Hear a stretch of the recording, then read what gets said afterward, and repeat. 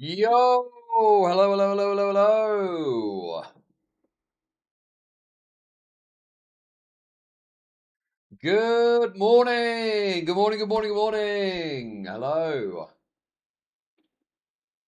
Oh shit, hang on, my headphones aren't switched on.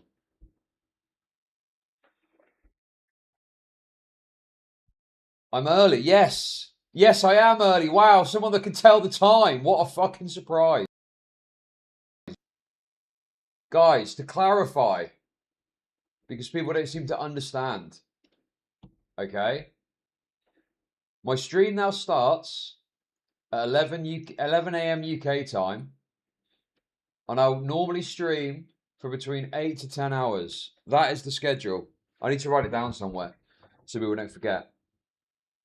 We are back, guys. Got some great stuff to get into today. Got some brilliant content to get into the meat and potatoes of.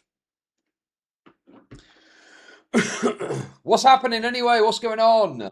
What's going down? Glad to be back.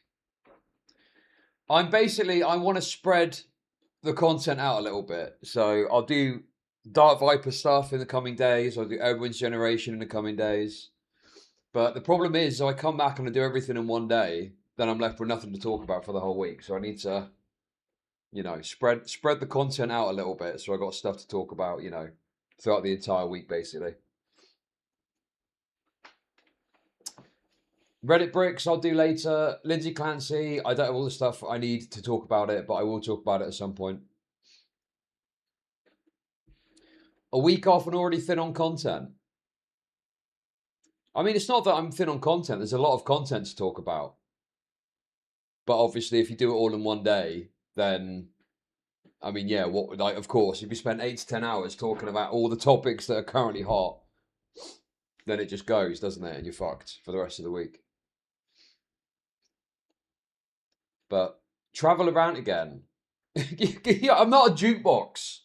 I'm not a jukebox, okay? You can't just put tokens in me and get an anti-traveler rant. Right? It has to come naturally. It has to come naturally to me. I can't just do it off the cuff. It needs to be, right, there's something that triggers it, No, it's all good. It's all good. I know that you just like hearing me be racist about travellers. Or pikeys, as I prefer to call them.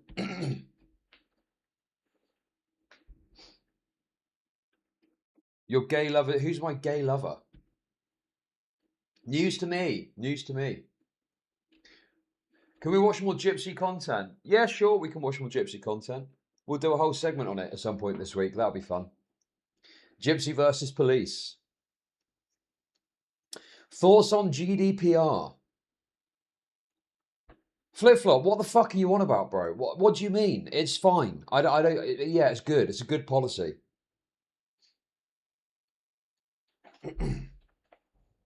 Thoughts on racism?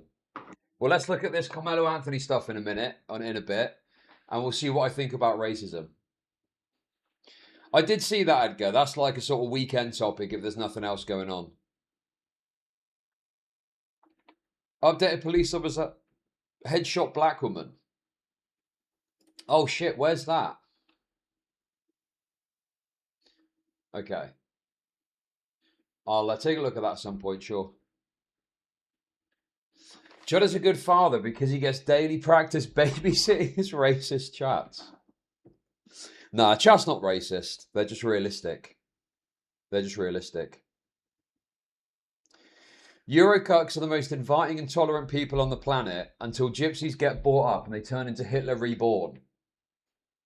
Well, what does that tell you about fucking pikeys that that's the case? In fact, I literally have got a meme saved for this exact thing. Look, it's literally perfect. It's literally spot on, dude.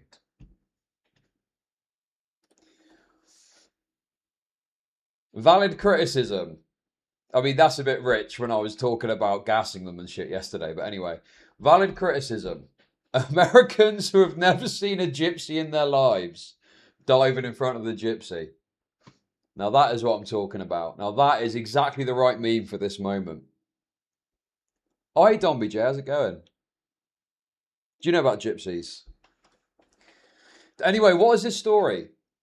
Wizards of the Coast remove the Gur from Asterian's backstory because of concerns over racism and Romani stereotypes. The Gur. The Gur. Dude, what? The Gur. What is that? What is the Gur? What is the Gur? The Gur are an important part of Astarian's story in Baldur's Gate 3. He is shown making racist comments about them, and the game strongly implies that his actions as a magistrate contributed to the Gur attacking him. Author T. Kingfisher said Wizards of the Coast specifically asked her to move away from the Gur storyline because the group was seen as Romani stereotype coded. Okay. Right. So there's a whole wiki page on this, I guess. Where's the stuff about them being like gypsies? Where the fuck is that? I can't see the gypsy stuff offhand.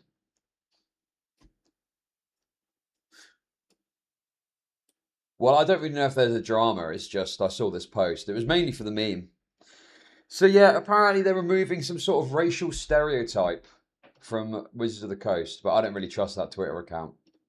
They're like a sort of brightoid, anti-woke slop account, so I don't fucking know what the truth is. And I don't really care. I just wanted to see the meme. The meme was funny.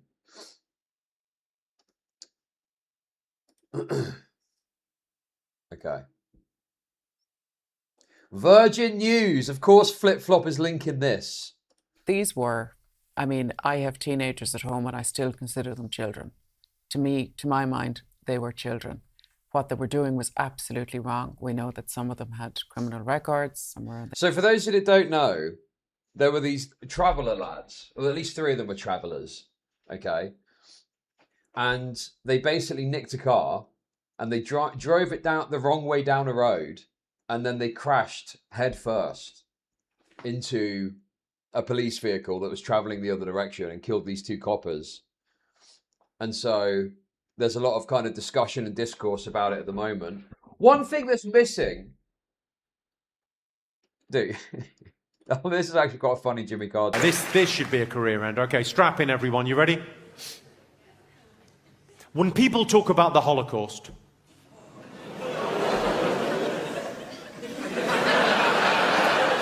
when people talk about the Holocaust, they talk about the tragedy and horror of 6 million Jewish lives being lost to the Nazi war machine. But they never mention the thousands of gypsies that were killed by the Nazis. No one ever wants to talk about that because no one ever wants to talk about the positives. This. Oh, it's funny because I agree. I actually agree. I actually agree. I actually agree. Well, no, the thing is, I am racist against travellers. I am racist against travellers. It literally is that simple. You know, I'll argue the toss on other races and stuff like that. People might discern I'm racist for whatever. I am 100%, without question, without doubt, racist against the Irish travellers particularly, because they are just scum. And, you know, in terms of like, I do think it's cultural. I'm not a full racist. I'm a part racist. There's cultural issues there. Jippos are the ends of whites. That is so true. And yes, people say that Romanis are bad. And look, I'm not going to defend the Romanis here, but Irish travellers are substantively worse. If I had a choice, if you said, right, okay, either you're going to have a bunch of Romani gypsies move in, you know, into a park with their painted caravans or whatever it is, right? Or you can have some Irish travellers. I would pick gypsies, actual gypsies, every fucking time. Because Irish travellers are just worse in every conceivable metric and fashion, you know? What have pikeys ever done for society? Exactly. Oh, this is an example of what that thing. You're a monster hunter. I'm surprised. I thought all Gur were vagrant cutthroats. Hey, let's go! Astarion, or whatever the fuck his name is, saying it how it is, yes. And more. We steal chickens, curse your crops, seduce your daughters, the list goes on. I wish I had half the power settled folk think my people possess. Alas, I am a simple wanderer. A simple wanderer and monster hunter. But I'm no witch doctor or cutthroat. Something terrifying, no doubt. I gotta say, if there is truly an outrage about it, I think that's stupid. But they're clearly meant to be Romani, gypsy traveller kind of character. The way that they're talking, settled folk. It's very obvious that it's supposed to be, yeah, these are non-settled, whatever you want to call them. Like a rolling piece of hay, or whatever it is, you know? Cyclops? Kobold? Nothing so dramatic. I'm hunting for a vampire spawn. I fear he's gone to ground. I hope the hag of these lands can help me flush him out. If I can afford her blood price. Yeah, also, what is the problem with this? Because the other guy, is he not being presented as like a racist? Is he supposed to be like unquestionably a good guy? Or is it like, I don't know, to me I'm like, yeah, he's clearly like a bit racialized, isn't he? Do you have a rape fetish? Goy walked D&D fans when their quirky pedophile vampire bloodsucker murder says something racist. True! Thank you for the kicks, thank you. It's like racism is the one thing that they can't bear. They can't bear the thought of a character being racist. Why though? It's fucking fiction. What does it matter? A vampire spawn? Why? It is a sacred mission from the head of my tribe. She sent me here to capture the beast and return it to her. Capture? And bring it where? Baldur's Gate. My people wait for me there. Under all the smiles, you can feel Astarion's tension. He's coiled like a spring, hand inching towards his weapon. He's just racist against these traveller gypsy stand-ins. He is very transparently a racist guy against the Gurs. He is not a fan of the Gurs. Let's put it that way. Paths with your people before you know.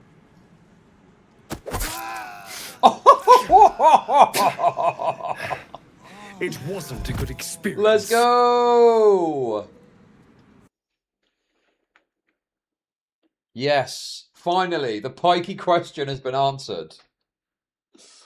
Oh, he did. It was a Liam Neeson moment. No, that is definitely racial. 100% that's racial. So I could, well, I don't understand moving away from it, but I understand people pointing out that it's a gypsy thing, because it is, to me, quite evidently a gypsy thing. You know? Anyway. So what was this thing you linked, Flip Flop? This is about the crash, is it? The care of Tusla. But I think it's quite shocking how we have some of the response that a death notice had to be something that's kind of, all our rituals around death in Ireland are quite sacred, but that a death notice had to be taken down. And just a lot of the commentary that we've seen on social media, that everybody is, I mean, as you say, we're still discussing it a week later, I think entirely legitimately. People are really shocked by what happened, and the public have an awful lot of questions, particularly, I think, of politicians and relating to laws and that. Am I fucking crazy with this? Or do all of these outlets and all of these media fucking entities all dance around the traveller question? It's worse than the blacks. I swear to God, it's worse than the fucking blacks. There's never a sort of comment or a sort of, you know, a sort of, well, the thing is, the travellers, and they don't talk about it. Like, there's this kind of, it's almost verboten to mention the fact that travellers are literal criminal scum. So that is very legitimate. But the lack of sort of people looking at the wider context and where everything went wrong for these boys has left me shocked, yeah. Wait, what? They want empathy for the boys? Sort of people looking at the wider context and where everything went wrong for these boys has left me shocked, yeah. These were... It's just... I think that a broad question about how you can change things so this doesn't happen is fine. right? But I don't know, man. It's calling them boys as well. The fact that they're not boys, they're men. I don't care if some of them were 17. I don't care if one of them was 50. They were behaving like a man, so treat them like a fucking man if they're going to get in a car and speed the wrong way down the fucking street.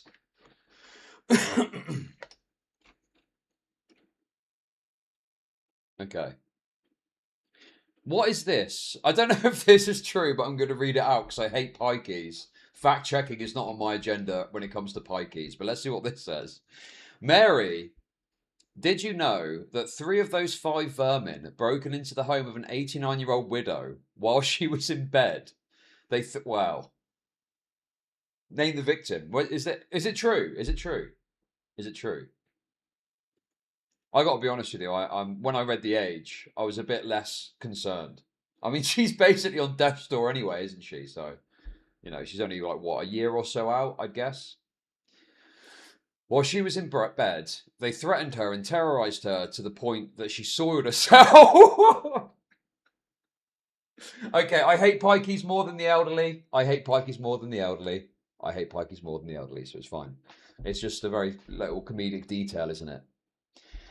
Then they laughed as they pulled her wedding ring off. You actually want people to feel sorry for and have empathy for these scum.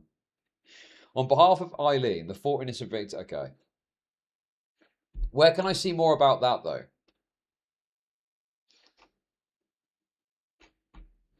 God, I really hate these think pieces where 5 youths have driven a car. 5 young lads, let's call them. Let's meet in the middle. Have driven a car the wrong way down the road, and then they've smashed into a police car and killed 2 police officers. And you got these media figures that are like, where did it all go? So they're pikeys. End of conversation. That's where it went wrong. That was the first instinct there was a problem, is the fact they were pikeys. Easy, easy. Oh, also, apparently they're arresting more people too. But I'm not sure who. Like, who are they arresting even? I don't really understand. Police investigating the events that led up to the fatal crash on the A66 have made 5 more arrests, including a 16-year-old boy. Yesterday, 12 people were arrested across Teesside on suspicion of a number of offences. PC Tom Clough and PC Matthew Blades were killed when they were hit. Oh, I think I know what's going on. I think they're cracking down because they've got evidence on TikTok and whatnot. So I think they're just cracking down on all of this kind of stuff now. Because there was another crash. I don't know if I dreamt it, but I saw another crash that looked a bit pikey coded, but I couldn't be sure. But I think they're now just like, right, this is getting well out of hand. Let's start to arrest these fucking pikeys now. By a car travelling the wrong way down the A66 in the early hours of Saturday morning. 5 others were killed in the crash. Well, our correspondent Shingi Marike has more. And Shingi, what more can you tell us about these 5 new arrests? Well, that update giving you a sense as to how the scale around this investigation is only widening, and we now know that 5 more people have been arrested, bringing the total number of people arrested in this investigation up to 17. And I have a bit more detail around the ages and some of the particulars here. We know that firstly, a 16-year-old boy has been arrested on suspicion of participating in an organised crime group. An 18-year-old man has been arrested on suspicion of participating in an organised crime group. A 21-year-old arrested on suspicion of the same thing, as well as a 55-year-old arrested on suspicion of assisting an offender, and a 23-year-old man. Wait, how old? 55? Bro, the adults help them! The adults help them! The adults help them commit the crimes! It's fucking crazy, dude. The pikey fucking communities are mental. 5-year-old arrested on suspicion of assisting an offender, and a 23-year-old man arrested on suspicion of threats to kill. They say that that's following the further 12 arrests issued yesterday. And I think what's interesting about this update is the sense of the widening of the investigation. So Cleveland police pulling on further resource, saying that they're also working with the National Crime Agency as well as the Northeast Regional Organised Crime Group as part of this investigation. Also part of that update is further detail on court. court. So we know that following these arrests, a 19-year-old man from Redcar was charged with possession of a firearm and intent to endanger life, and has appeared at Teesside Magistrates Court today. They've got guns as well. These pikeys have got fucking unregistered, unlicensed firearms too. Oh my god, dude. I get you Yankoids love your guns, but in the UK we've obviously got a different culture. And the pikeys being armed is pretty troubling. Pretty troubling scenario, I'd say. The adults buy the stolen shit to resell at super cheap prices for drugs. The adults sell the goods discreetly, then buy more drugs to rape more teenagers.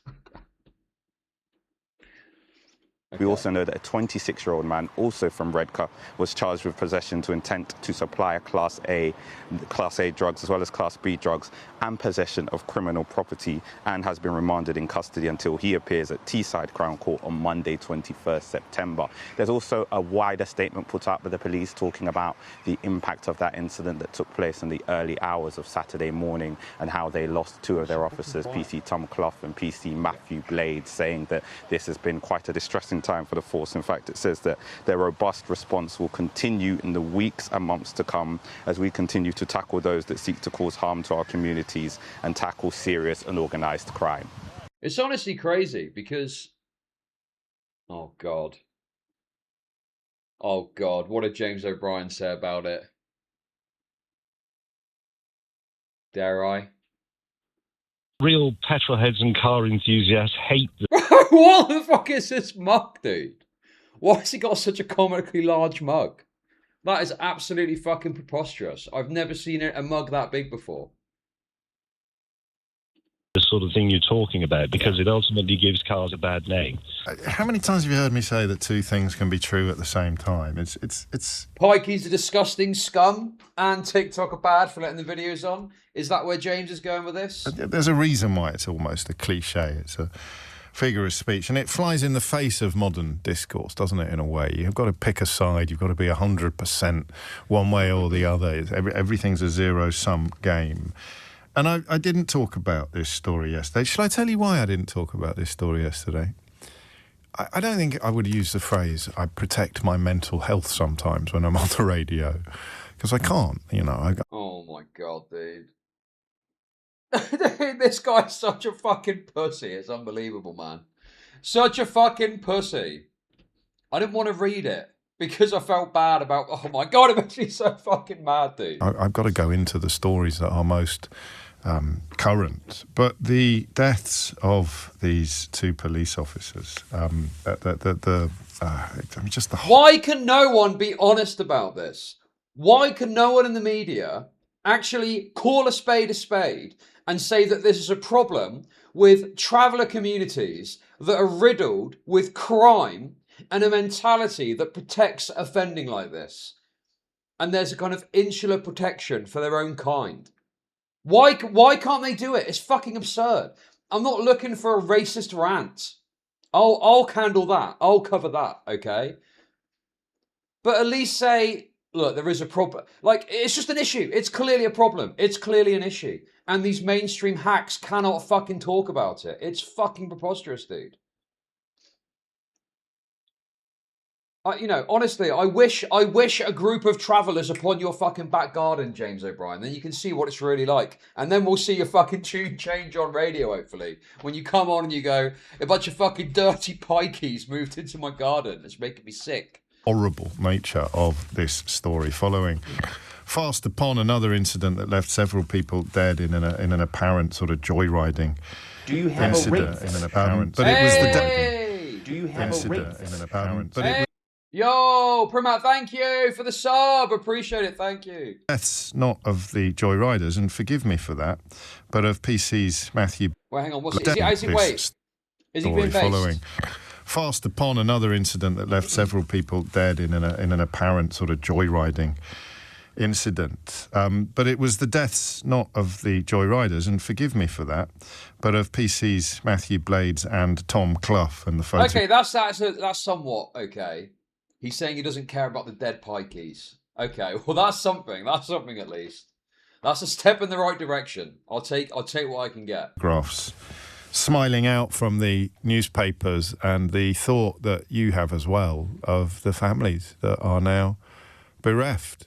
The conversation we nearly had yesterday, and the reason I didn't have it was I just thought it would be too sad, was about what it's like to be either in the police service or the loved ones, the family members of somebody in the police service, and that knowledge that every morning there is a danger that your day will end in the way that the days of the families of Matthew Blades and Tom Clough ended on Saturday.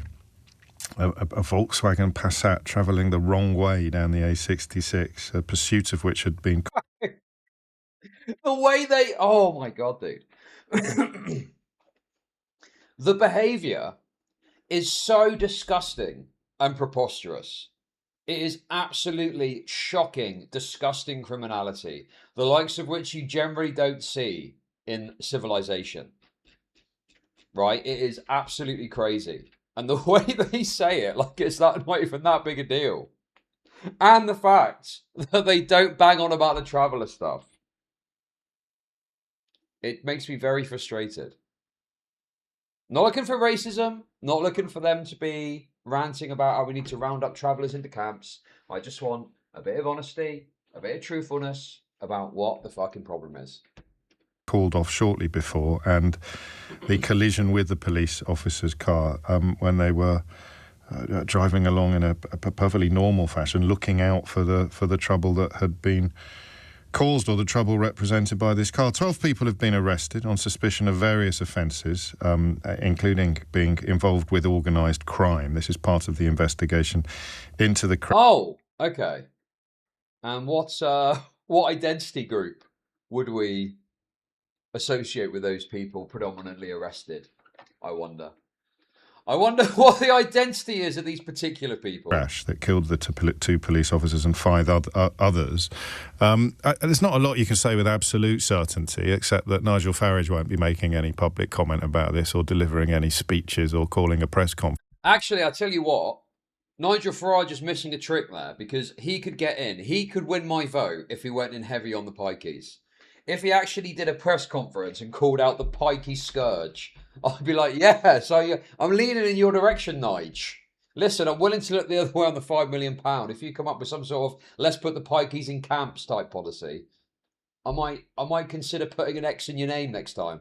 Because there's no way to turn it into a story about immigration. So his levels of concern will be low, let's say, to be kind.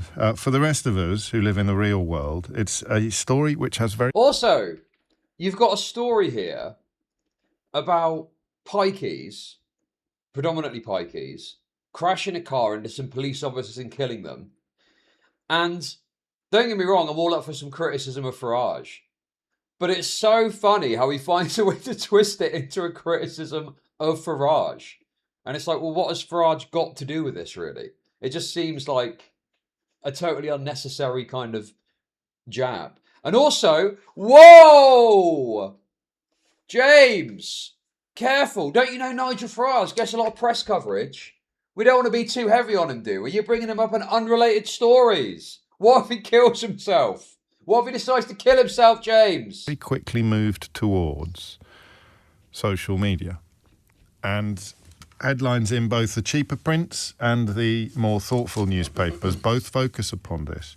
War on deadly joyride vids is on the front page of The Sun this morning. PM TikTok vow after crash kills 7.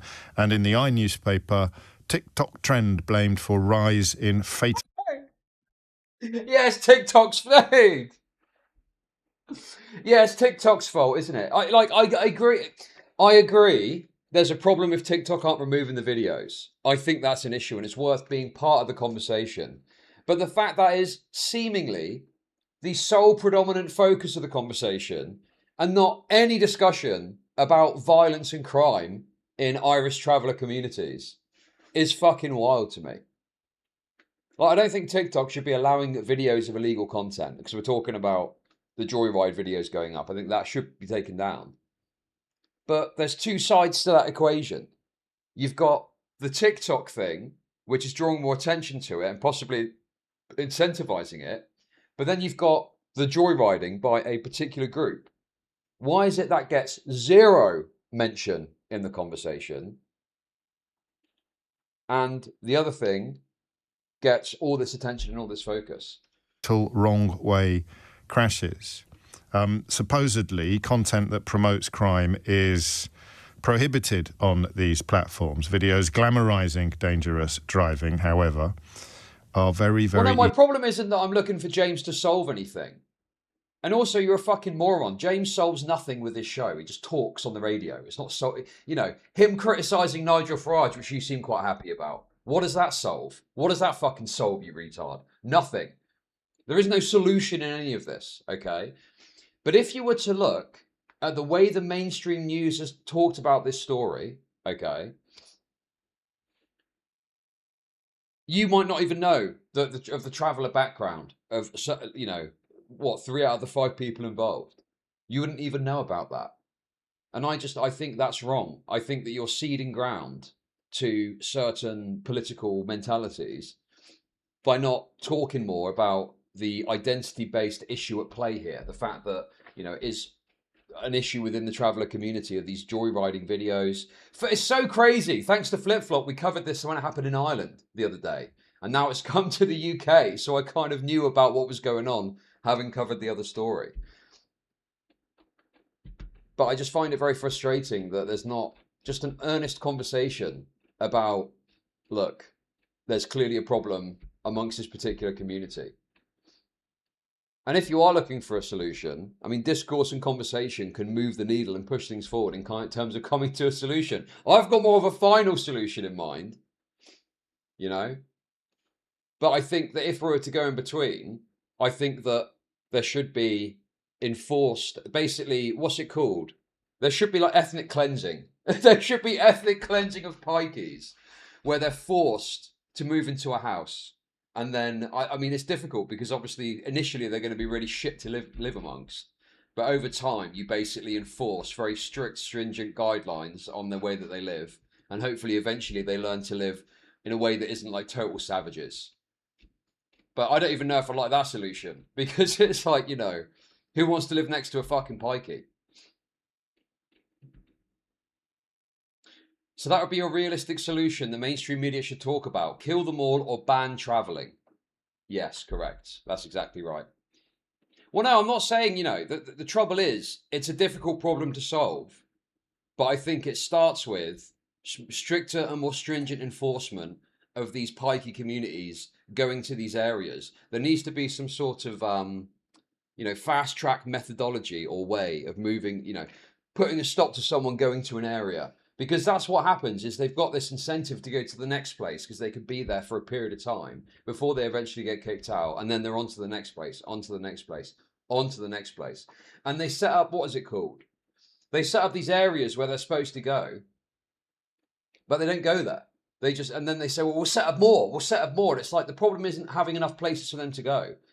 The problem is they don't want to live that way. They want to go to this field because they feel they've got a right to be there, even though they don't have a legal right to be there. And then it takes fucking weeks and weeks and weeks to move them on and move them on to the next place. And then they just go to the next place. And because it's a different local council, the problem starts all over again for that particular area. So, yeah, I don't know. I don't know what sort of fast track thing you could put in place, but some sort of method by which they could, you know, fast track moving them on. And then you implement that across the country, and then hopefully you get to a position where, you know, they can't just move to the next place, and so they're forced to go to one of their, what's it called?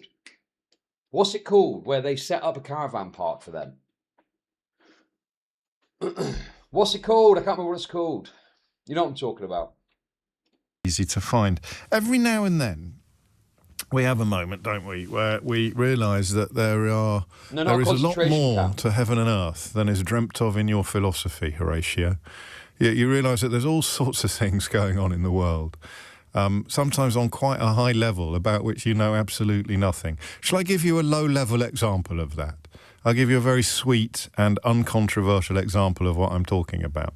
When they reveal the lineup for Strictly Come Dancing and you realise that you've become one of those people that recognises barely anybody on the list, and you ask your own children about some of the names that you're not familiar with, and they don't know either. And they're, in my case, 18 and 20. So you realise it's not even generational anymore. It's to do with orbits. It's to do with spinning orbits, some of which we can inhabit and some of which we can't. They are, of course, also intersecting. They are Venn diagrams. Dude, I mean, what do you do? You're saying it's ridiculous to propose slaughtering them. Traveller families won't move into 1.7 million euro homes without stables. And what do you do with a people that are so committed to a nomadic lifestyle that they reject what any normal sane person would be biting your hand off to get? What do you do with a people like that? It just seems like, you know, there isn't a good solution that doesn't end with some very troubling conclusions. They built the stables and they still refuse to take the free homes.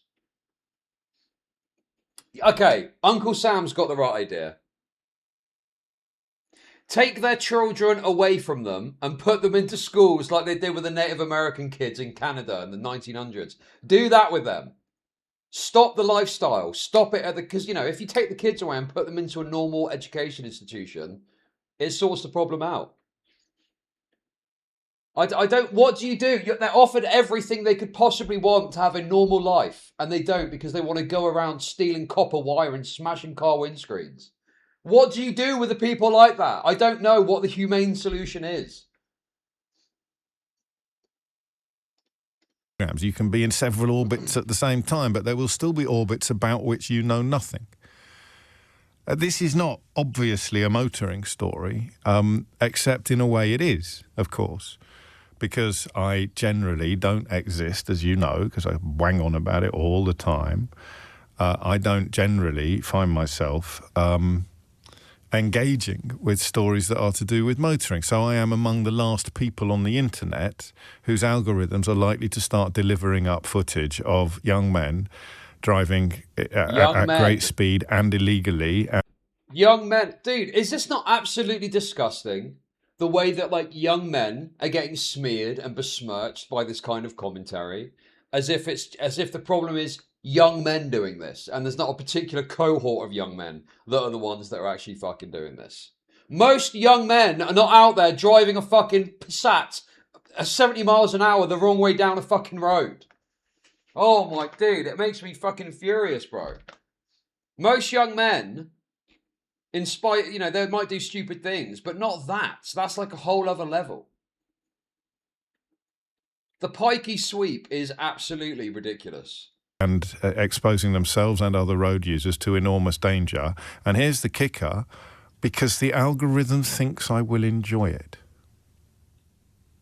And that's the first uncomfortable element of this conversation. Okay, this guy's a fucking retard, bro. If you use TikTok, you're not going to get random videos of, like, pikeys driving the wrong way down the road. It's going to be if you're watching and engaging with that content already.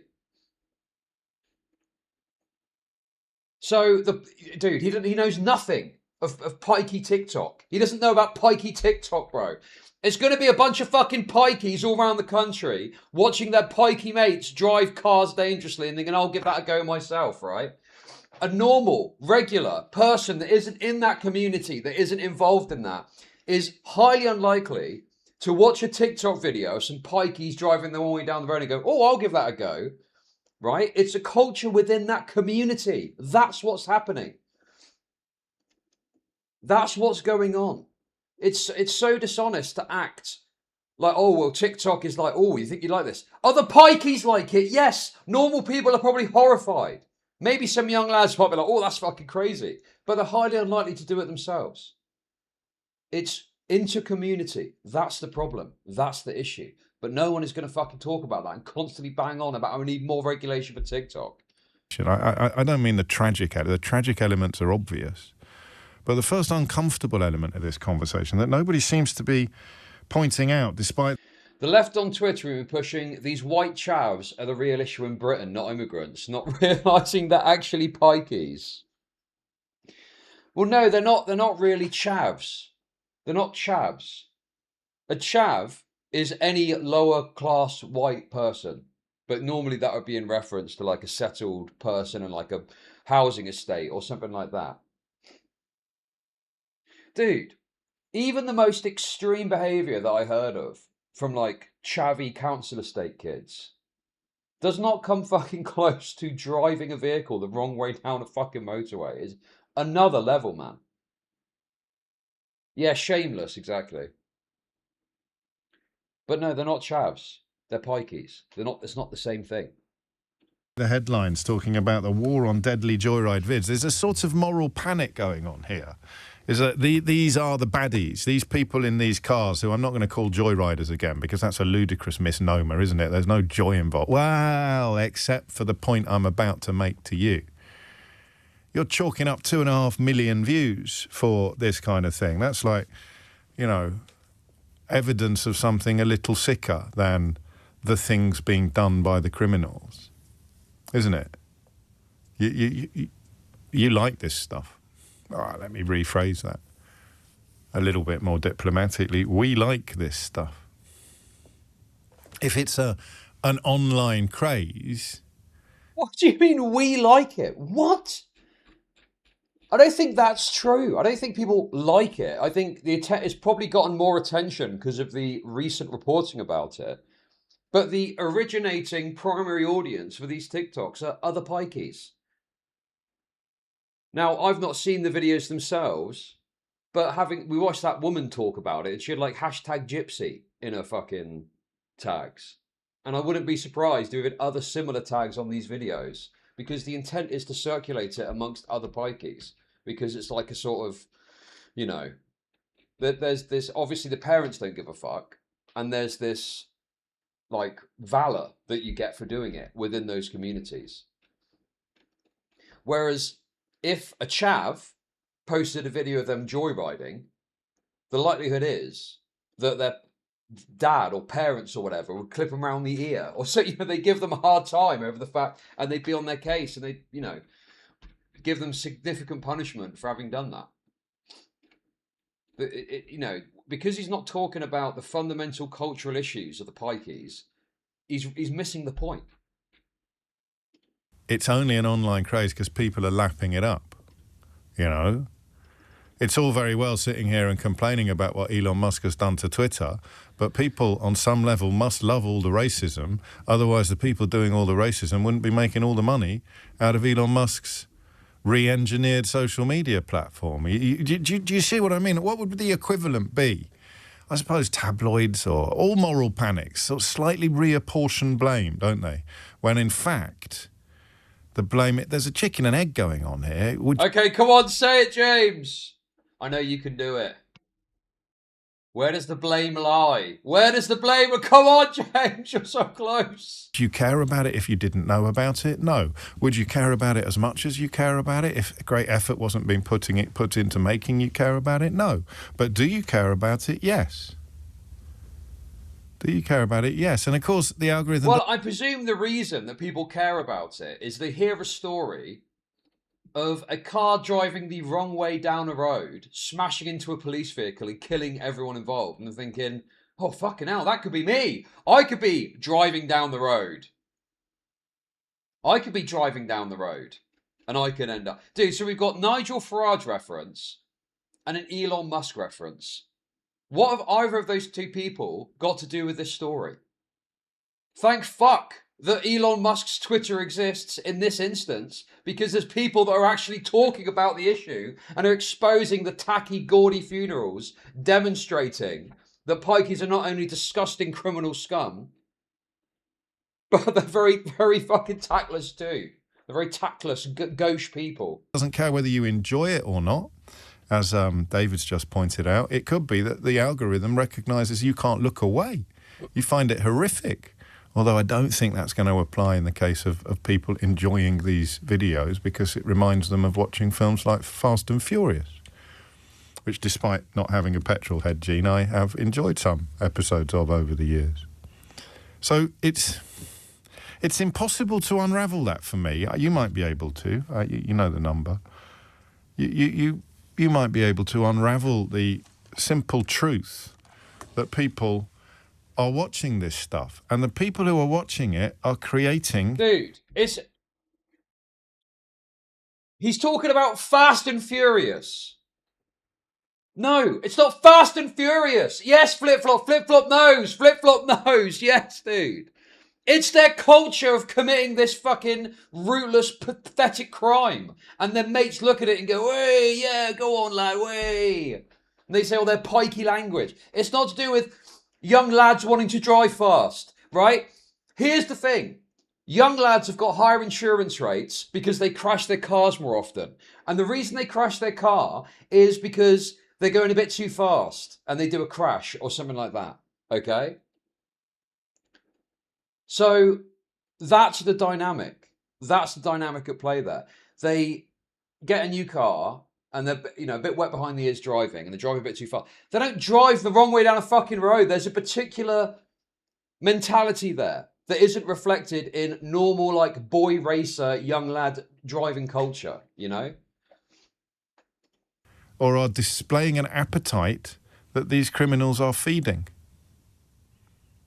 The people, I'll say that again because it's a horrible thought, right? The people who are watching it are displaying an appetite that the criminals are feeding. Yes, and who's watching it? What, just young lads? It just chavs? Or is it other fucking pikeys? Is that the predominant reason that they're doing this and putting this out there? Because as Flip-Flop is pointing out, stuff like this isn't new.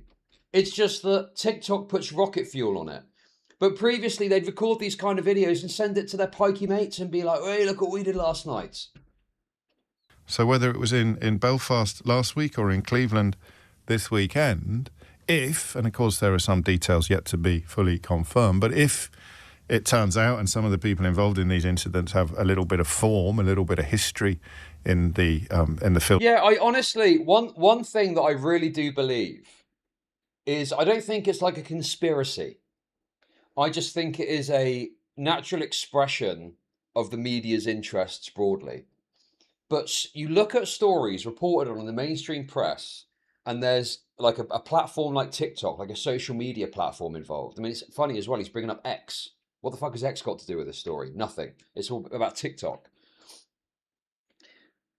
But it often comes to, there's an issue, ignore some of the fundamental dynamics at play, and yes, just talk about the platform. Talk about the platform and talk about what needs to happen with the platform. And yes, as someone in chat said, we need more censorship of these platforms. These platforms need to do more, you know? Oh, the algorithm's bad, isn't it? And so much of the analysis when these new platforms are involved in some way, the mainstream media report about it, and it often comes back to, they need to be regulated more. They need to be regulated more. They need to be regulated more. And the thing is, I don't necessarily disagree that TikTok should take the videos down, but I don't think the correct measure to do that is by having more regulation of these platforms, necessarily.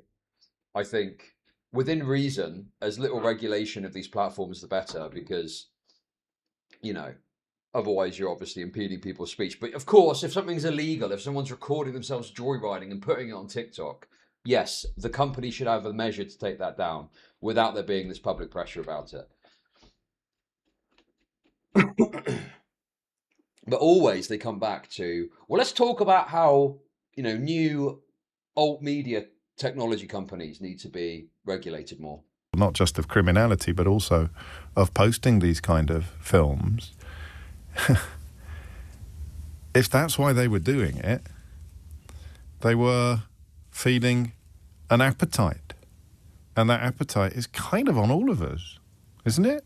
Anyway, someone who will know what he's talking about. Okay, well, anyway, that was exactly what I was expecting it to be. Unfortunately, no one in the mainstream press will be calling the pikeys out. Very unfortunate. But that's okay, guys. That's why you come to me.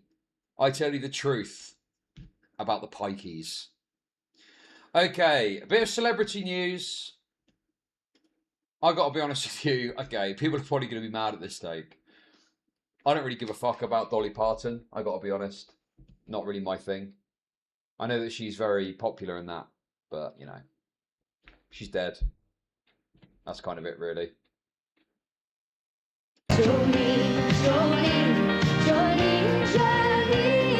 Sequins, soul, and a sharp mind, Dolly Parton was the American dream, in a wig and high heels. It's not a porn star. Beauty is beyond compare. With a voice that could cut through a smoky bar or a broken heart, Jolene became one of the best-selling songs of all time. Are you offended by the dumb blonde jokes? No, why would I be offended by dumb blonde jokes? I know I'm not dumb, and we know I'm not blonde. When the world tried to Okay, shrink that's quite her, charming. Parton That's was quite bigger charming. and better, That's funny. always owning the punchline. A singer and storyteller whose voice stretched from the Smoky Mountains of rural Tennessee to every corner of the world. I've just been blessed that I got to see my Smoky Mountain dreams come true. I wanted to be a singer and a writer. I wanted to be loved. I wanted to travel all over the world. I wanted to make a lot of money to buy the cheap clothes that we're talking about. Dolly once said her family was dirt poor but rich in love. Born in 1946, one of 12 children, they lived in a one-room cabin. But Dolly Rebecca Parton wrote her way out of poverty and into history. Yeah, I gotta be honest with you. Just seeing her being kind of charming there and kind of affable and funny, I'm like, okay, I get it, actually. I get it. I know why people are upset. She's got a very warm, humorous character. She's larger than life. That's the term, isn't it? She's like larger than life. I get it. I get it. Rest Dolly in peace, Parton Dolly never Parton. forgot her roots, focusing on children's education and donating millions of books to kids in the US and UK throughout her life. A lot of problems in my own family with different family members not being able to read nor write because they were poor and they had to go to work before they got to school. So Yes, I get it. I get it. So she represents the real promise and delivery of the American dream. Being born poor and through sheer talent and grit and hard work, surpassing your roots and becoming, you know, massive, essentially. Something like that. it was always something very close to my heart. After graduating from high school, Dolly went straight to Nashville and onto the country music programme The Porter Wagoner Show, bringing her into millions of people's homes for the first time. Let's give her a great big welcome as she sings a song that she had a big hit on called Dumb Blonde. She ain't no dumb blonde, though. Pretty Miss Dolly Parton. How about it? She and Wagoner would form a formidable partnership for years, recording 13 albums together, but she wanted to go her own way. As her solo career took off, she penned a song to mark their professional breakup. That song would later become a hit for Whitney Houston, but it was written by Dolly, earning millions in royalties. Parton was a shrewd businesswoman who always owned the rights to the music she produced. As Dolly racked up the songs and albums... That's actually quite interesting. Most of the time when you hear about these artists, I mean, normally it's, let's be honest, like some black artist foolishly signing away the rights to their song to some fucking Jew. But that's interesting. So she managed to retain the rights. She knew about the Jewish tricks that the fucking record labels would engage in.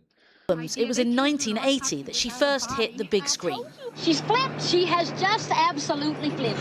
Working 9 to 5. With this capitalist Oh, that's a anthem, classic. That's she a wrote the classic. theme tune and starred in 9 to 5 alongside That's a Jane classic. Fonda and Lily Tomlin. 3 women living out their dream of overthrowing their bullying and sexist boss. A defining movie for the time.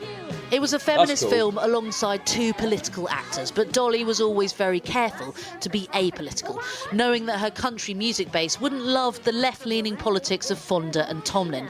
Even when they reunited in 2017, while they spoke out against Donald Trump, Parton stayed silent. In 2017, we still refuse to be controlled by a sexist, egotistical, lying, hypocritical bigot. Not playing politics was a clever business move from a woman. Oh, okay, that's interesting. So she didn't jump on the anti-Trump train. She had more of a sort of, you know, MAGA and liberal money spends just the same type mentality. She did seem a bit shocked. That reminds me of when Kanye West was banging on about Obama or something. And was it Mike Myers was just like, what? What are you on about? Woman who was more than just a talented writer and singer. She was a philanthropist. Her Dollywood amusement park was her gift to the community, not only employing people in her native Tennessee, but offering to pay for the theme park staff to pursue college degrees. And during the pandemic, Dolly Parton not only donated her lyrics, but $1 million towards the Moderna vaccine. Oh, okay, Katrina, Vaccine, vaccine, vaccine, vaccine. I'm begging of you, please don't hesitate. Oh no. Uh-oh. Okay, that's a bit of a blemish. That's a bit of a blemish on the political thing for the rightoids now. And now she's dead. Has anyone checked her heart? Myocarditis? Hello? Dolly sings, millions listen, delivering this iconic set at Glastonbury in 2014.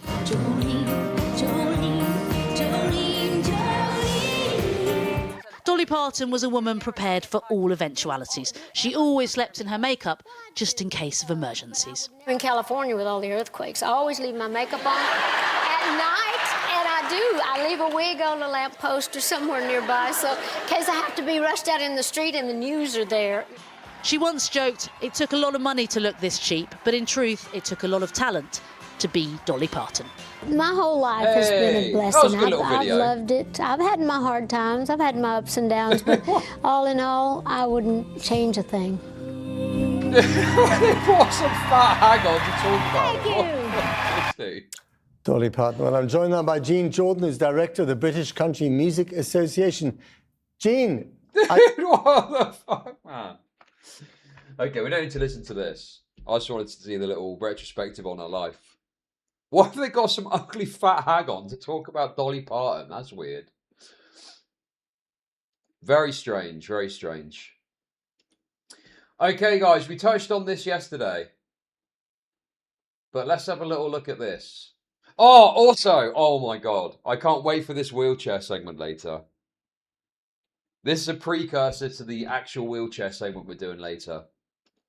Honestly, I looked at the TikTok and my jaw dropped at what I was looking at. You guys are going to go fucking crazy for it. Have you covered the Indian guy killing his family over an iPhone? No, I haven't. But we looked at the picture of this yesterday, and apparently there was some news article that someone did about it. Get a load of this, guys. The Indians have found a new scam. As you see tonight, a photograph is going viral across social media. You might have seen it, you might have not seen it, but it's turned the spotlight onto a very important, massive operational bottleneck inside international terminals. Just look at this image which is going viral. Yeah, there is an international bottleneck because Indians have found a new generous offer to scam. Yeah, pretend to be in a wheelchair and get through security quicker. And then before you know it, every fucking Indian is in some fucking wheelchair. On my right-hand side, you see long queues of passengers booking wheelchair assistance on long-haul routes bound for India. Well, it sparked an intense debate over whether a vital accessibility law... Yes, it's the fucking Disneyland strat that we talked about the other day. Pretending to be disabled so you can get on the rides quicker. It's the same thing here.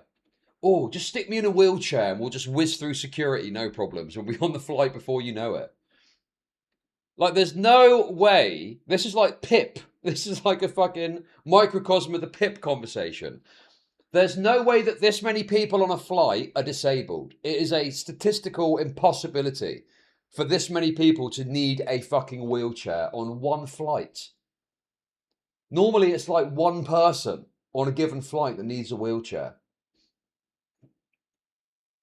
This is the issue with this, is yes, so much of the society like this sort of dynamic is reliant on this honor system, that you're truthful about what you're saying, because it's too laborious to actually check and assess your disability status. So it's reliant on you being honest and saying, yes, I need a wheelchair. But the moment that people start being dishonest and realize there's an angle and that starts to spread, then they need to start implementing measures. And all that does is hurts people that actually fucking need to use it, because then they've got to prove their legs don't fucking work to get in a wheelchair to go through the airport. Because this is untenable. This is absolutely untenable. You cannot have this many people wanting assistance onto a flight. It's fucking impossible. The social contract is unfortunately raped. Now, to be fair, this could be in some Indian airport. I don't know.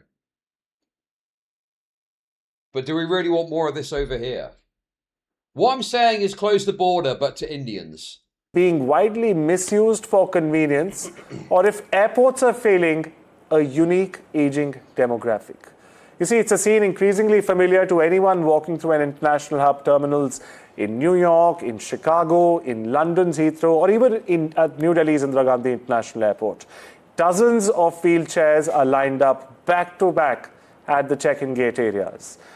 I saw Redditor saying this was because the Indians don't understand English. There's a flight back to India and can't navigate the airport, but the airports are all just B12, not a sign you have to read.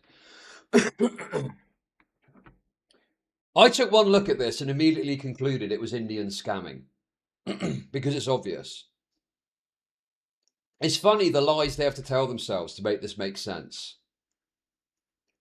Also, that's probably some stupid Redditor. I don't know what that is. But, wait a second. Oh, okay. I was going to look at that. I'll do that in a minute. We'll have a look at that in a minute. I thought it was related to this. I mean, like, how could an Indian... I mean, Indians speak English, first of all. We colonized them for fucking years. Indians speak English, for fuck's sake. So don't give me that bullshit, right? They can read and understand English, on the whole. Barely. But secondly, no, this is quite evidently a bunch of Indians that have found a way to get through airport security quicker. This is not some misunderstanding. This is them all waiting to get on some fucking flight.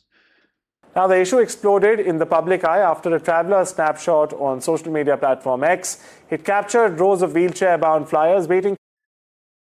Look, oh, dude. Priyesh Sharma is asking the... What is it called? The fucking norm question. How will this affect other Indians? How will these scamming Indians negatively affect other Indians? This will blow up. This will cost our people dearly. The abuse is blatant and the world is watching. Beyond the usual Do you have a rape fetish? Hey! You are so inconsiderate. Have you not realized they are going to cripple Con in New Delhi? I have heard it's really good. Thank you for the kicks. Thank you. Beyond the usual racism and the issues that social media presents, this unfortunately has no reasoning. Uniquely India is something to do with the diet over there. Oh, Priyesh. I do understand. It is unfortunate that you've been born into a race of people who are all disgusting scam artists. For a single inbound flight to India, purportedly. You see, internal operational reports, they show that nearly a third of all passengers on routes from India to the West, they request wheelchairs, every 1 in 3 passengers. This massive volume strains gate logistics and delays... What? 1 in 3 people on a flight? It is fuck off.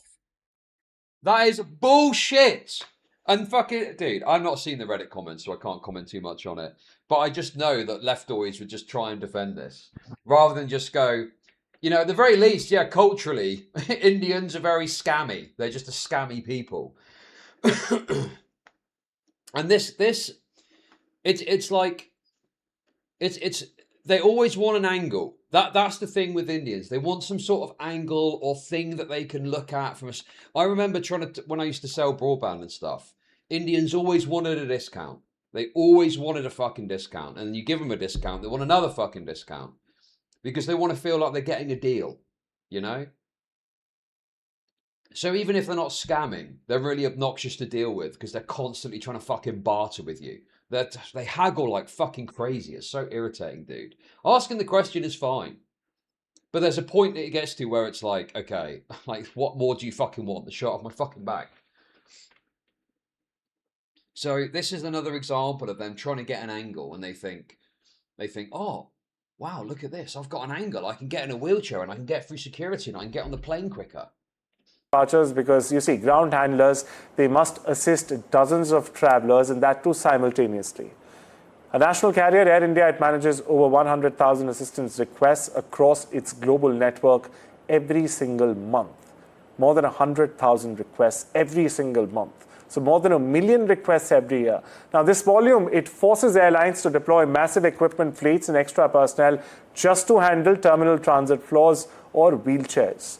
Critics argue that some able-bodied travelers, they also... So how does that compare, I wonder, to a normal airline? Do you remember? Oh my God, there was another airline-related catastrophe for India, where there was an Air India flight, and they had to return back to the airport they departed from because people were like shoving stuff down the toilets, and it blocked all the toilets. Do you remember this? That was a very funny story as well. I tell you what, the airlines are quite bad PR for the Indians at the moment. You got this, you got the toilet incident.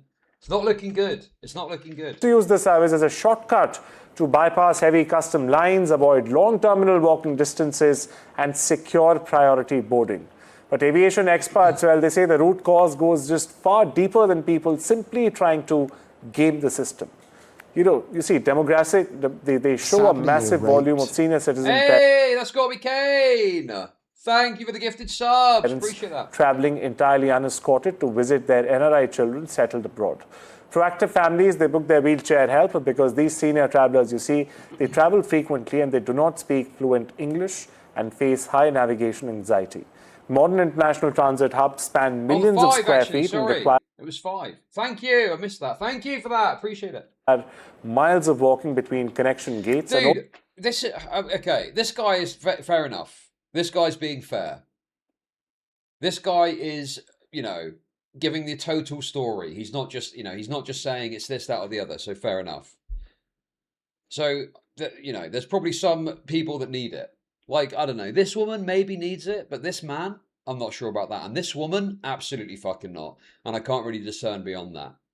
But just on the look of it, I think, I'm very doubtful that you've actually got issues with mobility, that you need a fucking wheelchair to get through the airport. They book their wheelchair help because these senior travelers, you see, they travel frequently and they do not speak fluent English and face high navigation anxiety. Modern international transit hubs span millions of square feet and require miles of walking between connection gates and also customs. Now, the service is often used as a physical navigation escort rather than a response to a permanent medical disability. According to a detailed... Okay, well, I suggest growing up and learning how to travel. Is that a fucking crazy take? Is that an absolutely insane take? That you should learn how to navigate an airport if you want to fly? I mean, that's like fundamental. You know, I've you learn how to do these things. You learn how to navigate an airport. You learn how to get to the gate and stuff, and it's all pretty self-explanatory. And dude, don't Indians fucking love AI? You can just type in, I'm at Heathrow, I need to navigate here, what do I do? And it will fucking give you the instructions of what to do. And it will probably do it in Sanskrit or whatever fucking language is. They'll do it in Sanskrit for you. Route study released by the Indian Eagle Aviation Travel Metrics, passengers chose wheelchair services as a guaranteed guide system to prevent getting lost or missing connection gates. However, because the service has traditionally been free under international accessibility guidelines... There it is, guys. It's free. It's free. Dude, these people that abuse these schemes, and in fairness to the Jeets, it's not just them. We saw it with the Disney pass stuff the other day. White women, fat, ugly white women as well. It's Indians and fat, ugly white women that are taking advantage of these very generous accessibility schemes and options. It's you know, it is a problem because as you know, as much as I don't really care that much about wheelchairoids, it is shit that if you genuinely need to use a service, it's plugged up with a bunch of smelly Indians or a bunch of fucking fat autistic women that need a pass to get onto the fucking Magic Mountain ride or whatever, like before you do. It's the sudden rush you see of hundreds of casual users. It's triggered a massive logistical strain. India's Directorate General of Civil Aviation, or the DGCA, it's revised its civil aviation requirements framework to resolve the ongoing equipment shortage. You see, the new framework, it strictly... Wait, what is this, dude?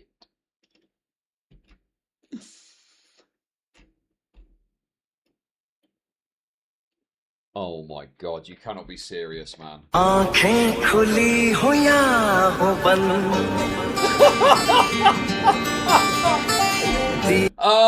Yeah, I think they just can't read English and they don't know where they're going. That's the excuse, isn't it?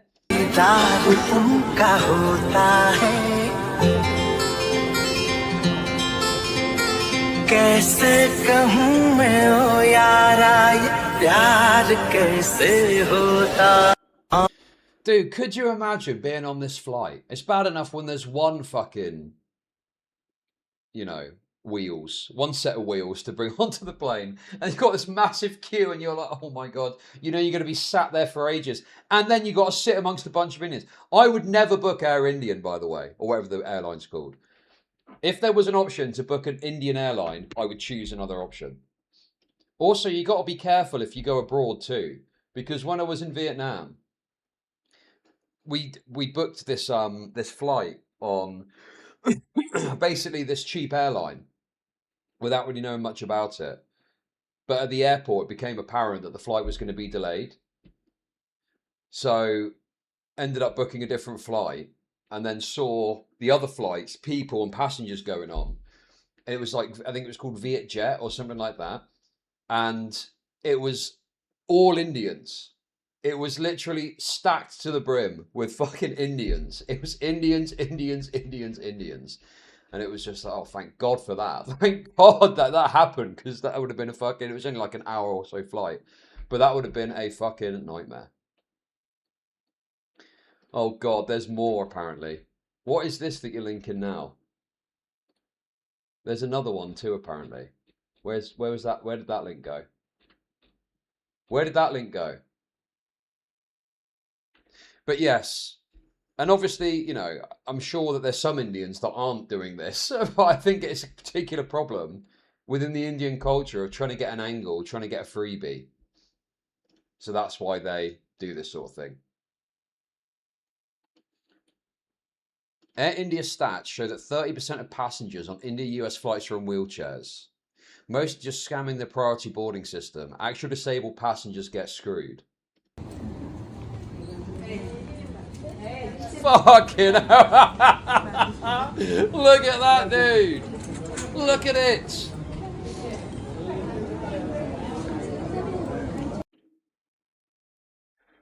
Look at the state of it, man. Dude, whenever I go to the airport, I see, I don't know, like 3 people in a wheelchair at most. 3 or 4 people walking through. Because obviously, you know, actually traveling on the plane in a wheelchair is a fucking hassle. And plus, actual wheelchair users are obviously quite a low percentage of society. And then going on the airplane is probably a fucking hassle. So people probably don't do it unless they absolutely have to. Well, the thing is, yes, it's meant for people that need it. And then actual people that need it get fucked over by this shit. God, dude, it's so fucking annoying, man. But at least it gives us another angle with which to further despise Indians. So that is the plus side. Mandates that free specialized care remains fully protected for individuals with permanent physical disabilities. Very important to note here. Regulators have cleared pathways for airlines to levy specific fees on able-bodied flyers who require basic terminal navigation guidance. Now, this policy aims to filter out casual queue jumpers while keeping vital accessibility infrastructure completely free for those who actually need it. Industry leaders, including Biocon founder Kiran Mazumdar-Shaw, they've publicly supported calls for a service fee on non-medical bookings to quickly weed out these casual travelers. And you see, it's so fun. Ask an Indian to pay for something and watch how quickly they don't want it anymore. Dude, that's such a good policy. Because there's nothing that puts off an Indian more than having to hand over some cash. I don't know who's tighter, the Scottish or the fucking Indians. It was ultimately balancing convenience with genuine physical accessibility. It still remains a critical puzzle for global airlines. Finding a middle ground that provides affordable navigation support for senior citizens without exploiting a fee. Very important. Vital service remains the industry's biggest challenge moving forward. Okay, that was actually quite good. That was actually really good. Well done to that Indian journo. I support your mission against the Indians.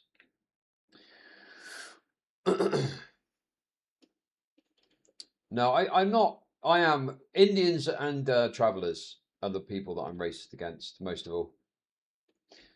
So there we go, guys. There we go. The Indians have found a new angle with which to scam.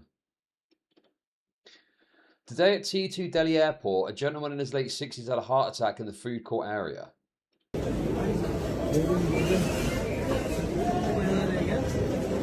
What is the point of this?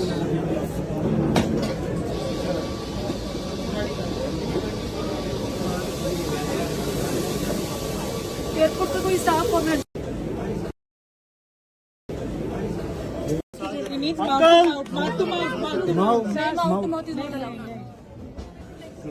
ठीक है uncle breathe uncle uncle He's just trying to get on the fucking free wheelchair scheme. He's scamming as well, I'm sure of it. He's scamming too. He's scamming too. Dude, how are there so many of these videos at different airports? There's this massive group of Indians, all in wheelchairs. Hundreds of them. Why are they all disabled? Bad. I just spoke to one of the security guys and he said all Indians have 18 people in wheelchairs. He doesn't know if they need them. Some are just taking advantage. Tipping for a wheelchair service is voluntary. Do you think they're going to tip? Fucking hell, man. There's so many of these videos all over the place. Now, obviously, it's just an anecdote, guy. Actually, it's not an anecdote, is it? Because the stats show it that 30% of people are booking with extra assistance needed.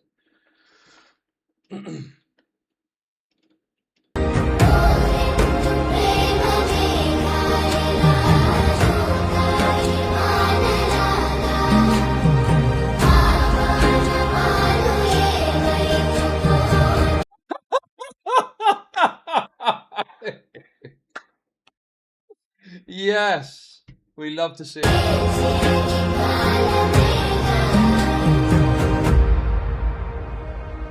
Wow. Interesting. So now you can walk.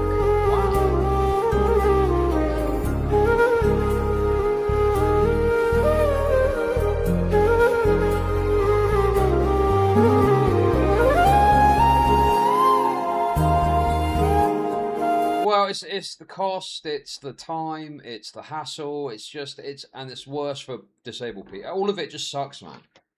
Every single time there is a gracious or generous societal offer to help out the needy, there's always people that will try and find. I mean, it's the PIP thing all over again, but there's always people that will take advantage and try and find an angle. And then over time, it obviously just gets worse for the people that actually fucking need it.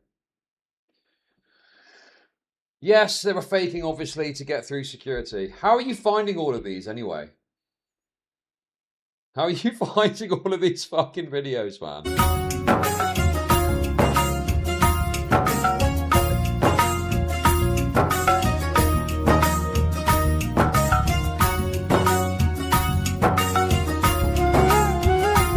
Wow, look at that.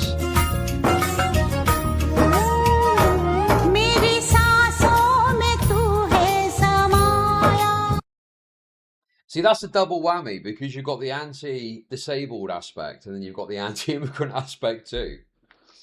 So what, are they coming on like a visa because their kids are already here? DFW Airport wheelchair service, a modern miracle, curing malingering and restoring mobility to incoming Indian patients daily. The duo jumps up so quickly, like somebody hit an eject button. Dude.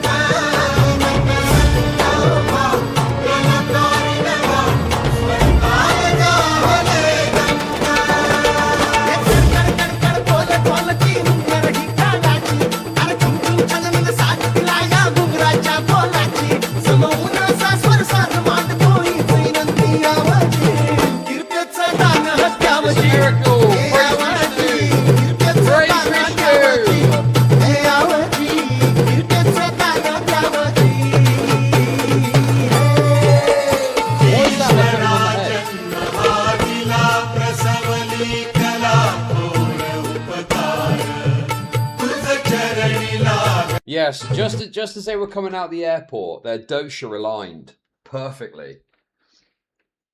And so then they're able to walk immediately. Yes, I did. Yes, of course I've seen the videos of the Indians taking advantage of food banks. And they, again, it's the angle thing. They go, do you know there's a place where you can just go and get free food in the UK called a food bank? Yes, for people that can't afford to buy food, not for your fucking, you know, greedy angle-looking ass. Very frustrating.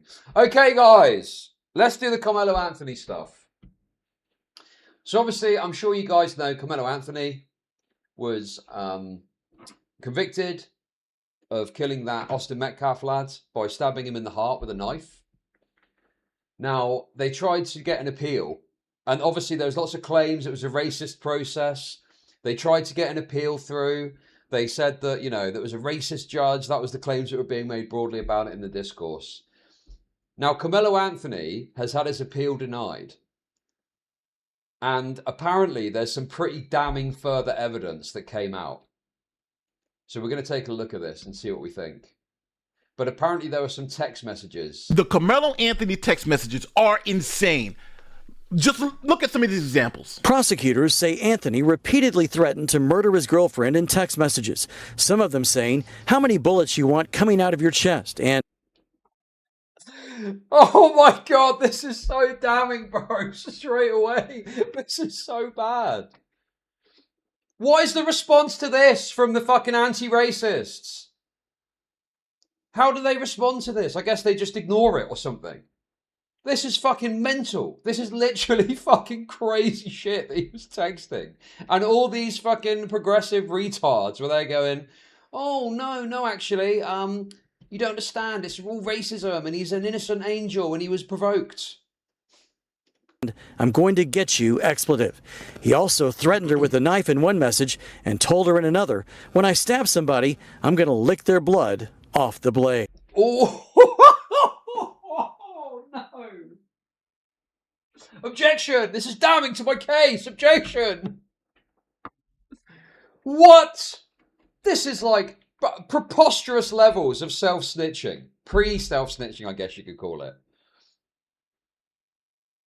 This is yes, he's like a savage. He's like a literal fucking black savage with these messages. And all these people were coming out of the woodwork to say it was all a racist process. He didn't do anything wrong. And he got provoked by Metcalf. When clearly he wanted to stab someone based on these messages alone.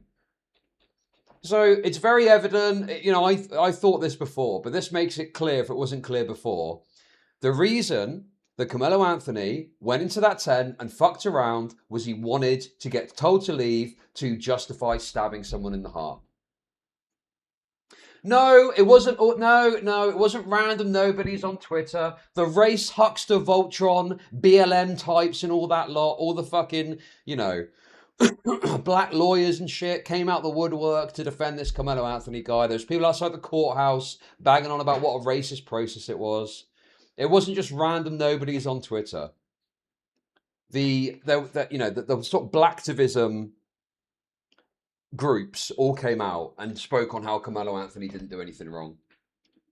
There are also text messages where he admits on at least 2 occasions to punching girls in the face. In a text conversation with a friend in 2023, prosecutors have messages from Anthony where he wrote, "I'ma shoot the school up tomorrow."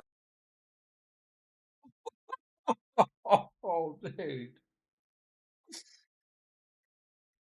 And I guess this wasn't permissible as evidence in the original trial, but what, in terms of a further thing, they can use this to say, well, no, this is look at all this other stuff we didn't even get to use. Is that how it works?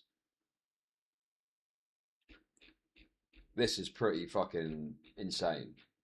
What has the race huckster response to this been? Because this is damning. This is damning to the narrative that Carmelo Anthony was wrongly prosecuted and didn't do anything wrong. It completely undermines all of the narratives I've been trying to spin about this guy. In 2024, prosecutors say Anthony even attempted to assault a teacher. You gotta see this to believe it.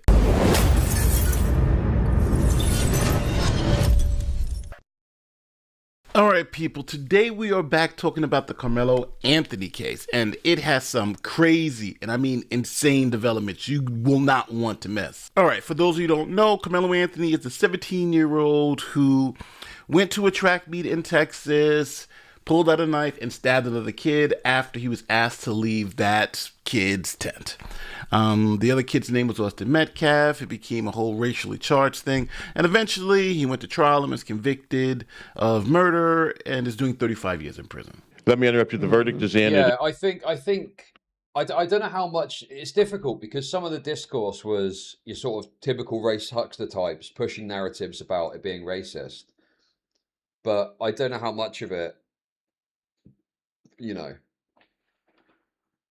I don't know how much of it was argued by the defense of any sort of racist concepts,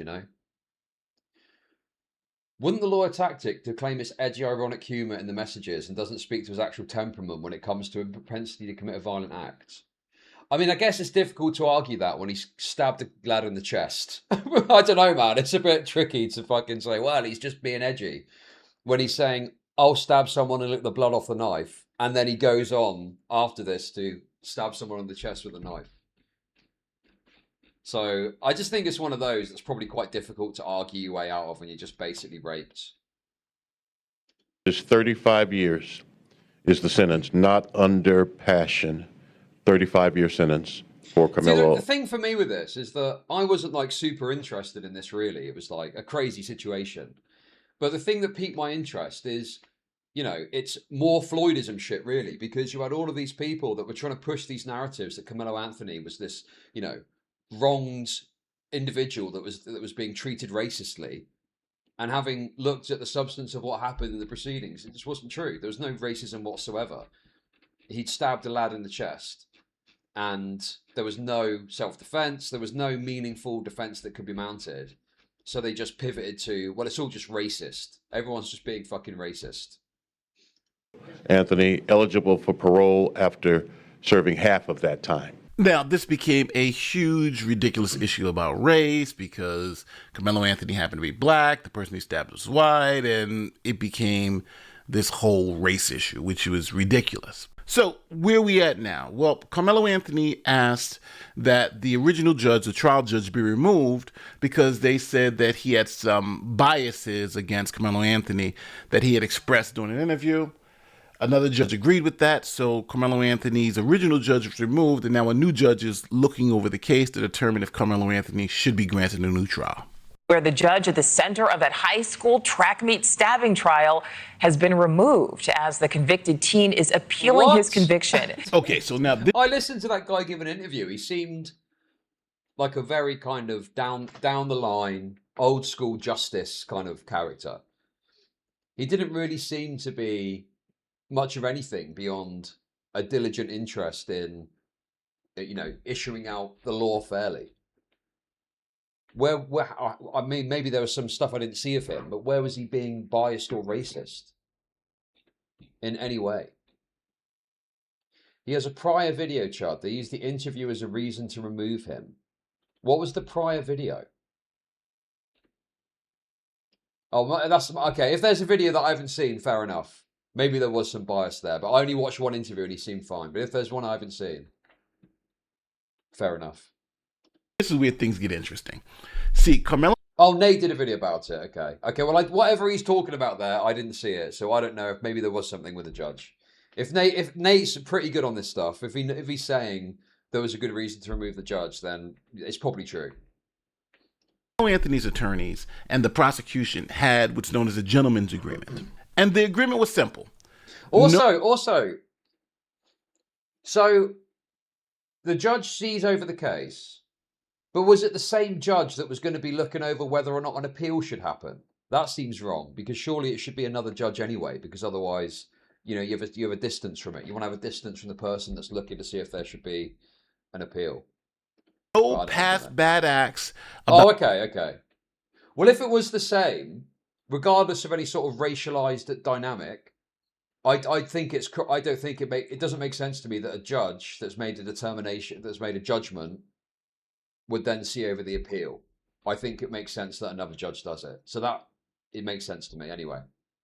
Carmelo Anthony or the victim, Austin Metcalf, could be brought up during the trial because it would just muddy everything up. But that limitation works both ways. Where now you couldn't put, let's say, Carmelo Anthony up as this good kid if he's been doing all of this other.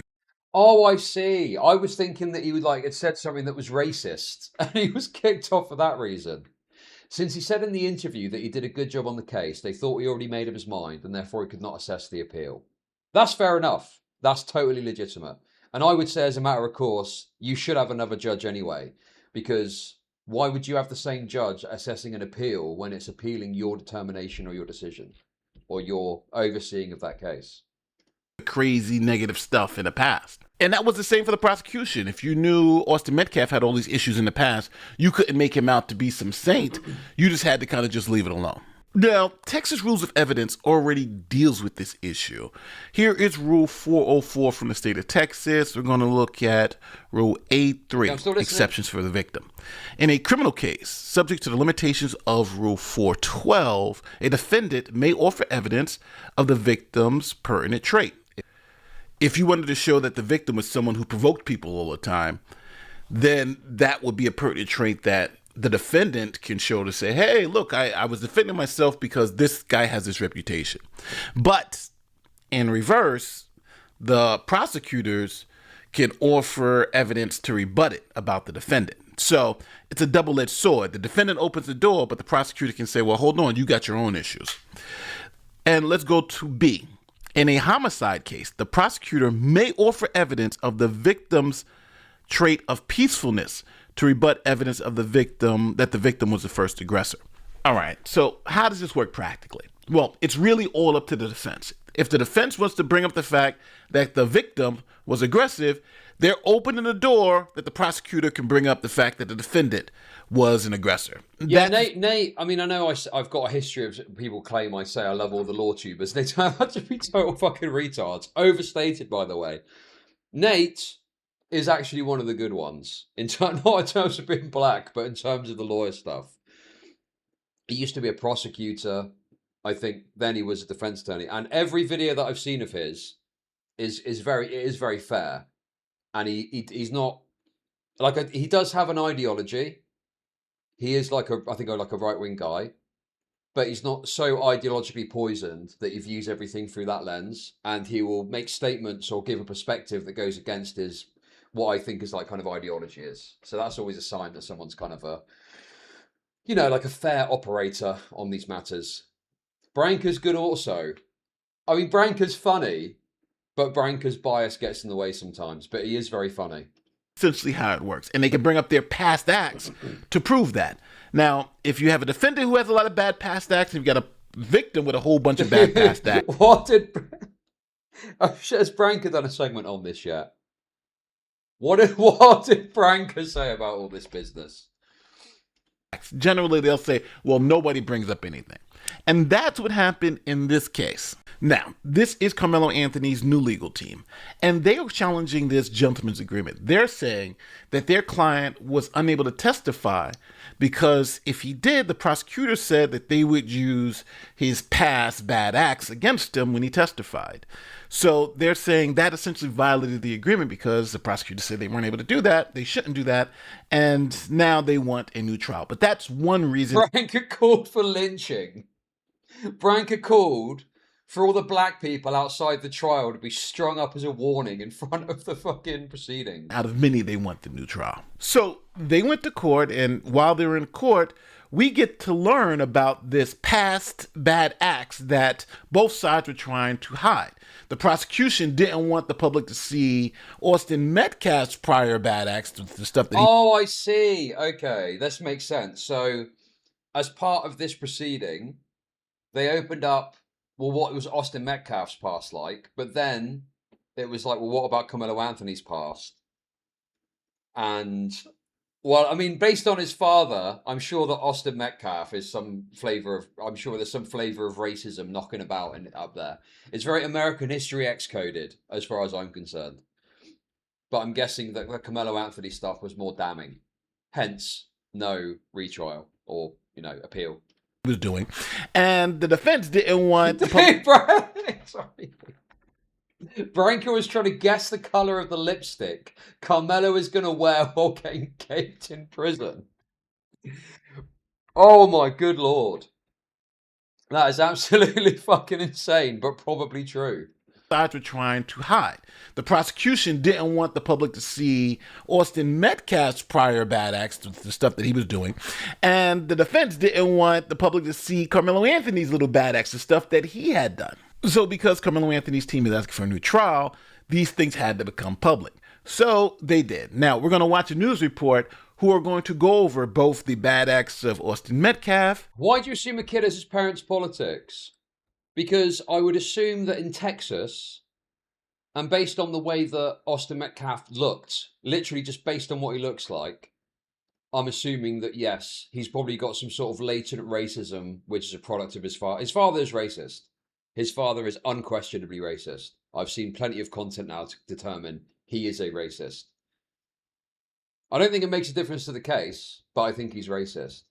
And so I think that probably trickles down into his sons in some way, if I had to guess. And the bad acts of Carmelo Anthony and the things that they've done in the past. And I'm going to say, it is pretty insane. It's like Carmelo Anthony stuff is insane. Austin Metcalf stuff is pretty bad too.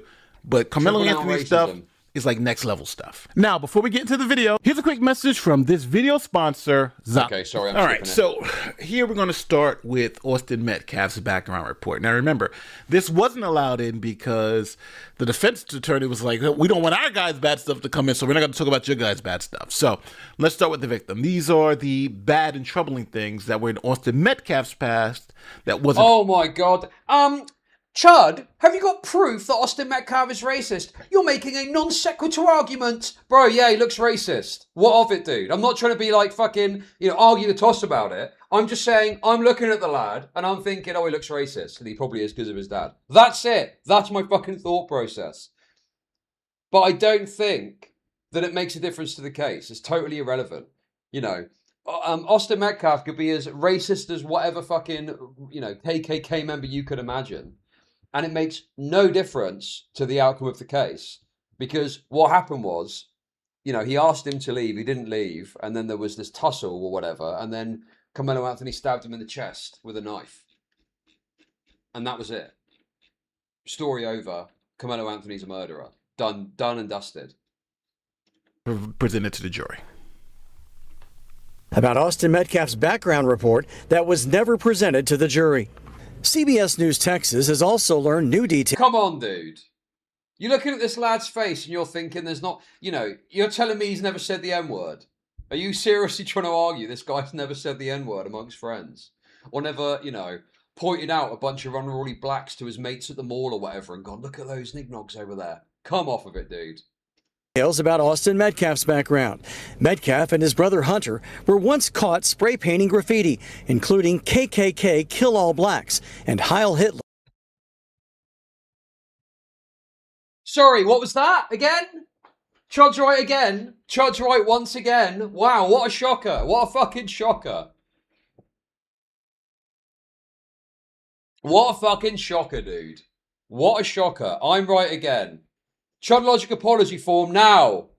Sorry, what was Details that about again? Austin Metcalf's background. Metcalf and his brother Hunter were once caught spray painting graffiti, including KKK Kill All Blacks and Heil Hitler, along with the N-word, and were sentenced to 12 months of juvenile probation.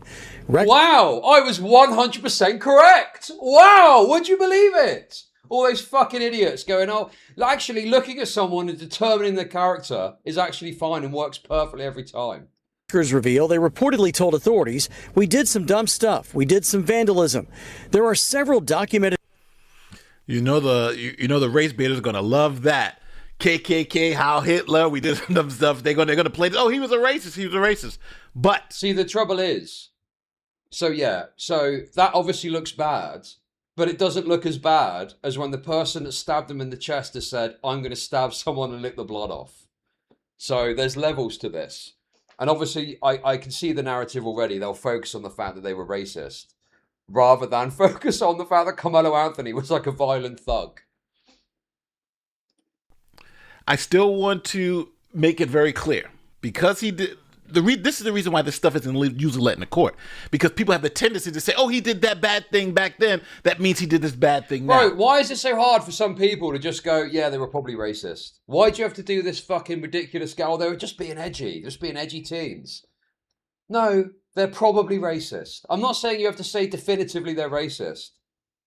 I'm just saying that you could probably discern based on his face, based on the actions, and based on the fact that that's racist. You could just say, yeah, they were probably racist. Why is it such a big fucking deal? Oh, no, actually, they were just being edgy. No, they're probably racist. And it's not... The thing is, you could admit something or perceive something without it changing your overall view of this. You know, they could have been, you know, signed up KKK members for all I fucking know. It doesn't matter in terms of the case. Their racism, right, does not influence the outcome of the case because Carmelo Anthony is still a violent thug that stabbed a lad in the chest over a tussle, over a physical tussle.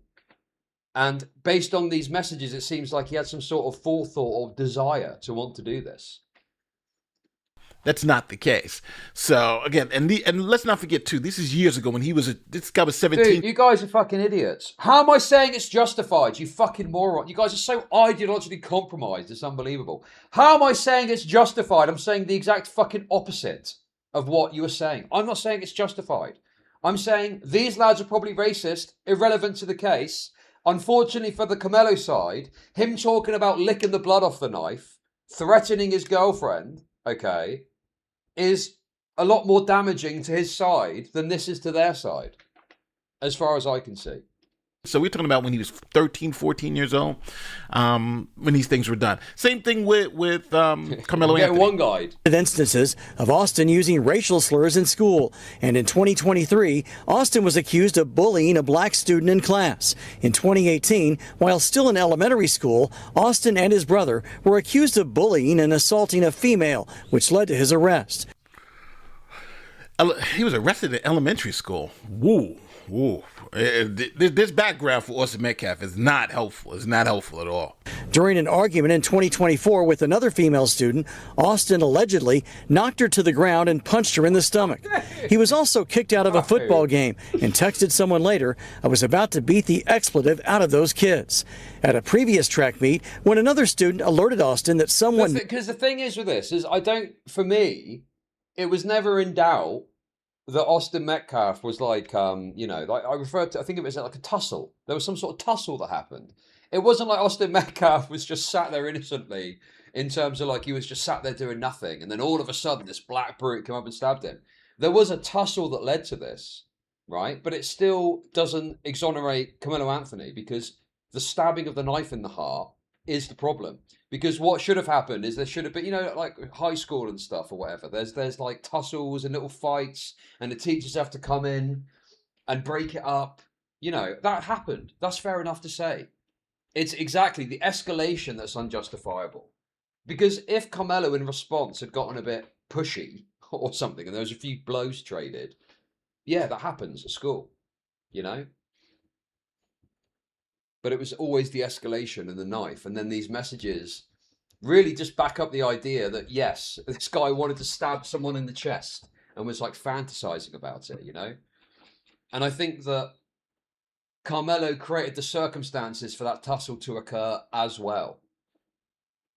So I think that his actions were designed to create this friction that led to this confrontation that then in his mind would give him justification to use the knife.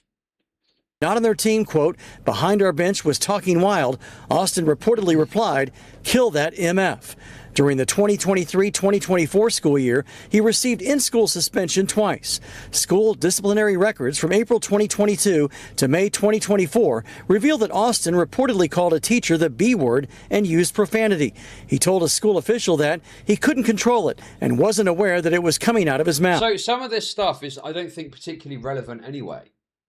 As well, because he called a teacher a bitch. Well, what the fuck has that got to do with anything? You know, I get what they're trying to do. They've got to use any angle that they can. I'm assuming bitch. I mean, what other B word would it be? But then why wouldn't you not just say bitch, I guess? So they're literally throwing Sadly, anything they your can. rate- Yo, Cat Weasel! Thank you for the sub. Appreciate it. Thank you. No words for this degenerate white thug. Well, I mean, dude, I said I think he's racist, and it turns out, yes, he's racist. What do you mean, bro? What more do you want me to say? Yes, he was some fucking racist kid, but it doesn't change the dynamic of what happened, regardless of how racist he was. So, I'm going to say it. Dude, All right, I never bought into this narrative that this lad, Austin Metcalf, was some white angelic figure, and he was just sat there, and this black brute came and stabbed him. I always thought there was some sort of tussle that occurred, and it was the escalation that was the problem. Not, oh no, he didn't. He just politely asked him to leave and got stabbed. It was a high school push type situation, you know. We got a kid, racial slurs, beating up girls, doing all this crazy stuff, right? This guy's a teen. This is a wild boy. This is a wild boy. So now we're getting some, you know, he's aggressive. Now, if the defense put this up, this would have maybe been like, this guy who we're talking about was pretty aggressive, right? This guy's pretty aggressive. And Carmelo Anthony had a reason to be fearful of this guy. Look at this past stuff. He's punching his girlfriend in the stomach. But we haven't got to the other side yet, because you think this is bad. We haven't got to the other side. I've seen this already. We've got the other side is even more insane than this. Dude, I guarantee that the race hucksters were rubbing their hands together at this, thinking, ha ha ha, now we've won. Oh, turns out you little angelic white wasn't so angelic after all. But then the Carmelo Anthony text come, and it's like, oh shit. Okay, that's pretty bad. White boy's insane. But Carmelo Anthony, his stuff is even more insane. So I see why they made that deal and put it in. But just imagine, with all of this that we're showing you, Carmelo Anthony was the one even more afraid to let his stuff come out. This is horrible. This is horrible. Now, and I would say this, if Carmelo Anthony was the sweet, gifted, you know, preacher's kid that they were trying to make him out to be, this would have came in. And I think he would have had a better chance at his trial if it did. In 2024, on at least 5 occasions, Austin saw a counselor regarding his anger and rage during a football game. In 2021, he got banned from attending basketball games for a season after yelling profanity at a player. Metcalf also got suspended after he and another student were talking about bringing a gun to... the thing is, you're saying physically confrontational troublemaker. But the thing is, even if it was true that he was being aggressive and pushing him, because of the fact there was an overarching rule that you're not allowed to have weapons at the track meet, there was no reason to conclude or for Carmelo Anthony to think there was a lethal threat against him that would justify a lethal force response. So he could have pushed him. He could have called him an N-word. He could have fucking done a whole bunch of stuff. And to me, it still doesn't justify morally the knife. And I don't think legally you'd need to get to quite a high level in order for the knife to be justified. School the following day. But the never-before-released detail... Okay, so that's Austin Metcalf, and at last they were told about bringing a gun to school, but that don't seem to materialize. He was suspended. He got a lot, but I gotta say this too. Some of that stuff was kind of like boys will be boys type stuff. Some of that stuff was like, you're kind of a little wild. But that's true. We also got to understand who we. That is true. I think the racial stuff is more relevant for this particular case. But some of that stuff was just like calling a teacher a bitch. I mean, who fucking cares, dude? Like, that's just normal school behavior that you'd expect from, you know, an unruly kid. Not, oh, you know, this guy was obviously hyper aggressive. We're talking about a teen, you know, preteen, that type of thing. So you have to also look at it in that lens. And we're talking about all this stuff. So the incident happened when they were 17. So all this stuff happened before they were 17. So we're talking about 16, 15, 14, elementary school, for instance. So understand that in that code. So now that's some damning evidence. And I think if that came out during trial. You're acting like race, dude. You are so desperate to paint my mindset as something that it isn't. What I'm saying is, right, I'm not saying that if he was racist. In fact, dude, I've said the exact fucking opposite. I said he could have been a KKK fucking member and it wouldn't change the dynamic of what occurred. So I've said the opposite of what you're trying to say. I've not said at any point he deserved it because he was racist. I said, oh, I think he's racist, and a bunch of retards in chat were fucking annoyed about it. And then it turns out I was correct. Yes, he was a fucking racist. There was argument about that. Holy shit, dude. It does make you think like, oh, this kid may have had something on his shoulder. The argument of him attacking Carmelo Anthony seems more plausible after hearing that. But you've only heard one. Oh, look, Chud having to deal with the fact that you cultivated a chat full of brainless racists. I gotta be honest with you, when I look at my bank account, I don't really care, to be honest with you. So I'll have a little moment of anger, raging out of chat, and then after stream, I'll look at my bank account, and I'll go, okay, what does it fucking matter? Whereas you will be seething forever about this one moment. Side of the story. Let's see the other side. Of Anthony's early years in Louisiana up to the day of his arrest for murder are also disturbing. On the day that Carmelo Anthony would fatally stab Austin Metcalf, prosecutors say he sent this text message at 1 a.m., which said, On the same day. Oh. I'm low-key on the verge. Morals are priceless. Yeah, I'll tell that to my mortgage company and see what they say. Emphasized, I'm low-key on the verge. Okay, dude. I mean, this is fucking just obvious, isn't it? What else could you discern from this? Other than he's thinking about stabbing a wigger. quote, I'm low-key on the verge, and then emphasized it. Later in the morning, on April 2nd, 2025, and hours before Anthony would kill Metcalf with a knife at a high school track meet, prosecutors say Anthony's girlfriend reported to a Centennial High School staff member that Anthony was engaging in stalking behavior, to include but not limited to driving by her home and refusing to allow her to end their relationship. Also in Oh no! So he was quite angry. He had a moment of perhaps low impulse control, you could say, because he was feeling angry about his relationship ending. Damn, this is pretty damning, isn't it? I think all the race hucksters probably needed to chill out a little bit, rubbing their hands together at Austin Metcalf being racist, because this is way fucking worse and way more indicative of his mindset that led to him to do the act that he did. By her home and refusing to allow her to end their relationship. Also in the Okay, so, you know, he can't let an ex-girlfriend go. He said he's on the verge, you know. Well, it seems like if that I'm not sure if that on the verge message was related to him trying to hurt somebody or his thing with his girlfriend, because he was breaking up with his girlfriend at the time. So I just don't know. And that's fair. You can't be sure, but it just looks bad. And then obviously you've got presumably all the other messages too. She's like, hey, he's stalking me. He won't let me go. So a 75-page filing. Prosecutors say Anthony had previously been accused of stealing his girlfriend's phone, and in October 2024 wrote a to-do list for his girlfriend about how to deal with, quote, weirdos, which included the line, say some slick, like my boyfriend kill people. I don't know. That's that looks bad, but not the real not evil damning. reveals themselves. Some dumb bitch who made Nick kill Anthony rage and get stabby when some white jock told him it's rape time. It's scripted. Thank you for the kicks. Thank you. So, no, what I mean by not damning is that you could potentially chalk that up to, you know, what's the word? It's like bravado. There's a sort of black honor culture bravado thing there. Obviously, I'm not saying, like, all of this looks awful together, but I'm saying in that one thing you could say, well, that's just bravado. But then obviously there's more and more and more. Like a nothing thing to me. Like, okay, this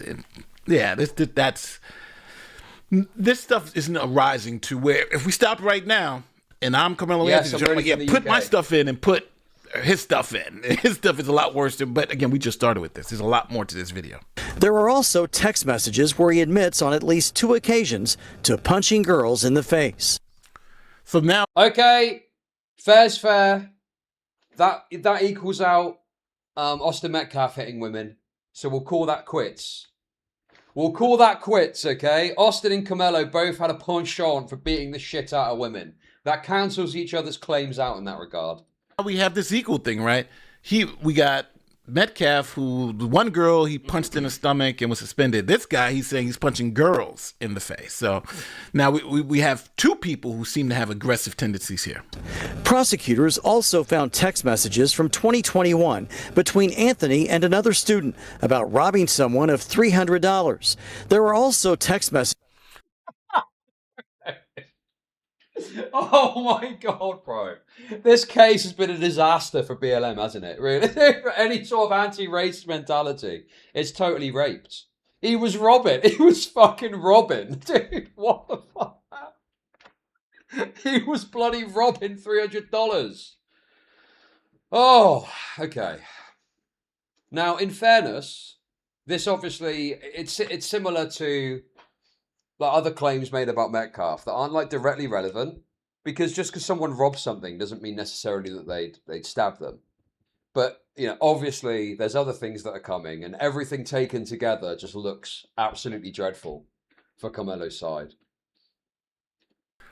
Robbing somebody for $300, that's not good. So now you got so the other kids when they're 13. Wasn't he middle class? Why was he robbing? Oh, no.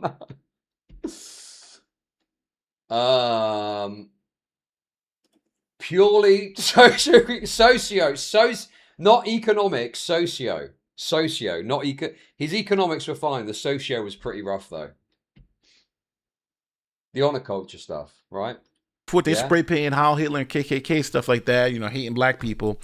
This guy is robbing people and punching girls in the face. So neither one of these young men are the pillars of the community as we were led to believe. It seems like from their text messages and background reports.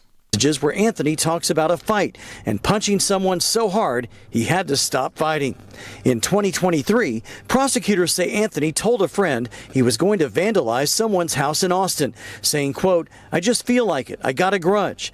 In 2021, Anthony told a friend he had been suspended from school for 3 days for fighting, saying, quote, "They said next time I do some, I get recommended for expulsion." In a text conversation.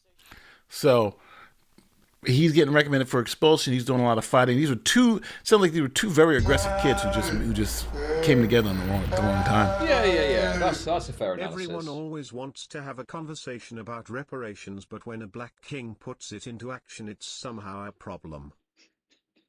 Yo, thank you for the tip. Thank you. Thank you. Yeah, I think Nate is being quite fair here. Yeah. So I think the real problem comes with all this other stuff for the KAMELO Anthony.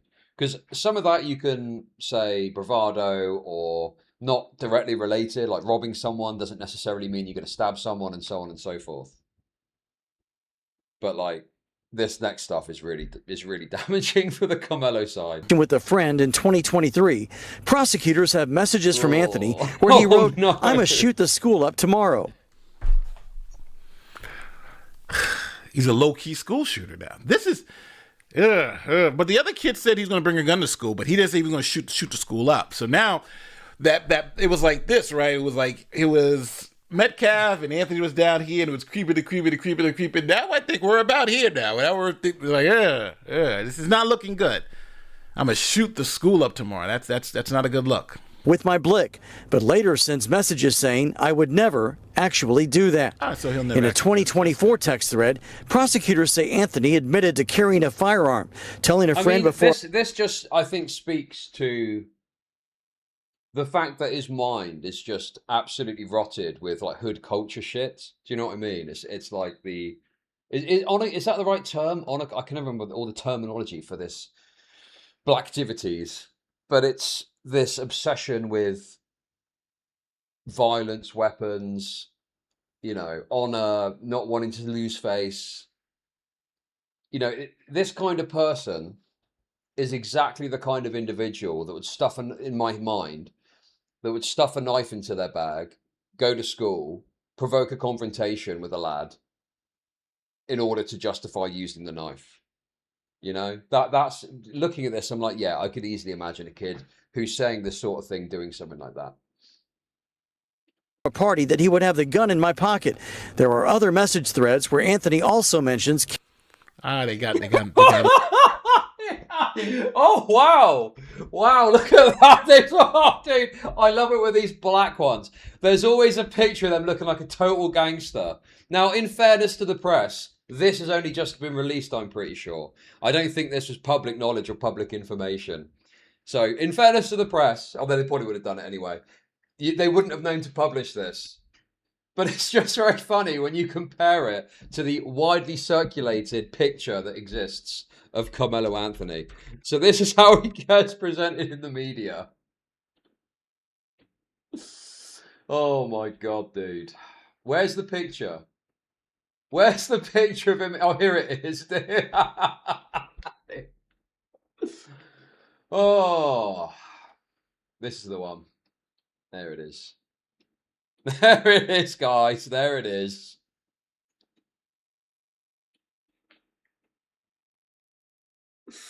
The classic side by side. The worst example of this, I think, in history for me was, do you remember what was it? The guy on the subway train. Was it Jordan Neely? Was that it? Was that the guy that got killed? And they showed pictures of when he was like a young teen doing Michael Jackson impressions. And they were using that to represent him. And he was actually some fucking haggard, you know, crack addict or something. Like some tweaker. Some fucking tweaker. And they were trying to present him like he was some sort of like, oh look, he's a really cool Michael Jackson guy actually. And the actual image of what he looked like was like a strung out tweaker. A strung out crack-addled tweaker. That was probably the best example of that. But yes, this, in fairness to the press, this is what was circulated. This wasn't available at the time.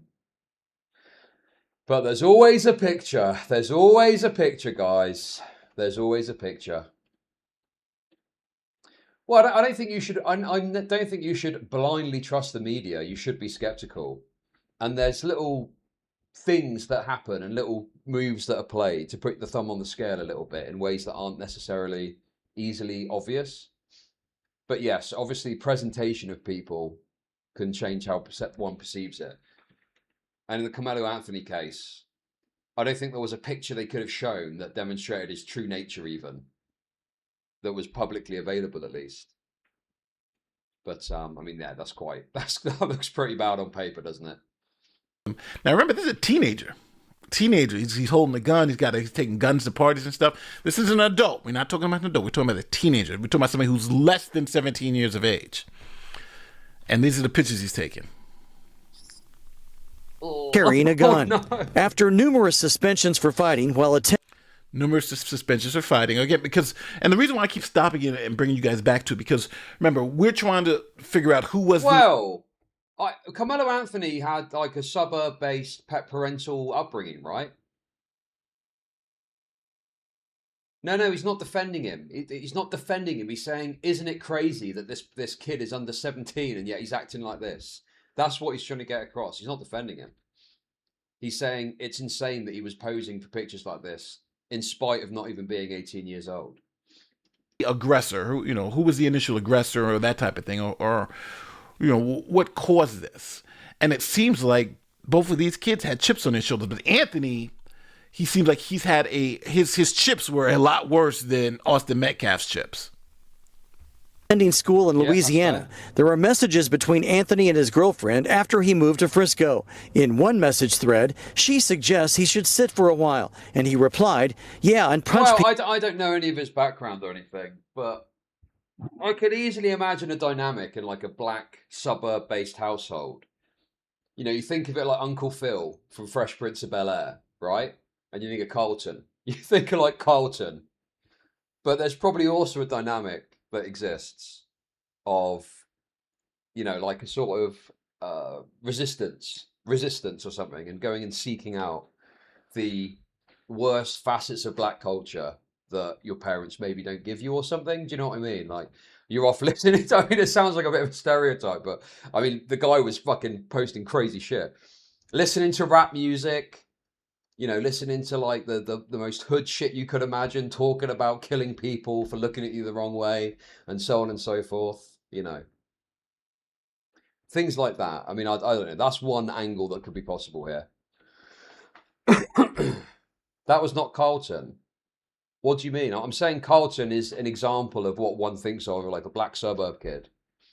But there could also be an antagonism towards that from a younger black kid growing up, and they might seek out, you know, bad influences if they're not getting that. Because I'd presume a black suburban home is not like a ghetto black home. Do you know what I mean? People, maybe run sometimes. I have to. It's like a priority for me. I like punching people. Oh, oh no. Yeah, I'm at the point now where if I'm the defense attorney, I'm like, yeah, we don't want any of this stuff in. We don't want none of our stuff in. Let's not say nothing about the Metcalf, and we don't want them to say anything because this stuff is starting to get really, really crazy. When I get mad, I see red. When I get mad, I black out. When I get mad, I can't control myself. Race hucksters, any comment on this? Any comment? Where did that retard from earlier go? What do you think about this? What do you think about this? Oh, lots of typos. Lots of typos. Well, I mean, this is just without question. You know, what I like about stuff like this and the Arde case is that in order to present a progressive narrative about it, you need to lie. You need to just be a total liar. You need to be willing to lie. And it's like, do you have a principle of like not being dishonest, or are you just willing to lie? Because you can't defend this. You couldn't defend it originally without pushing some bogus race huckster narrative. But this makes it completely irredeemable. Like, what are you supposed to say about this? Yeah, you know, Carmelo Anthony was clearly like a thug. He was just a fucking thug. And he provoked an interaction that led to him having, in his mind, justification to stab someone when obviously legally and morally he didn't. There's like no defense of this. You just have to conclude the obvious conclusion. And then you also have to say, even if it's true that this other lad is racist, it's irrelevant to the details of the case. Because you're talking about, at worst, a high school, possibly race-based tussle, which I don't even think that's true, but, you know, you have to go down that angle with it. And then you still end up concluding, well, no, he shouldn't have stabbed him because there was no reason to use lethal force in that situation. So, yeah, this is one of those. I'm surprised that they opened themselves up to this by questioning Metcalf's background, but I guess they had no other option. No, George Floyd was an innocent. Dude, why are you bringing up George Floyd, for fuck's sake? Yeah, George Floyd was guilty of the bent £20 note, and he was negligently killed. Yes. I think he's negligently killed, rather than it being, you know, Officer Nate Higgers, as has been presented. But nonetheless, we don't need to get into Floyd right now. You know what that sounds like? That sounds like murder to me, right? I get so mad, I black out, I can't control myself. Well, that's what he was convicted of, right? He got so mad, I can't control myself, I stabbed the kid. This is like a confession, if I'm on the jury. So I see, right now, Metcalf's original defense team was smart not letting this crap in. Prosecutors also produced messages where Anthony admits to getting high and drinking alcohol, and even talking about selling drugs to get guns. Okay, the selling drugs to get guns is potentially relevant because it's indicative of wanting to acquire instruments of violence illegally. But I mean, dude, the weed thing is fucking irrelevant, isn't it? I mean, obviously, both sides are trying to throw whatever they can at the wall to see what sticks. And there's just more going against Carmelo Anthony that's going to stick. There's way more going against Carmelo Anthony that's going to stick. In 2024, selling drugs to get guns. So we got some serious crime. We got drug trafficking. We got firearm trafficking. This beating up girls, armed robberies. Like, this is crazy. And people were making, I thought Carmelo, they were talking about how great GPA is. He's honor roll. He's this. This guy's a walking felony right now. Oh, Prosecutors no. say Anthony even attempted to assault a teacher, saying, "I put my hands and face and everything." Also in 2024. Tried to assault a teacher. Damn. Damn. Assaulting other students isn't a problem. Matter of fact, he was doing it so much, they suspended him a whole bunch of times. Yeah. Or messages obtained by prosecutors suggest Anthony tried to bring a weapon into the State Fair of Texas. This guy, it doesn't seem like Anthony was going to stay out of prison for too long. This guy was a menace. Wow. I thought Metcalf was bad, but Anthony is like at another level here. Asking a friend if the State Fair got metal detectors. When he was told yes, his friend responded, "You got the poker?" "Yeah, I might have to toss it," replied Anthony. The poker, is that, I'm assuming, Ebonics for a knife? Is that right? Oh my God, dude. What a disaster. Honestly, why didn't the defense team just say to KAMELO's family, look, your lad is a fucking troublemaker. This is, you're lucky it's only 30 odd years. Let's leave it at that. With all this in the background. Prosecutors say Anthony admitted to stealing a watch and earbuds in separate burglaries in Collin County. We got to put a felony counter up here, right? Robbery felony. Guns in schools felony. Like, he got so many felonies out here, right? Now we got multiple burglary felonies. What the hell? Like, I thought Austin Metcalf was bad, but he's got a couple of issues too, right? But these felonies, he got multiple, he's admitting to multiple first-degree felonies in text messages. Wow. He's the statute of limitations. Well, he may have been too young to even be prosecuted for this, but these are multiple felonies, people. Give St. Go shuts down Carmelo Anthony fundraiser after murder conviction. I thought they didn't do this. Well, I'm assuming they got shut down because the case is finished. And its purpose has been seen through, no?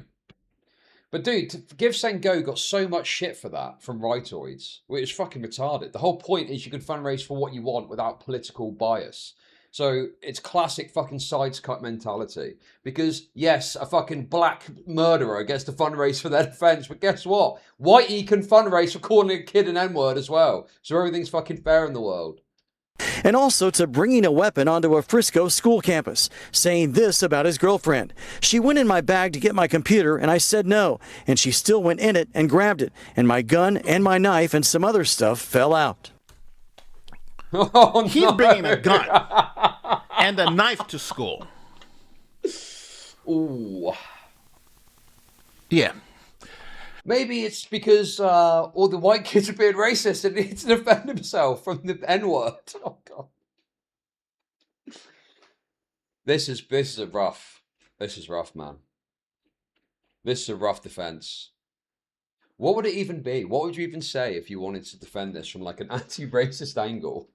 You would how you do it is you would focus 100% on Metcalf, and you just wouldn't talk about this.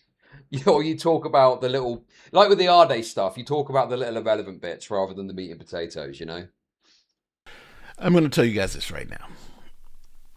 It was right this kid got 35 years in prison. I thought when I saw the Austin Metcalf stuff after seeing now, I was like, oh, okay, yeah, maybe this guy's got too. But now after seeing this kid, he's a walking felony case. Austin Metcalf is no saint at all, by any means, right? He was doing his craziness too. But this, like I told you, this is at another level. There are numerous unreleased photos and videos of Anthony holding firearms and making threats, and authorities found a note. What the fuck is this, dude? Oh man, that is pretty bad, isn't it? He looks like he's in the Black Panthers. What the actual fuck, man?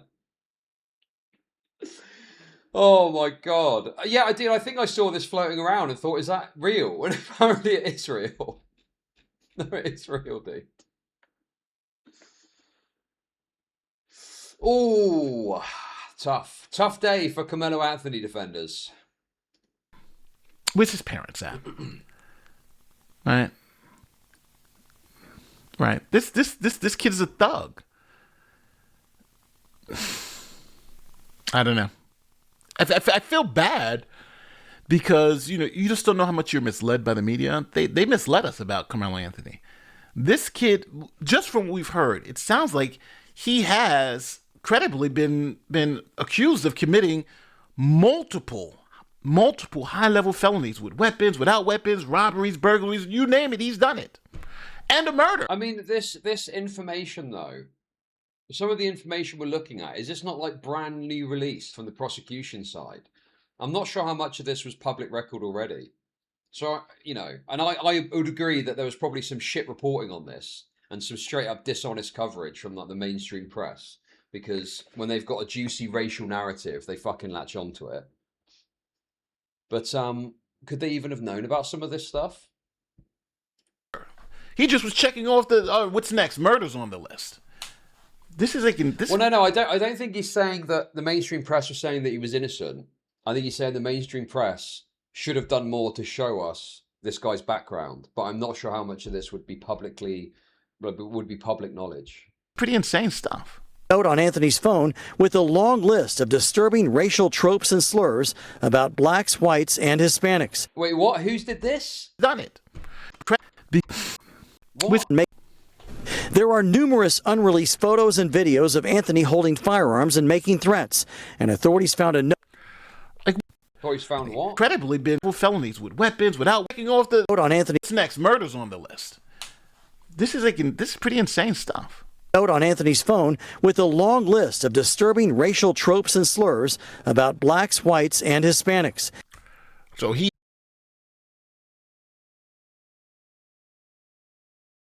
If I'm his defense, I'm arguing KAMELO was a poser in text and praying that they don't have evidence he did the shit that he's admitted to doing.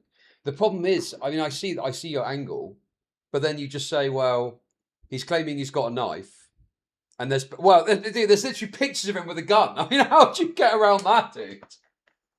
How would you get around that? He had a gun. He stabbed a kid with a knife. He's talking about having a knife. Like, there's so many things you can match up. God, it is just one of those. It is just one of those where I just don't think there's a good angle to defend him here. And it's just fucked. Your case is just totally fucked. He hates white people. He hates Mexican people. The other guy says he hates black people. So you got somebody who hates white people, Mexicans, and looks like black people too. And the other kid saying I hate black people, and they meet. And there's a bomb that blows up. Yeah, dude, he's saying going, I cannot control. He basically said, dude, he said, I've got low impulse control. He literally said, well, not literally, but in effect said, I've got low impulse control. Oh, man. It's just a win for the racists, unfortunately. Very unfortunate. Very unfortunate day. We got to come together, people. This is insane. In one message thread, prosecutors say Anthony wrote, I hate gay people. Whoa, hold on a second. Anthony hates gays. Hang on a minute. What was Austin Metcalf's position on the gays? We don't know that yet. Whites, Mexicans, has an issue with black people too. He just... To be honest, I think I probably could have predicted that based on the fact that he's black, because blacks just hate homos. The other kid just hates black people, which is bad enough, but Anthony said, well, hold my beer. I hate everybody. Blacks, gays, you name it, I hate them. Wow. Prosecutors say Anthony repeatedly... There's more. There's more. He threatened to murder his girlfriend in text messages. He's threatening to murder his girlfriend now. He's threatening to murder his girlfriend. How many bullets you want coming out of your chest? And this is the guy who's armed all the time. This is not a threat you just like not take serious, right?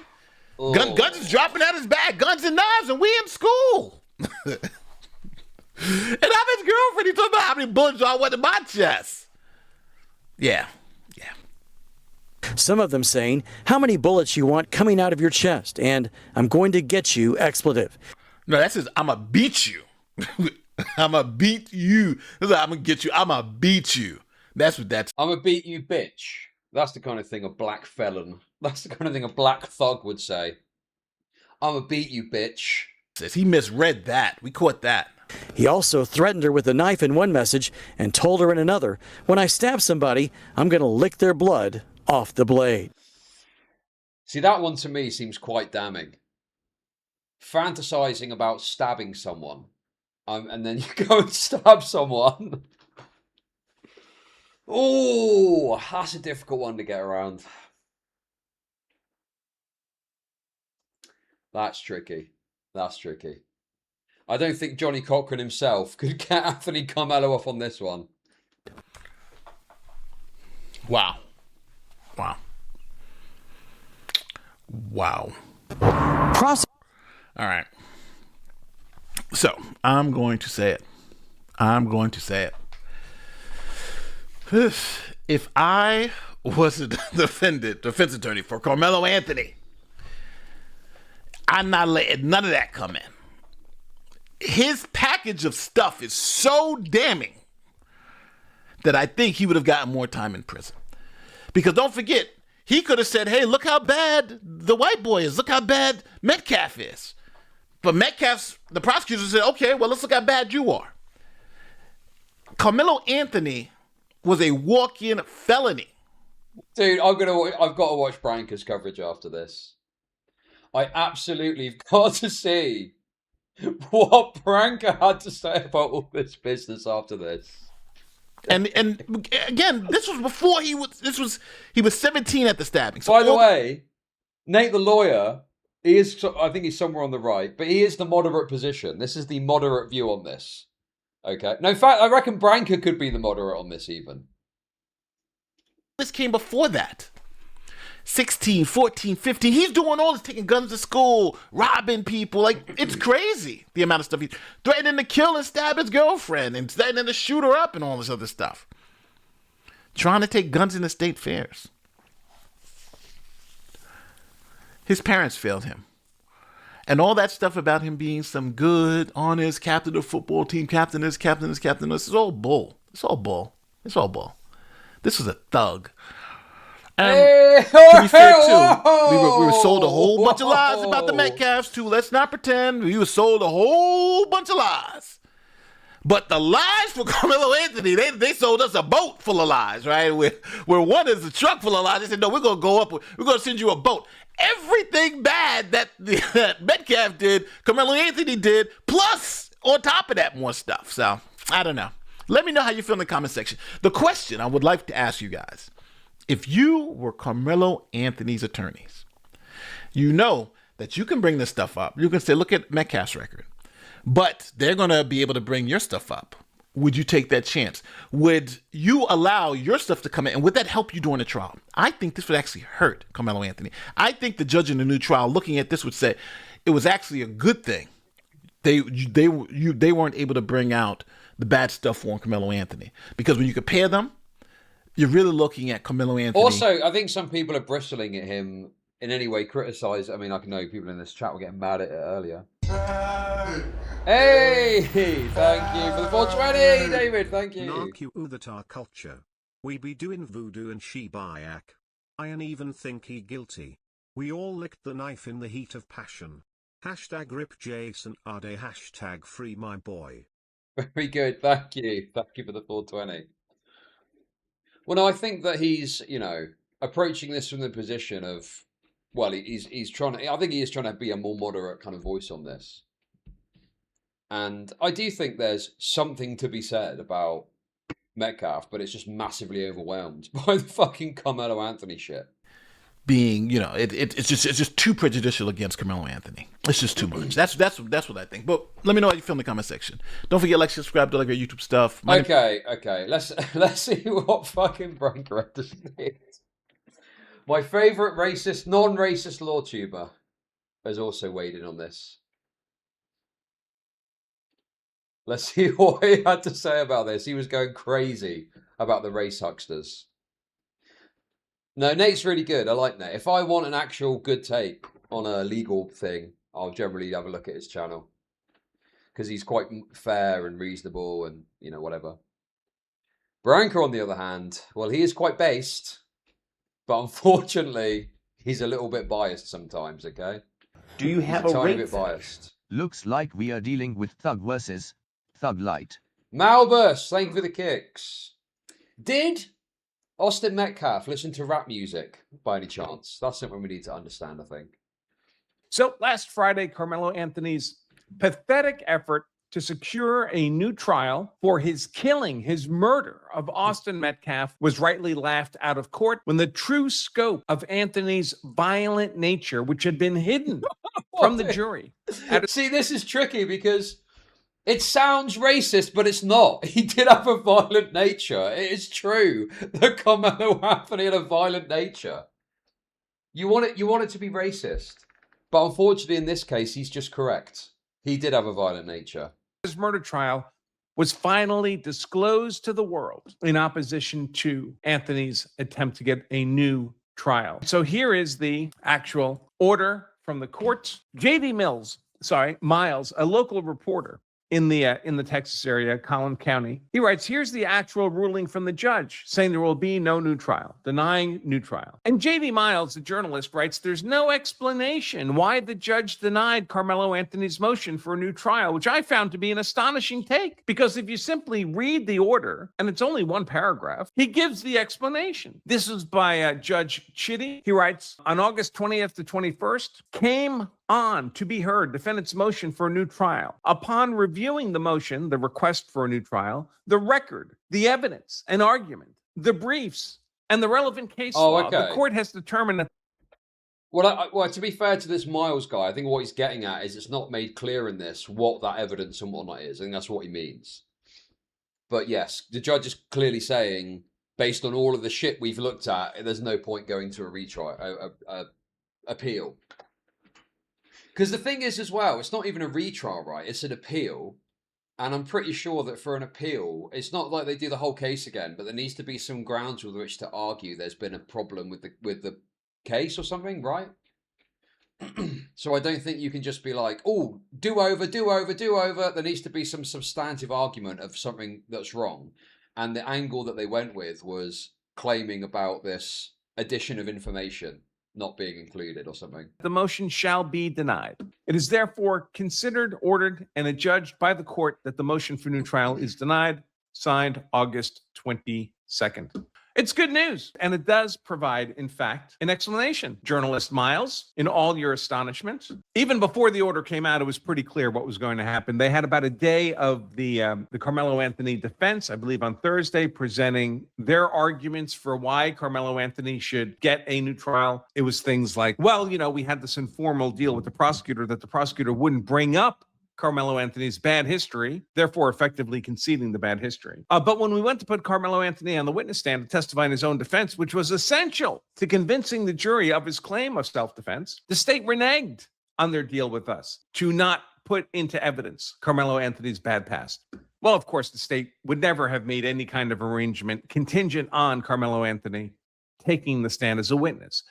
If Carmelo Anthony was not going to testify, sure, you might agree. I probably wouldn't, but you might agree to leave out his bad past. Just rely on the evidence you have from actually under the tent. There are plenty of witnesses to what happened. The tent under which Austin Metcalf was stabbed in the heart and murdered by Carmelo Anthony. But once Carmelo Anthony makes the decision to take the witness stand, he's a witness just like anybody else. And his credibility is to be determined by the jury. And you can't do that unless you know the person's character. So once a defendant takes the stand, it opens the door to all kinds of character evidence that wouldn't otherwise be admissible. The prosecution knows this. The defense knows this. And if the defense really expected that the prosecution would nevertheless refrain from introducing Carmelo Anthony's character evidence, even if Carmelo Anthony took the stand, they needed to get that Go on, say something racist. We get the gist. That was never Be racist, Branca. Go explicitly. on. So that was Thursday when the defense got to make those arguments. Friday, the state got to present all the evidence it would have admitted at the trial had Carmelo Anthony taken the stand. And it's horrific. It's horrific. And even before the judge's order came down, you could see which way this was almost certainly going to go. Carmelo Anthony sending texts saying things like, how many bullets you want coming out of your chest? And when I stab somebody, I'm going to lick the blood off the blade. And just hours before he stabbed Austin Metcalf to death, I'm low-key on the verge. He means the verge of violence because his girlfriend had broken up with him. And he wasn't happy about that. Okay. On the other point, sure, you're winning. But on the verge could mean a great many things. It could mean, I don't know, on the verge of taking a shower. Who knows what he truly meant? Who can say? Who can truly say? was in fact stalking her. That morning, she went to school officials and said, "This guy is stalking me." There's tons of this stuff. The prosecution had a 75-page filing noting all the crazy Dude, things. honestly, is that Sarah Fields person? One thing that does genuinely bother me about stuff like this, and why it's so annoying when progressives fuck this shit up and don't just call a spade, is because you grant all this ground to these, in some cases, like irritating, annoying rightoids who you got their own ideology that they want to push. But rather than be like the voice of reason and saying, you know, oh, Rittenhouse was acting in self-defense, or KAMELO Anthony was a violent thug, whatever, they try and do this thing, and it just ends up all these rightoids are pushing these narratives, which are true in this case. And, you know, why? Why not just be earnest and honest and truthful about the situation and take a bit of the fire away from your political enemies by just being earnest and honest about what's happened here, you know? It's very frustrating because in spite of the comments otherwise, okay, I am on the left somewhere, and I just hate it when progressives are just allergic to the truth of a given situation, thus ceding ground to the right, and they get to be all smug about being right about it, you know? And then they can point to you being deceptive and dishonest over it. Is it pushing narratives when they're telling the truth? Well, any given person of a given ideology wants to push a narrative that's favourable to their perspective and their side. So there's situations where the truth isn't on their side and they'll push their narrative regardless, right? So it's not a one-sided thing, right? Anyone that is like pushing ideology over facts and truth does this. But yes, a narrative can be true, and you could be pushing a narrative that's true, but sometimes you push a narrative that's false because it's more politically convenient that the false thing be the thing you say, you know? So that's all I'm saying. And it just frustrates me because I think how much wind you could take out the sails of, like, this Sarah Fields person is a fucking piece of shit. They're like a total fucking loser, rightoid bitch. And you cede all this ground to them by not just kind of standing up for what's true in a given situation. Do you see what I mean? It's very frustrating for me as a lefty. That Carmelo Anthony done. And by the way, the reason Carmelo Anthony was in Texas, and we see this pattern over and over again too, is that because essentially he'd been chased out of Louisiana because of his violence at school. So that's why his family moved from Louisiana to Texas. It's very reminiscent of the Trayvon Martin scenario. Trayvon Martin was in George Zimmerman's apartment complex because Trayvon Martin, his mother had kicked him out because he was getting suspended from school for being caught with a bag full of women's jewelry and burglar tools and drugs. So the mother said, no, you have to go live with your father. Well, the father was, of course, living with a girlfriend, and that was the apartment Trayvon Martin was in when he decided he was going to... Oh, is he talking about Trayvon Martin? Dude. I don't know why you would get analysis from Nate when he isn't willing to investigate fully. Branca is the only lawyer willing to track down which tribe KAMELO was acquired from and what violence they committed in Africa. Yo, that's a great tip. Thank you for the 333. Very true, very true. We need to go back to right back to the start with this one. Honestly, Branca has opened my eyes up to a great many narratives in the press that are incorrect. Like, for example, the fact that Tamir Rice was actually a violent thug. The thing that opened my eyes up with the Tamir Rice stuff, because I pictured it as some, like, you know, 4 foot tall kid shaking like this, pulling out a gun with a little orange tip on the end, and his hand shaking as he points it at the police officer. And Officer Nate Higgers just pulls out his sidearm, boom, boom, boom, boom, boom, and he fucking shoots him to bits. And whilst it's still a tragic thing that happened, the actual reality and the dynamics are very different to the kind of perception that you have on hearing, you know, a more progressively minded person explain what happened, you know? Caught with a bag full of women's jewelry and burglar tools and drugs. So the mother said, no, you have to go live with your father. Well, the father was, of course, living with a girlfriend, and that was the apartment Trayvon Martin was in when he decided he was going to murder a man who turned out to be armed. George Zimmerman. That obviously did not go well for Trayvon Martin. But again, the reason Trayvon also, Martin... like, I agree that Trayvon Martin was fighting that George Zimmerman guy, but people like fucking Andrew Branca are way too fucking easy on Zimmerman, who was given police instruction to not follow this youth, you know? But they just act like Zimmerman is this fucking saint that didn't do anything wrong. But anyway. In any case, not really the point of this. Was in George Zimmerman's neighborhood was he'd been chased out of his old neighborhood, driven out. Dude, I do know what happened in the Zimmerman case. I covered it. I'm pretty sure I've covered it on stream. But it's more complex than either side would have you believe. That's the reality of it. By his own mother. And that's why Carmelo Anthony was in Texas. Other texts show Carmelo Anthony recounting a fight and punching someone so hard he had to stop fighting. He talked about vandalizing a house back in Texas, or in Texas, I should say, as a matter of a grudge. Said he got suspended after 3 days or for 3 days after fighting, and said the next time I do something, I get recommended for expulsion. 2023 text. He always points out the little black language as well. He can't help himself, dude.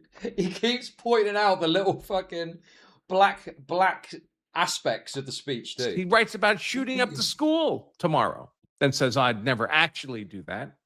2024, admitted to carrying a firearm as a minor. When I get mad, I see red. When I get mad, I can't control myself. Low, poor, emotional control, proclivity to violence. I put my hands in his face and everything. Speaking about a teacher. This is all the stuff that would have come in. Threatened to murder his girlfriend in text. How many bullets you want coming out of your chest? He also threatened her with a knife in another message. That's when he said, when I stab somebody, I'm going to lick the blood off the blade. Dude, low temp dabs. I don't know if you're just a one guy trying to wind me up or not, okay? But I actually do know about Michael Brown because I read about it the other day. We read it on stream. Because that fucking stupid bitch tweeted out about how Michael Brown was murdered.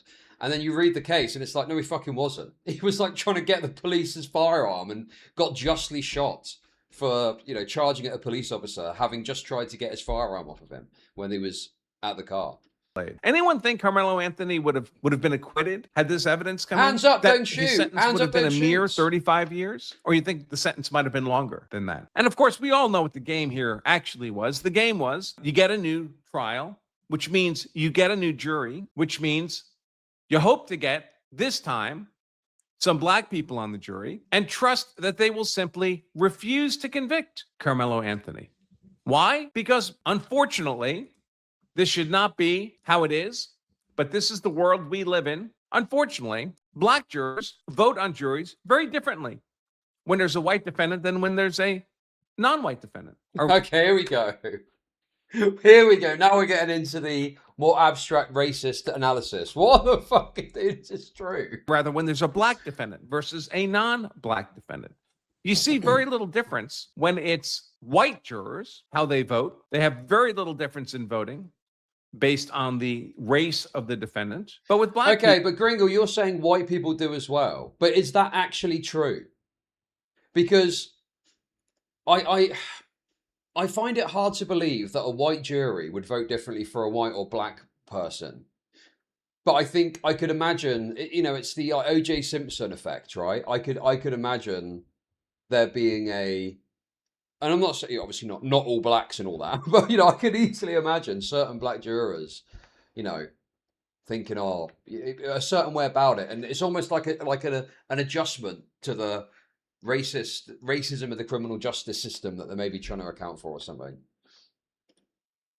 people, it's a very large difference. When you ask black and white people, or people of different Hispanics, Asians, to rate other racial groups.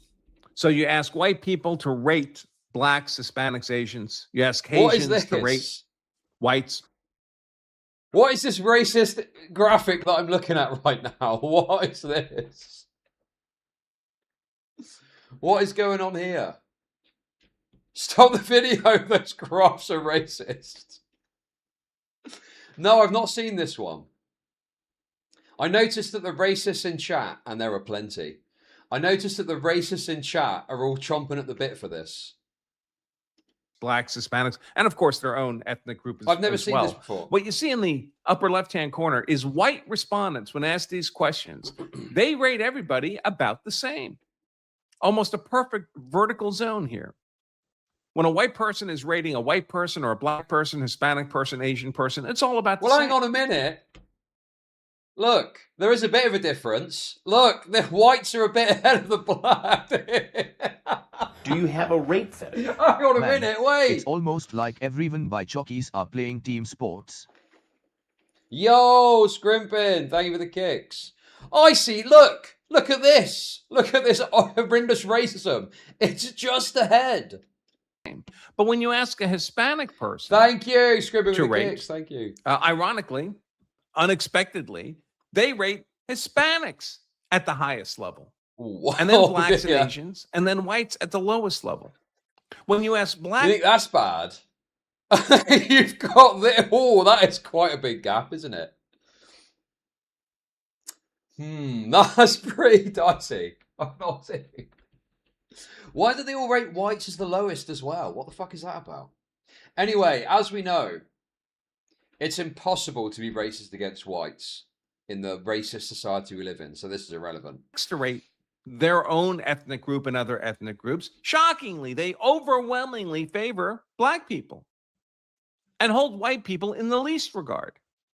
Asians overwhelmingly favor Asian people and hold blacks, Hispanics, and whites.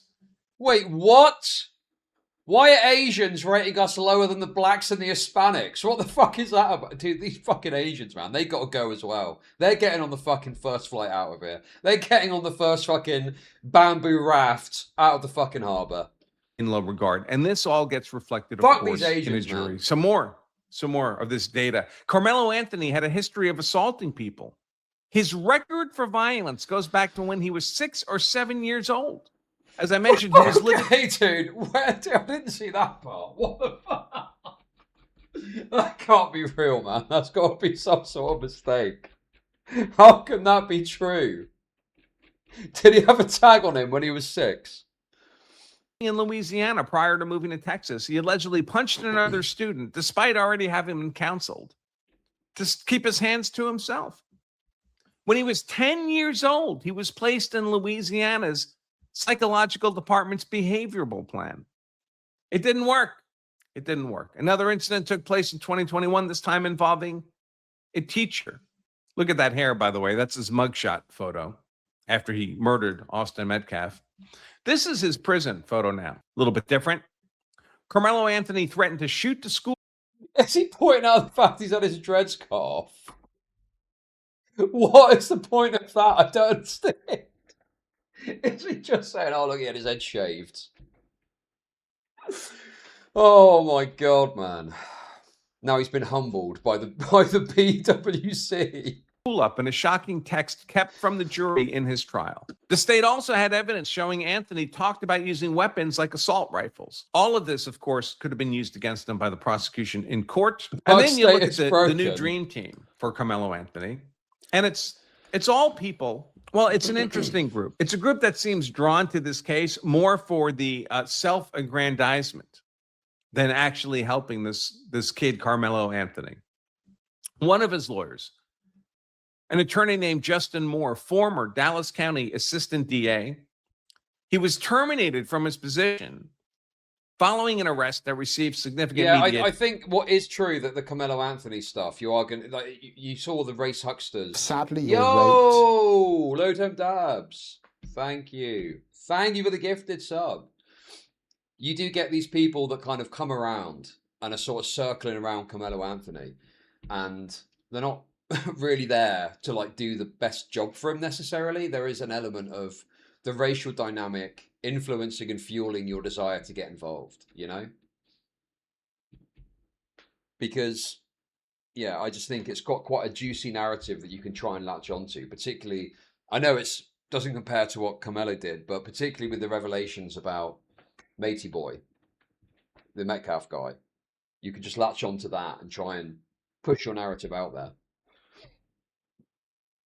This is actually a good point. Defending Carmelo Anthony as a black person is kind of dumb because he hates you too. True. Very true. He was pulled over by police and he was non-compliant in the traditional fashion, refused to exit his vehicle when told to.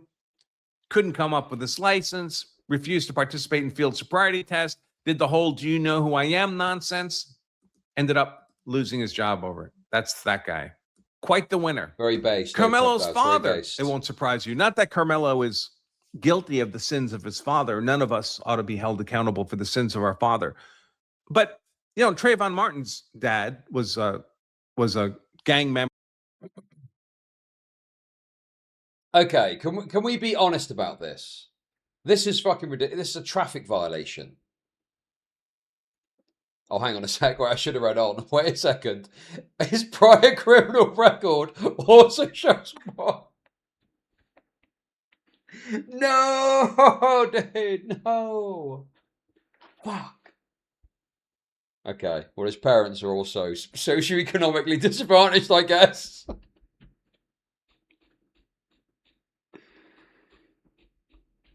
Dude, this is the thing. Go woke, go broke. That's what they say. That's just the reality now. Crips or Bloods, I forget now which, with the neck tattoo, the whole thing. And Carmelo Anthony's dad also turns out to be interesting. He had an active warrant for his arrest in Louisiana. Let's just say he was no Uncle Phil.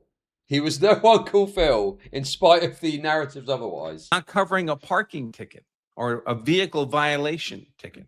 Amiri King, I share his content from time to time, says, "Be Carmelo." He's being sarcastic, of course. Your girlfriend breaks up with you, so you stalk and harass your girlfriend.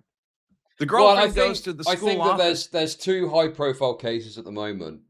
And it's not even like the lefty thing. Yeah, I get what you're saying. But it's more so a particular strand of progressive, race-obsessed mentality that I think is affected by this. You know, the kind of BLMers and shit like that. Like the AUDIT stuff and this. You're just fucking raped. You're just totally fucking raped, dude. You know? There's nothing you can say or do that can unrape you from how taking this from an ideological perspective rather than a fact or truth-based perspective, you end up just looking like an idiot. Because, you know, the facts are not on your side. The facts are against you and your mentality here. Expresses concern for her safety. Then you, Camelo, text someone how you're on the edge, on the verge, how you want to stab someone and lick them. Dude, no, after this, we're going to do the jar video. But you should watch Jumpsuit Pablo. Who the fuck is Jumpsuit Pablo's video on what Camelo's asshole's future looks like? I've got to be honest with you. As much as I don't... Have you linked me the video again? Dude. How have you got this on fucking ready to go? Get out of here. In Carmelo Anthony Simulator, you can solve problems with a knife, start a GoFundMe, and become a hero overnight.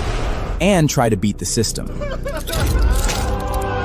But once you're inside, the real punishment begins.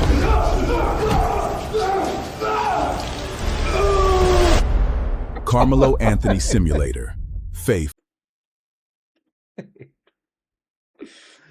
Oh, you got to laugh, haven't you? You got to laugh. A knife. Show up at a random track event under a school. Because it's so preposterous.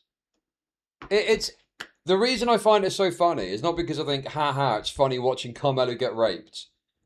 It's the dynamic of, this is what rightoids are doing with this case. They're, well, not every rightoid, but like certain rightoids are literally obsessing and fantasizing about the idea of Carmelo Anthony getting hot honey poured all over him and raped by black felons. Tent, a school you don't attend. Clearly looking for trouble, knife in backpack. No one knows who you are. Students become suspicious, ask you to leave the tent multiple times. You refuse to leave because you're becoming belligerent and aggressive. Dude, people laugh at, what's his name? The butt breaking guy. What's his name? What's the guy's name? The race huckster guy, the king of the race hucksters. Tariq Nasheed.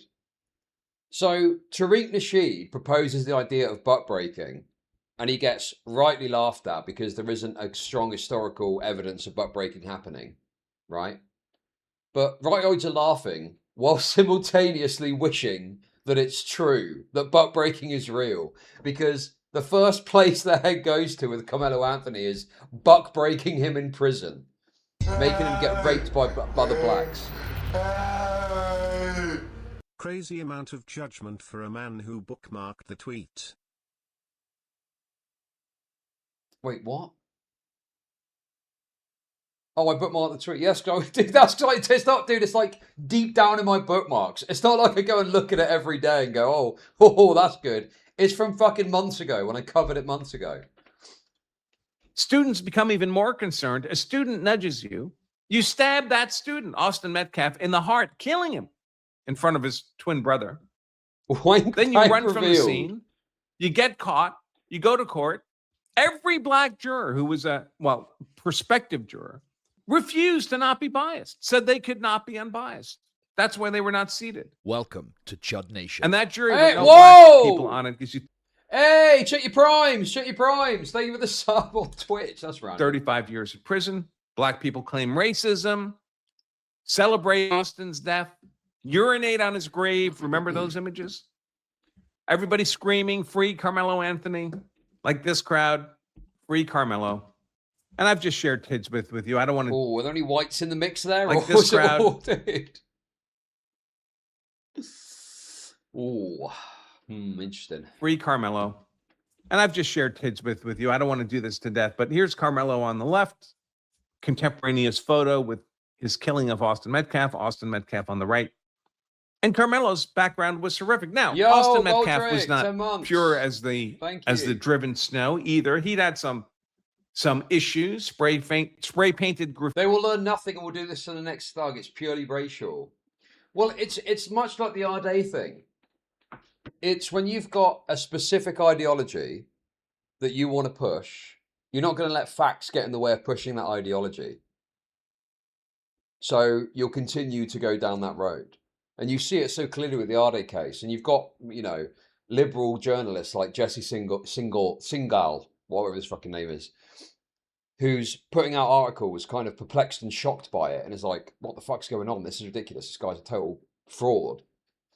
And I think that really shows and undermines how preposterous the progressive argument is when it comes to something like Ade.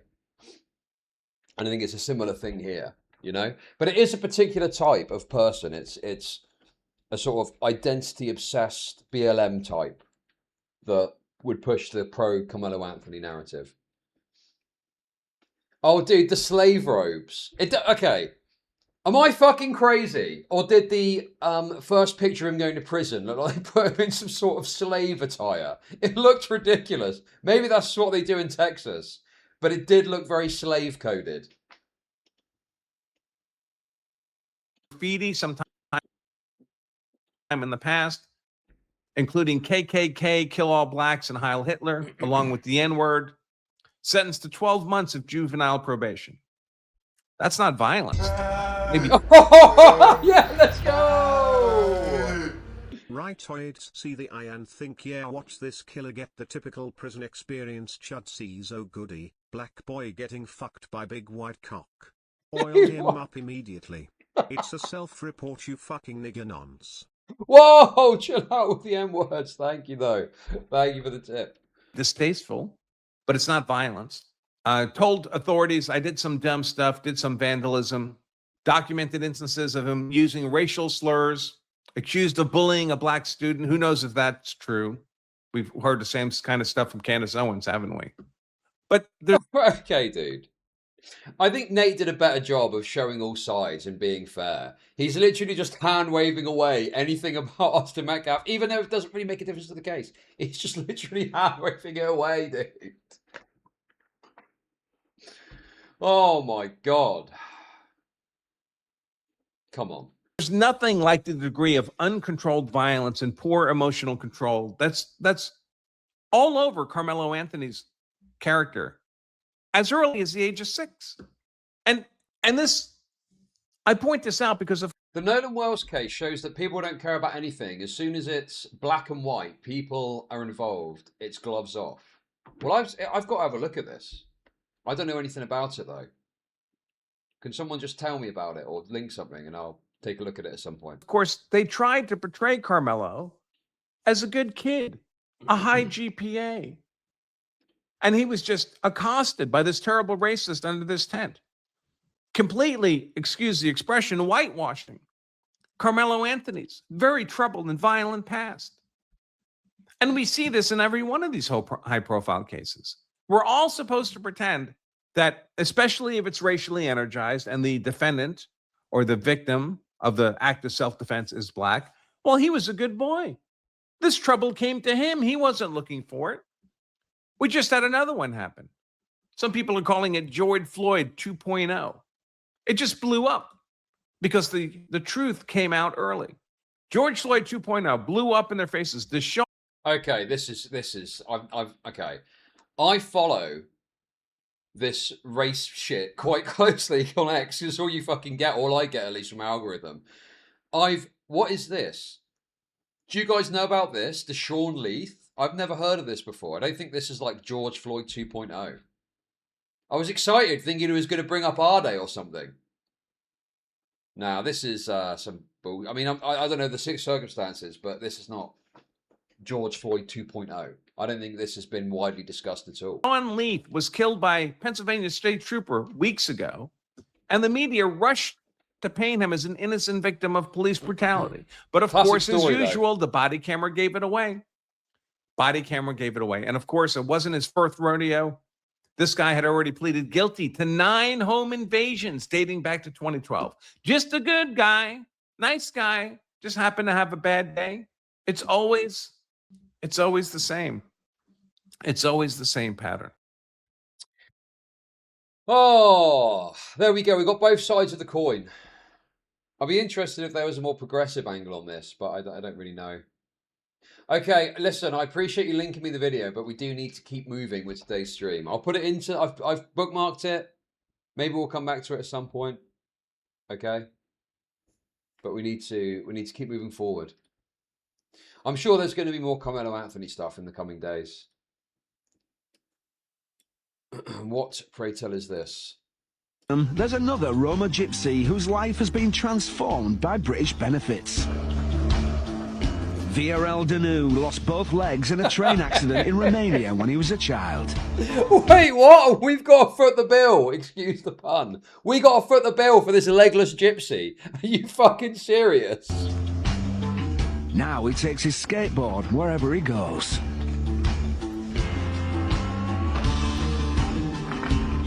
This can't be serious. Because I have too many years. Cannot be real with this. Skateboard, I learned myself, and this is my legs for now. Look at him go. Rapid. I come in the UK because I don't have a nice life there. In Romania, it's very hard with the money, with everything. Back home, VRL had to beg to get by. So life here is a relative luxury, thanks to 750 quid a month in job seekers and disability living allowances. 10 times what you'd get in Romania. The amount of money you get is... I mean, this is quite old. I'm sure it's much worse by now. But what the fuck is this, dude? Some little Romanian guy, some gypsy loses his legs and we got to foot the bill. What the fuck is that about, though? That's mental. So he comes over here because it's a fucking easy... He wants the gimmies. He wants the British states gimmies. Is that enough for you? The money what I have amount is not exactly... Dude, fucking send him back. And if he says no, what's he going to do? Just wrap him up in a package. He's got no fucking legs. You can just wrap him up in a package and stick him on a plane and send him back. Easy. Problem solved. Just handcuff him and put him in a box. He won't be able to stop you because he's got no fucking legs. What I need. But what can I do? I must say thank you for this one. Well, this is where I live. Welcome to my house. This is the living room. I have a kitchen. 25-year-old VRL came here 3 years ago. No matter what, gypsies will travel. Thank you for the tip. Thank Now, you. Mum, Dad, Very good. and his nephew have popped over too. Is my mother, and him is my father. The family is here from 8 months ago, and they do everything for me. Oh, great. Living the life of Riley. Viero's discovered a number of reasons why coming to Britain was a good move, and benefits is just one of them. In England, they understand problems. In Romania, no. In Romania, when I lived there, with my benefit, you can't buy nothing. England is more better life because here they don't look on you if you are black or no. They don't think if you are gypsy or no. Every door it's open here. I've seen enough. I'm voting Restore. I'm voting Restore at the next election. Easy. Restore, as someone pointed out in Nottingham. chat, Restore are going to have a cannon put onto the south coast. And we're just going to fire him off in random direction. And wherever he lands, so be it. Well, the issue is that the reason an immigrant would come here is, the idea is that they work and they contribute to the public purse, not be a drain on the public purse. So an immigrant coming over and leeching off the welfare state is a problem because they're not supposed to do that. But I don't know his background and how he ended up getting here. Not sure on that one. Funny little palate cleanser though. Very funny little palate cleanser. Yes, I saw this. Yes. Gazan family of 18 can come to Britain under ECHR. I mean, that is pretty fucking mental, isn't it? It's supposed to be like your close family. And you open the door to an entire fucking gaggle of people coming over. Right, guys. Let's get into the jar tent. Jar has raped again. Let's get into this. So, Just a Robot is continuing his what's the right way of putting it? His robot rape spree. Let's call it that. And he's made a video about sensitive society. So let's have a little look and see what he's got to say about sensitive society. And then sensitive society actually got into it a little bit with him on Twitter. So we'll take a look at that too. He's going after big commentary. He's taking big commentary down one step at a time. Before we begin this video, I think it's time I come out of the closet about something. As many of you are well aware, I've been going through a lot of phases recently. I've been a Chud, a Chad, a Muslim, and a Jew. But none of them were actually me, and it's finally time that I admitted to myself that I've been a female robot trapped in a male robot's body. Jar? What? Jar got 10? What the fuck is this, dude? That's right, I'm trans. Get ready for the first episode of Just the Transbot. And since I'm trans now, I might as well go after a transphobe. Since dude. Just the Transbot. And since I'm trans... What the fuck is this, dude? This is actually really funny, man. Dude, the thing Jar is just incredibly autistic. He's just an exceptionally autistic individual. Troonbot was always going to be his final form. I mean, what are you saying, guys? What are you saying? What are you saying to Troonbot? Trans now, I might as well go after a transphobe. Sensitive society.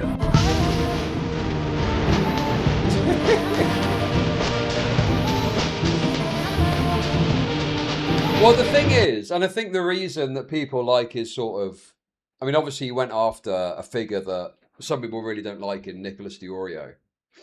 But I think another reason people are getting on board with this is because it's kind of like he was obviously derided for the Cinebear stuff and whatnot. And I think that there's a kind of like someone being at the bottom of the pile and getting fucked in a discourse like that, turning around and coming back would be obviously, you know, it's like a good narrative. It's like a sort of redemption arc, isn't it? Jar 1, hail Jar.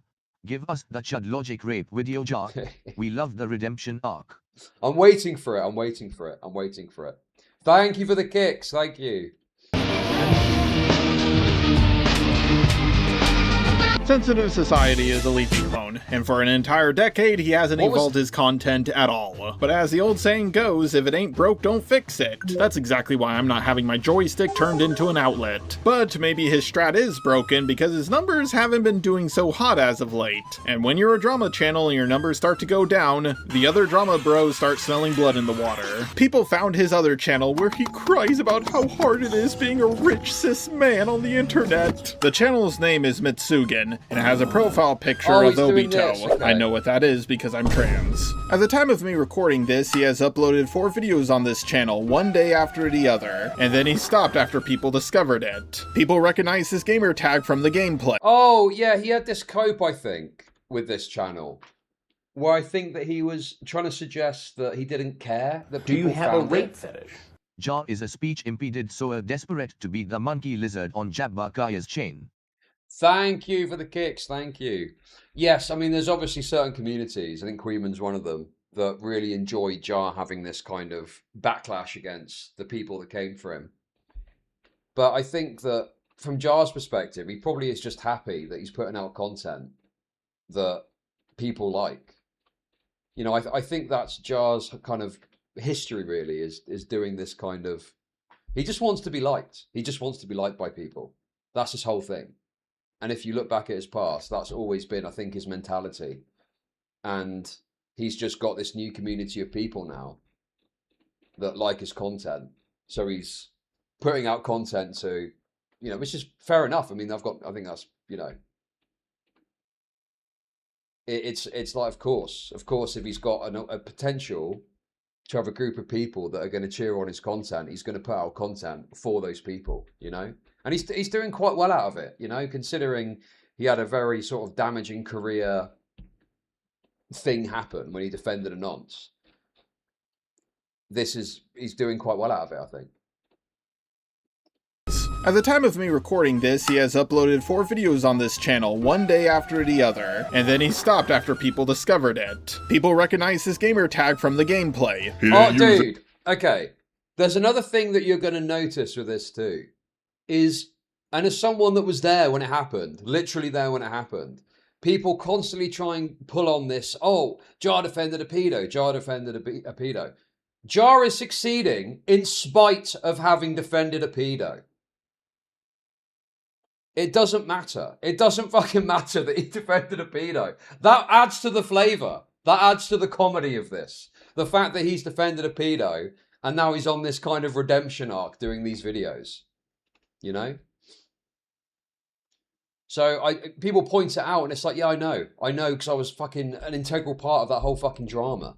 And it literally doesn't matter in the context of these new videos that he defended a pedo. And people are trying to pull that card as a sort of cheap way of attacking Jar when they're raped in these videos. And you'll see Sensitive Society does this as well.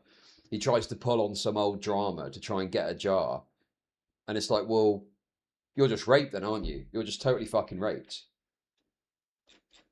Yes, there is no immoral thing you can do that can't be redeemed if you're funny enough. Yes, this is fucking true. Correct.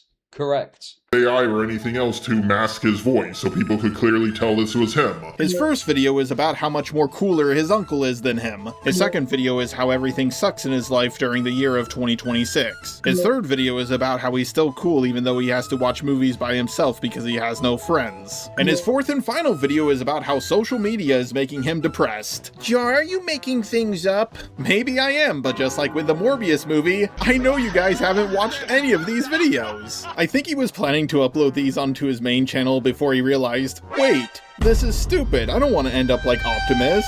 So he uploaded on this channel, hoping no one would find it. Optimus, you know what that drama is, don't you?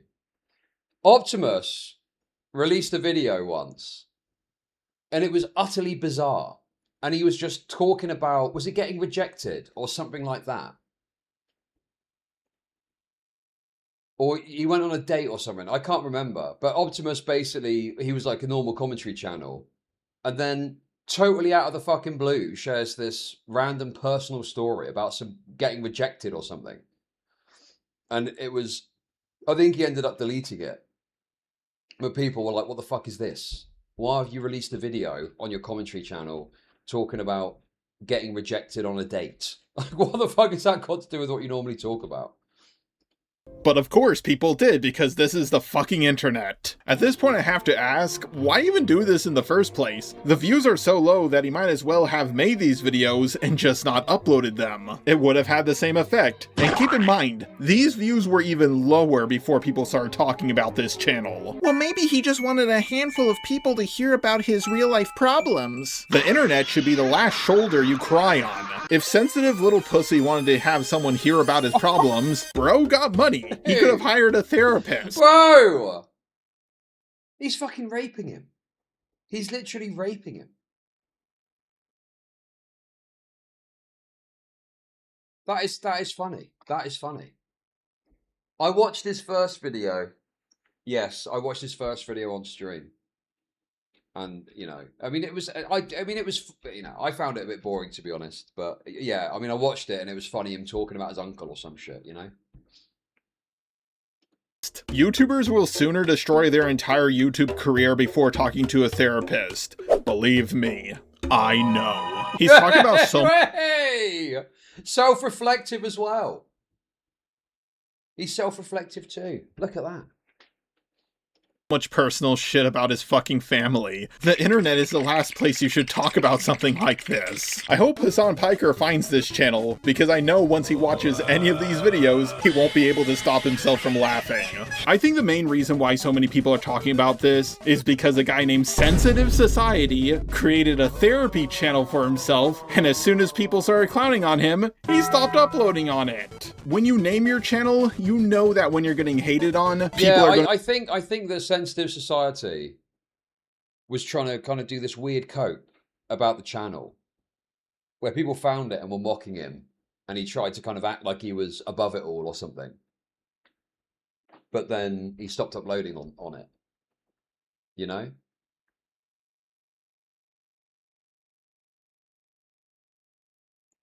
Did you hear about the trans dev melting down in a community post? No, I've not heard about that, no. But it could be interesting.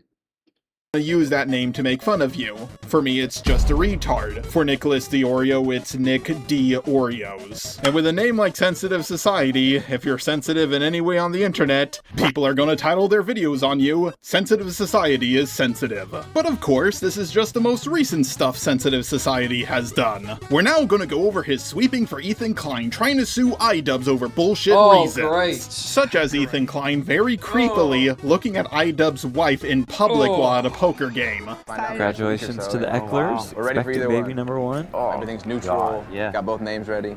Yep. Okay, I gotta be honest with you, man. I'm not doing a fucking whole segment about Ethan Klein. I'm skipping all this, but I'm sure it's great. I'll link, if you want to watch it, go and watch it. I'm not doing more fucking Ethan content. I'm skipping it. Right. Let's go to the tech tone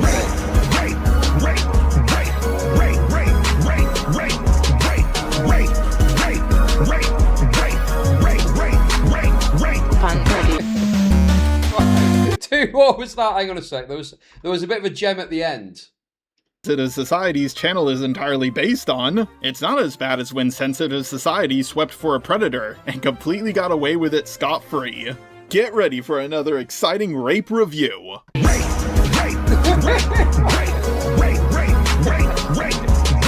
Let's go!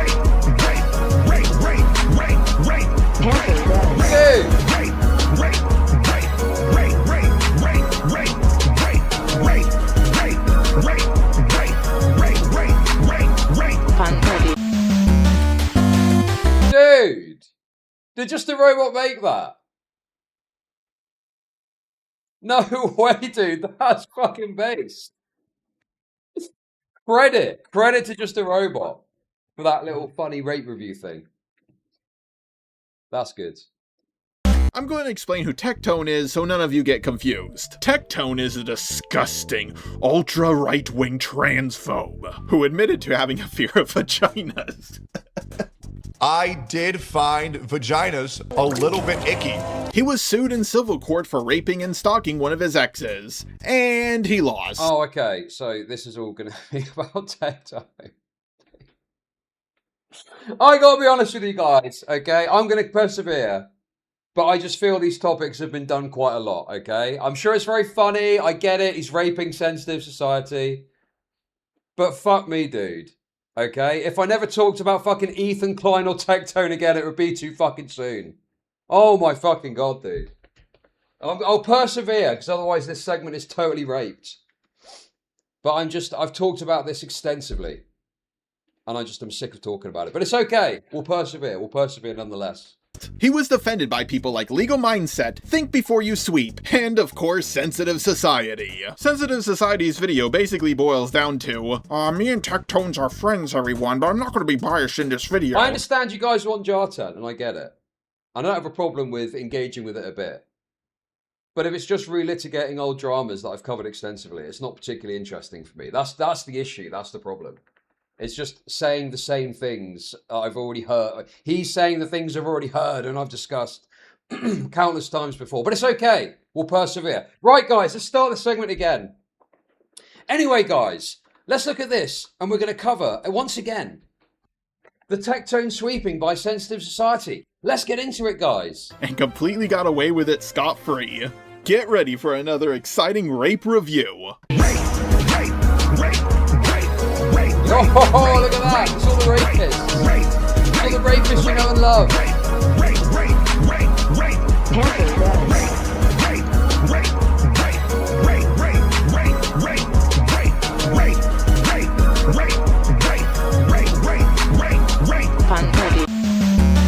Wait, hang on a second. I've noticed as well. Did you notice at the end?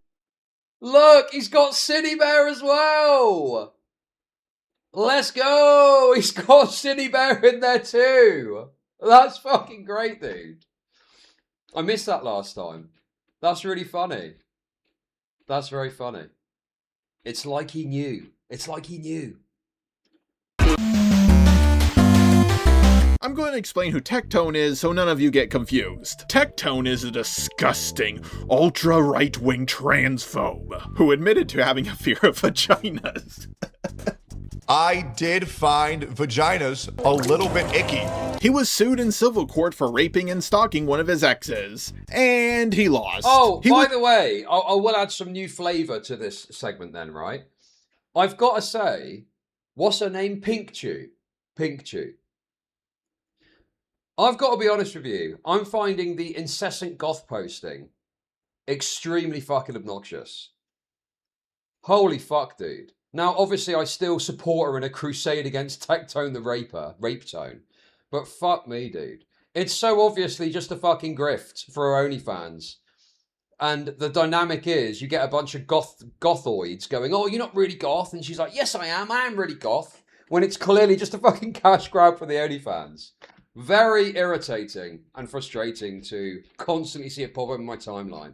The absolute fucking, you know, what was it? The Drake thing. Oh my god, dude. What a fucking joke that all was. Anyway, goon away by all means, but I find it very fucking obnoxious. It's defended by people like Legal Mindset, Think Before You Sweep, and of course Sensitive Society. Sensitive Society's video basically boils down to, me and Tectones are friends, everyone, but I'm not going to be biased in this video. And before I go and read his tweet and we get into the whole situation, because it is a bit tricky, a bit iffy, if you will, before people call me out for being a hypocrite or not covering this fast enough because I'm friends with Tectone, I'm going to be as fair as I possibly can. I'm going to try and put my biases aside. Then he proceeds to be biased. But it's like, you know, there's been multiple times where women accuse a man, and many years later it comes out, hey, they were lying. But in the meanwhile, when people are investigating, is it real? Is it not? They get dropped. I mean, not to get redundant, but that is literally what happened with Johnny Depp.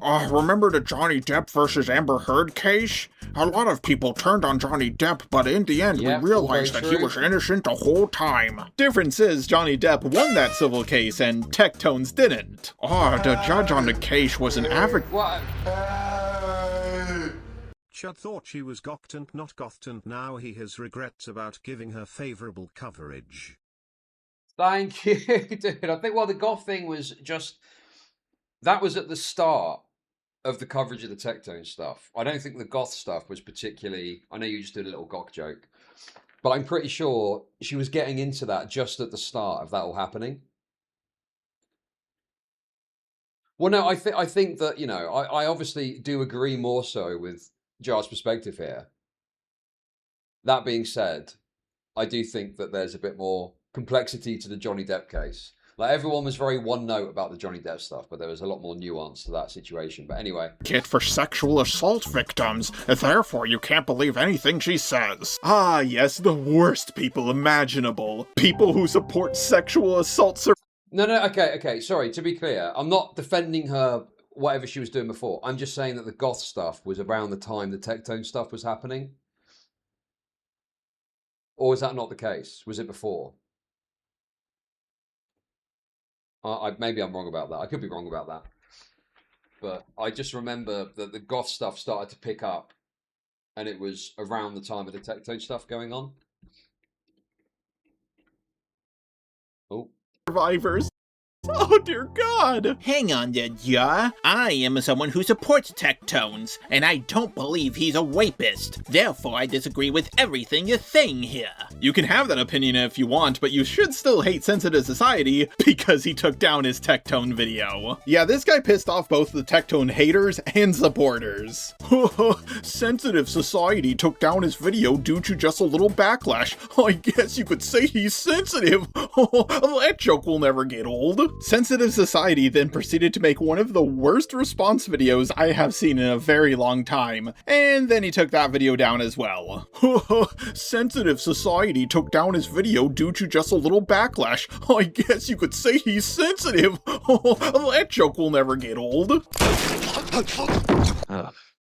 You're not fucking funny. There is one nice thing I can— Wait, who is this fucking character now? Who the fuck is this supposed to be? Is that his editor or something? Does anyone know what the... I don't know any of the... I've not watched all of his recent stuff, so I don't know what... I don't know what this is supposed to be. I'm guessing it's his editor or something. Okay. You're not fucking funny. There is one nice thing I can say about Sensitive Society's video on Tectones. At least it wasn't as bad as Legal Mindset's video. In his response, he talks about tweets that he never puts up on screen. I'm not a Twitter guy, but I kept seeing people in the comment section asking me, yo, when are you gonna talk about Tectone? You're sweeping for him, you're protecting him. You're obviously paid off by him to not speak badly about him. Yeah, you just had to take his word on it that people were claiming that he was... Well, the thing is, I don't think that Tectone was, like, paying people. I think that Tectone was obviously in with some of these people, and the relationships that he built led to them then defending him later on down the line. And obviously the Sensitive Society thing, he literally says in the video, I'm friends with Tectone. And why the fuck would Tectone want to be friends with Sensitive Society? Well, why the fuck would he give a shit about Sensitive Society, the commentary YouTuber? Well, it's because if he gets in with Sensitive Society, if there's a story in the future, he knows that he's got a little angle that he can pull to possibly get some positive coverage, you know? Paid off by Tectones, to which Sensitive Society says that he wishes he was. Which, once again, I am not. I mean, I wish. Bruh, the only people who should wish to be paid off by rapists are lawyers. He says that he was not sweeping for Tectones, Well, yeah, which obviously he did it with Sensitive Society. He did it with, what's his face as well? Legal Mindset. Yes, it was all to launder his reputation. And some of it was probably influenced by the fact that he was going through the legal process. And he probably recognized that things weren't quite going his way. So he probably, you know, took steps to try and get these sort of relationships in place so that if it did go badly, which it did in the end, he could rely on having this group of people that would come out and release all these videos, you know, talking about how his only crime was falling in love with the wrong woman, the fucking Homelander interview shit, you know? totally was, and that one of his main sources was the Legal Mindset video. There was quite a few people who thought I was covering for Mr. Tone. But once again, some people unironically believed that I was paid by Tectone to cover for him. Even I said it on my video. I'm like, yeah, I'm biased. Like, I know this guy. You know, I've talked to him quite a few times. Doesn't mean you can't call him. Yes. A long time ago, Tectone and Legal Mindset had some sort of beef over something. Was it VTuber stuff? I can't remember. But they had some sort of disagreement or issue. And then it turned into this kind of friendship off the back of that. You know. which then obviously led to Legal Mindset making his videos defending Tectone, when any reasonable lawyer would surely look at those documents and go, damn, this looks pretty bad for Tectone. But no, he just claimed that Pink Chew was like some lying whore or something like that, you know? Now, I mean, I made a video talking about the situation. Now, if I was truly sweeping, I would have never covered it. You know, once again, I don't care about random Twitter users or irrelevant people on Twitter that are just commentary orbiters that care about drama for free. But once again, looking back, I should have definitely covered it better. There's things that I should have done, such as naming what the allegations were. Even though I fucking showed him when I was Dude, the trouble with all these channels that have gone down this route of like farming a certain perspective or a certain angle is that all that's being asked of you is to just earnestly talk about the facts of the situation. You know, put it out there, discuss it, give your perspective, give your opinion in a fair, reasonable way. And that is traditionally how these commentary channels used to operate. But obviously the incentives are such that they no longer operate like that. And I mean, I've not even checked in on more Pegasus recently, but these channels have got to the point where they've recognized that being dishonest or even flat out lying about things is more fruitful. So they'll just do that instead. And they'll twist and spin things. I mean, it's like they're literal like fucking spin doc channels nowadays. And even if the facts are against them, they'll talk about it, but they'll put a certain spin on it or a certain twist on it in order to favor whatever the popular narrative is, you know? Sensitive Society is a mystery meat. Oh, dude. Isn't he some flavor of Mexican? He's some sort of Mexican, isn't he? Or something like that. Legal Mindset's video, but I digress. People know what the stuff is, so that's on me. You know, I'm a grown-ass man, gonna take my accountability. Totally on me. I should have done a better job covering that. I just saw his video. I was like, oh, fast facts. He's gonna tell us the whole story. I'm like, okay. I put one and one together. I'm like, oh, okay. So I'll just react to it. Yeah, this is proof why you should never get your news and facts from commentary channels. They all just copy each other's work. He says that he would cut rape tones off if it was 100% confirmed that he truly was a rapist, which is pretty much impossible. Well, the problem is, Sensitive Society is motivated to defend Tectone. So then who does he go to? He goes to a video that's defending Tectone, and the person whose videos is quoting just so happens to also have an incentive to defend Tectone as well. It's like a sort of ecosystem where you're relying on other people's work to make your points, but the points that you're relying on are also rooted in a bias. Because they're friends too. I mean, Legal Mindset, the bias is even worse. Because Legal Mindset got into, what was it, Tectone's organization. Like, Tectone managed to get Legal Mindset into Mythic. Or made a connection that made it possible for him to join Mythic. Which is kind of preposterous when you think about it. Why the fuck would Legal Mindset be on Mythic Talent? Well, because Tectone wanted another opportunity to have a connection that he could manipulate, you know? So you've got all these people that are motivated and incentivized to defend Tectone, and they're all cribbing each other's work in order to issue these defenses. It's the entire thing is just like a fucking house of cards of bullshit. I hope it goes without And the thing is too, everyone defending him is just biased. There are demonstrable substantive biases that both Legal Mindset and Sensitive Society have, yes. I don't think that someone that's defending Tectone is necessarily biased, okay? I think you can look at the details of the Tectone Pink Chew stuff and you can potentially come to a different conclusion because there are issues with Pink Chew's story. You know, the fact that she at one point had said it hadn't happened and then she did. So I'm not saying that you can't possibly have a different perspective on it. I obviously think that there is substantive evidence, especially Tectone's own words, that show that Pink Chew's telling the truth. But nonetheless, you can come to a different perspective on it, right? But it's that these people are not doing so off the back of diligent analysis of the information. They're doing it off the back of biased analysis from other people who have also got a desire to defend Tectone. But if it was like 1,000% true that he did indeed force himself upon someone and actually rape someone, then I hope it's common sense and it goes without saying, and I'm shocked that I even have to say this, but of course, if that was a situation, that's someone that should be cut off. You know what I mean? I don't want to be friends with... But you'll notice that, like, from what I remember, I don't think Sensitive Society, like, you know, maybe I'm crazy. Maybe I'm fucking crazy here, right? Maybe I'm misremembering. Maybe I've got nostalgia. But I do recall there being a time where commentary channels would look over like the originating documents and talk about the documents and come to a conclusion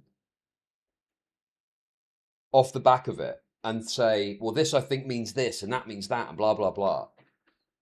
But now it's just a cycle of bullshit that seems to perpetuate constantly, you know?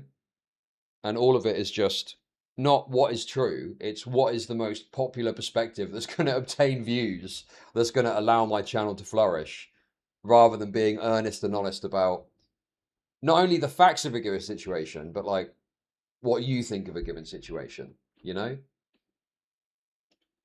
Graping is one of the hardest crimes to prove in court, and also disprove in court. But we all know that if the exact same information was provided about someone Sensitive Society didn't like, he would absolutely call them a rapist. He's just butthurt that it's happening to one of his friends for once, and he's too sensitive to deal with it. At the very least, he does show some evidence of people talking about him on Reddit. Unfortunately for him, the Reddit comment absolutely rapes him like Tectone did to that girl. I miss when all commentary channels were united in hating the broad who tried to cancel Super Mega. Simpler times. The halcyon days of the Super Mega drama. Dude, that was like 3 years ago. That's crazy to think about. But that was 3 years ago that happened. But yes, I just think there has been this kind of shift in the ecosystem. And I think that people realize that pumping out a certain angle, a certain view, obviously brought about greater riches. So they've just gone down that angle, essentially. Yes, dude, are they still together? Is she still with that guy? What's his name? What's her name? What's her name? Peden. What's the Eden? No, what's the dude? No, not Ethan. They've got a different name now. Ethan is dead naming. That's dead naming. Eden. It's Eden. Yes, Eden. It's Eden is online. Yes, yes. Ethan is the dead name. Please do not use the dead name. Are they still together? That's crazy if they are.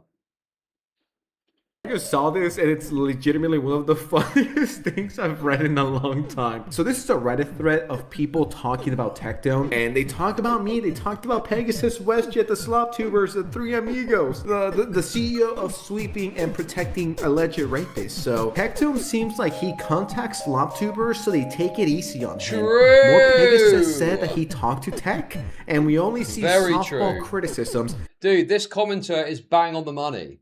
Billy Bob Joe Thornton is correct. Biggest sweeper. Tech commented on WestJet's vid and got a pinned comment. The fish guy said, who's the fish guy? Said Tech got upset over slight criticism. This guy's doing damage control by making friends with all the slop tubers. Yes, this person is correct. And it's actually somewhat shocking that Sensitive Society can't see that. He can't perceive that. And he genuinely doesn't have doubts about Tectone's intentions. And he thinks that he's legitimately befriending him because what? He wants to be pals with a mystery meat slop tuber. Why the fuck would he care about that? It's because he sees your viewership and he thinks, when the chips are down and the time's tough, I can rely on this guy to pump out a video that defends me. You know? That's it. It's that simple. It's that fucking simple. Well, it's not about being, I don't think you need to be smart to discern that. I think you just need to have a basic understanding of like human interactions and how people tend to act and what they want to do. Do you know what I mean? And someone cozying up to you at a time when they've got this thing hanging over them is, to me, self-evidently because they want something out of you, you know? Sensitive Society comes off as some fat 80 IQ Mexican dude. Nice enough, but shit for brains. Genetics got hard lot by agriculture. What? Oh my god, dude. Terrible. Terrible stuff. Yeah, but I don't think you need to be intelligent even to just think. Especially as like when you're in the business of doing commentary and talking about drama shit on the internet. You know, he's been in the game a little while. Surely he must have some understanding that, well, I've got a channel that gets a lot of views, and to some people that want to do PR moves, that's quite valuable, you know? Sensitive Society got on his podcast, and he's like the biggest sweeper. Tech commented on WestJet's video and got it pinned comment. A guy is doing damage control by making friends with the slop tubers. Tectone in one of his most recent videos said something about WestJet being his friend. I'm also pretty sure the slop tubers are on his side, and it kind of explains now why they went so hard on Miskiff. True, dude. Why is he reading these Reddit comments that are just true and raping him? Yes. Yes, this is 100% without doubt. Well, I don't think the Tectone connection explains why they went so hard on Miskiff. I think there's maybe an element there to look at. I think that what really happened was there was this groundswell of anti-Twitch sentiment that had been building over like the last year. And then Emeru got assaulted at TwitchCon or whatever the fuck happened. And then Emeru came out with the allegations against Miskiff. And so there was this kind of movement in an anti-Twitch direction, and it was a great story to prop up, to push a certain narrative about Twitch, TwitchCon, and then it all sort of led on from that, you know?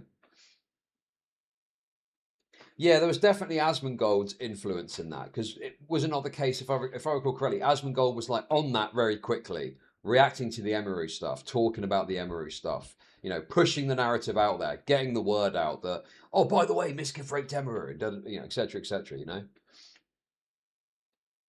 But sure, I think the overarching point is correct, that yes, the reason people went hard at Miskiff is not because it was necessarily like a legitimate thing. And I do think there was issues with Miskiff, and his response was dreadful. It's not to say that you couldn't have criticised him. I mean, I fucking criticised him. But I think that the way it went, and as far as I can see, like a resistance to talk about the fact that Emeru essentially recanted her story in the course of the legal proceedings, I think that speaks to the fact that, yeah, there was this kind of groundswell of anti-Miskiff sentiment, and it wasn't because you looked at the information and came to a conclusion. It's more so you've got this kind of sentiment that's anti-Twitch. Asmongold is pushing a certain narrative. You know, Asmongold is aligned with them because of all the Hassan shit. And so they then end up going along the anti-Miskiff line, you know? And I still believe that Miskiff fucked up and he had a bad response, he had a terrible response. You know, there's a bunch of shit you could talk about. But I do think that particularly with some of the new information, there was an excessive criticism. And then the fact that you would have this stance on Miskiff when there was an allegation that has since been more or less recanted by Emeru because she's claimed that she felt like she was raped, essentially. But then you're going to go out and defend Tectone when there's legal proceedings which bolster the idea that Tectone assaulted Pinkchu. Well, it's preposterous, isn't it? It doesn't make any sense. Everybody was anti-Miskiff. Yes, but why? Why was everyone anti-Miskiff? Right? It's because he was an easy target. He was on the out from like the Twitch aristocracy lot. And because there was this anti-Twitch sentiment, and it led on to all the Miskiff analysis. Yes, Miskiff's response was terrible. But, okay, I can agree with you that his response was terrible. Why did all the channels not pump out videos talking about the fact that Emeru essentially recanted her allegation in the course of the legal proceedings? Where was all the videos about that? Where were all the videos about that? Oh, nowhere to be seen, because no one wanted to talk about the fact that Emeru tried to, you know, discreetly recant her allegations when the world wasn't looking as closely.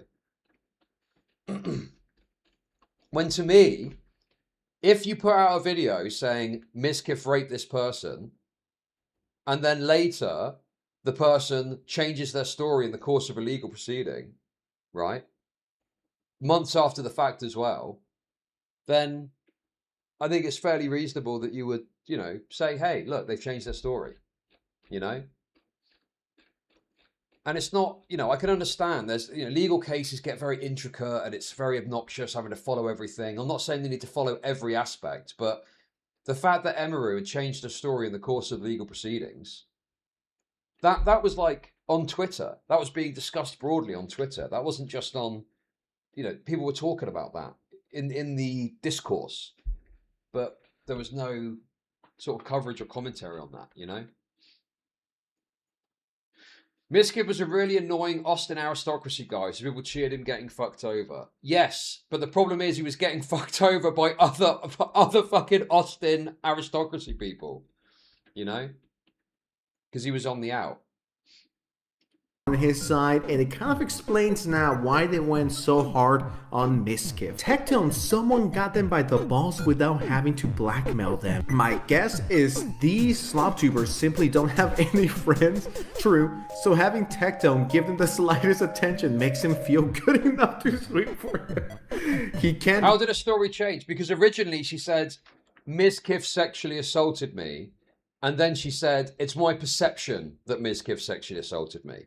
You understand the difference between those two statements, don't you? It's the difference between saying it happened and saying, I think it happened. Those are quite different sentiments. And all of the negative coverage that Mizkif got was a product of saying it happened, right? Whereas someone saying, I believe it happened, it's a different sentiment that I think could be assessed and looked at differently. Be as bad as the court make him to be. To someone like me, he even reacted to my video on stream. He is nice to me. After seeing all the sweeping the slop-tubers have done for Ethan Klein, yeah, defending slop-tubers is a good way to keep them from talking shit about you. This guy hit the nail right on the head. Also, word of advice to everyone on the internet, don't get into a fight with a fucking Redditor. Not because you'll lose, but because there's pretty much no way for you to win. People have talked constant shit about me on Reddit. Bro, dude, he's actually so correct about this. Making a video, I mean, when people are like cutting to the core of what's going on with you, it just seems so foolish. Do you know what I mean? Why would you do that? Just fucking ignore it. You can literally just ignore it. And you're going to see in just a second as well, it seems like sensitive society struggles when it comes to ignoring things he should probably ignore. Because he got into it with Jar on Twitter. And I never respond. Also, this Reddit post only has 26 upvotes. How sensitive can someone be? My god. Sensitive Society's response ends with him comparing this to the fucking Turkey Tom situation. Of course, just like last time, the main difference is Turkey Tom wasn't found guilty in court. Way! Hang on a minute. What about those sketchers? What happened to those sketchers? What's going on with the sketchers? Also, he still never addressed the age-playing stuff. Throughout this entire video, Sensitive Society only showed a few Reddit posts, and that's it. He didn't look deeper into Tectones or anything like that. Bro, if people are telling you you're wrong about something, you probably should look deeper into it. Who knows, maybe they're in the wrong and you're in the right and you can debunk them. I thought my responses to Backlash were bad. This is fucking next level. As I've mentioned before... Okay, but FD, here's the problem that I think you've got, okay? So clearly you think Tectone is, you know, innocent or whatever you think about Tectone. The thing is, regardless of what you think about it, it's about the process that someone follows. And if Sensitive Society is going to legal mindset for his analysis, and both parties have got some bias towards Tectone, that's a problem. That's an issue. You see that, right? So regardless of what you think about it, if Sensitive Society had gone over the legal documents, because there are arguments you can make that favour Tectone. You can point out Pinkchu's changing story as an example. It's a tough sell because Tectone is admitting crazy shit on his stream. But if he was making those arguments, you know, that to me is more reasonable because there are discrepancies in Pinkchu's story. And pointing that out and saying, this is why I believe this, is fine as a concept, right? And you can disagree about that.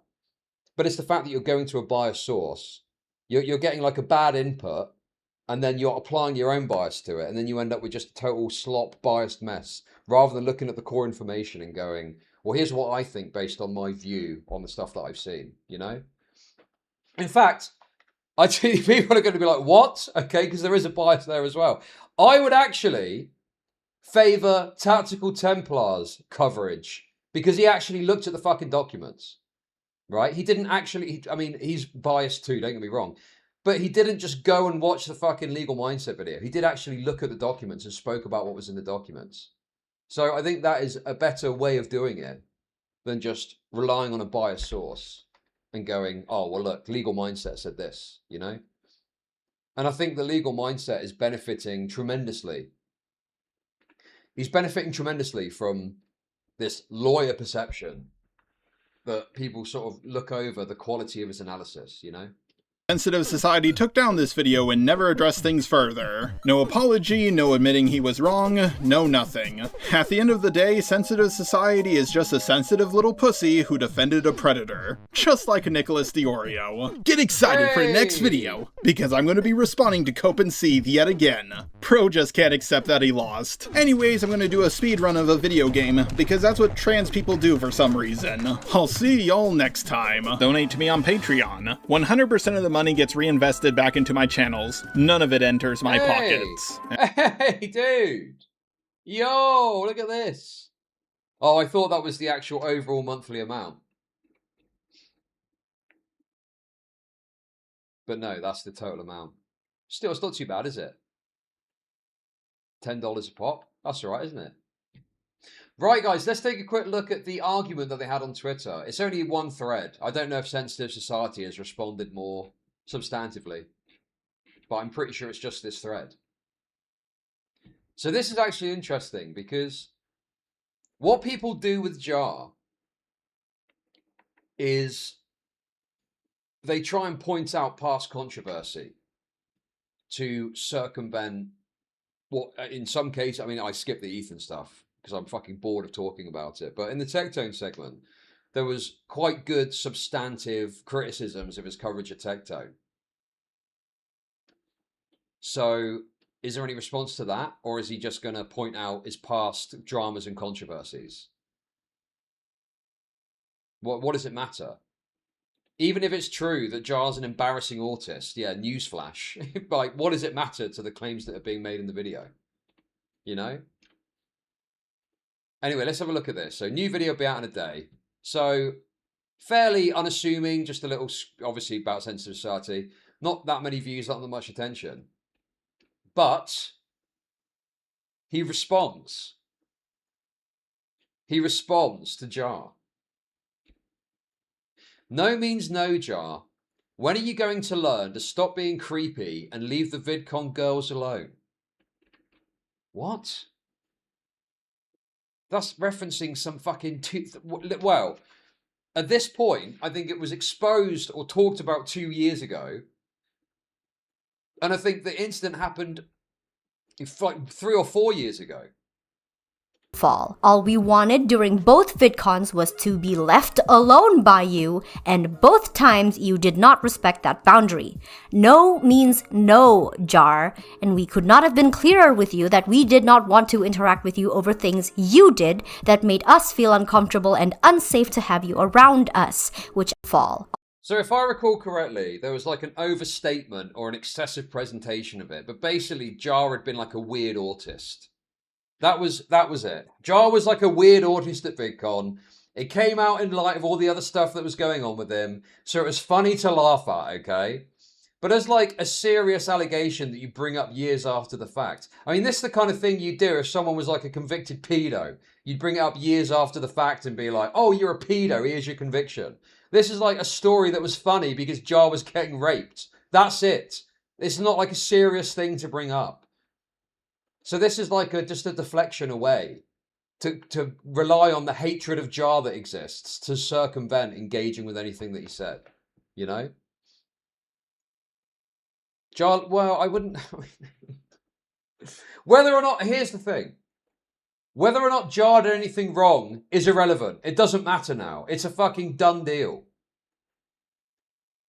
It's a done fucking deal. Who cares at this point about Just a Robot being a weird autist that fucking VidCon 4 years ago? It doesn't matter, does it? You know? But it's a way of relying on hatred of Jar to circumvent him talking all this shit about you, you know? Sweeping. Dude, it's not... Bro. Dude, it was a funny story to talk about years ago when he was getting owned. That's it. That's the fucking narrative. That's it. Bringing it up now is a pathetic attempt to deflect away from what Jar was saying about you. Yes, the fart fan art. Yes, I do. I know all of the... Dude, I was there when the Dark Magic was written, bro. Why are people quoting all the funny things of it if I don't know and didn't cover it? Yes, all of it was very funny and comedic. But now people are bringing it up because, you know, they don't want to engage with Jar and they want to act all aloof and like, oh, you're just a fucking loser. No means no, Jar. When are you going to learn to stop being creepy and leave the VidCon girls alone? I had no idea who you were until a few people sent me this video. Okay, dude. Come off it, dude. I had no idea who you are. That's obviously fucking bullshit, man. This is like embarrassing. This is embarrassing attempt to megalol shit. The best thing you can do here is probably to just ignore it realistically. Because Just a Robot only gets a few thousand views, right? And most of them are from like small commentary shitters. Like no one's going to fucking, you know, care about this beyond the very small subsect of the internet. So realistically, Sensitive Society could just ignore this. But instead, he responds and then acts aloof and acts like he doesn't know who he is. Well, if you don't know who he is, why are you bothering to respond to a fucking tweet? If some fucking shitter nobody made a video about me and I had no idea who they were, I wouldn't go and respond to their tweet about it. I just wouldn't fucking, you know, even think of it because you wouldn't know who they are. So the only reason that you know who this, the only reason you'd respond is because you've got some pre-knowledge of who Jar is. And the Jar story was big. I mean, fucking June the King made a video about it. So Just a Robot, if you're like a commentary channel, I find it very hard to believe that you wouldn't know that Just a Robot was from this funny drama of the City Best stuff from 2 years ago. You know? You should be the last person calling anyone out, little bro. I do appreciate the free video, though. Right, okay. So, this is very, like, aloof posting, but clearly this has gotten under your skin. Because if it didn't get under your skin, you wouldn't be here responding to Jar's tweet about it. And also, Jar has got, like, 5,000 followers. And I'm not trying to do that. I mean, I guess he's not got that many followers here. But the point is in terms of like a social media footprint, Jar's social media footprint is very small. And Sensitive Society has got hundreds of thousands of subscribers. So anyway, Just a Robot responds. So you post a claim with no proof, nice. It's also nice to see I got under your skin so fast. So are we going to talk about the topics in my video? Hey, let's go! Let's go! First is Dad and now Jar. Sensitive Society getting blasted from both ends. Very true. Also, I mean, I guess creepy is a way of putting it, I guess. The whole thing with the VidCon stuff was Just a Robot is just a weird autist. And, you know, I don't even think that Just a Robot is trying to, like, rape the VidCon girls. I think he just wants allies. And at the time, he was trying to capitalize on some connection he had with someone to get some sort of allyship to take down someone else or some shit, you know? He's very kind of like, almost like Game of Thrones about it. Do you know what I mean? He's very Game of Thrones minded. It's like, who can I ally with? Who can I work with? Who can I, you know? That's the kind of mentality that he's got about this stuff. And so I think he was... The way I describe it is like overbearing. He's got... I can imagine him being like a very overbearing autistic person. You know, that's the kind of mentality that I get from his behavior. Just overbearing. You know, kind of like cringily overbearing or something like that. Sure, so once again, no proof at all. I would love to see some video footage of me following people at conventions, or at least some DMs of me planning to do so. Do you have anything like that? Now, why did you take down both of your Tectone videos? Okay. And then, like I said, I had no idea who you were, so please give me a few days to do research on you and reach out to some people who've had interactions with you both online and IRL. Dude, what is this? What is this fucking... I need to speak to people before I can engage with what you're asking about stuff. What? As for the Tectone stuff, you're just going to have to wait and watch. Have patience one step at a time. What? Why do you need to wait? I mean, he's doing a video maybe. No, I don't know. Yeah, it does come across a little bit like, I'm looking into you. And the thing, here's the thing with Just a Robot, okay? Here's the thing. What's Just a Robot got to lose at this point? Nothing. His channel isn't fucking monetized, right? He's obviously gets a few thousand views a video. He had this crazy controversy about this Cine Bear stuff. He's got nothing to lose. What can you point out about Just a Robot that hasn't been pointed out already? It's impossible. It's an impossibility. It's a total impossibility that you're going to be able to point out something that hasn't been pointed out already. Yeah, it's like his reputation is, well, yeah, I mean, broadly, yes. There is no reputation to worry about in terms of he defended some fucking weird grooming situation. Do you know what I mean? Yes, exactly, Gringle. That's a good way of putting it. This is like getting the chainsaw out to kill an ant, precisely. And the thing is, the people that like Just a Robot now do so in spite of his controversies. They're not put off by the fact that, because no one fucking cares. And the thing is, you know, this stuff is fleeting. This stuff really is fleeting at the end of the day.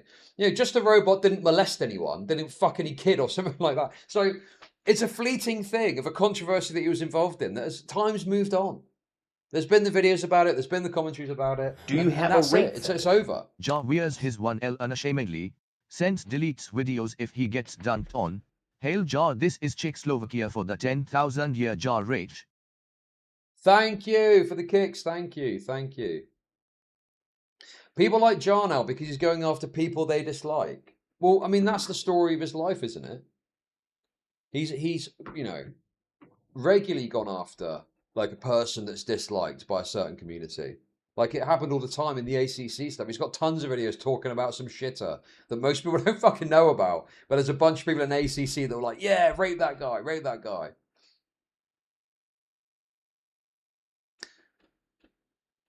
So you post things and make claims without doing any research. Somehow that doesn't shock me. What do you mean by wait on the Tectone thing? You're going to make a third video that you will also take down. Way, let's go, dude. Dude, Jar's winning. Jar's literally winning. There's no way. I'm doing my research on you, and you're such a fucking loser. Ha ha ha. Bro, like, holy shit. You're not only a weirdo and creep with VidCon girls, but you defended a girl who was having explicit conversations with a 14-year-old, and you defended them 3 times. You're not worth my time. And then some stupid Epstein meme. Okay. So you're not even tagged in the video. You have gone out of your way to respond to Just a Robot's tweet about a video that he's making about you. And now you're like, you're not worth my time. You're trying to do this like tactical disinterest shit. But you chose to respond to him. So he's not worth your time. Why did you fucking respond to him in the first place? Because off the back of this, you could discern quite easily that you're not dealing with a massive commentary channel based on the engagement. So why is it now that you figured out he's not worth your time? Yeah, literally seething while pretending he doesn't care. It's so wretched, man. Wait, what do you mean I defended them 3 times? What? This is a new one. I'm used to all the other stuff, but what? Well, yeah, I don't recall him defending him 3 times. I think that there was one big defense of the video, and then there were some other things that happened But I don't know if he'd like defend. I think there was maybe a bit of cope or something, but you know. Did you see months ago he was removing his tags from Cheaply tweets and even made videos where he talked about YouTubers and censoring Cheaply's name while talking about his vid? Yeah, dude, he's a fucking... I don't know, man. Why not engage it or something? Do you know what I mean? I don't understand this kind of... So he gets into it with Jar, and Jar is someone for a channel his size. I mean, you know, people are fucking Julians about this stuff. Okay? So, Julians would just clap along as you relitigated all of Jar's controversies and claim that you won. So, you could just do that easily if you wanted to. But now he's trying to do this, like, tactical disinterest.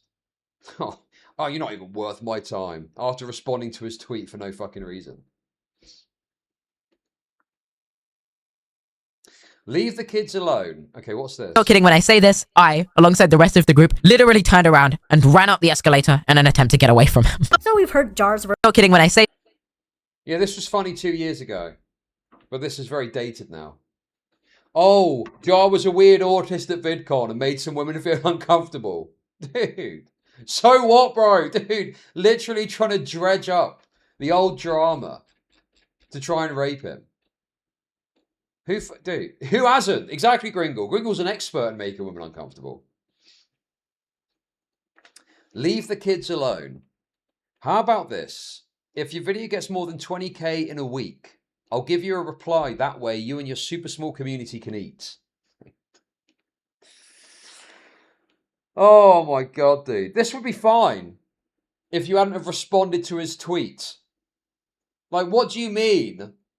Oh, you're not worth my time. You're not worth my attention. When you, out of nowhere, responded to his fucking tweet about you. You don't get to play this game of tactical disinterest when you've demonstrated some level of interest by responding to his fucking tweet. And also, you have fed him already, because Jar's probably going to make another video about... Well, maybe he's not actually. He said he's doing another video. But Jar is saying, you know... I mean, in theory, he could make a video about this entire interaction if he wanted to. I love helping out small creators with 200k subs that pull 2k views on a good day. Okay, I'm bored now. Bye. Yawn. Yawn emoji. Oh my god, dude. It's so fucking obnoxious, man. I'm bored. Bye. Why did you respond to his tweet then? It looks like you bit off more than you could chew. To be honest with you, it looks like you got fucking raped by the robot. Yes, he did the very female-coded yawn bye emoji. So, there we go, guys. That is the Jar versus Sensitive Society stuff. And dare I say, Jar's won again, guys. Jar's won again. Jar's won again. Let's go. There we go, guys. There we go.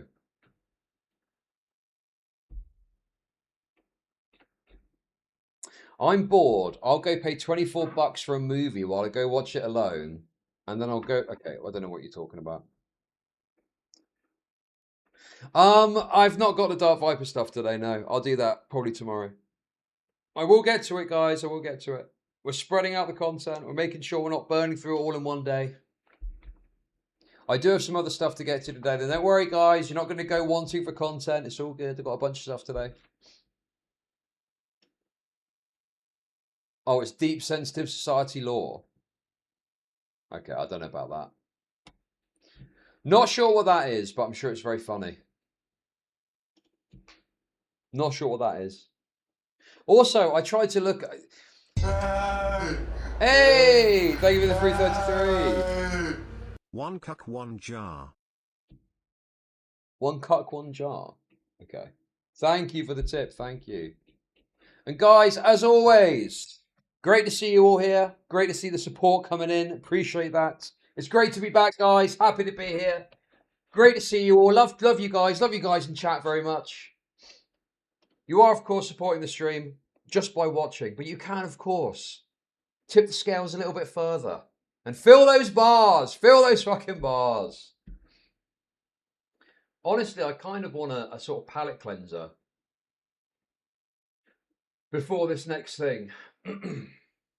But I don't really have anything in mind. So we might just have to hop straight into it. Let's see. I'm sure we can find something. A little something, can't we? Do you have a rape fetish? Yo! Teddy Otts, thank you for the kicks. Thank you. Okay, this looks promising. This looks promising. This looks fucking promising. What's this?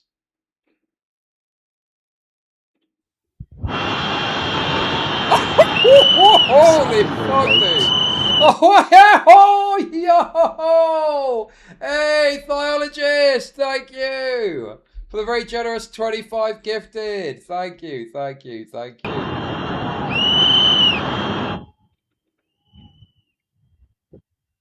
Let's go. We're flooded with subs, dude. This has just happened to me with subs. Let's go. Thank you, thank you.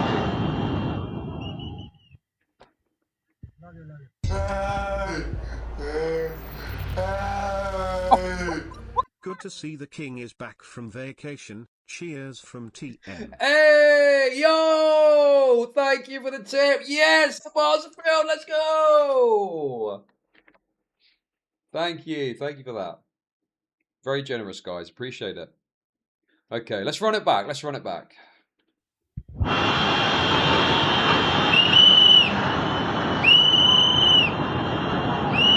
Bro, some guy's just blowing a whistle. What's the point of that? Could you even hear it? Could you even fucking hear the whistle over the rushing waves? Is it even possible that you'd be able to hear that? That little fucking whistle. No, I don't think this is India. This is the Bokateshi River in Nepal. It's Nepal. It's Nepal. It's Nepal. Blow my whistle. Blow my whistle, baby. Blow my whistle.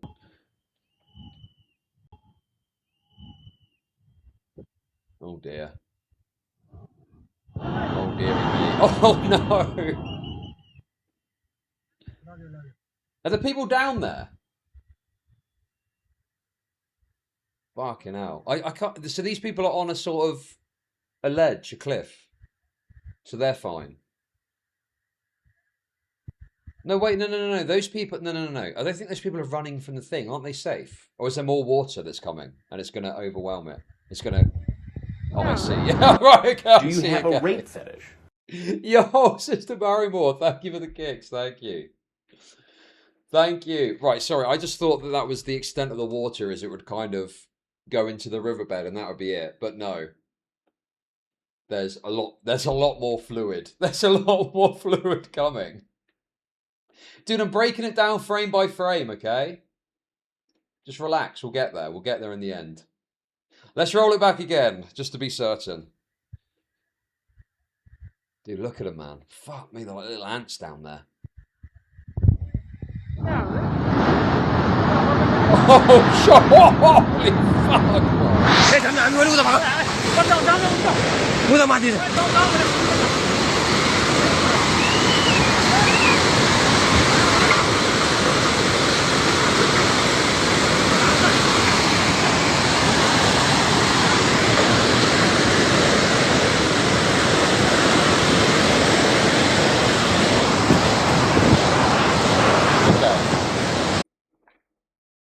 Those people are... Okay, I'm not laughing about it. It's horrible.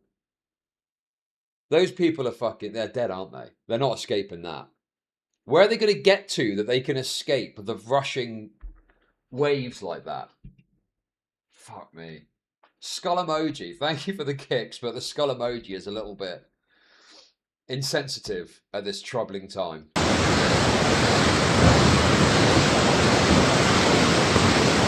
Horribly funny, I'm afraid.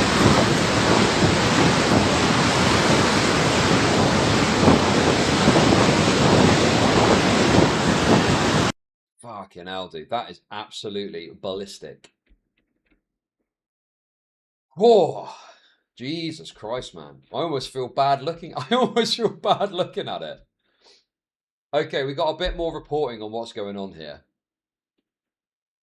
So they say it's a flash flood here. What are they saying here? A massive mudslide struck Gyeoron Port on the China-Nepal border, with CCTV footage showing a wall of debris slamming through the crossing in seconds, tossing vehicles and buses. Nepal reports at least 8 to 16 dead, with hundreds of travellers listed as missing, including 291 foreigners. Roads, power and communications on the Chinese side were cut. President Xi ordered all-out search efforts. About 430 megawatts of hydropower capacity was affected. Do you have a rape fetish? Bros are literally washed. Thank you, Ollie, for the kicks, for that is exceptionally disrespectful, and I disavow in the strongest possible terms. But thank you nonetheless. Okay. What's the problem here exactly? They're just milling about. They're pottering about. All the birds. Oh no, the birds are going. That's a bad sign. Uh-oh. No, they're fucking. Oh no, dude. No, no, no, no, no, no, no. Oh!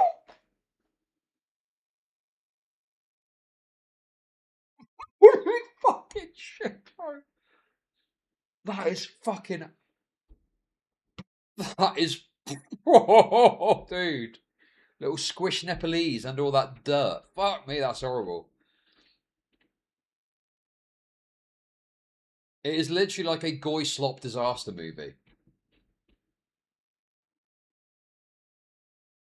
Vaxxed. Oh, dude, look at the fucking crashing waves of mud going by. Dude, that's terrifying. What are the chances of survival, though? What are the chances you're surviving that? Okay, let's go from the top. Or the bottom, in this case. So I'm guessing they don't really... Oh, they start right... Well... It's kind of funny because at first, there's this... Dude, at first, there's this light jog that they do. So they start off with this light-hearted jog to try and get away. And then I think they realise, oh shit, our little jog isn't enough. And then they start going full pelt to get the fuck out of there. Presumably because they see the waves come crashing. So that they're just jogging.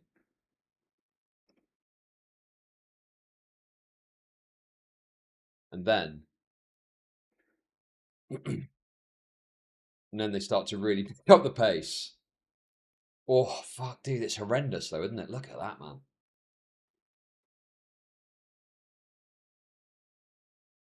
You ain't climbing 200 meters in 10 seconds. Yeah, but isn't that what they're good at? I don't know much about Nepal. Are they not good at climbing? Is that not one of their areas of expertise? Do they not have these little hook things that you can quickly, rapidly, you know, climb up one of the mountains or something? Sherpas. Yeah, the Sherpas.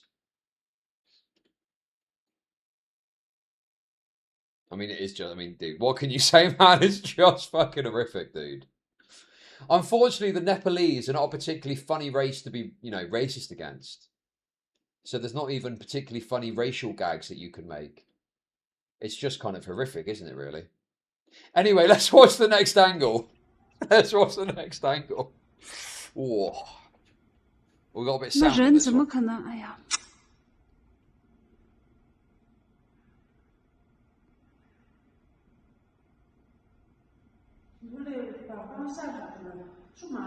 人傻呀！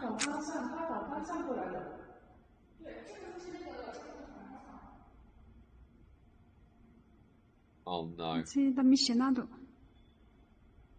They are running something rapid. They're really trying to get away from something here. Wait, hang on. This is just black smoke or something. What is this? What is this like? Dust. It's like something out of Fern Gully. What? Holy fuck! What the fuck? Oh, holy fuck! How does it do that? What on earth, dude? That is fucking mental.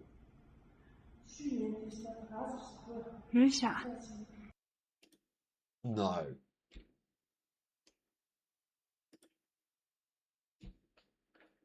Dude, I thought it was like smoke or something. But it was actually dust. Well, hang on a sec. These are the ones I've just watched, isn't it? Yeah, these are the ones we just watched. Dude, how there's so many angles of this. I guess because of the CCTV and just general camera usage. Live यो चाहिँ है guys यस्तो live छ ओहो पुरा dam फुटेर आयो यार पुरा चाइनाको ड्याम फुटेर आ रहेछ आमामामामामा ल यहाँ हामीले अब ओहो यार यो पुरा ड्याम फुटेर आएको यो घर गयो यो ल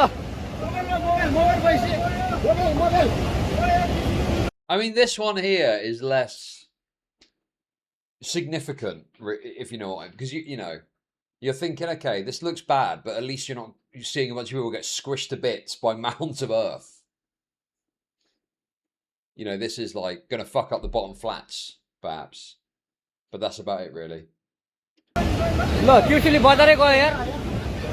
Look. Oh, wait! Oh, yeah, just took the bridge. Just took the bridge.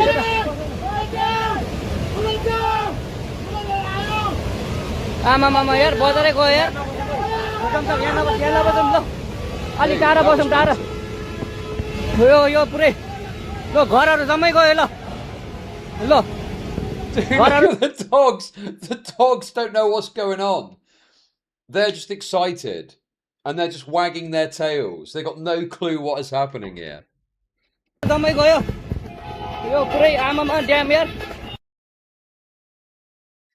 A literal shit river from God wiping them from the earth. Why would God want to target the Nepalese? I don't understand. What have the Nepalese done wrong? Do they study some sort of weird religion or something that would be an affront to God?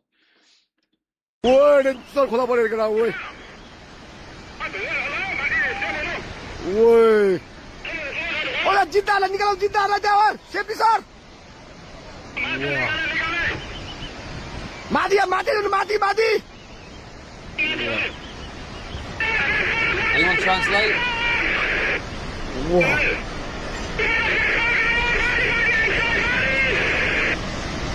Oi, माथि Oi.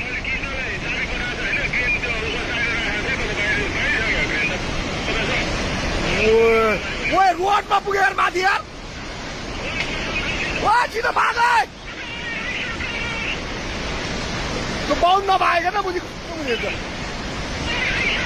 bombs. Oh, mission idea. Oh, dude. Look at this lucky fucker. Where's he come from? Look at him. Climbing away. He could have been in the party. Ôi, tay của so bọt chết. Ôi, cho má cho ba trong phục vụ. Ôi. How's your face? What? Mission in. Nice one.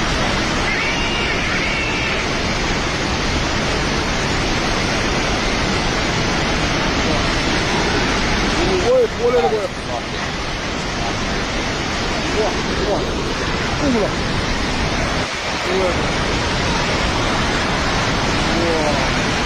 I do not think I've ever seen a natural disaster this visually horrific. You know, it's very visually fucked. Do you know what I mean? Like, I get that it's all bad when natural disasters happen, but the visuals of this are particularly, the optics look bad. The optics look very bad. It does look like Doomsday level, yes. But I suppose the tsunami and stuff like that, you wouldn't have seen it as much because camera phones weren't, you know, old natural disasters. You didn't get as prominent footage because cameras weren't as prevalent and widespread back then. Wait, is this the one we just saw? Dude, there's tons of footage though.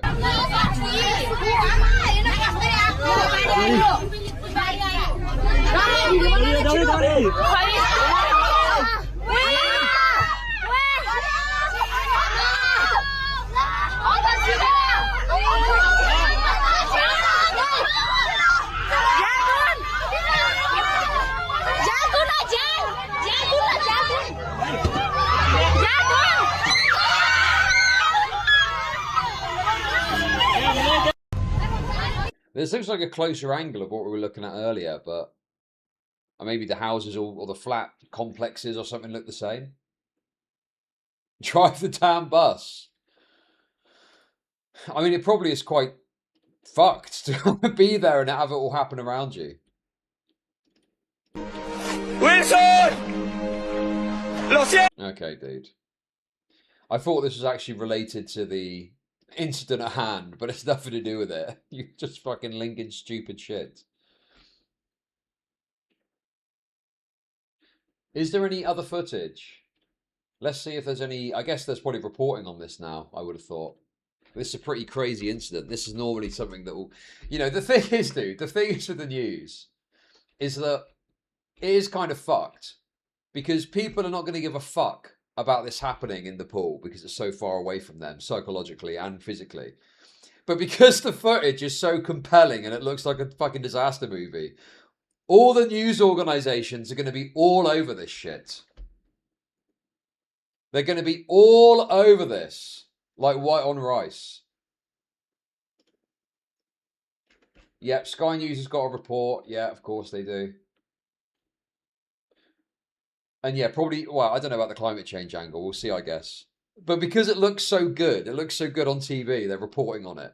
Whereas if they didn't have the footage, they probably wouldn't care as much to talk about it. Do you know what I mean? It's just funny how, because it visually is compelling, it makes for a really good, juicy story to put out there.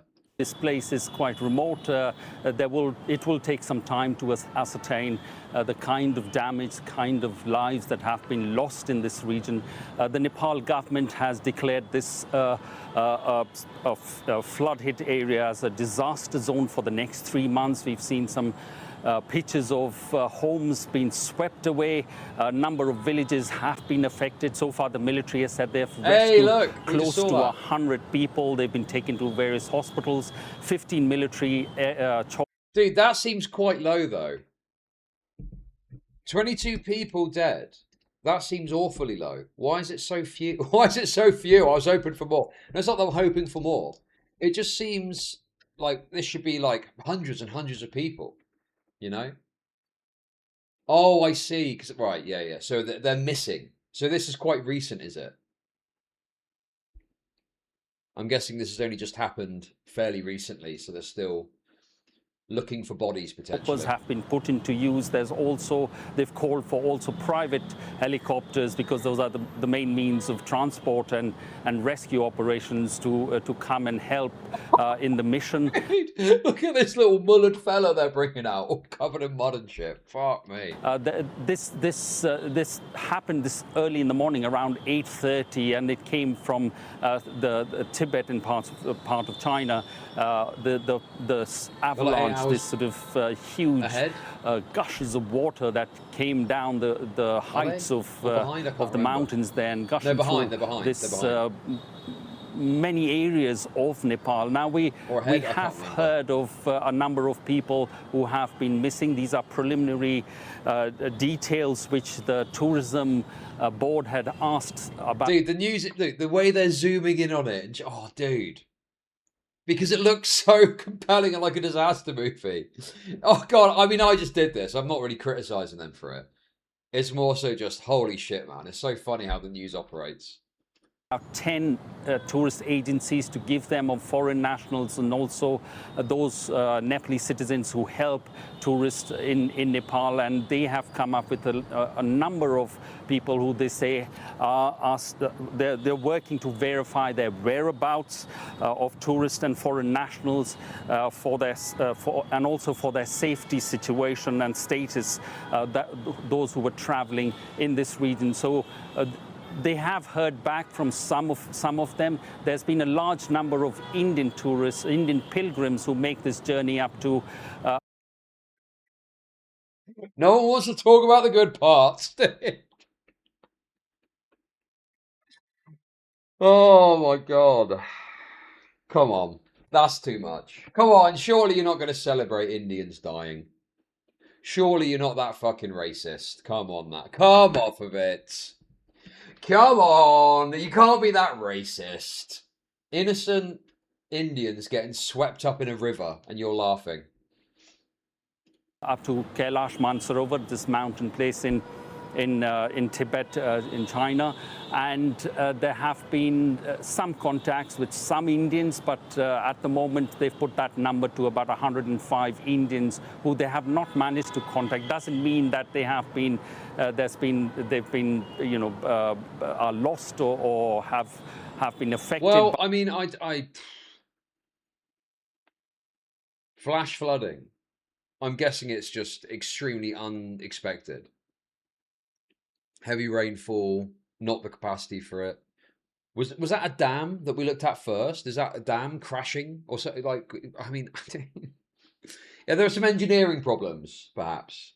By this, but they just can't get in touch with people, with some of the pilgrims and tourists who are still trying to find out their whereabouts. But yes, it will take some time to find out the sort of devastation, this cloudburst that has happened in Nepal. And it is not for the first time it's happened. It happened last year also. There was a huge cloudburst. Many people had died in that. But we are in the middle of the monsoon season, and this has been a recurring issue in Nepal and in India. Okay. Right. So, seems like there is a bit of an issue with water. From Grok, take it with a pinch of salt. The exact cause is still under investigation, but preliminary assessments by scientists from the Port of China point to a cascade of natural events in the border area, not local rainfall. I see. So there's basically a series of events that's occurred that's overwhelmed whatever measures they've got to deal with this. See, Mahorka, you're saying nothing of value was lost, but I don't know. I've got no grounds to be racist against the Nepalese.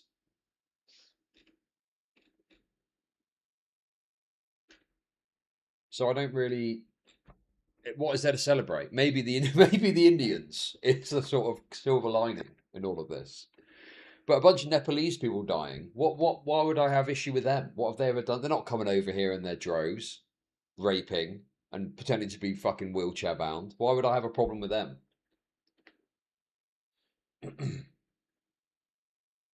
Oh shit! Like, they've even got people that are on hikes and shit like that. No!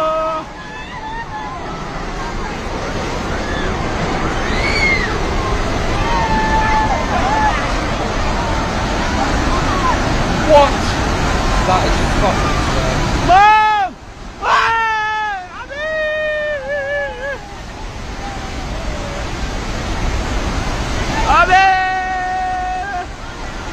Why does he sound kind of excited? Hold on a minute. Why does he sound kind of excited though? He sounds like he's enjoying this.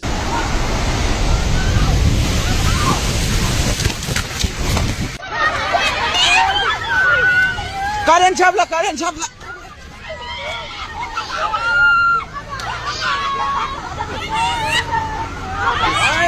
Karen chapla, Karen chapla. Karen chapla, Karen.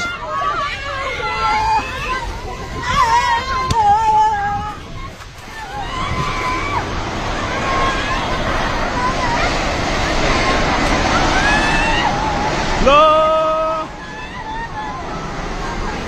Well, I wanted to look at it again anyway, because what's this? Is this What, huts or houses? I don't really know what this is. It looks like a hiking trail and there's like some shops or something.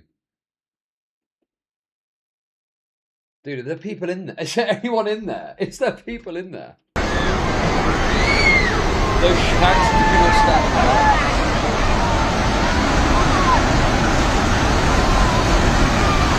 Mom! Abi!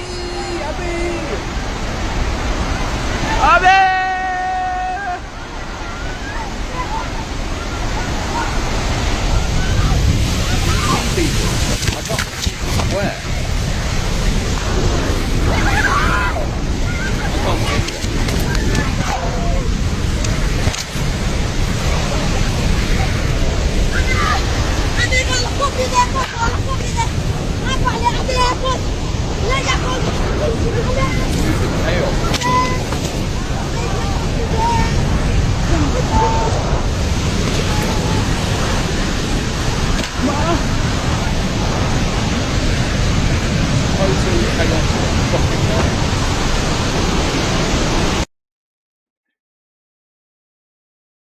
Dude, it's fucking absolutely mind-bendingly fucked. I don't even know, like, what if it was India, so I'd probably be a bit more jovial about the whole affair. But it's not. Innocent, you know, guilty Indians are being killed in this, but also innocent Nepalese are being dragged in too. Very unfortunate. Very unfortunate. But no, I think the news is only just picking up the pace in terms of covering this. Come on, man. What is this, dude?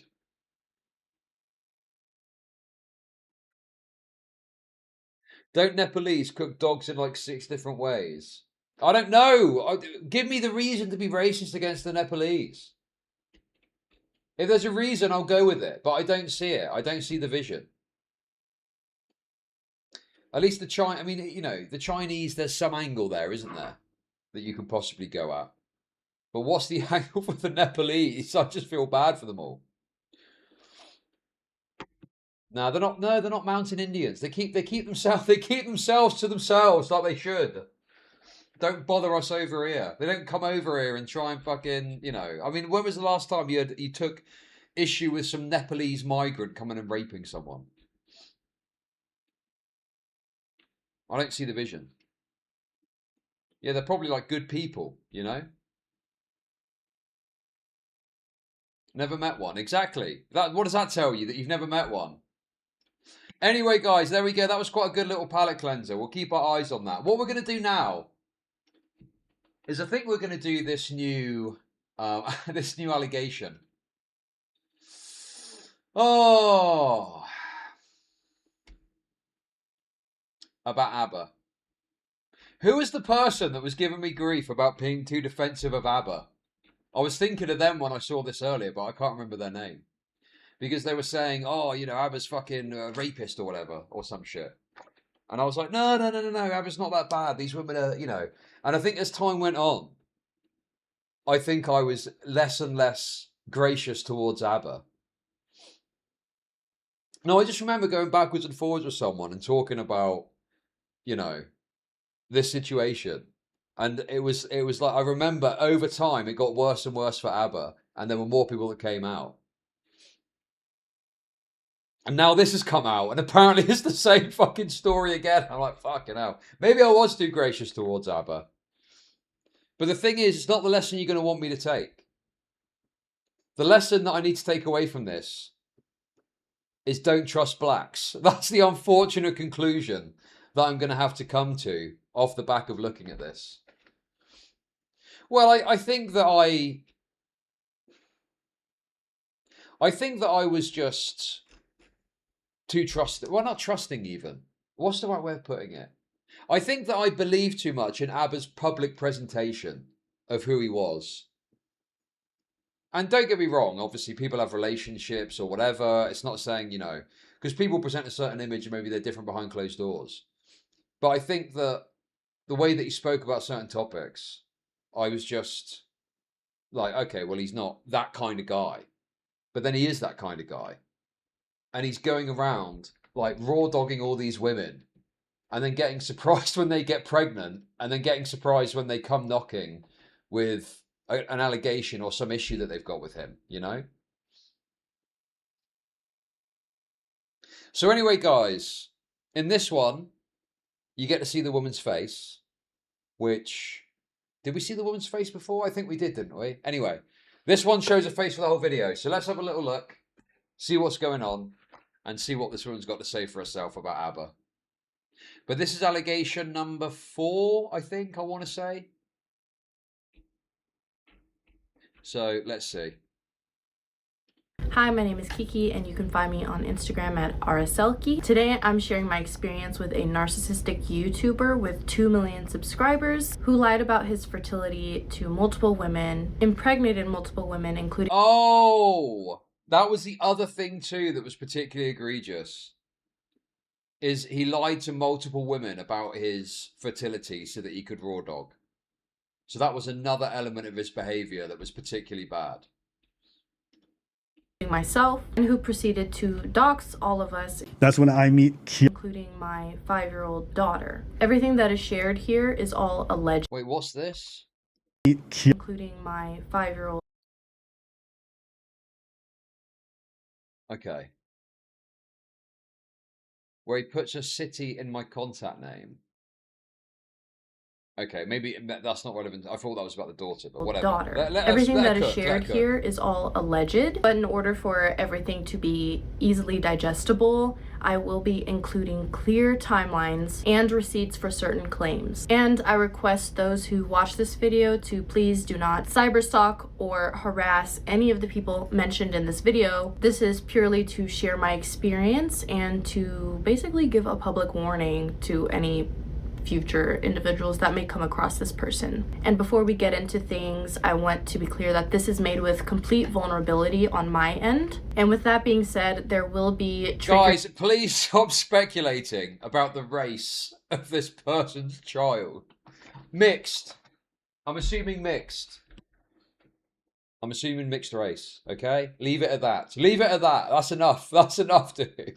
Videos and photos which involve miscarriage. So if you're uninterested in that subject, or you don't want to see the reality of that subject, or you feel like it might be triggering for you, please leave the video or skip ahead over the parts where I show those really graphic things. There will also be a warning prior to showing those photos, so I just wanted to let everyone know. And to be very clear, I was going to say, she looks a bit mixed or swarthy herself, you know? My own thoughts, feelings, right, give me 1 minute. emotions, I'll be vulnerabilities in this video, and opinions about my experience, which is my constitutional right to do. But anyways, enough of this introduction. Let's get right into it. Okay, so first things first, how did we meet? What was his demeanor like? Before I met this individual, I wasn't really familiar with his past. For example, the past issues with other creators such as Fresh and Fit, Destiny, and other, you know, crazy lore that I've come across after the fact. What I thought of this individual was that he was very mature. I thought that he was a very stand-up kind of guy. I thought that he was very kind. I thought he was very honest. His demeanor just comes off as someone who cares about other people. He talks a lot about wanting to be present. He talks about wanting to show up for friends and family and those that he considers loved ones. Before we started talking, I had made a Instagram account, and I found that he has a page on Instagram. He has, I believe, 4 different Instagram accounts. There's one for his main channel, and then there's one for himself, and then the other ones, I don't know what he does on those. The one that I followed is probably the main one that most people know about. I came across a video of him dancing with a woman, and she was very curvy, very beautiful. So I decided to comment on it and say something witty. You know, there's this ongoing joke in their community where I guess dancing or doing stuff with women is gay. Any man that can boogie is a homosexual. So I left a comment on that video saying the finger landing on the belly button is anything but gay. He liked it. Well, he hearted Hold on, not sorry for ABBA, but he was in a beef with Fresh and Fit. He didn't associate with them. Oh, sorry, I must have missed that. Sure. Yeah, that's true. He didn't really associate with them as such. It was more of a contentious, ongoing, years-long beef. Yes. The comment. And then on my own page, I had posted a small compilation of photos where one of the clips was of one of their live streams. I think that caught his eye because that was one of the first things that he mentioned when he slid into my DMs. Oh, he's a slider. He's a bloody slider. His eye because that was one of the Abba Zabba. Finding a piece of our live on your profile made me double take.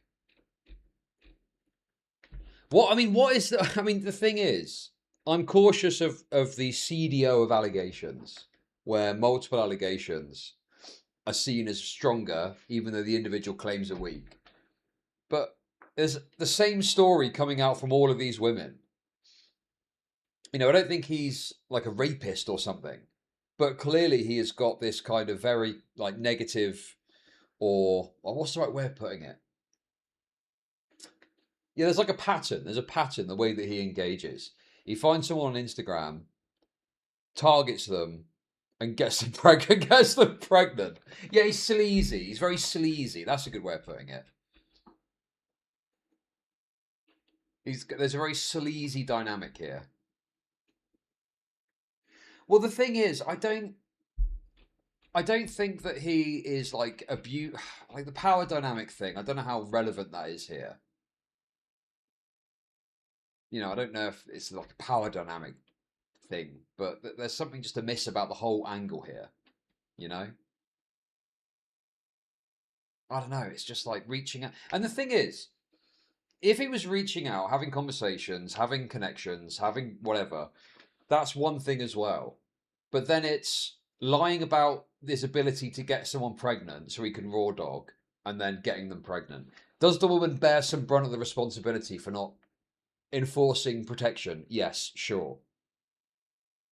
But there's something very deceptive. It's not rape tier, but there's a deceptiveness there. You know, there's like a lack of earnestness in how he's approaching this.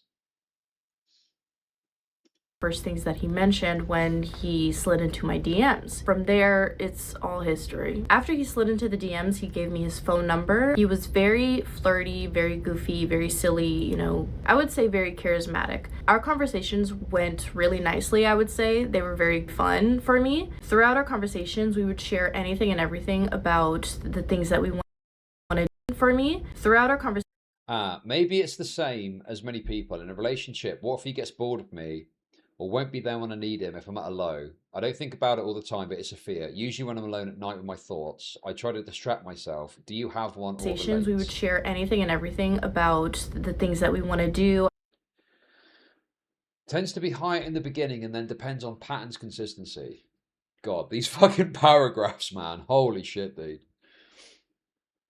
I think you've been very considerate and sweet to me. Pretty understanding and well communicative as well. I really appreciate this greatly, despite you not seeing me yet. I bounced back quickly this week whenever they started getting to me because of these things you've been doing and communicating.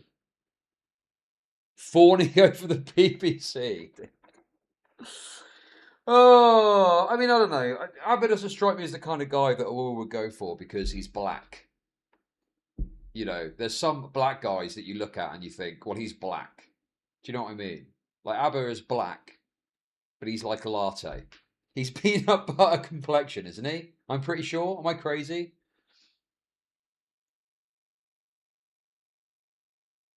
I don't know. I don't think the black thing is like a big aspect of it. I think it's more so that he's just this kind of funny, charming guy on the face of it. Do you know what I mean?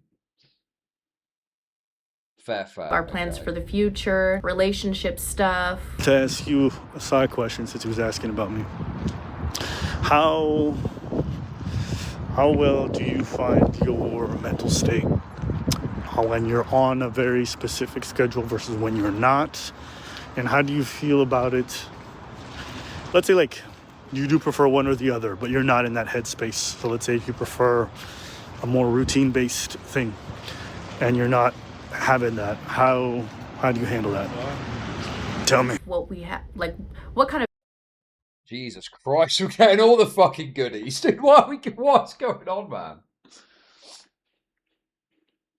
I guess that she's trying to... I think what's happening here... Because this, to me, at this stage, is a bit like, why do I need to see this? But I guess the point she's going to get to and make is that he's asking all these questions, and it's designed to lead down a certain pathway.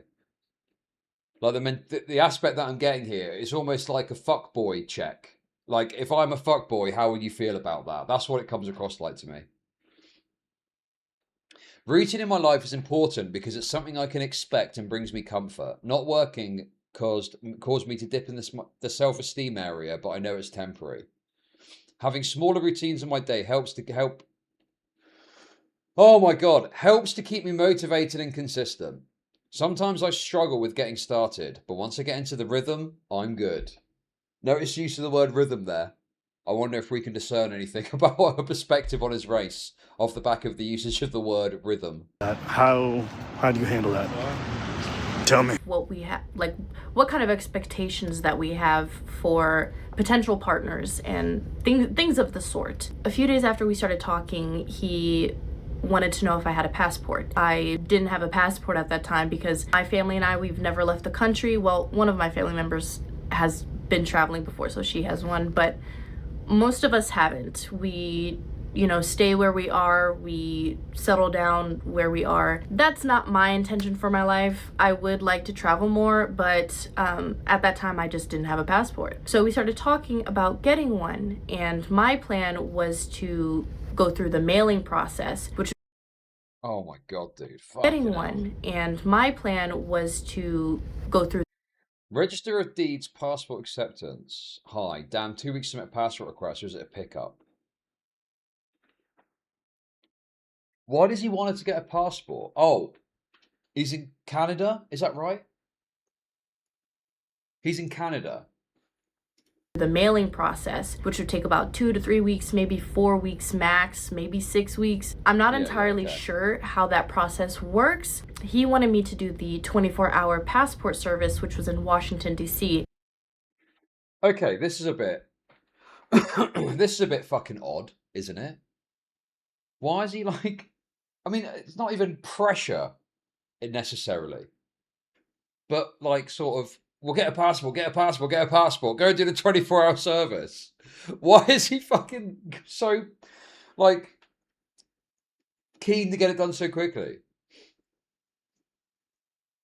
It's like the vibe I get from him is this desperately trying to pursue them and then just kind of discarding them after the fact.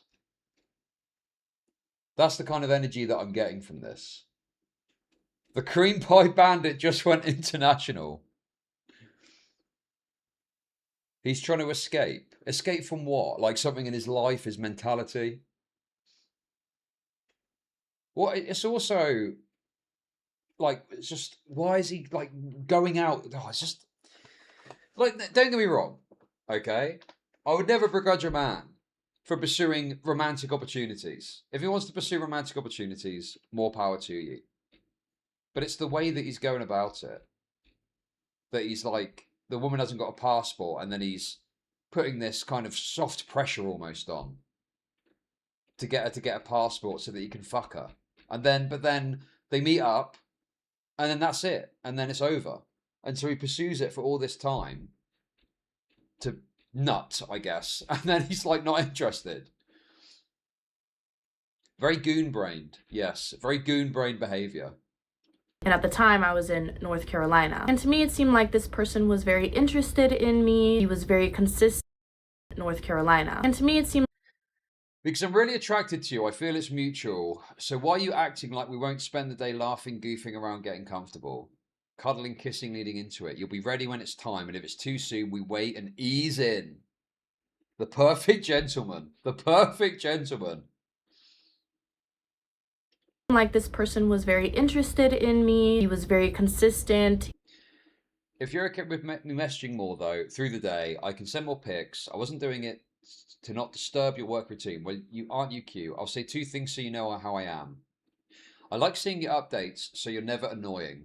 If my inconsistency on replies ever gets to you, consider this your carte blanche to say something. Okay, noted. Contented face emoji. Thank you. He talked, he communicated just very consistently. I was like, no, man, what I'm saying is I'm having one of those days. Not about you, I promise. I'm just communicating it so you aren't confused. I feel you. No worries. You've been doing a lot recently. I'm glad you let me know. Stay hydrated. Okay, this person is interested in me. I had my suspicions, but at the same time, I was like, I need to be more trusting of people. I need to be more... Oh, there's your first problem.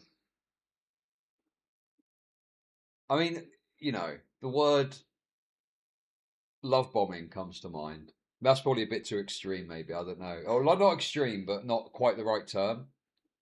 But he's fronting a very interested kind of attitude when I think it's quite obvious that he just cares about fucking her. He is the quintessential cream pie bandit. Are you going to cover the Ethiopia? Is there an Ethiopian angle? I don't know. Is there an Ethiopian angle here? Is he Ethiopian descent? But I promise good dick, chill company, fun chats, and honesty. You're welcome, you filthy animal. Not like an ONS type of thing though, yeah? Course not. You think I'm going to do all this shit for a one-night stand, Lamau? Logistically, this isn't the most easy. Imagine talking to someone for weeks, doing long distance for a one-night stand. Well, I think that's a lie. I think that's bullshit. And, I mean, this woman seems a bit naive, but, I mean, this is, you know, classic, no, he's only interested in a one-night stand type shit. Suspicions, but at the same time, I was like, I need to be more trusting of people. I need to be more open and willing, because prior to this situation, I've had horrible dating experiences. As you know, I'm a single mother. I've been physically assaulted. I forgot about the kid, but yeah. Oh no. Hang on a sec. She's a single mother. I just thought of this as well. She's a single mother and she's flying off to do this. What? Where are the kids? What happened to the kids? Or the kid or whatever. I've been abused. There's so much that I've experienced in my life that has pushed me to the point where I'm not entirely sure if I even want to pursue romantic relationships anymore, but I wanted to give it a shot, you know? I wanted to try. With the passport situation, it was my job to drive 5 hours to Washington, D.C., pay for the passport, and drive 5 hours back. And so... Bro, what? This is preposterous to me as a British person. But the idea of driving 5 hours for something like this is crazy. Why the fuck would you drive 5 hours to get a passport to go and get dicked down by some fucking YouTuber? What the fuck? But maybe in America that's normal. That's like driving 10 minutes down the street. So in that day, I drove a total of 10 plus hours. I had to drive back home at nighttime and my vision is really bad. It was terrifying for me. It was raining, it was storming. He knew how scared I was. In the car, fuck lol, rush hour traffic. There's nowhere I still have 3 hours. I might have to stop and sleep or something. I can't stay up. It's raining heavy. Hey, I'm cool. And how, like... So, sorry, just to confirm as well, because I don't know your passport process, right? Presumably, you could just do this remotely without going to Washington, D.C., and you could get it in a couple of weeks, right? Is that not possible? How does it work over there? What's the need for the urgency of going and getting it in 24 hours? But why do you need to rush? What made her decide to rush?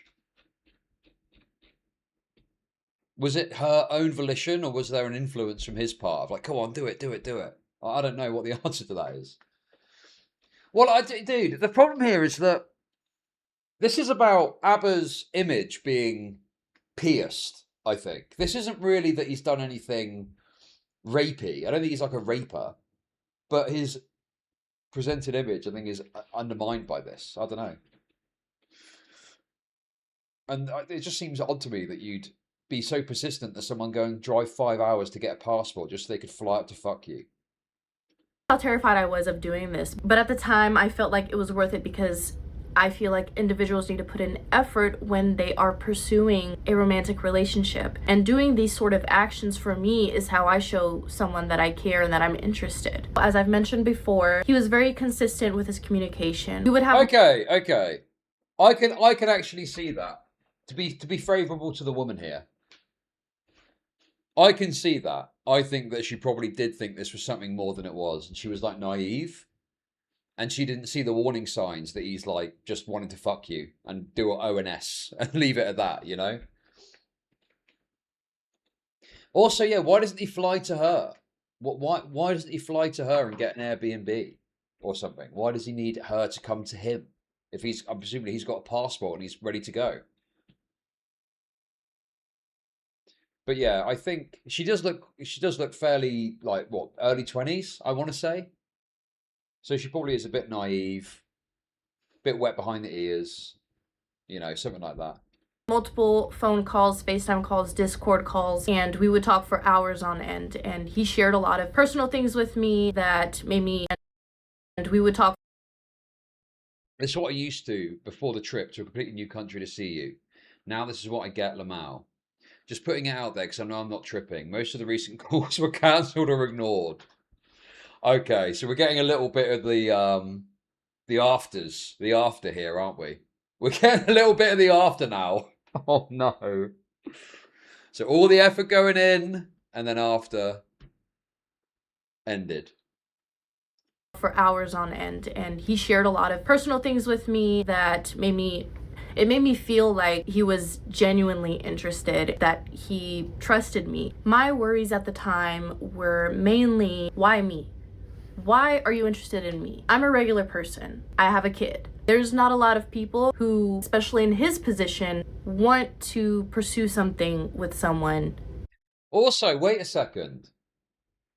Am I misremembering? Did he not have some sort of thing before where someone had a kid, or there was some aspect of him not wanting to be in a relationship with someone that's got a kid? Am I misremembering that? I mean, well, I think he knew about the kid ahead of time. I'm assuming he knew about the kid ahead of time.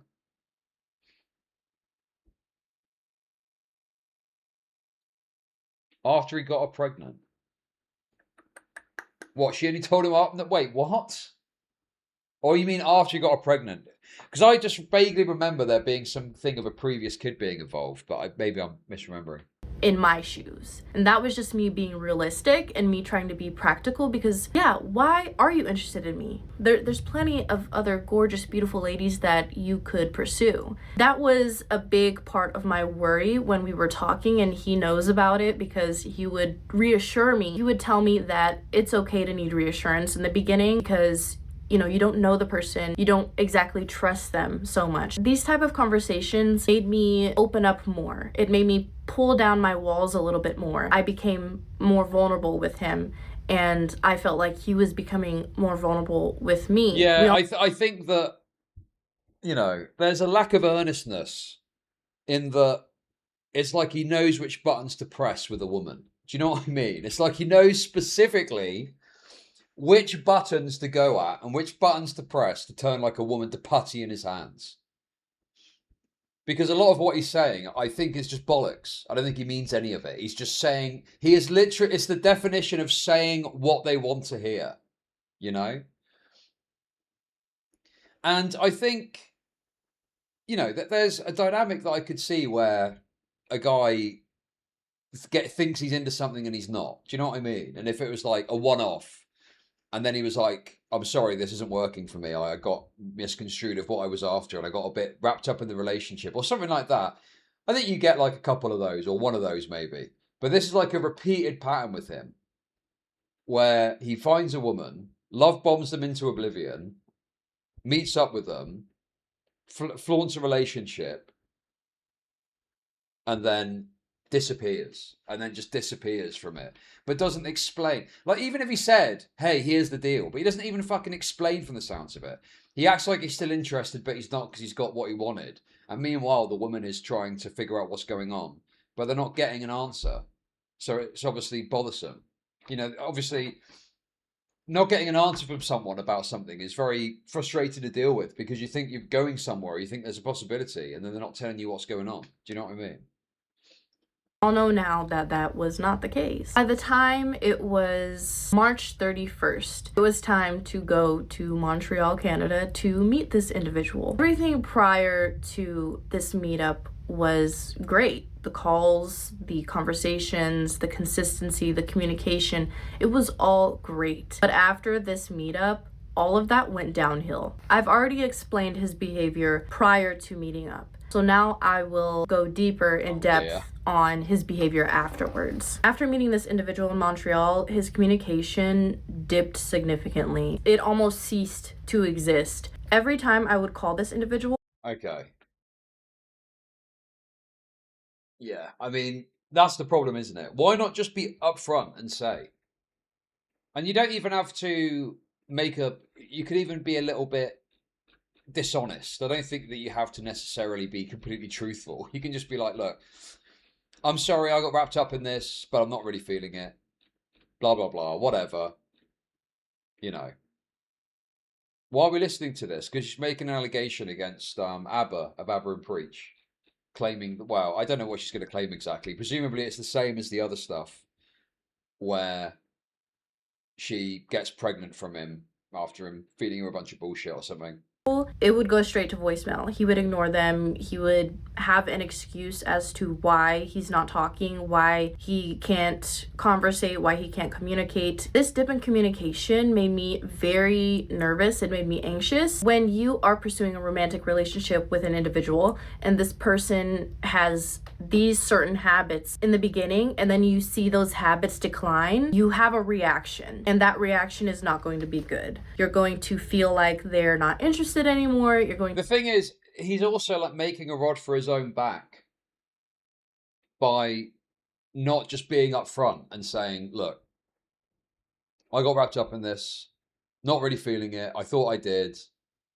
It's been great to see you, but unfortunately this is not something I'm going to pursue further. Do you know what I mean?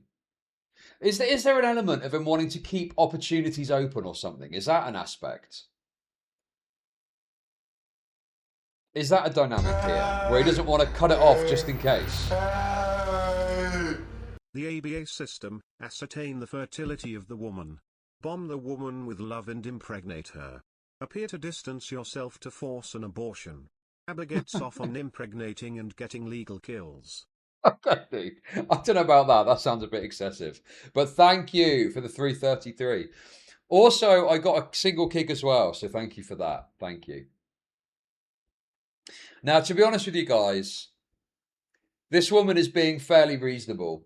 I know that people are not going to like hearing that because they want the woman to be their figure of hatred. But you got to think about it from her perspective, right? So she's naive and stupid. Yes, obviously. That goes without saying for me. She's a fucking woman, okay? But she gets, you know, led on by this guy. And then he just ghosts her without being earnest with her and saying, hey, here's the situation. So she's going to be pursuing this dynamic that isn't truly there. And it's going to be very frustrating and shitty for her to deal with, you know? Yeah, she doesn't seem like a particularly unpleasant or, like, nasty woman. She just seems like a regular woman who got led on by someone and has now seen these other stories and is like, oh, we did that to me as well, and wants to talk about it, you know? So I don't really have a problem with her talking about this. I mean, you know, ABBA's a massive YouTuber who has got a certain image that I think is undermined by some of this stuff. Oh, is there more? Well, listen, that's based on 9 minutes, 7 seconds of the video, okay? There could be stuff later which I think is bad. So that's after 9 minutes. Maybe there's stuff later that I think is bad that I haven't seen yet, okay? But so far, the way she's told this story, I'm like, okay, you've been ghosted. That's kind of like distressing. and you don't know how to deal with it, and it's frustrating. Let's continue, though. Let's continue on. To feel like, oh, maybe they found somebody else, maybe they're talking to somebody else. These were the kind of thoughts that were going through my head. But I was also very vocal about this. I was very honest about this. He would just tell me that he's just like busy. Also, here's the other problem too that I've got with this whole charade. Okay, what grounds does ABBA have to be critical of like the Fresh and Fit guys and do these videos talking about the sexual controversies they've been involved in, when behind closed doors they're doing the same shit? He's doing the same stuff. This is all red pill shit. It's the same fucking shit that he's doing. So it just, you know, it leaves a bit of a sour taste in the mouth that he's standing on his soapbox banging on about how bad red pillers are. Meanwhile, he's doing repeated pump and dubs with fans. So like, shut up about Fresh and Fit then. You should never talk about Fresh and Fit again. With work, he's busy doing his salsa dancing, he's busy. Yeah, oh, he doesn't practice what he preaches. Very good. Very, very good one. Yes. Now we're talking. Or he's going to events, he's doing things with family. He would tell me that he's having several health issues that later I find were just excuses. We still don't know the entire truth to that, honestly. Because when we're speaking about these alleged health issues, we already know that there's contradictions with his story of him having... Well, okay, but the thing is, I understand it's like, oh, hypocrisy, the worst thing of all. Now, there's more mild hypocrisy. And that's the thing that I am like, oh, hypocrisy, the worst thing on the internet, right? We're not talking about like mild hypocrisy, though. We are talking about ABBA repeatedly getting on his soapbox to be critical of the red pill mentality and Fresh and Fit. Repeatedly, again and again and again, in spite of engaging in the same behavior in his private life. That's the issue. That's the problem. That's the problem. An issue with his fertility. This issue with his fertility may possibly be true. We don't know because he's never showed proof of that. He's never shared actual documentation. No, that's not mild. He's building up a profile on the internet on the basis of his criticism being a certain way against a certain mentality. And yet he engages in exactly the same thing that he's so staunchly against in repeated public statements and videos. To prove him telling the truth, unlike all three of us women who have a whole Dropbox, a whole plethora of receipts, and still yet people are treating us like we are liars, scorned women, whatever. This individual, he has claimed a lot of health issues and uses it for his own benefit. It may be true that he has health problems, but he's an individual who uses... Yes. He's LARPing as a wholesome, chungus, upstanding good guy, when in reality he's a degen gooner. Yeah, sure, exactly. A doctor told him that he has low sperm count, but proceeds to use it to trick women into unprotected intercourse and publicly admits to having issues using condoms. He's deceptive. I think he is deceptive. I feel like that's been kind of glossed over in the way that he's engaged with all of this. Is like, is that not true? Is that not exactly what you do? You do front having this issue with sperm count, and you use it to circumvent condoms. Like, that's just a shitty thing to do, you know? Uses it for his own benefit to get his way, or to push a narrative that may or may not be true, or maybe half true. We don't entirely know. During our meetup, we had consensual intercourse. I know there's individuals online. During our meetup, we had consent. Okay. So I will disagree with her here. I think I know what Brazilian lad was getting at earlier. Consensual, except it was under fraud, which can be prosecuted as rape by fraud in some jurisdictions. This is not rape. He is deceptive and sleazy and dishonest. But I would struggle to call this rape. Rape by deceit is too much, okay? Rape by deceit is like claiming you don't have AIDS when you do, or something like that. I don't fucking know. Maybe that's a different thing. But the problem for me here is that he's saying he's got a low sperm count, and there's a naivety that he's taking advantage of with you, but there is also your role in it. And I think that you, accepting this and taking action off the back of his claims alone. Like, you bear some brunt of the responsibility of that decision. Like, if someone says, I've got a low sperm count, and you go, okay, well, we can just have unprotected sex. Especially when you've got, whatever, a kid from a prior relationship, whatever the fuck that looks like. I think that there needs to be, like, you've participated in that decision making. So I don't think it's like rape by fraud in that way. I think that's a very excessive framing of the whole thing. So I don't agree with that. That's the only thing so far that I'm like, okay, that's a pretty fucked thing to claim. Sensual intercourse. I know there's individuals online who are claiming that me or the other women are claiming that he had stealthed them. That is not true. None of us have claimed that he stealthed us. It was an anonymous individual who came forward. Yeah, that's more like rape by deception. It's like stealthing or something. I don't fucking know. I don't know what the exact line is, but I think rape is too strong a term. I think that deceptive, sleazy, liar, fuckboy, whatever, like those sorts of terms are what I'd reach for, rather than calling it rape. Rape is too much.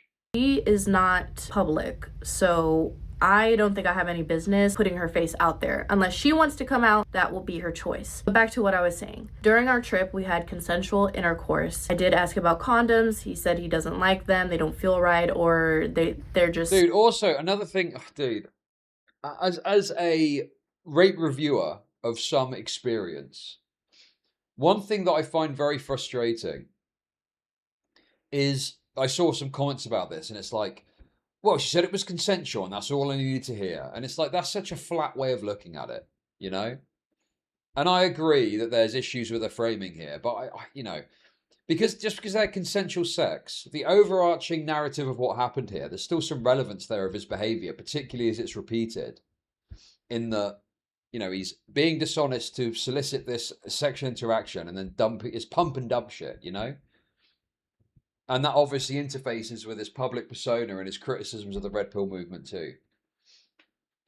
Dr. Rape weighs in. So I think it's just a bit too dismissive to say, well, you consented and that's the end of it. Like, there is some deception at play here. Is it rape? No. But there is some deceptiveness that ABBA is engaged in, which is worth having a discussion about and talking about. Particularly for someone whose platform is built on significant substantive criticism of the Red Pill movement and the fact it's happened repeatedly now, you know? So, I don't know, man. I just... There's a story here. It's not rape, but certainly scrutiny and criticism is warranted and justified. They're not for him. My audio cut here, but I was just saying that this was a point of a lot of criticism of people online that were saying that why would you trust someone who you just met and not wear condoms? I do agree with that. Okay, I do. The only thing that I can say to this is that I trusted him. I trusted that he wasn't sleeping around, that he was being honest, and that he was a safe person. And it turned out to be false. I was wrong, and that's all I can say. I've already spoken in the past. I mean, yeah, I guess. I mean, what can you really say in that situation? I mean, what can you even really say? Yeah, she was an idiot for trusting a guy that claimed he had a low sperm count and then agreed to have unprotected sex with him. Yes. Asked about my issues with condom use. It's not something I'm proud of or whatever. I've already spoken in the past about my issues with condom use. Dude, I'm going to say, I've just read the text. But this is more concerning. Issues with condom use? Bug chaser giver. Dude, what the actual fuck? What on earth, bro? She said he's a bug. Dude, what? I was not expecting a bug chasing dynamic in this allegation, I must say. So that's a bit of a shocker. That's a bit of a shocker to me. Okay, interesting. Let's see what she's got for this. It's not something I'm proud of or whatever it is, but that's just the truth. It ain't pretty, but... Wait, dude, so I missed the whole thing. Let me go back to the start. That he was a safe person, and it turned out to be false. I was wrong, and that's all I can say. I've already spoken in the past about my issues with condom use. It's not something I'm proud of or whatever it is, but that's just the truth. What is that comment? He's trying to pause her neg snatch. I think that's actually more disgusting than the gay neg hole comment. That's actually making me feel a bit nauseous, to be honest with you. What the fuck even is that, man? Ain't pretty, but I mean, you're not. After the consensual intercourse, he suggested that I take the Ella pill, which is basically like another Plan B pill. He took me to the pharmacy down the street from his place. He paid for it and I immediately took it. But as we all know, the Plan B pill does not work if you've already ovulated. So after my trip, after I left, a couple weeks later, I find out that I'm pregnant. I think I told him a couple days after I found out, because at that time he was telling me how much he's having, you know, difficulty sleeping, he's having health issues, and I was like, this is probably not the time. This is probably not a good time to tell you this information because you might have an aneurysm. I eventually tell him, Bro. How the fuck? This has got to be the most fertile man that's ever existed. Every woman that he's sleeping with is getting fucking pregnant. How is it even possible? What is going on here, dude? How is he managing to, every time, get these women fucking fully pregnant? Now, I know he's lying about his low sperm count, but even then, what are the fucking odds? Because obviously, just because you have sex with someone doesn't, even without protection, doesn't necessarily mean that they'll get pregnant. But he's seemingly getting these women pregnant at will. I show him the pregnancy test. I send him pictures of it because I feel like if you meet someone one time, right, and they tell you they're pregnant, you're going to want to have proof. You know, you want to be for sure. I sent him pictures of the test and I told him, here, I'm sending this to you because you probably need to see it. He told me immediately he didn't need to see it and that he believed me. Remember that he told me immediately he didn't need to see it. Oh dear, oh dear. That is a rough message to get, isn't it? I think you need to see the test. First pick with multiple from this morning. Second pick from last night. Dude, could you... Well, he said that he's made it clear he doesn't want to be involved in all of these different kids' lives if they, you know, feasibly come to pass. But it would be funny. All the fucking, what you call it? All of the child support you'd have to pay out would bankrupt you. Although, to be fair, I'm pretty sure that, I don't know what it's like in America, but they do try and do it so you don't get financially ruined. So they do try and balance it out if you've got like multiple kids with different mothers. See it, that he believed me. Remember that whenever this fertility lie comes up again, okay? After I told him about the pregnancy, his words and his actions never really aligned. His words said one thing, but his actions said another. He would claim that he would support me, that he would be involved, that he would co-parent, but his actions to me after, as I've said before, after the meetup, he would ignore my calls. He would give me so many excuses as to...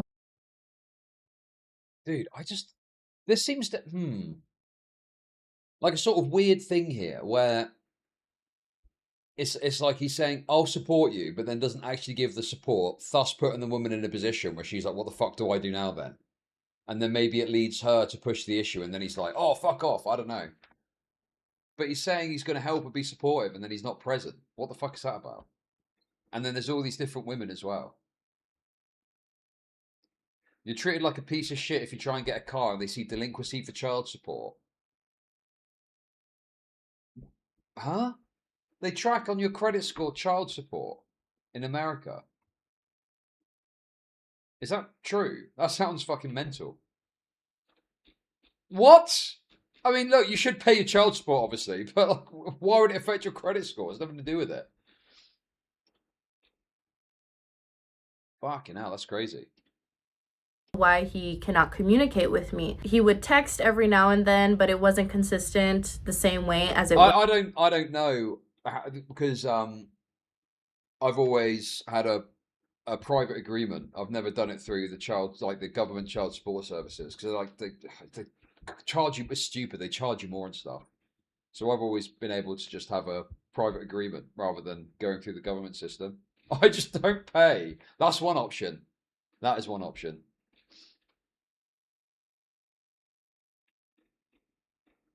But yeah, in the UK, you can have a private agreement, and as long as everyone's happy, there's not an issue. But I guess maybe it's different in America. Prior to meeting, he seemed to have a lot going on at the time. I had so many worries and concerns. I felt like it was maybe my fault that I was pushing him away, making him feel a little bit overwhelmed. You'll see in a lot of the messages, you may have already seen some of them. I would apologize. I was constantly confused. His words said that he cared, but his actions showed otherwise.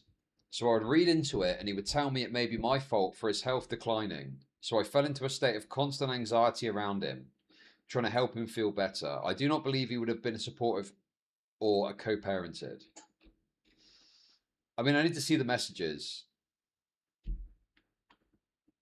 But the vibe I get is intentionally being a bit distant to try and force their hand in some way. For a lot of things. I would try to reassure him constantly. I would tell him very nice things about himself to make him feel better. These were just my attempts to try to save something that was never really there to begin with. You can take everything with a grain of salt. I don't have any proof of these phone calls. He let me know that this wasn't really a choice that he would make. He would have rather me get an abortion, just like the previous 2 women that he was with. Despite him telling me that he would rather me get an abortion, he did make it clear that it is the woman's choice. And I also told him that I would respect any decision that he made. I'm already a single mother. I decided that if this wasn't something that he was comfortable with, that he just wasn't ready for, I'm fine with him just walking away. And I let him know. I said, you have multiple... Yeah, I can't help shake this kind of feeling that he is intentionally being obtuse so he doesn't have to be the one to say, you get an abortion, but he can act a bit distant so the woman eventually thinks, I'll get an abortion because this guy is not with it. Do you see what I mean? I don't know, man. It just seems a bit odd to me that he's saying he's going to be there and he's going to be supportive. But instead he's kind of a bit distant, and then eventually she starts floating the idea, or he softly suggests it even, and then it's like that becomes a thing that happens, you know? Choices that you could take. But in one of his videos that he posted about me, he lied and said that I told him to disappear. After talking for a few weeks, we meet up. She ends up getting pregnant, wants to keep it. I'm supportive, despite her offering for me to disappear and not be involved. Please show me where I said that. But I never told him to disappear, and if that is true, so-called king of receipts, please show that where I said you can disappear. I don't care. I'll do this. Yeah, ABBA did do this kind of game. This like, it was like smoke and mirrors type thing where he'd talk about something, but then he didn't really have anything to back it up and he just kind of said it. But there was enough other stuff shown that would almost back up like what, you know, he's almost relying on showing other things. So you don't ask to see this specific thing, but he doesn't maybe have that specific thing to prove what he's saying.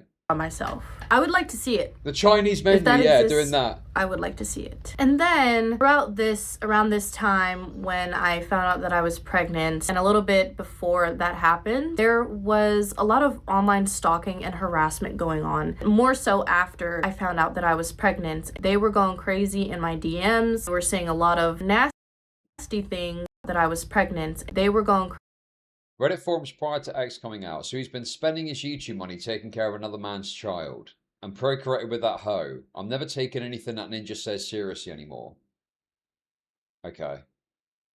I mean, this seems more like a criticism of him, no? Like, I'm sorry, but you're going to get called a hoe. There's nothing you can do about that. It's just the way of the internet. But this seems more of a criticism of him more than anything else. Crazy in my DMs. We're seeing a lot of... Getting pregnant after 2 months is crazy work, but while being a deadbeat mother already, but child support is child support, I guess. I mean, that is dreadful. What a dreadful and horrible thing to say. Dude, terrible. I don't know how Preach can stand these constant fuck-ups. He's fucking him over as well with these little pump and dump schemes. Because they do genuinely seem to be friends. And I think that if you're friends with someone, you're willing to overlook a lot. And you're willing to go to bat for someone a lot. So I think it's just a product of being genuine friends and wanting to, you know, see the best, you know, and there probably is an element of these women have been obnoxious in how they've gone about some of this stuff. So you see that as an attack. So you want to defend your mate, you know? They just work together. They said they're not friends. Really? I thought they were like pals, and that's why they had a YouTube channel in the first place. Okay, well, to me, the way that they've handled it made it seem like they were friends at least.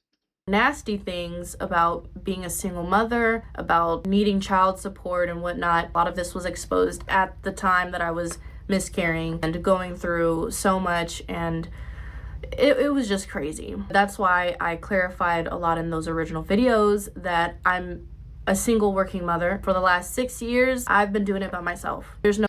Men will call the single mother a deadbeat, knowing damn well the father failed in his responsibilities. None of these men are honourable, not worthy of love and care. Okay. The presentation sucks in this point. But, I mean, obviously a deadbeat means someone that doesn't pay for or support their children. And a single mother, by definition, is going to be supporting, looking after their child. So I don't really understand the deadbeat point. That doesn't really make sense. No child support involved. I'm aware that, you know, these people in these like red pill communities, they're kind of disengaged from reality. Like, I think there's a lot of mental illness online. These people that claim to be in these communities, they're not really in touch with reality. There's also a teeny tiny suspicion. Yo, they could be talking about you. She could be talking about you guys in chat. Disengaged from reality. That the individual that I was dating was possibly behind exposing me. The times where I found out that people were posting my other social medias, like trying to dox me, he was sending it to me. He tried to accuse my cousin of... What the fuck? You told people and they chatted about it, so yeah, I've only told my cousin. Then she did so. She posted it on forums or told friends. She didn't. I'm shaking. Yeah, well, your cousin did then, so you're still telling her stuff. No, she did not. Okay. Just stop talking about me to others, because I haven't spoken about it, period. My cousin, I mean, I don't know if I trust what she's saying here. That doesn't really stack up for me. Yeah, she is messy. I do think she's messy. It's the consequence of him messing with this person who's messy. But I don't really believe her here. What? So it just randomly got out somehow and you only told your cousin? No, I think you were telling others. I think you were nattering and gossiping about your little BBC YouTuber boyfriend.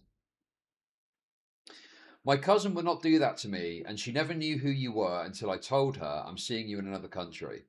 Someone has to know my whereabouts. She has no reason to do anything like that. I speak highly of you. Don't you think someone could have found me through Instagram? How? How would someone randomly find a woman and be like, oh, there we go. There we go. There's the Instagram of this random woman. It must be the person that this guy's fucking. Sharing this information that we're seeing each other and whatnot. You think I talk about you to people? Why the hell am I being blamed for this? You told people, you sound so sure. Do you really think I do that? No, I don't think it's you, but I do think it's your cousin, yes. Because if it isn't, you or me. It's either your cousin or you got hacked. Anyway, it is what it is. Well, the thing is, he's not going to tell anyone. It's against his interest to tell anyone. So it's got to be from her side. Either she is telling someone or the cousin's told someone. Yes, dude. It's like he can't handle just saying to the woman, look, I got a bit wrapped up in this and I'm not actually into it. Bye. I don't know. Why can't he just say to them, I got a bit too, you know, emotional or something about this and I'm not really feeling it. And what he needs to do is just be honest and say, look, I got into something I wasn't really into. Like, do you know what I mean? It's ridiculous. She probably bragged to friends, yeah, and they probably told her. I don't know. Clearly it's her side that's the leaky side, because why on earth would he want people to know about this? It's got to be from her side. So I think there's either genuinely she doesn't know, either genuinely she didn't say it, but she spoke about it more than she'd like to let on and it's leaked out that way, or she's just bullshitting here and she knows that she or others have said something. but I don't think it's his side. Why are you so adamant on it being her? She isn't like that. Someone could have made a guess because I had your video on my account originally and tagged you in comments before. Someone has to have been stalking me and watching my reposts about pregnancy-related topics. Neither I or my cousin would do dumb shit like that. Don't talk about my people that way. My social media is very small. The original account that I was on only had family and friends on there. There's other people that I suspect, but Abba is definitely on there because you didn't like that I was posting you. I don't know. I feel like it's a probability. He was aware because you see my stories. There's a convo about the posting.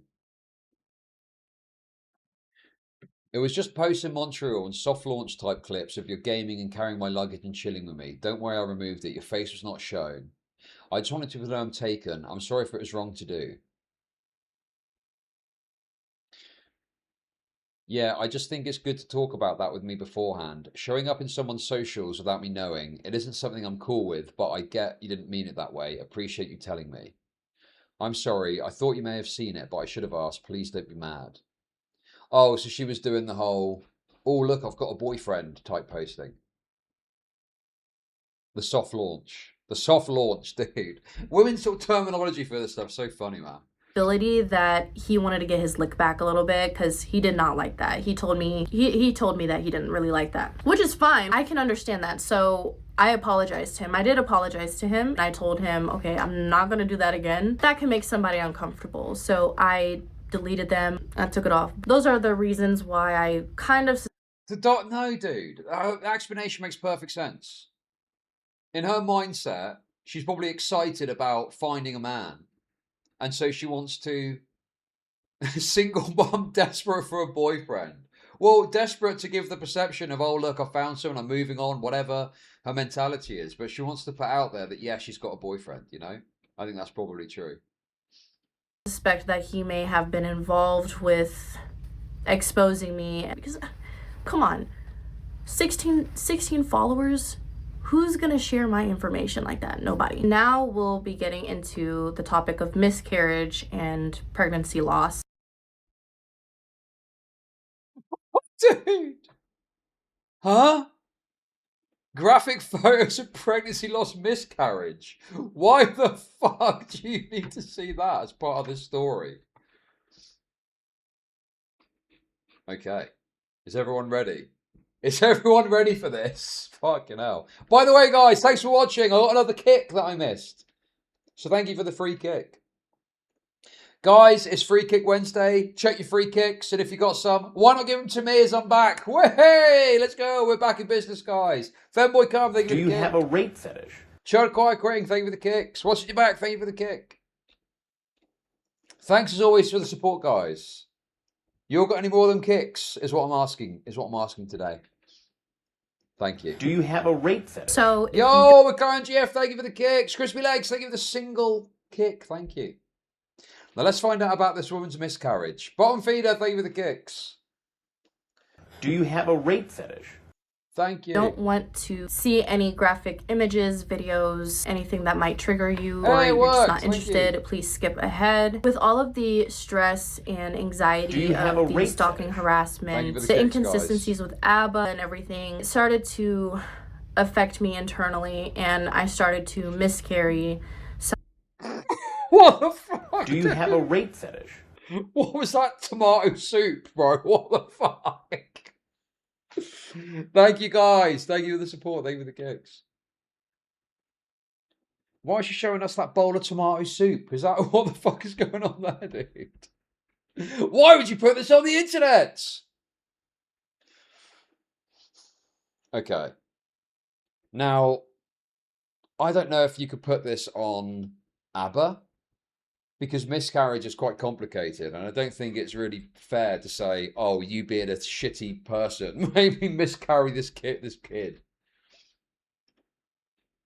So I'm not sure if I can get on board with that. Sometime at the end of April, early May. These are text exchanges.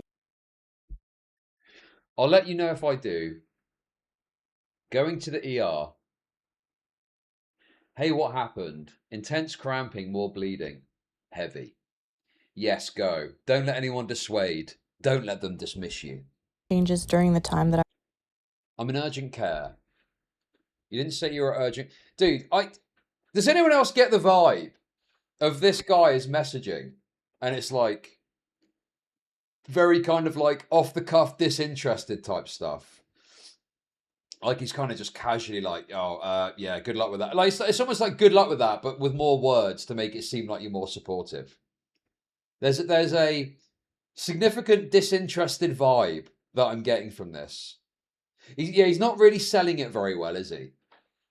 This is like disinterested, middle of a gaming session. Oh, this dumb bitch is bothering me again with her stupid nonsense about this miscarriage.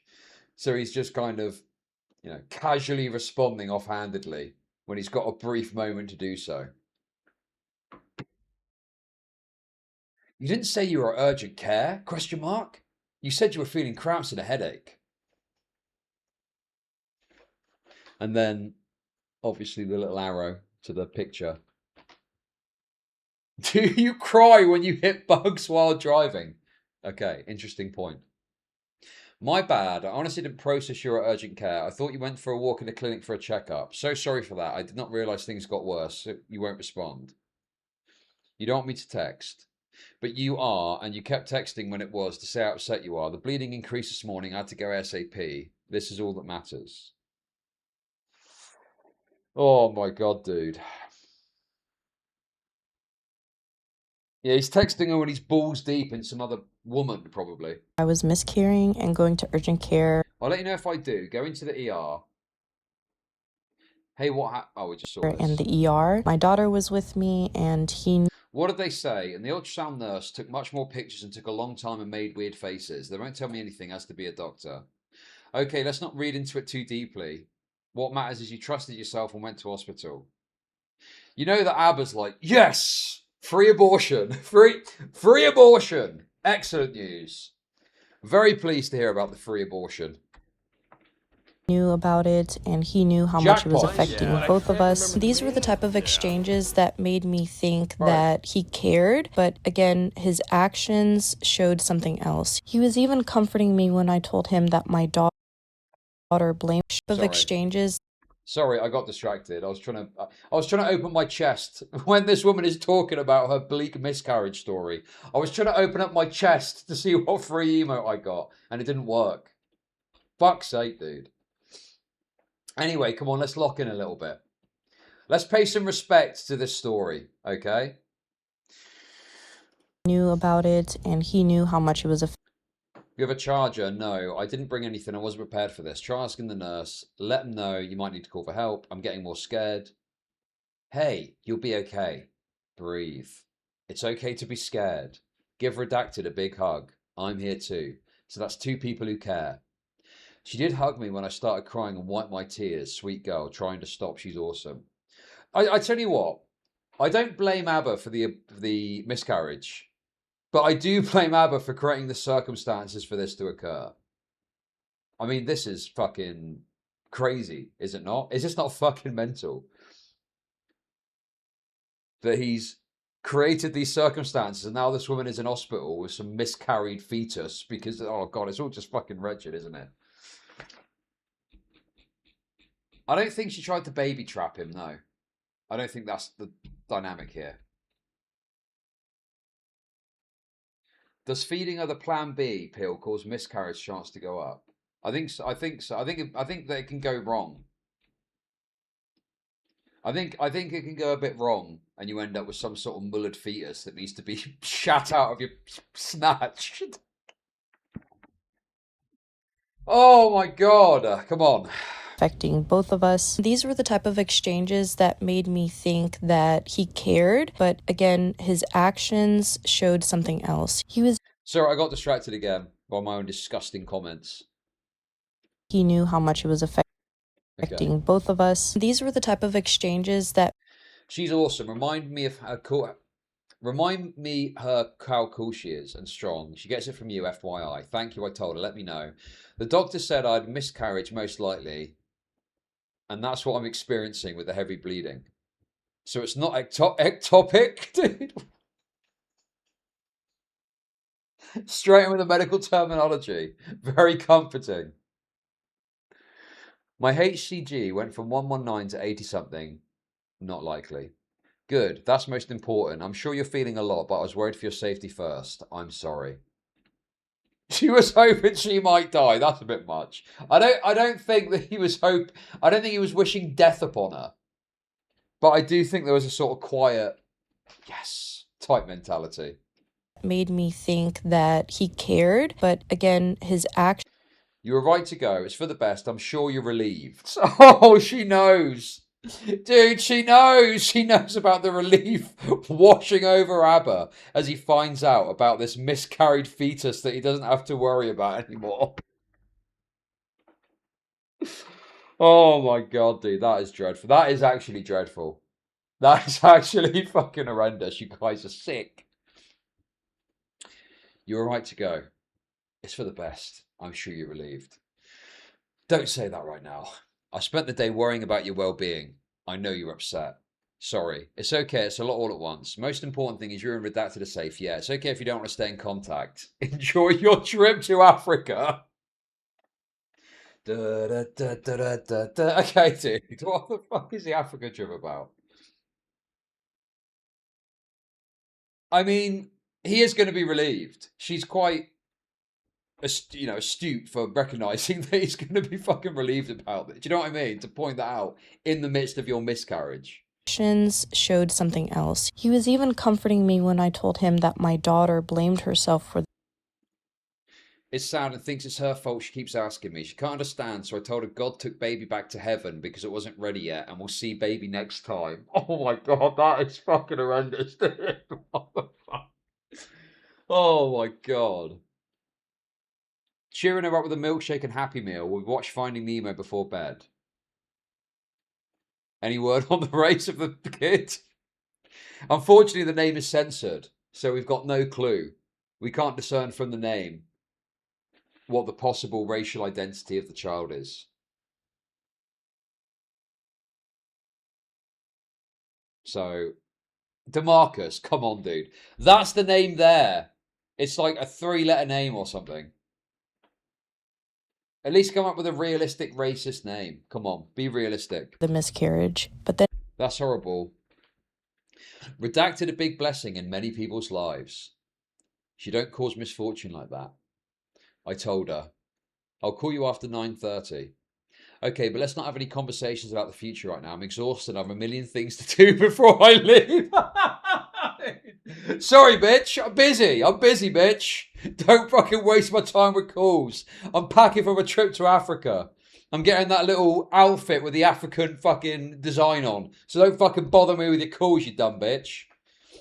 So let's talk about that when I have a minute to breathe. God, this guy is a piece of work.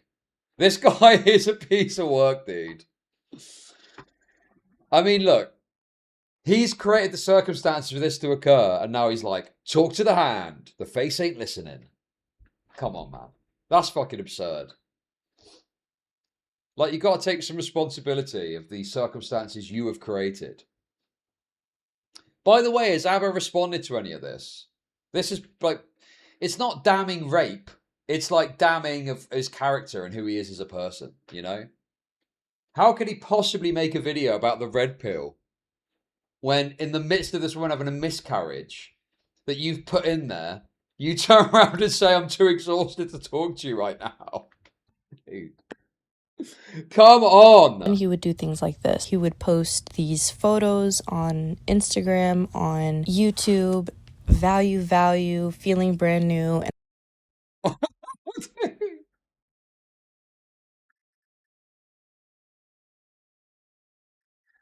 I went to my brother's wedding and now I'm acting brand new. Value. Instagram, on YouTube, value. Feels like you're constantly upset with me now. You don't say much on calls and you get mad if I don't text back fast enough. I really do think I was nothing to you. Oh. Damn. Hey, rape meat! Is that a racist Halloween costume? We actually covered the Target racial Halloween costume yesterday. But yes, possibly. That cuts deep though, doesn't it? I really do think I was nothing to you. I see, so that's where this energy is coming from. I feel ridiculous for thinking there was anything. you've been feeling this whole time. He's definitely doing this game of not being upfront, being distant, and then she starts to get mad about that, and then it's her problem. When he's playing the game and he's being distant in the first place. I'm so glad I missed that segment. I know you would have irritated me. Which segment? What are you talking about? Value, feeling brand new, and this is all during the time. Dude, I had a good take on it. I had a good take. I had a take that it looked a bit fucking racial, yes. And it was fine for them to take it down. They made a meal out of it, and they should never have approved it in the first place. I had a great take on it. YouTube, value, feeling brand. You've been feeling this whole time, since the 15th. I think I'm stupid. If you want to get on a call to talk, then you can say everything. I'm not handling this stuff via text. You're frustrated and upset with me, and I feel like texting will make it worse. How can I fall for someone who didn't even want a relationship with me, but can put me through this without a care? Posting kombucha memes. What the f... I mean, yeah. The way he's treating us is pretty fucking rough, man. He's created the circumstances for this. And now she's having this terrible situation. And he's just kind of like casually dismissing it all. It's fucking mental. I don't know what meme she's talking about. But yeah, this is a pretty fucking shitty behavior, you know? She deserved it 100%. I mean, I don't think she deserved it. I just think she's like naive. And, you know, I don't like the word taken advantage of because people think it means rape. But I don't think it means rape. But like, yeah, he's taken advantage of her naivety. I think in some way, you know? You can't trust a black raw dogging. That's what I'm taking away from this. I agree. New, and this is all during the time that I was miscarrying. I sent it to Abba too, and he's not even responding or caring. He just posted a story on Instagram of a guy singing about some kombucha. Okay, that does sound quite based. That does sound funny and based, I must say. But the problem is that, and she's looking for attention, yes. Okay. Women are very attention seeking when they want to be. Yes, that's true. But then there's a legitimacy there because you've created the circumstances of this happening in your actions and your conduct, you know? Why is she orange? I think it's just the lighting. I kept him updated on my health and the doctor's appointments, and he seemed to care, he seemed to worry, but just the way that he described my situation in one of his videos. She just ended up having a miscarriage. It's clear that he never really cared. Well, the thing is for me, if this is one woman and it's a one-off or something like that, and you've not got this big history of going against the red pillars, I would just write this off as, you know, just misguided relationship, whatever stuff. But it's the fact it's multiple women and this presentation and the way that he puts himself on the internet. It just creates this dynamic for me where I'm like, well, you know, you've gone against what your kind of stated principles are, and you're not really being a man in living up to the response, you know, the consequences of the situations that you've created, you know? Like you wanted to get your end away, condom free, so you misled the woman to get there, and now the consequences of that are knocking, and you're just dismissive of it, you know? Like, be a man and fucking, you know, engage with the consequences of your behavior. Yeah, it's very pathetic. Yeah, very pathetic loser deadbeat shit. Yes, exactly. So, and it's the repetitive nature of it too, you know? Just find it all very kind of sleazy and disgusting. Have any empathy for me whatsoever. The fact that he doxed me and my child, my 5-year-old daughter, it makes the situation more clear for me how he spoke about me and the way that he treated me afterwards. Also sent him a voice note. Interesting. I will say though, I am a little confused because it seemed like you and this third woman were on like relatively good terms. So what happened for her to want to talk to Libby in this fashion? Is this mainly because she felt like she was done wrong by you? Because it seems like, or she has the perception that you were still talking to Libby while you were still dealing with her. Like, why is she doing this, do you think? I'm not entirely sure because we never spoke about it. But from what I gather, it sounds like because I was talking to other women while we were not exclusive, that's what made her upset. Yeah, so basically what I said already. I don't mind if, well, my thing is, yeah, we are exclusive and that I'm not seeing other people. I'm not talking to anyone else and I don't want to. Like I said to you before, I generally am somebody who's kind of singular in that regards. So that's pretty normal to me. Bro, is this not just red pill shit that he's doing?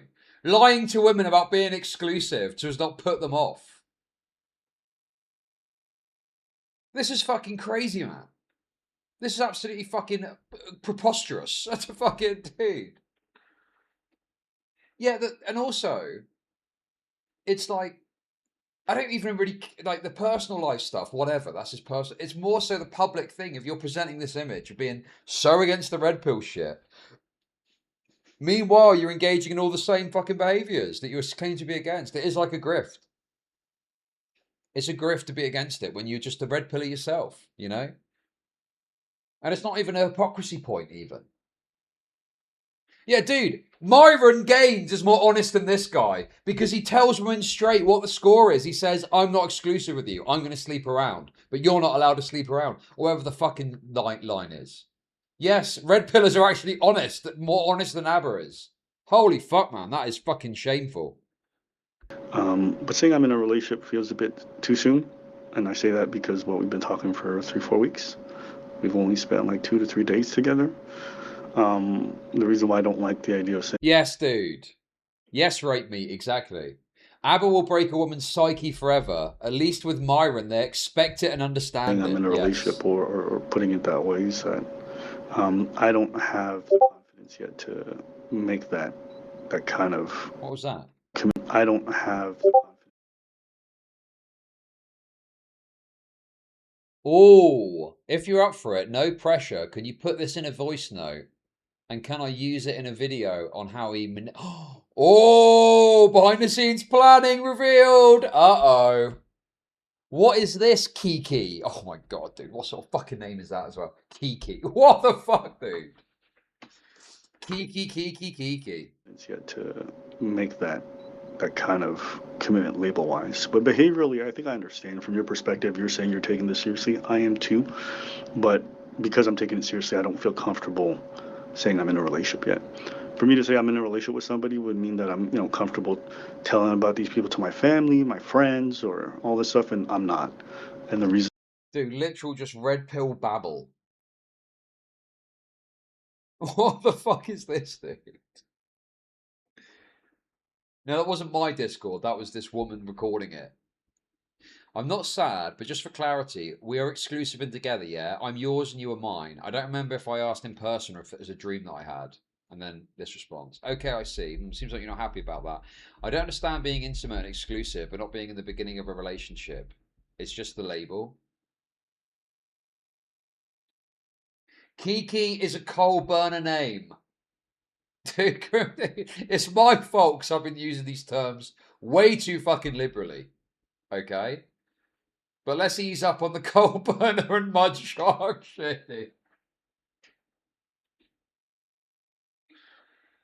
Oh my god, man. Come on, chill out, guys. Come on. The reason why is that it feels way too soon, too fast for that. But, on the other side, I don't want you to think that I'm taking it lightly. I'm not. That's why I can say I'm exclusively talking to you. I'm romantically interested in you. I'm not sleeping around, none of that. So, I don't know if that kind of clears it up for you, if that feels like the answer you don't want, but I also don't want to lie to you and say, yeah, I'm in a relationship, and then, we spend another 3-4 days together and it doesn't work out. Like, I don't like that idea. That seems very empty. So, yeah. Let me know how you feel about that answer. Okay. Oh, we just During my miscarriage, he went on a trip to Africa to his brother's wedding. He would complain about the roaming fees being like $100. Dude, what brother's the fuck, wedding, man? he would complain about the roaming fee. This dude has got every fucking excuse under the fucking sun, doesn't he? Wait, I thought he was saying this in Don't Contact Me, but he's actually just complaining about the roaming fees to this woman. Dude, what the fuck, man? Just your random side piece that you just had a miscarriage, and you're like, God, these roaming fees are fucking crucifying me. This is terrible. He's being like $100. But he was constantly on social media. He was posting value. It was upsetting for me, but I felt like I couldn't complain to him or I couldn't say anything because he would always tell me that he's having these health issues. So as to not add onto the burden of that, I just decided to keep a lot of things to myself at that point. But I did mention it to him that consistency is lacking, communication is lacking. There's something going on, there's something wrong. There, in fact, was something wrong because before Hey, finished. I haven't been sleeping, driving me crazy and getting my heart rate up. I literally just ended live and I didn't touch anything else. I just flew into... I'm not sure what I should say right now. I don't think anything I can do or say will help me feel better. I want to talk to you and be there. I'm worried about you. I get into something going on, there's something wrong. There, in fact, was something wrong because before I get into these next voice messages and texts, one will be from him and one will be from me. I want to explain that if you look at this date, Friday, April 10th, this was the day that he was crashing out on his ex-girlfriend, Libby, for her having an Instagram account and calling her a cheater, which was one of the things that he mentioned in his live stream. But I want everyone to know that during this time, he was telling me that he was having health issues, that it's possibly my fault. And in the next voice messages, you will hear how frustrated I was, and I start listing out all of the things that he's doing in his life that may be affecting his health. But now I know that it was just him crashing out that day because he was upset that his ex-girlfriend had a baddie Instagram. Just, I literally ended the live and I didn't touch anything else and I just slid into bed. I don't know what I'm gonna do, but I just need to rest because like I'm losing my mind. Losing my mind over this. I mean,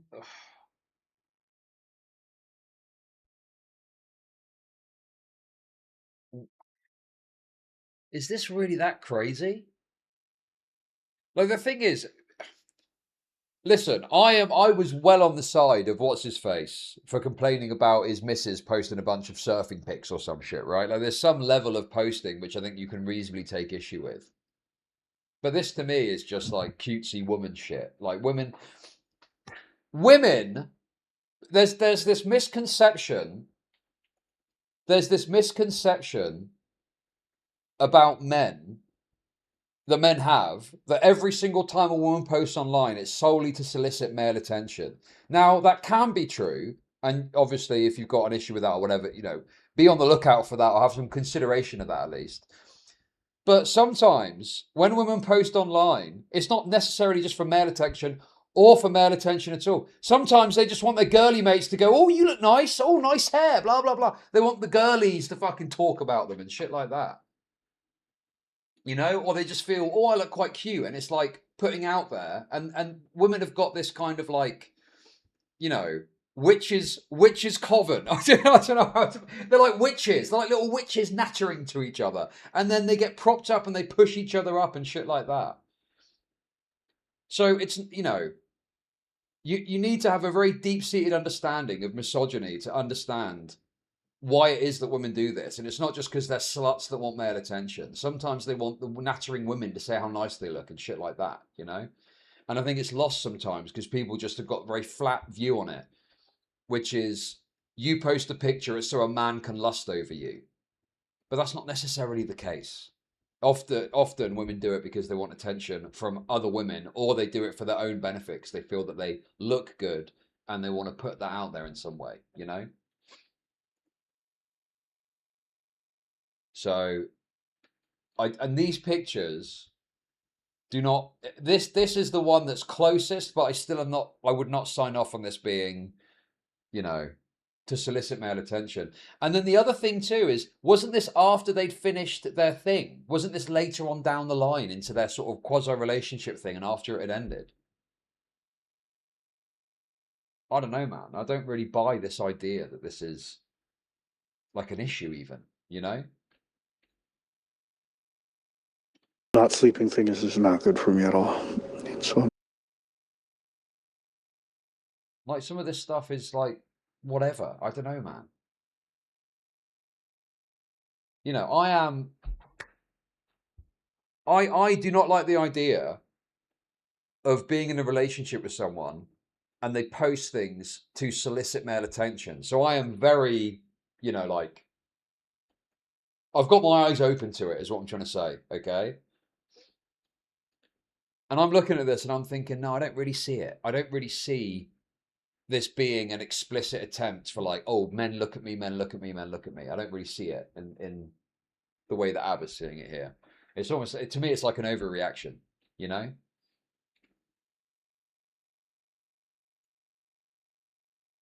I'm just trying to fix it. I don't want to make any impulsive decisions or decide anything right now. I don't know. There's some here where I'm like, maybe. Decisions or decide anything right now.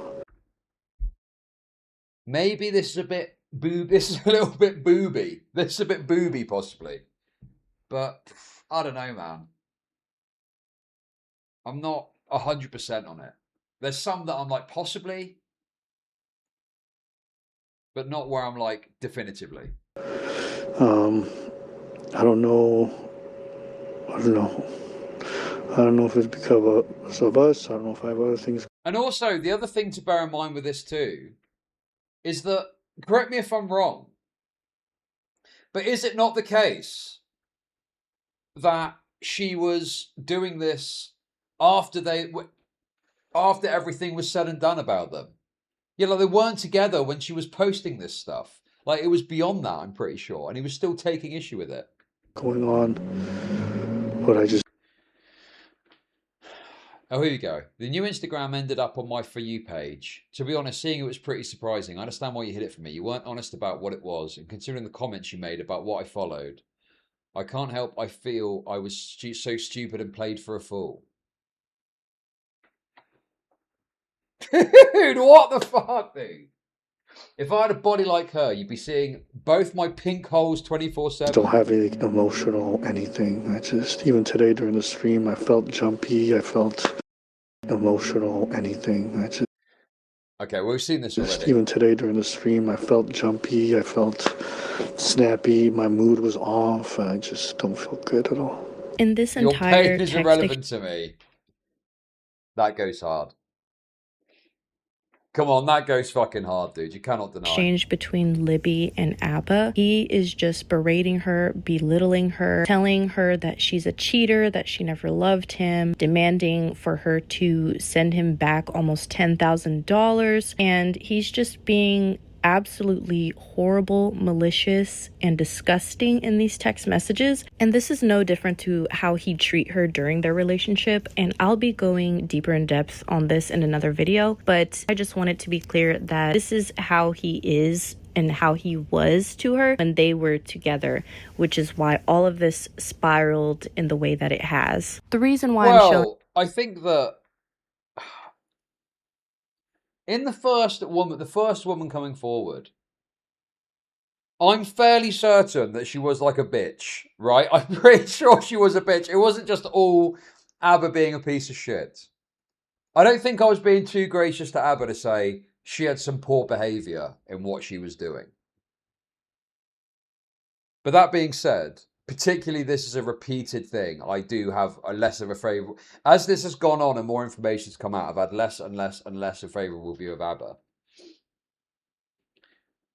And the fact he's being so full of, you know, the way he's acting with her, particularly with some of the details, like they'd stopped being a thing and she was posting this Instagram stuff, you know? And also this woman now, I do feel more... What's the right word? I'm more favourable towards her story because to me it's all a lot more compelling and real. And I don't think... There's some missteps she's made and she's calling it like, this could be rape by deception. I don't agree with that stuff. But overall her story is fairly... And the way she's handling it is like fairly reasonable. And I do think she's genuinely had some, you know, fucked stuff happen to her in all of this, you know? And I think all this comes back to, he has repeatedly created the circumstances for this to occur with his own actions and behavior, you know?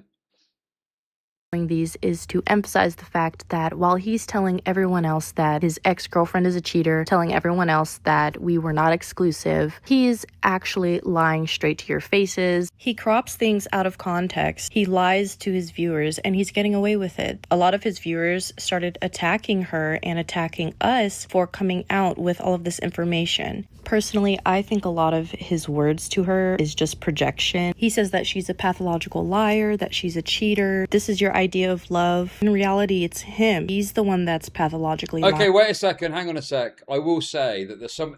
dude, it's literally the booby picture that I said. His words to her is just projection. Bro, it's literally the picture I pointed out, and she's responding to guys talking about it, going, thank you, thank you.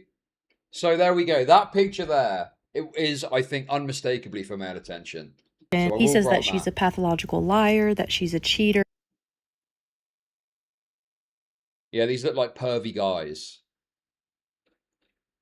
Also, the other thing to bear in mind with this as well, okay? The other thing too is that women will go mental and seek out male attention. Like she was obviously in some fucking mental headspace with all this shit that was going on with this guy. So, you know, I don't know, man. I think she's a bitch, and I think she's like fucking, her story was, oh, dude, I don't like her and the way she brought her stuff forward. But I don't, especially considering this was down the line after they'd finished kind of seeing each other. I do think it's a bit rich for ABBA to freak out about this, you know? Like, what ground has he got to stand on, really? This is your idea of love. In reality, it's him. He's the one that's pathologically lying. He's the one that is cheating. He's going behind women's back, sleeping with other women and not telling them that he is sleeping around, tricking them into unprotected sex, saying that he has low sperm count or that he's infertile or that he just doesn't like condoms. He makes himself seem like a stand-up type of person to his viewers, that he is someone that people can look up to, when in reality, he's doing all the things that he talks down on in his personal life. He's criticized Destiny. He's criticized Fresh and Fit. He's criticized a lot of men who have mistreated women. And he's spoken about how pregnancy, hormones, after pills, all of this can affect a woman's body. He's spoken about how treating women with dignity and respect is extremely important. And yet he's doing all of this behind the scenes. Look at how... Oh, dude. I mean, that's true. This is, I guess, the hypocrisy point. But it's not just, dude, it's not just hypocrisy. It's presenting yourself publicly as a certain thing that isn't backed up by the evidence. Like, she's just right about this. She's just correct about all of this. Oh, that's tough for how ABBA. he's talking to her. Look at how he's treated me. Look at how he's lied about me. Look at how he's lied about Libby. This is the true ABBA. That is, in my humble opinion. I'd also like to emphasize how during this time he was crashing out on his ex-girlfriend. He was telling me that he's having health issues, as I said before. And in the next clips after this text exchange, I will... Okay, I like this framing, actually.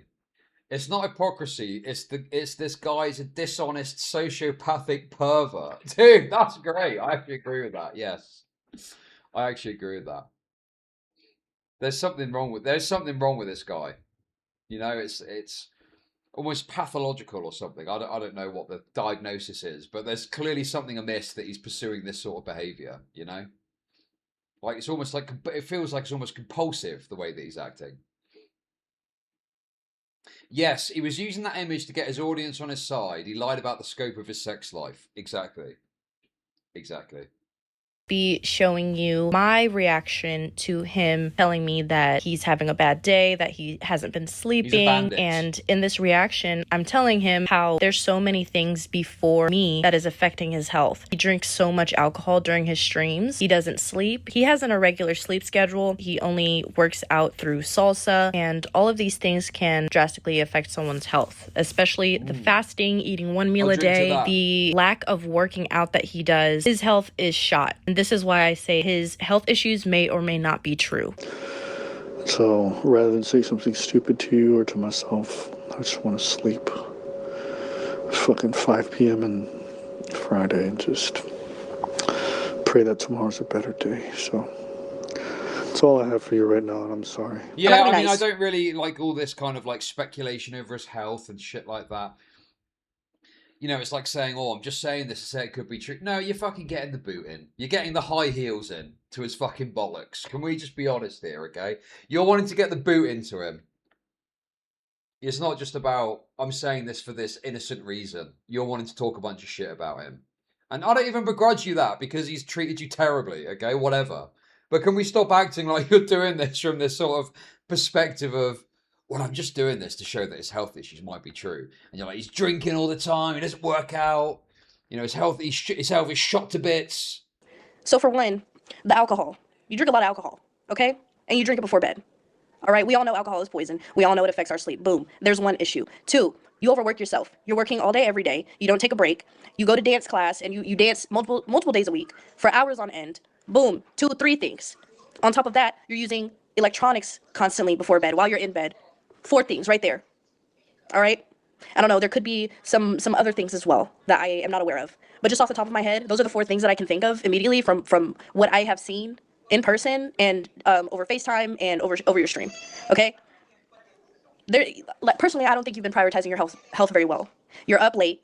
You don't go to sleep until like 4 or 5 a.m. in the morning. Electronics. I mean, yeah, you know, obviously, I mean, I don't follow this rule, but you're not supposed to have blue light before bed or something because it fucks up your sleep mentality.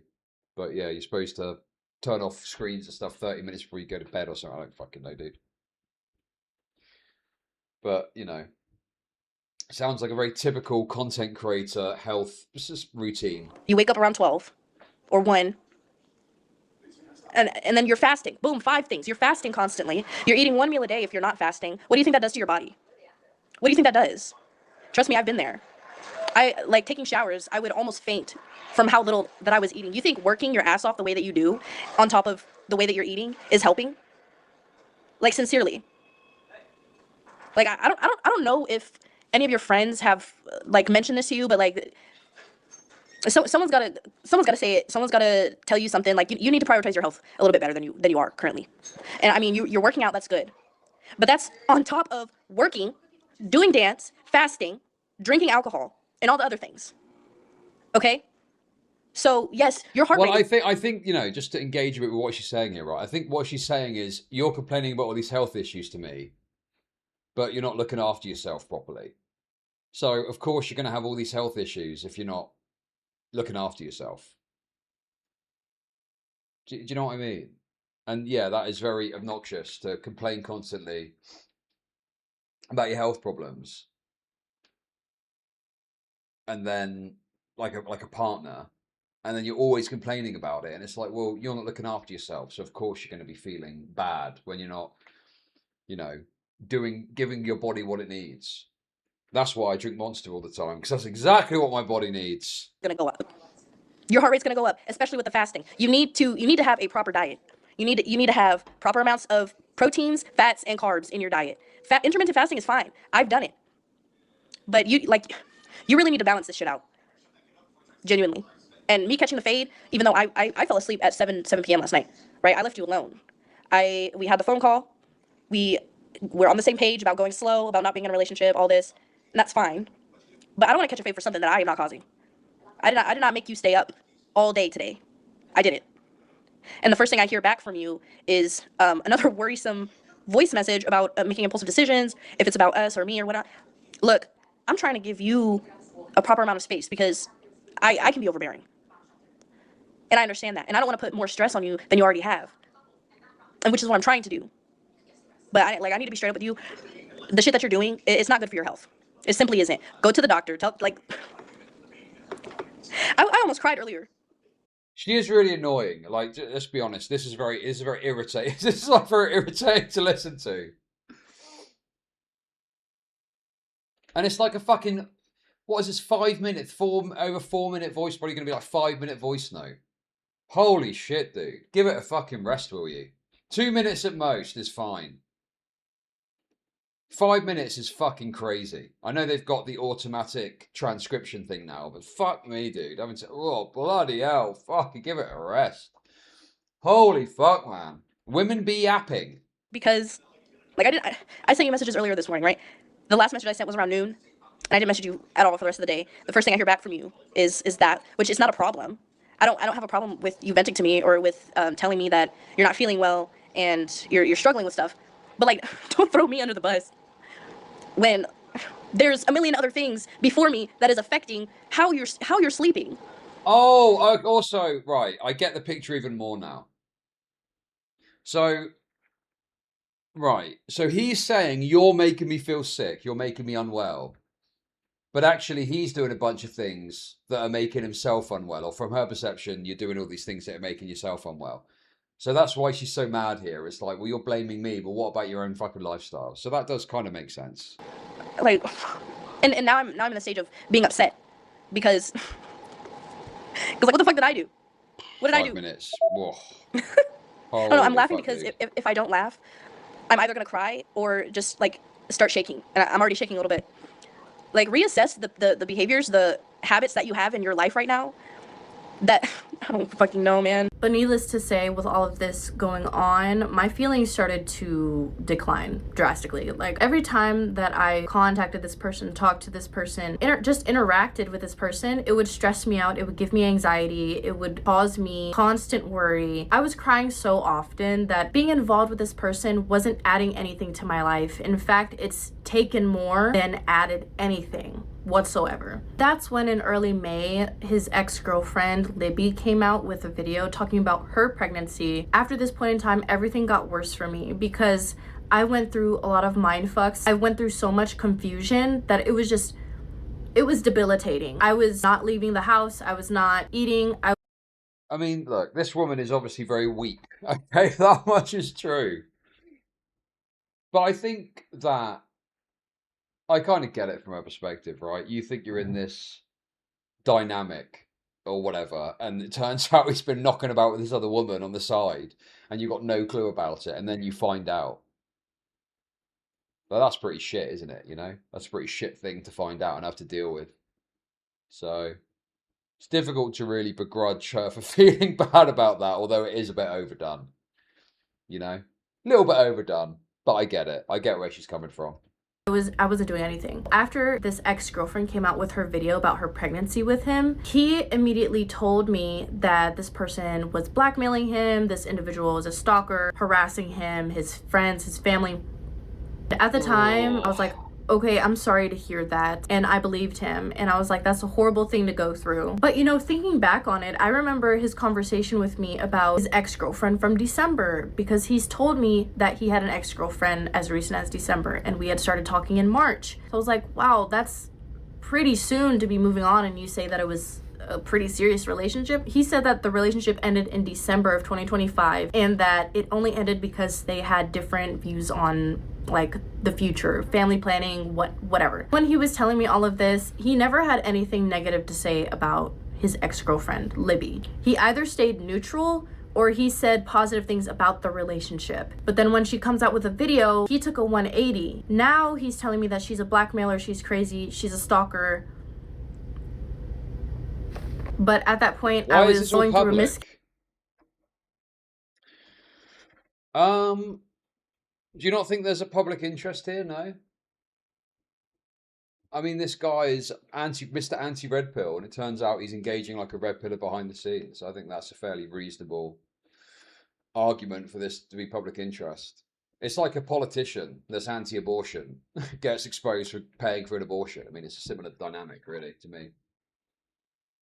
Like, there are these kind of, like, I don't know, but to me that's just like a sort of, oh, why is this public? But it's like you're not really engaging with what's going on. You're just kind of hand-waving it away. Why is this even public?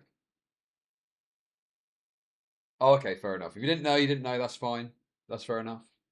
If you're being genuine, I'll take you at your word. But I just think there are these kind of things that people say that, you know, it's like just saying, oh, they're a crazy ex-BPD whore. And you're not really engaging with the dynamics. You're just kind of hand-waving it away. And it could be true they're a BPD whore. And that could mean that they're doing things which are wrong and are bullshitting and lying, etc., etc., etc. But there could still be an issue or a story there. And it's an easy way of just kind of hand-waving away any potential story about yourself. rather than, you know, kind of engaging with it. But anyway. Carriage, and I didn't have the emotional capacity to really care. Well, yeah, also, the other thing too is, as a public figure, I think you just got to kind of accept that certain misbehavior is going to be more up for grabs from a public discourse perspective because you're a public figure, you know? That's just the way it goes. You live by the sword, you die by the sword, you know? If you want the public attention when it's positive, well, if there's a negative thing, that might... It comes with the territory. It comes with the territory. Yes, women are gossip terminators. Very true. I didn't exactly pretend to care. I did care. But during this time, I was experiencing the miscarriage and I was dealing with a lot of stuff internally. So it would take a lot of energy for me to show a lot of care and enthusiasm with all of this coming out. All I could do for him was listen, say like, I'm sorry that happened to you. I told him things like, I'm sorry that happened to you. Listen, say like, I'm sorry that happened to you. I told him. You told me only because your ex made a video. Yeah, I didn't want to tell people yet. I needed time, but she didn't allow me. So I'm sorry for the timing. I'm terribly sorry to go through that. Maybe you need more time. Things like, I'm sorry that happened to you. Yes, very fuck-ass editing. Yes, the editing is pretty fucking dreadful. I can understand fully why you were hesitant in your response to my pregnancy. I feel more embarrassed. Especially you still being in contact with her. You're talking real crazy now. I'm not. How she did me dirty. I'm glad I'm not with her. And I even recommended to him what he should do with all of this. Like, I told him if this is a serious situation where somebody is blackmailing you, stalking you, harassing him, Wait, what? I've been stalked before. The last thing I would do is send a stalker that is harassing me a pic of my coochie. Oh my god, dude. Isn't that a black term? Isn't coochie a black thing? Why is this woman using black terminology? Oh my god, dude. It makes me think of, what's that post of that black rap woman? And she's at the hospital doctor's appointment and she posted this thing and it's like, at the doctor to see why my coochie stank. And I'm like, oh my god, dude, it's just so gross. Is it Ruby Red or something? Is that the one? Or Cardi B? Sexy Red? Oh, I don't fucking know, dude. It's just kind of sick. It's just kind of makes you feel a bit sick, you know? If this is a serious situation where somebody is blackmailing you, stalking you. Yes, he sent her a dick pic before flying me out in March. But this is alleged blackmailing crazy stuff. Oh, she's got a point there. Message unavailable. Wait. I get recommended Pinoy vids every day because of you. Look, damn, I want to be tan like that for real. Also, horrible note you left me on last night. Horny. Just a dick pic and vanish. You're literally a fuckboy all of a sudden. Oh, she's starting to see through him. Well, I think that he wanted to keep her on the hook in some way. I'm pretty sure. I think he wanted to kind of keep her on the bait hook or something. Harassing you. Maybe you should post timelines to prove their claims wrong. Maybe you should do this. Maybe you should do that. All he wanted to do, prove their claims wrong. Maybe you should. Wish me luck. Are you busy? You probably should mention timeline details like when you broke up, started dating, when and how long you met this other girl, etc. Hey, let me do my thing. I got this. Right, so this is interesting. So at first, she was like reaching out to him in order to be supportive in light of what she felt was like an unreasonable or unfair kind of campaign against him. But now she's turned on him, has released her own story as well. Fucking hell, dude. Hence this video now, I guess. Do this, maybe you should do that. All he wanted to do was live stream showing her sex, sending fans to sexually harass her on her social medias, dox her workplace where she lived. On top of that, he attacked her childhood traumas and her, like, he used suicide and self-harm and mental health as a way to discredit her. Without going too far into it, he has a lot of contradictions about his ex-girlfriend, and those will be coming to light very soon. But anyways, since we're at the point where the ex-girlfriend came out and he gave me this different explanation on what type of ex-girlfriend. Abba's just fucked. He's been on his high horse commenting on his sex life, but his sex life is a complete mess as well. Also, it's like the amount, the amount as well. The amount of people in the course of what? 6 months or so, I think, is the time frame. Like, these kinds of things you would expect at least to be spread out throughout a number of years, but it's all happening in rapid succession with a similar pattern.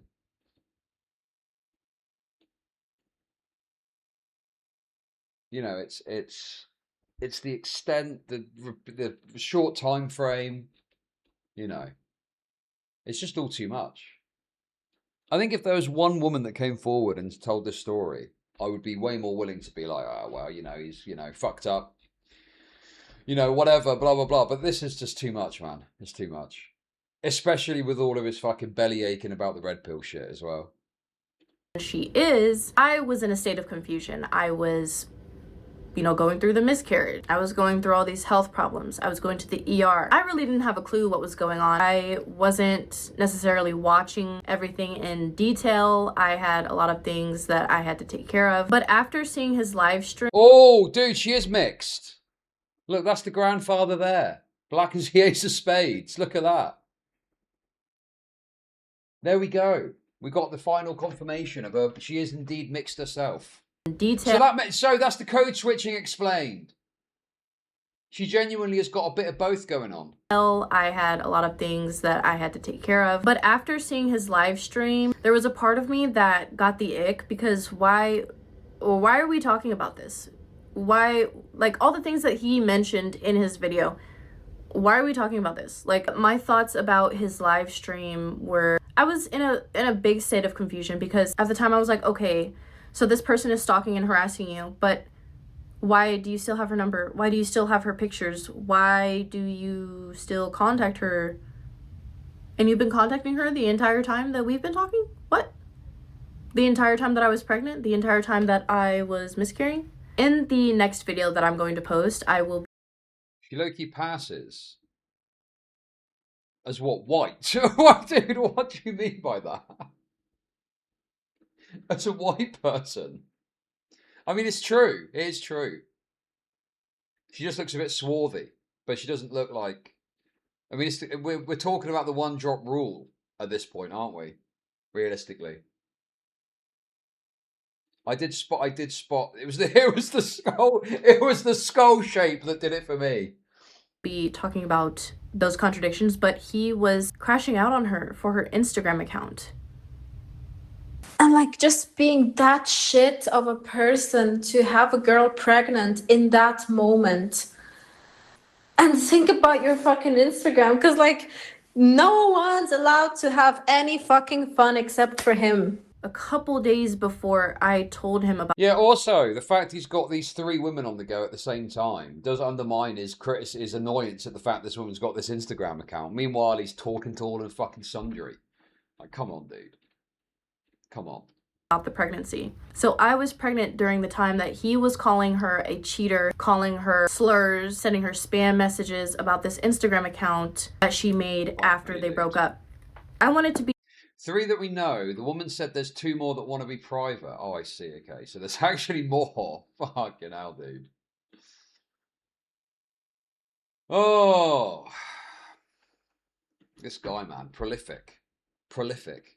Be supportive of him going through this because I was still, you know, I was still connected with him at this time. I was going through the miscarriage. There was still an attachment, I will say. There was still an attachment, and it took me a while to detach. But then I think I saw a video of the ex-girlfriend talking about another woman that reached out to her, and at the time I was so confused. I thought she was talking about me. I thought she was saying that I was talking to her, but no, it turns out there was a different woman that he was messing with since 2021. Pregnant in December 2022, and... Okay, is this... Wait, did I cover this one? Dude, I'm losing track. I'm losing track of all these different women that are coming forward. Did I speak about this individual? I can't remember. What was her story? Was it the same shit? Oh, I did. Okay. So there's 3. There's the original her, which I think I did talk about a bit. and then this one. And then there's apparently allegedly 2 that want to be private.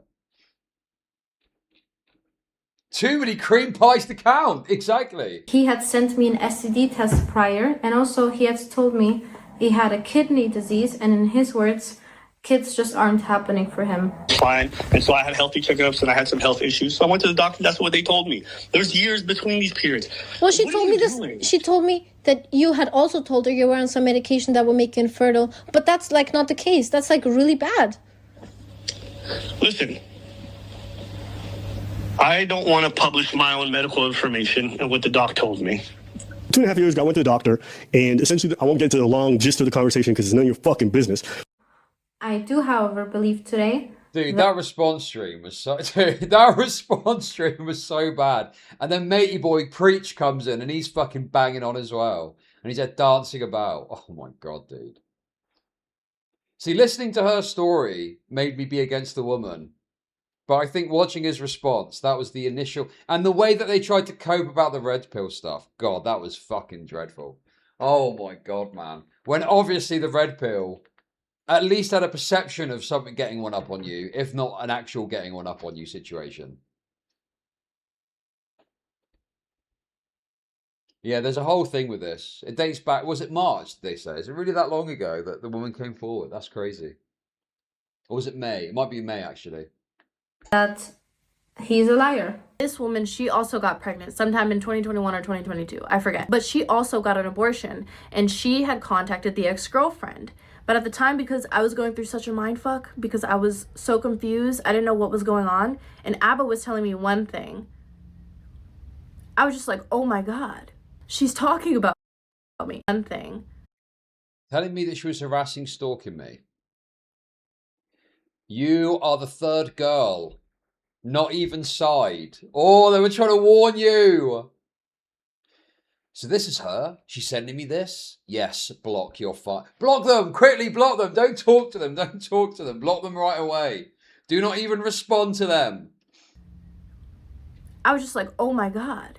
She's talking about me. And his explanation about Steph, because it finally clicked that, oh, there's another one? Huh? He told me that this individual was someone that he only went on 2 dates with. This woman is somebody that he's known since 2021, who got pregnant, got an abortion, and he was meeting her while talking to me. He flew her out about a week and some change before he flew me out. He was telling me that he wasn't sleeping around, he wasn't talking to anyone, that we were exclusive romantically, physically, whatever. He told me all of this and then flew out another woman, raw dogged her, put me at risk for STDs. You think I'm not thinking about that right now? I am. And this is how I found out about the crime called rape by fraud, which if you look it up, a lot of this could have fallen under that. Rape by... Okay, look. All her story, her position, I'm on board with most of it. Just stop calling it fucking rape by fraud. That is preposterous. Why do women do this? Why do they have to fucking get that in there? Just tell your story and let people make their own determination. Rape by fraud. What the fuck are you on about? What? Dude, there's no way you're going to convince me that this is rape by fraud or like rape by deception. That's way too strong a term. By fraud. Dude, some of these women just want to be the raped. That's all there is to it, man. A lot of jurisdictions consider this a criminal act, but it depends on, you know, the circumstances. I would say that sleeping around and possibly giving somebody an STD, that can fall under rape by fraud. I'm just going to let that float in the air for a little. Well, the thing is, the problem you've got with that analysis is that you are one side of the equation. And to say it's like rape by fraud, what about your fucking lack of responsibility and insisting on protection? It's like you've made a mistake and a problem there too. So I don't agree with it being all on one party and all on one side. Yeah, exactly. You chose to not use a condom. Exactly. So I don't agree with this analysis that is rape by fraud. There probably is something that I would think is rape by fraud, but I don't know what it would be. But yes, there probably is something like that, but not this. It's too strong a term. Fraud rapist does go hard. Femboy Calm, thank you for the kick. Thank you, thank you. Because, yeah, exactly. It's like you're only accounting for one facet of this. Like, also, hang on a sec. You're saying he put me at risk of disease. Well, yeah, why didn't you fucking wear a condom if you're worried about fucking disease? Like, the point is, you chose not to wear a condom because you preferred the feeling of that, not to be too gross about it, but you clearly preferred the feeling of that and the dynamic of that and were willing to take that risk at the time. And if you were concerned, you would have prevented the risk by wearing a condom or significantly reduced the risk by wearing a condom. You wanted the raw BBC. Yes, exactly. But I don't appreciate somebody lying to my face, putting my health at risk. And STD is just another layer on top of that. But as I said before, I trusted this individual. He said he's clean. I get myself tested. If anyone asks me for those test results, I give it to them. That's kind of the base, the foundation that I was at the time when I was seeing this individual. I was like, okay, we're two adults. We're honest with each other. We communicate. I don't have any reason to suspect that he's a dirty individual. Look at Gringle. Gringle's literally fantasizing about the thought of a black man desperately trying to get some mulatto to not have to wear a condom. Would you feel differently if you found out and you was pushing her to do with a condom in the moment? I think, okay, so let's say, for example, there was a situation and he was saying, I don't want to wear a condom. I'm clean, I'm clean, I'm clean. And she said, but are you sleeping with anyone else? Is there anyone else you're sleeping with? Like, in the moment. And he was like, no. Maybe like that sort of thing could be worse. But if it's just generic, I'm not seeing anyone as a general conversation, it gets to the act and you're just shoveling that BBC in you as fast as it will come out of his pants, then no, I don't think that's like rape by fraud or deception. If you're able to get across the finish line by bullshitting your cock in there, maybe there's some sort of rape by deception thing. But I still think the rape word makes it wrong. I think it's sleazy and grotesque. I think there's enough words to describe it without reaching for rape. And also, from a purely pragmatic perspective, I think it diminishes your claim because people are going to hear the word rape and switch their brains off, which is stupid. Why limit the amount of people that might be willing to listen to you by taking it to that level? And why not just refer to it in a more reasonable fashion? That he's sleeping around, that he's doing all of this. So I just wanted to clarify that that was another thing that I have an issue with and is why that I'm speaking out this much. And with all of the stalking and harassment that was going on, he told me that it was his ex. Some of the profiles, the Instagram profiles, belong to her. But later we find out that that's not true. Those accounts are fake accounts. Yeah, I think the best way I can formulate it for the sake of the woman is that it would feel violating and you wouldn't know the language to describe it, so you'd reach for rape because that is the word we use to demonstrate the violation, you know? But it's the wrong word to use. But I understand where she's coming from. I get it, right? She's obviously feeling misled, wronged, whatever. But I just think from a number of different angles, it's just the wrong way to tackle the issue, you know? Accounts made by whoever the fuck. But there were a couple accounts that had the same email because we tried to log into that shit, and I hope you're watching this. We found that some of those accounts had the same email. So we know for a fact that it's at least one individual that has multiple accounts. It's not the ex-girlfriend. It's somebody else. It could be a stalker of the individual I'm talking about, or it could just be a random in the community that has nothing better to do, or is just, you know, they don't really have much in their life going on. She actually reached out to me on her main accounts. This is why I started thinking, okay, if she's reaching out to me on her main accounts, why would she use these anonymous accounts? It just doesn't make sense to me. I told Abba that she reached out to me, and he told me to send her a text back saying, I saw the live, get help. He was telling me that she was harassing and stalking him as well, on top of, you know, his friends and his coworkers. I'm like, this lady is crazy. She's insane.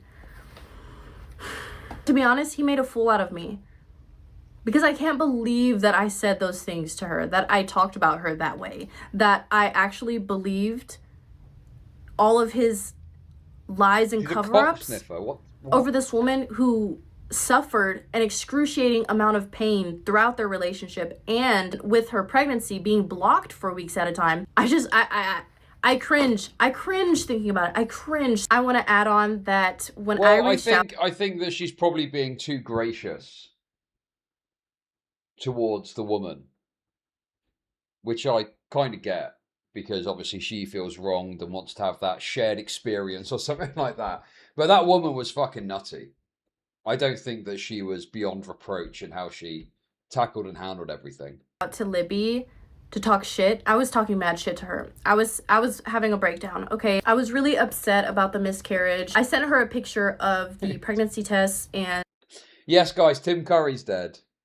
And I don't really care to cover it right now, exactly. But someone just said, no, he just went into space to escape capitalism. Don't worry, guys. That's a great comment. That is a fantastic comment. Well done. And this like really big paragraph. I immediately deleted it though, because after I told Abba about it, he crashed out on me. But I was telling him that Guys, I love Tim Curry as much as the next guy, but I mean, I'm just in the middle of something else at the moment, okay? Because after... Listen, he can wait. He's dead now, so he can wait a little bit, okay? Holy fuck. Hey, I can empathise with everything, that pain. Share it with me, but please don't, because if you do, she'll win again. She'll harass me more and include you in future videos. Folks will dig into your family, and I just can't. This is so obviously like, please don't talk about this, but it's for your own benefit. Please don't talk about this for your own sake, when the only person that really is going to be negatively impacted by all of this is him. He's the person that's going to have a negative impact from all these women coming forward and talking about this. After I told Abba about it, he crashed out on me. But I was telling him that... Please, aside from taking care of your health, I don't think I've ever asked you for anything more. Please, promise me you won't. You told me not to contact her and I stopped. I could Abba unsent a message. I could handle anything else, but not this. I need space. This hurt me a lot. I can't even be out in public now, and I fucked up over this. You never did me wrong till now. I need space. I trusted you, and this hurts. Come off it, dude. What is this guy's fucking problem, man? I was trying to defend him, that I was trying to tell her to stop, that this is...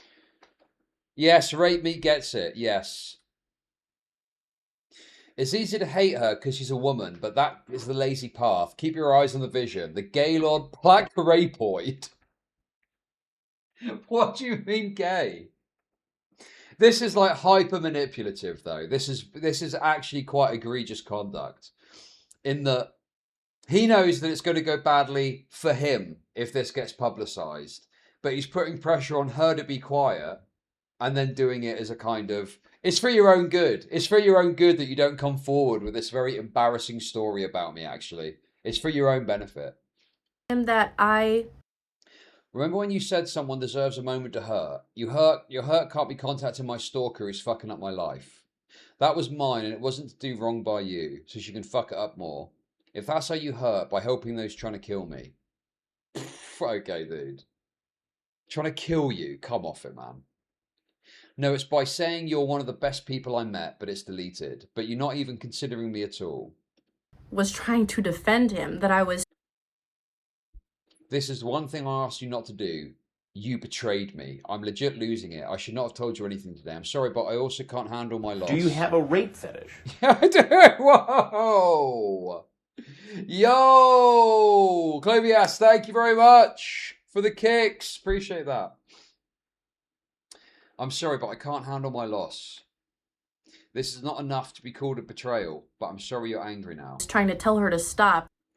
You don't get it, you don't get it. It's fine, I forgive you, but I need space. I've learned my lesson. Okay, I was never supposed to be here with you, right? She caused everything and it's affecting many lives, not just your own. She already had people watching me, finding my socials. The difference between me and her is that I can actually disappear, especially if someone requests. Do whatever you want. That this has gone too far. He called... Holy fuck. God, this guy is like hyper manipulative in the way that he's going about this. I'd never betray you. You already did. No, but not your fault. I shouldn't have confided. I'm realizing now. This is why I don't tell people things. No, that's not it. So do whatever you want. You win. I'm done. I'm taking the night off. Please don't reach out for a bit. Gonna leave dance now. Bye. You should give me some grace and not flip on me so harshly. I didn't ask for this. I did everything I could to do good. No, you didn't. You didn't ask. You didn't consult. You get angry and you act, not giving a fuck. Out of a time of weakness. One time of weakness, I'm sorry. Oh my god, dude. This is like fucking pathetic, man. What is this guy's problem? Why is he fucking engaging like this? Oh god, dude. Has Abba responded to any of this? Or is he just being written off as another crazy ex? The third ex coming out of the woodwork to get the boot in. You didn't spill milk. You contacted my stalker. The person actively ruining my life. You don't get it. And don't seem to want to. So do whatever. I'm not going to try convincing you how hurtful it is. Called me a... He said that I betrayed him. Yes, this is him. He's panicking and desperately... He's trying to say whatever he can to get her to shut up. He's like, no, don't do this. You know, he's desperately trying to control something that is uncontrollable. And he can't. He can't control what this person does. And in a way, it's almost like he wants to say, don't look at this, because he knows that it's going to expose to her how she's been wronged by his action. You know? Like, he himself is desperately trying to demonstrate that, you know, like he's trying to say, stop looking, because he knows in looking at it, she's going to come to the conclusion and realize that she's been wronged by him too. And so if he could, he'd like switch off her eyes. He'd like switch off her eyes so she couldn't see any of it, you know? Trusting you was a mistake, not you. It's fine, like I said. I'm used to it, so it ain't your fault. Then you won't ever trust me again. I'm not used to this world or how it works. And I've listened to you well once I understood you, right? Does that mean anything? Not right now. I'm dealing with everything and I confide in and only you. And you went and broke that trust in a big way 24 hours.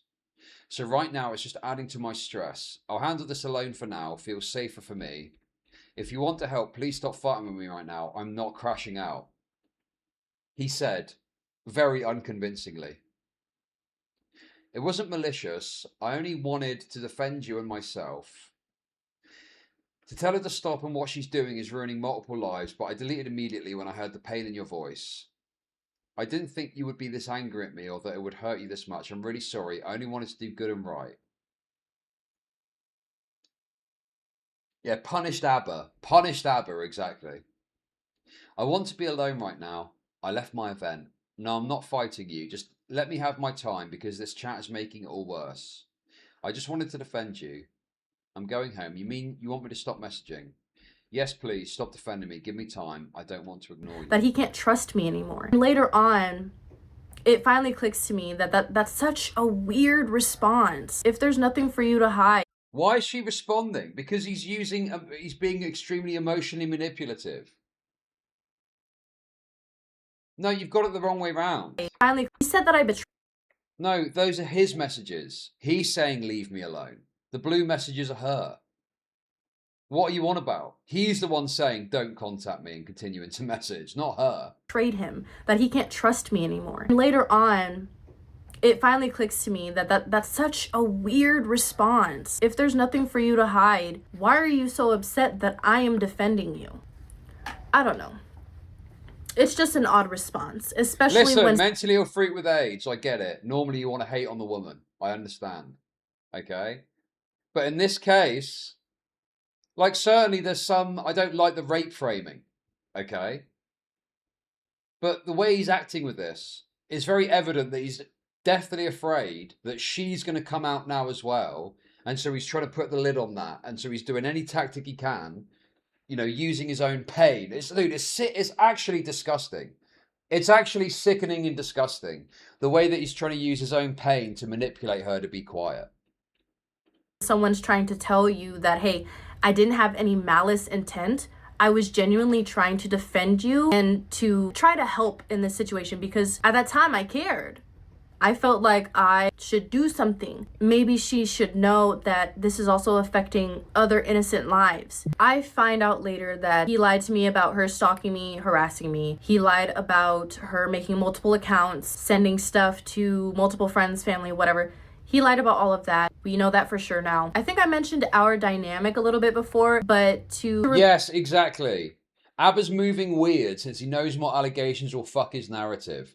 Yes, he knows that if it's one woman coming forward and she's got some bad behavior and how she's brought forward the allegation, he knows that he can keep a lid on it and he can make it out to be this one woman, etc., etc. But the more women come out, the more difficult it becomes. And this person, beyond anyone else, I think has got the most like favorable narrative on her side. Do you know what I mean? Like she has got the best story to tell that really undermines Abba's kind of response and approach and engagement with this. And on top of that as well, there's now all these messages where he's desperately trying to get her to stop talking. So it's just dreadful on him, you know? Repeat what I said. Our dynamic was basically me apologizing to him, me trying to reassure him, me trying to comfort him, make him feel good, better about himself. Sometimes it was me trying to beg for communication at a certain point. It was just, I would say it was going in an unhealthy direction because I personally think he's just an unhealthy individual. He's not healthy in his life. He doesn't have healthy habits. He doesn't have healthy behavior, and he doesn't have healthy relationships. Eventually, I block him, and I post something on Reddit. I can put it right here. This post, I block him, and I post something. Okay. Oh dear. I bet he was sweating when this fucking got posted. Oh. Dear reader, I want to address something so it stops being speculated about. I was pregnant and suffered a miscarriage. This is something deeply personal and painful for me, as it was my first loss. I'm not involved in or connected to the situations being discussed online, and I can't speak to anyone else's experiences, especially when I can't relate to them. I ask that people stop trying to group me into narratives that don't involve me. To clarify, I knew nothing about the years of Fresh and Fit and Abba and Preach beef. I knew of it, but never cared to look into how far it went or how much the communities hate each other. I'm not that chronically online. Nor did I have knowledge of the past relationship issues or how they ended until everything came to light. I thought it was none of my business. If I'd known better, I wouldn't have gotten involved. I tried to base my perception on people by my own experiences with them in person, and my experiences with Abba were nice. I have nothing negative to say regarding my experiences with him, but I'm also not negating others' experiences. It's simply none of my business. On Reddit. I can put it right here. This post, At the end of the day, it's my fault for not doing my research or being aware of how the online world works. Regardless, there was and is no need for anyone's private information to be put online whether you like them or not. So what is this in relation to? Who got doxed exactly? I'm a bit confused about that. I'm not sure who she's referring to as having been doxed. Everyone involved is wrong and there is no side to choose here in my opinion. I'll be honest and say that I'm upset at all parties who decided to publish private matters online and attempted to harass me for not joining in on the drama. Therapy would have been the better choice. We are too old for this. So she even came out initially and tried to kind of help him out a little bit almost and didn't like being speculated on. So sort of came out to get the scent off essentially. Nonetheless, the ongoing attempts for the last several months to contact me or follow me have been overwhelming to say the least. I have bitten my tongue long enough. I thought I would be left alone if I stayed quiet. But after seeing the creators Fresh and Fit at there being a third abortion or more, dude, has fucking Myron responded to this? Surely Myron must have responded to this. This is fucking crazy. A third abortion or more, along with their assumed fan base trying to dig into me, it freaked me out even more. I don't know who is giving my private information of my loss out for people to monetize, and that is a disturbing thought. I was still sort of unsure about Libby and them, but I was also still... Oh my god, dude. The fuck it, dude. It just goes on and on and on and on. Holy fuck, man. I'm just gonna skim it. I'm just gonna skim it. I'm just gonna fucking skim it, dude. This is too much. Please stop contacting me and share my personal information. I've seen the post degrading me for being a mother, the weird comments. Okay. It needs to stop. Well, that's gonna work, isn't it? That's gonna fucking work. Please stop. The post very well make things worse since I'm publicly asking, but whatever happens from today will not be my problem. I really don't know how the reaction will be, but I'm trying to be brave and defend myself. Okay. So they're just giving a message of like, stop caring about this, I guess. Defending Abba in this post. I was basically saying, here's a little rundown. All of this stuff needs to be settled offline. There's no reason to be putting all of this information online. People need to think about how this is affecting real people in real life. You can get the gist of it from that. Well, Eventually, I was... Realistically, I don't think she's like an online person. I don't think that she knows too much about like all this online shit. To know that posting this not only doesn't help, but possibly makes it worse because you're just going to let people know. Well, I mean, I don't know, dude. I mean, what is she supposed to do? She's got all this attention on her that she never fucking asked for. So, I don't know, man. It's difficult to know what to do in this situation. But to me, this is like a sort of, you know, wanting to help him out a little bit and give him like a bit of a chance or something. I don't know.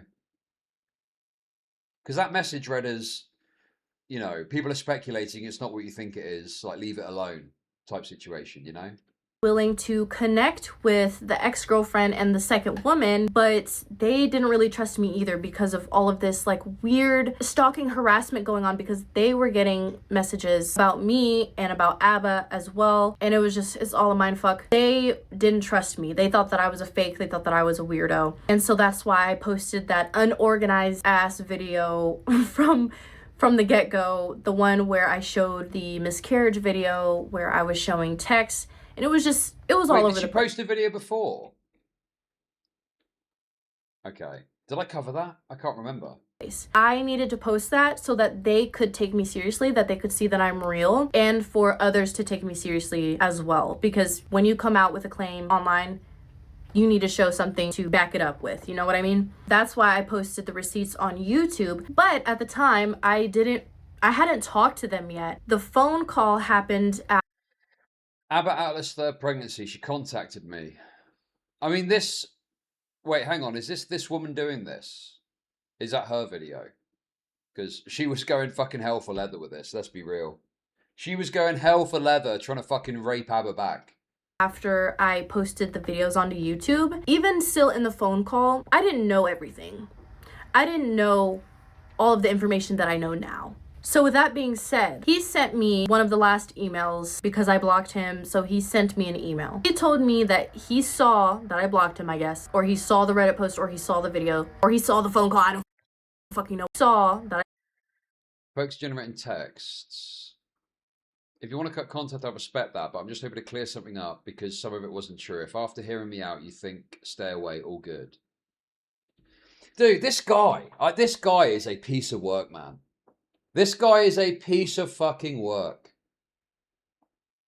Right? So he is now going beyond the block in order to try and like fuck with it's not fuck with her, that's the wrong way of putting it. But he's desperately trying to reach out in order to kind of manage the situation further. Do you know what I mean? It's like she's blocked me, but this doesn't help my kind of PR campaign or PR crusade. So I need to reach out to make sure that the PR thing I can still do or something like that. Do you know what I mean? Like reaching out beyond the block is pretty mental. Yeah, it's like micromanaging what she's doing. Like he can't have perception of what she's up to. So he wants to try and make sure if he can still have some sort of control. He's quite controlling. Yeah. He wants to manipulate them to keep the narrative. Exactly. He's losing his ability to engage in these kind of manipulative strategies that he's doing. And he wants to do this damage control. So he's circumventing a block to still reach out to them. Yes. Trying to see past the fog of war. That's such a good way of putting it. Yes. I blocked him, I guess. Or he saw the Reddit post, or he saw the video, or he saw the phone call. I don't fucking know what he was talking about. But he told me that he saw and that he thinks the harassment is only going to get worse from now. So I'm like, what do you mean by that? What do you mean by that? And lo and behold, a couple days later, he posts a video called Since You Asked, in which he continues to dox all of us, but he doxes my legal name and he doxes my child's city of residence, a 5-year-old little girl. A 5-year-old little girl. What was the need for doxing me? Like, what was the need to dox me? What was... I mean, I wouldn't even have thought about that until she mentioned it, to be honest. I don't know, man. This feels overstated. If it's true, it's bad. But what do you mean by doxing the child? Did he mention where you live? I don't know, man. I'm a bit uncertain. I need to see what was said to know whether or not I think it's doxing. Oh, he puts the city name in front of Kiki as a contact. Right. I mean, that isn't...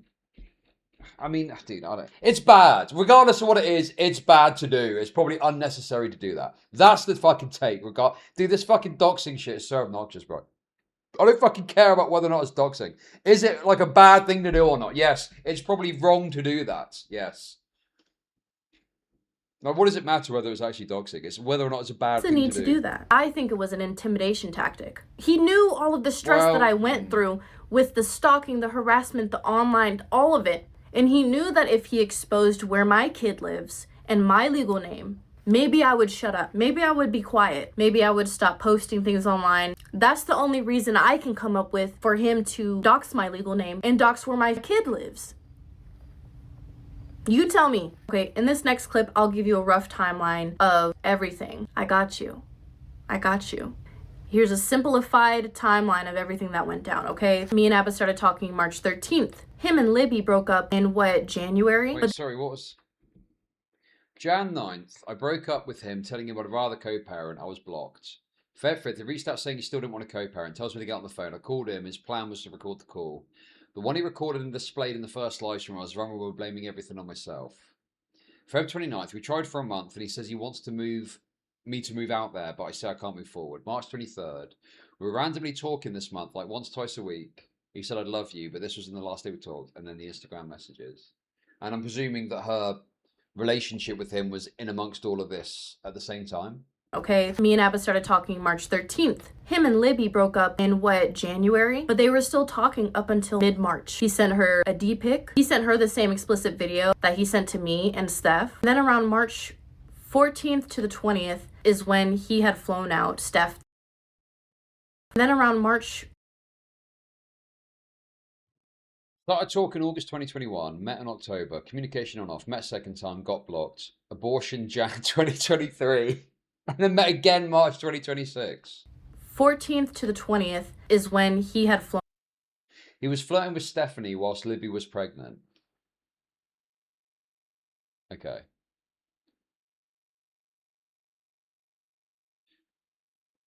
Shopping. I've been putting those off. New mattress, nice. Need help breaking it in? Okay, dude. Come off of it, dude. That is fucking ridiculous.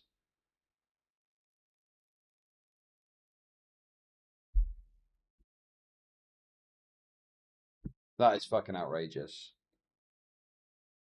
Flown out, Steph, the second woman, to Montreal, and then a week and some change, March 31st, he flew me out. That's the rough gist of the timeline. I also want to point out really quick how in January of this year, as early as January 4th, Abba was flirting with Stephanie while Libby was pregnant. Abby was flirting with Steph, dude. Oh my god, dude.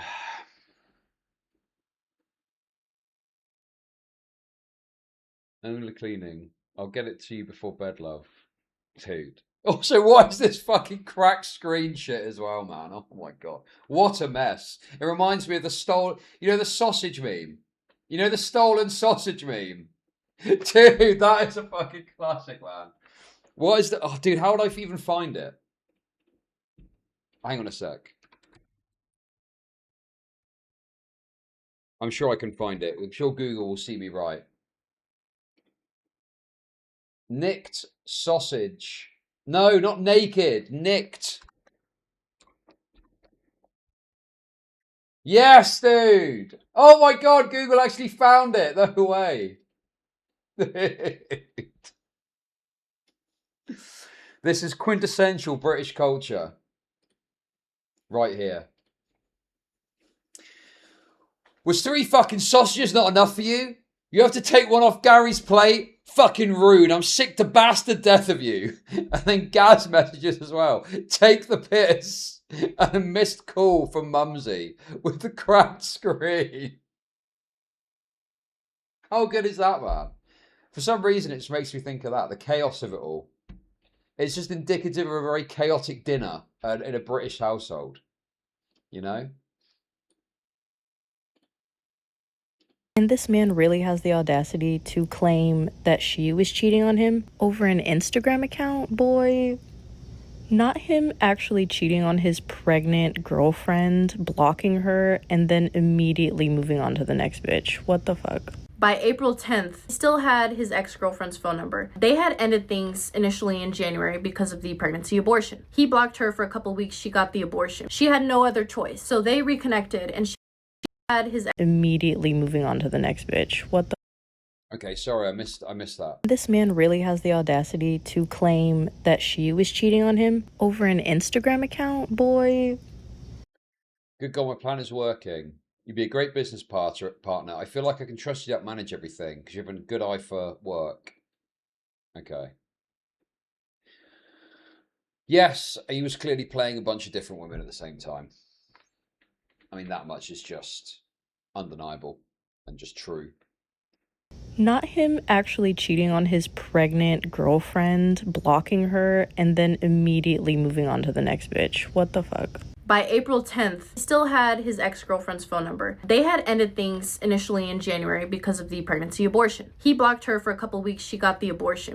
This destroyed her and he knew it because she wanted to keep it. Being blocked drove her into She had no other choice. So they reconnected and she's thinking at the time that she did so many things wrong on her end and she was so sorry for how she did things with the breakup, whatever, just apologizing. Same kind of dynamic that I had with him, apologizing for things that I shouldn't really be apologizing for. This man is emotional, I'm telling you guys. They were on leveled terms. Let's just say it was leveled. April 10th goes by and he finds her Instagram account that she was using to kind of like build a platform. It was for archery and gym content. You can see right here, she's a very curvy woman. She's got the...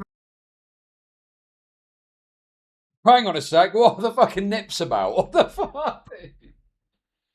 breasts and she's got the hips and she's got the booties. You can't blame her for the body that she has. She's worked hard for that and I don't blame her for showing it off. His claim for her was that she was cheating because she had this Instagram account and she was hearting the comments and she would react with like emojis. You're a whore. You're a whore, just admit it.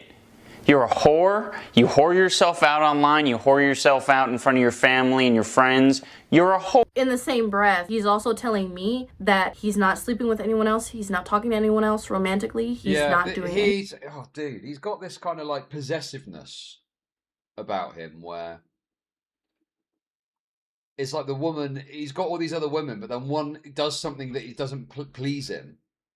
And all of a sudden he's trying to like rein them back in, you know? Dude, yes, it's very red pill. It's extremely red pill. The whole thing is so fucking red pill, it's crazy. Well, I said that some were marginal, but not every post she was doing was explicitly to solicit male attention. And I don't think that's the case. And regardless of what you think about that, the reality is they weren't together at that time. So she's got every right to post whatever the fuck she wants and not be chastised when ABBA wasn't even interested at the time. Of that, he's not whoring around, but he was, and he was projecting it all onto her, and then he tried to make everyone else online think that about her. There's so much that I want to get into, but I need to stick to what I want to talk about for this video. Regarding the STD issue, I also want to bring up the fact that he pursued a sex worker. So we know that he pursued a sex worker and wait, what? to what I want to talk about for this video. Regarding the STD issue, I also want to bring up the fact that he pursued a sex worker. So we know that he pursued a sex worker and that he wanted to have unprotected intimacy with that individual as well. That's just another layer to add on to the worry of STDs, because this guy, he will pay for it and he doesn't want protection. That is a really big issue. You cannot trust this individual with anything, with your life, with your health, with your punani. You can't. Okay, you can't. You just can't. So just to reiterate, before all of this happened, I thought he was a very stand-up guy. I thought he was mature. I thought he was responsible. I thought a lot of things. But Oh, restricted profile. Okay, I'm not clicking on that. Fucking hell. Wait. Ariza the Amazon. What race? Name. What, is it some? Is it like a black woman calling herself an Amazonian woman? Am I understanding this correctly? Is that what's going on? What the fuck is that all about?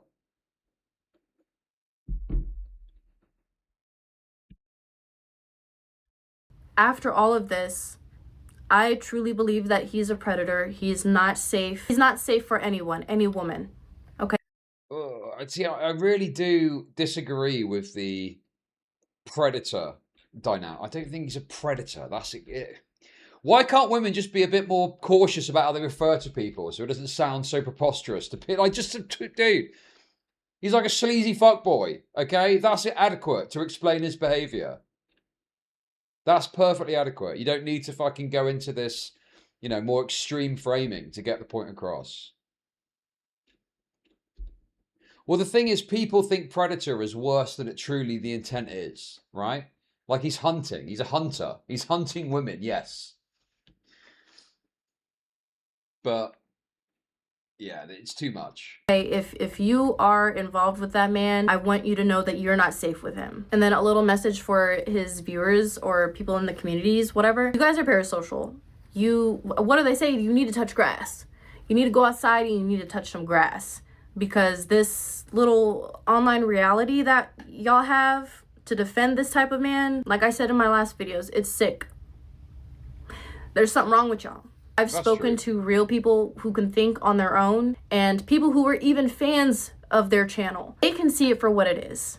They know that this situation is disgusting and that this individual is disgusting. Those of you who don't think so, I believe that y'all are sick. There's something wrong with y'all, and you're probably not safe to be around women either, because there's no way I could defend someone who doxes multiple women and a 5-year-old little girl who doxes a child. See, the thing is, the focus is all wrong here as well.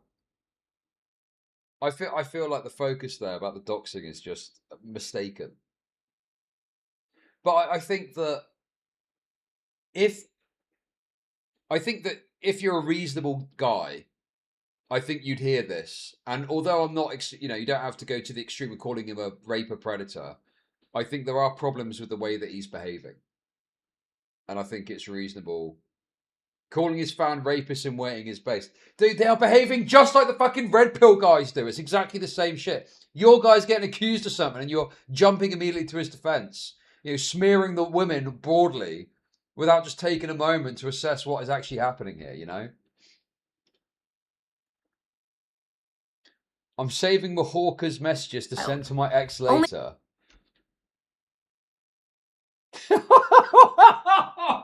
His seed must have smelled like strong coffee and alcohol. Bro, Mahorka's off the fucking chain. His cock blessed her wretched muck pussy, and that's enough for a whore like her. Okay, that's a bit fucking much, isn't it?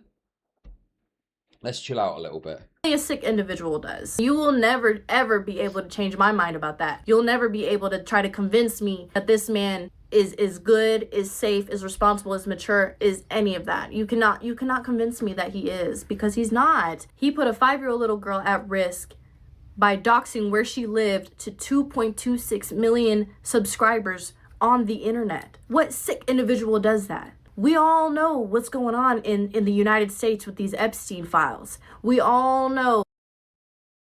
Okay, this bitch is off the chain now. What the fuck is she on about? What has Epstein got to do with any of this, man? Although, hey, dude, I've not a chance to use it all fucking day. Dude, it's literally the first time I've got to use it. Yeah, hey, let's go. I'm glad she brought it up, actually, even though it's stupid. That is my official favourite emote. I fucking love that emote, man. It's so good. It is a classic. But anyway, I don't really think Epstein's got much to do with this, if I'm being totally blunt. What these politicians, what these people, these higher ups are doing, and you're trying to dox the child? No. He's not safe for women and he's not safe for children. Lock him up.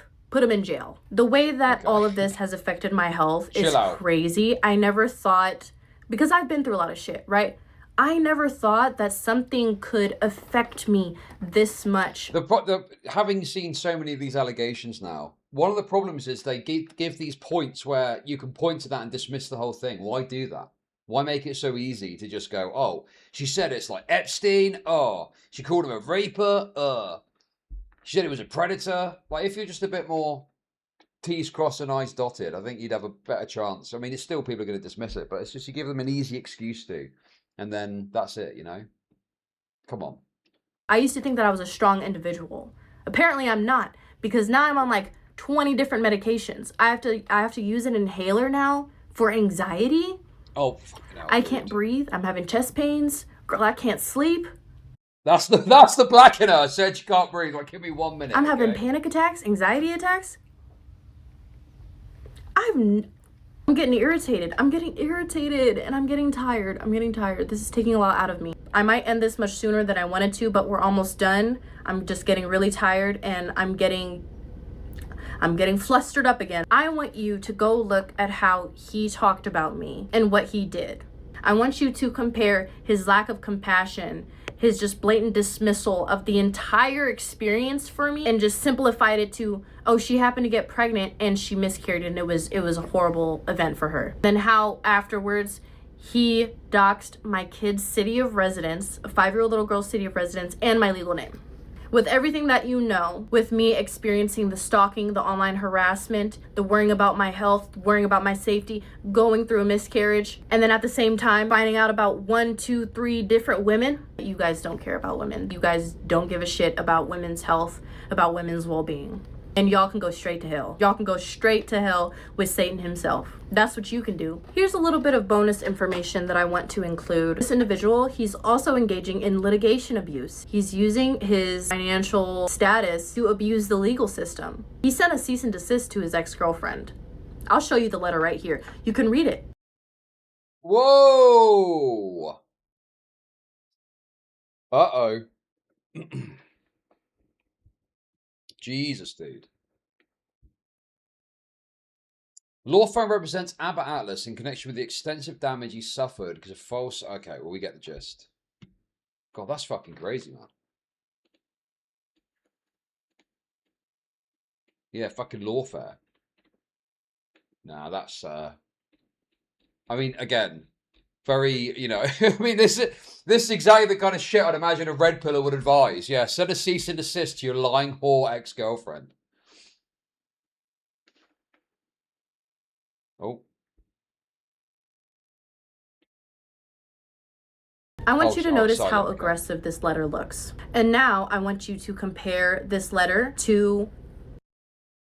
It's a very long letter, isn't it? It is very descriptive. This letter is very long. It shows you plenty of exhibits, aka proof, that goes along with certain claims. I just want to be clear to everyone that her case is a strong one. His case, not so much, because if it does go to court, if he does pursue legal action, how is he going to crop things out of context? How is he going to... Wait, sorry, I missed something there. What, one of the women has done legal action against him? Okay, I don't know what the fuck that she's talking about there. Manipulate the jury. They are going to want to see everything. They're going to want to speak to other individuals involved in this mess too. So I'm trying to figure out, okay, if he does pursue, like if he actually sues his ex-girlfriend, or if he tries to do something to me or to the other woman, what are you actually gonna do? It's only going to make him look worse. It's only going to make things worse for him. It's going to damage his reputation even more. It's going to damage his business. And as a consequence, it's also going to damage Preach, his coworker. It's also going to affect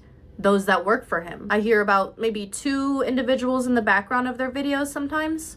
There's a woman and a man. It's gonna affect them too, because all of this is also going to be shared online, because that's his career. That's what he does for a living. With that being said, yes, I will be posting a part 2, 3, and 4, doing a much... Fucking hell, dude. What more is there to say about this? I don't know if I'm going to watch all that if she ends up posting them. I get the gist. I get the fucking gist. What more is there to say? Deeper dive on all of this. There was a point in time where they were considering settling, but only if all of us took our videos down and stopped talking about the situation. After that, I'm not sure what happened between the lawyers. I think they went back on the settlement decision. Now he's just waiting for something. I don't know. He's just... Well, okay. I mean, it is deranged. It is deranged to have way more to say about this stuff. Way too much yapping. But there is a very kind of like toxic reward system at play here, right? You get all this attention, you know, you get to be heard. Oh my God. Do you know what it's like? Who's seen the movie Midsommar? I watched that the other day in full because I've seen like videos about it, but I've never actually watched the full movie, right? It's just like that, where at the end, you know, the idea is that the cult takes her in by reflecting back her feelings to her or some shit. It's like that. That's what it is. It's like the manipulative aspect of the response from the public in being aligned with your story. Waiting and making her wait. He's just digging his grave deeper. That's my honest opinion. He's just digging his grave deeper. I'm here for it. This video... Yeah, the bonding and sharing emotions, the shared pain, the reflection back of your feelings towards you, the wailing women. Yeah, dude, all the women are like, oh, no, I was a raper, ah. And they lean into that because they like that feeling. It was already too long, so I just want to start closing and give my final thoughts on everything. You guys may be wondering, what's my plan now? Like I said in previous videos, I don't plan to date. If I do want to, Dude, why, dude? This is exactly what I'm talking about, brother. Why do we care if you're going to... I don't give a fuck if you date or not. Totally irrelevant to the matter at hand. But for some reason, she decides to bring it up as if we care. Well, no, people do care. The women that are watching care. But the men don't give a fuck. If I want to meet anyone, it's not going to be as serious as I want it to be. I think I lost the plot sometime. Yes, dude. Yes. This is exactly what I was thinking of. Wait, hang on a sec. I don't know if it's got any nudity in. There's a bit... around this part of it, isn't there nudity and shit? Doesn't she go and look and then her boyfriend is fucking some whore? Dude! He's being raped in the movie, by the way. He's being fully raped. Along the way, thinking like, oh, you should only focus on one person. I don't think that's what I'm going to do. I think I'm going to just date. I could just meet people and I don't have to do anything serious. I'm not going to sleep with them. I really don't have the capacity to have any sexual intimacy anymore. And you guys have got to fucking have these terms taken away. That is not goy slop. Dude, goy slop is like the latest Marvel movie. What are you on about? Not because everything I'm is boy on certain slop. medications, my sex drive is gone. It's zero. Even before having the medication, I didn't really care too much about sex, but now there's like little to zero drive. I'll just be happy with flirting, with kissing, with doing like the cutesy things. I think I'm fine with that. I don't plan to date seriously. Wow. I don't plan to Thanks for letting me know you're not planning on getting dick down. Fantastic. get tied down by anyone. So I'm planning to focus on myself, my future, the things that I want to do, the things that I enjoy. That's what makes me truly happy, is just doing the things that I love and being around the people that I love, like my daughter and my family. As you can see, I've got to add more pictures to our little picture wall over here. For any woman that comes across this video, I just want you to be cautious, be aware of what you're getting into, and be careful. Be careful, please. Please. Y'all are way too fine. Y'all are way too fine. Like, I'm being so for real right now. Y'all are way too gorgeous to be with that man. For those... Wait, so what was that? Like, I'm being so for real right now. Y'all are way too gorgeous to be with that. Dude! Okay, this is like bitter expo. This is unnecessary. Why are you posting some random picture of him with what is he even fucking wearing? Dude, that is fucking outrageous. Come on. This is out of order. Why the fuck are you posting this? With that man. For those of you who are curious about what you can do to support me is like my videos, subscribe, you can comment, you can share. Like, comment, and subscribe, guys. I actually do enjoy reading people's comments and I do respond to them. There's quite a few people that I recognize now that are very consistent in commenting and interacting and being very supportive. And so I wanted to give them some appreciation here. PB Marl, hey girly, I think you're a woman. Right? PB Marl? PB? Yep. Okay, whatever, dude. I can't even bring myself to watch the last fucking minute. What is that shit? Anyway, there we go, guys. That was fun. I enjoyed that.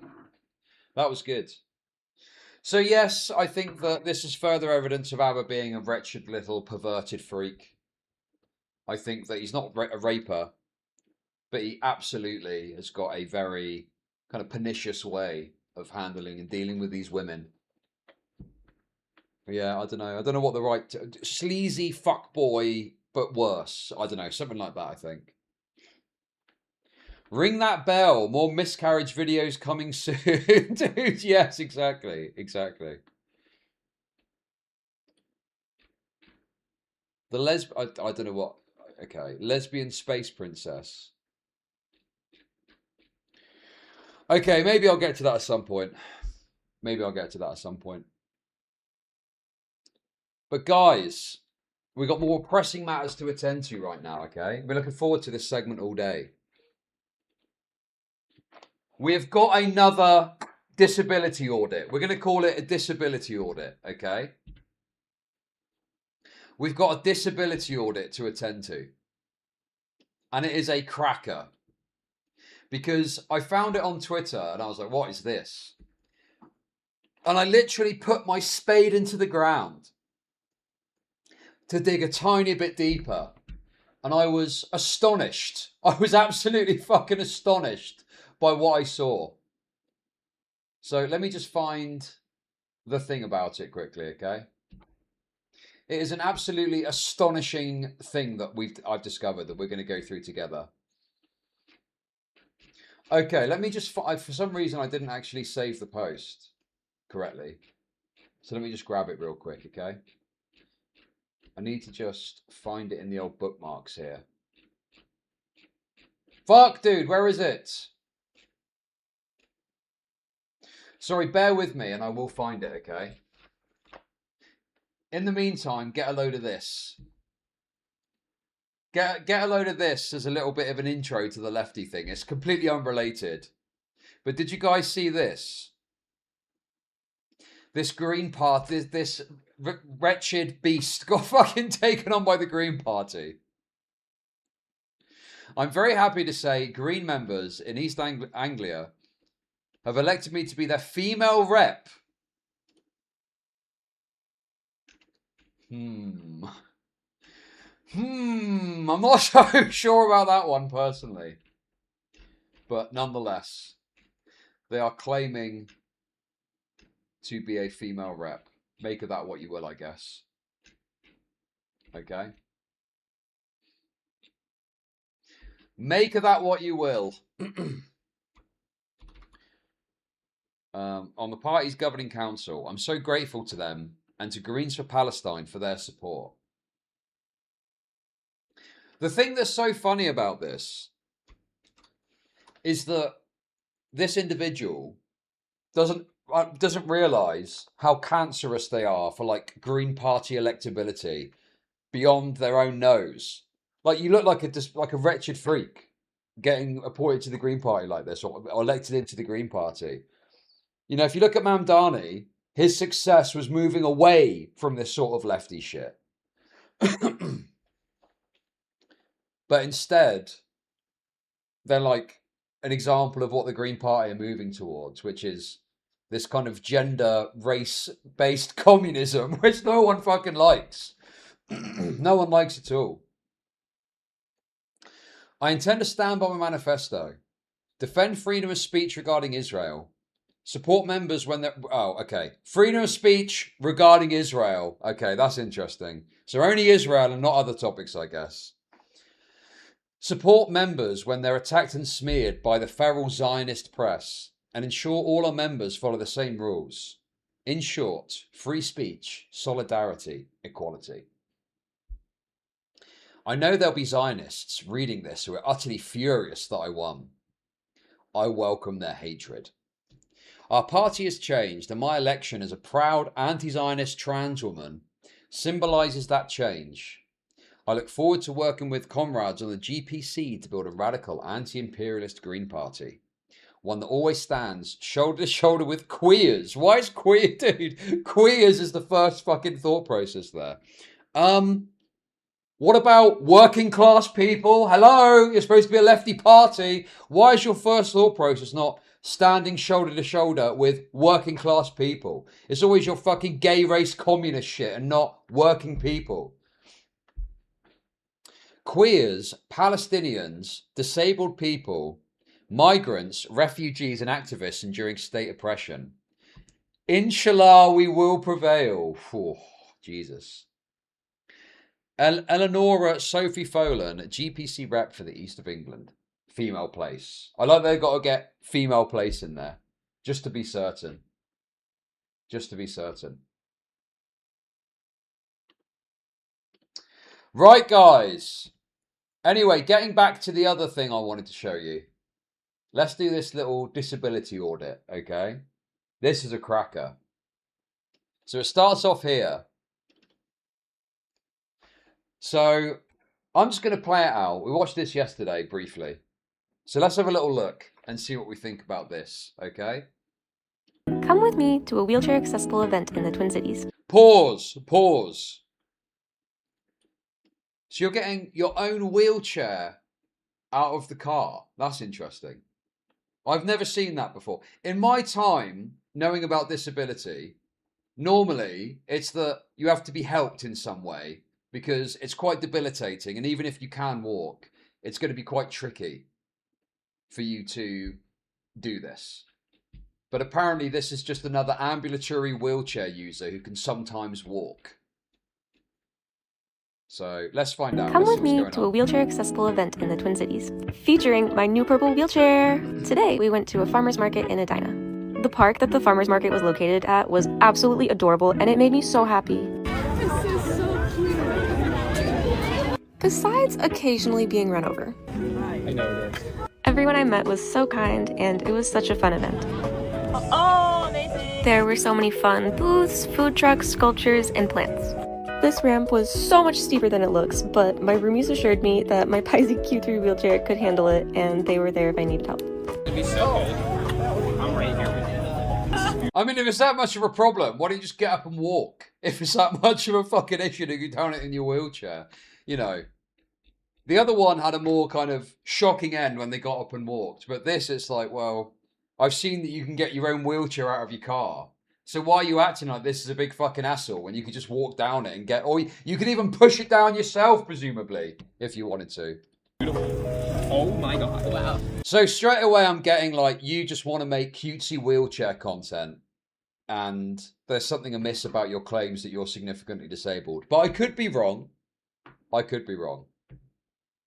I just always am quite skeptical when someone is seemingly so able to get their own wheelchair out of the car. It's not what I'm familiar with. I guess disability has changed since when I was a kid. Now the disabled can get their own fucking wheelchair out of their car or something. Look at this. Talk about terrain. Talk about terrain. You did it! Being able to sit by the water and look at the ducks made my heart so warm. And I safely made it back up the ramp. I love all of the adventures that my wheelchair lets me go on, and I can't wait to show y'all the next accessible event. Come with me. Okay. We've not done a poll for well, I've been away, haven't I? But let's do a little poll, and we'll let chat decide what we think about this. Now, obviously, off the back of seeing this, I wanted to dig a little bit deeper into this individual. So I went and had a look at their TikTok account to see, well, what can we get into? What's the meat on the bone here? Okay. And this is the first thing that I saw on their page. You guys are not ready for this. I'm telling you, you guys are not ready for what I'm about to show you. Okay?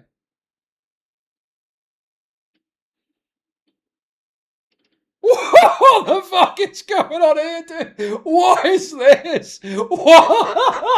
Oh my god. What is going on here? So I'm thinking, hang on, is this TOS? But they don't have tits. But they're, I guess, a woman, I think. But then also...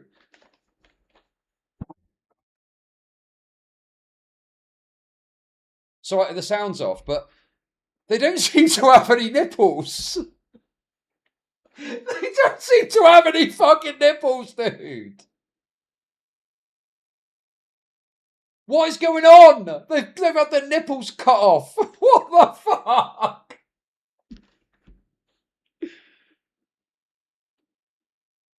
Huh?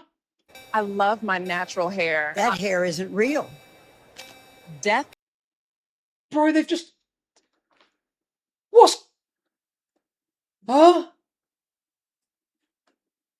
Is this some sort of cancer thing? Are they a cancer? Is that what it is? Because the thing is like, why wouldn't you have nipples? Because if you were like FTM, you'd want to have those little male nipples, wouldn't you? You'd have, they make a sort of crude simulacra of what a male nipple is if you have your tits cut off, if you're a trans man. They try and make it a little bit like a man's nipple, but it's not quite right, So is it cancer? I could not make heads nor tails of this. Because I did think weird trans thing at first. And then I'm like, well, there's no nipples. You can ask not to have the nipples. Dude, what? Is it like a tick box? No nipples for me. No nipples for me, thank you. I'll pass on the nips. Thank you very much. Is seeking you at the bingo table. Hi, Aisha, nice to meet ya. 600 for a beat and a feature. Rockin' my GC baby tee. I'm the rock. I love. Okay. So I don't know what to make of that exactly. Trans, cancer, I'm not sure. But we've got some more digging. Okay, let's have a little look.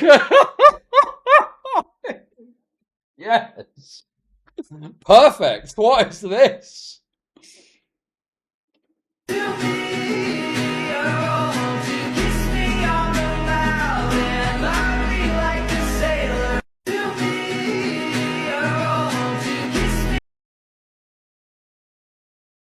So is it cancer or is it some sort of weird pride thing? I don't know.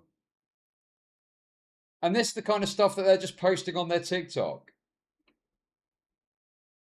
But what's interesting about it is that it's a bit of a mixed bag. You've got all of this kind of like pride content, but then it's mixed in with this wheelchair content too. How did you find this? Private collection.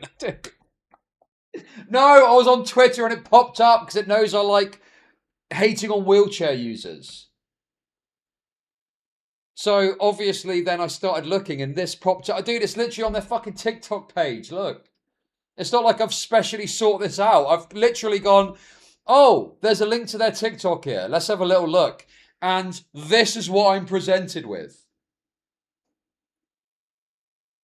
Because the main reason I'm here is to take a little look at the fucking wheelchair disability shit. And then I find this absolutely delicious treat of some insane shit. They posted a new one as well. What's this? It's not even rendered properly yet. Oh, it's a Hot Topic ad. I don't care about that. Okay, so that's the one that we just saw. Oh, look, they're getting the wheelchair out again. I recommend my wheelchair to anyone that will listen to me, because in the 6 months that I have owned it, I have not had a single complaint.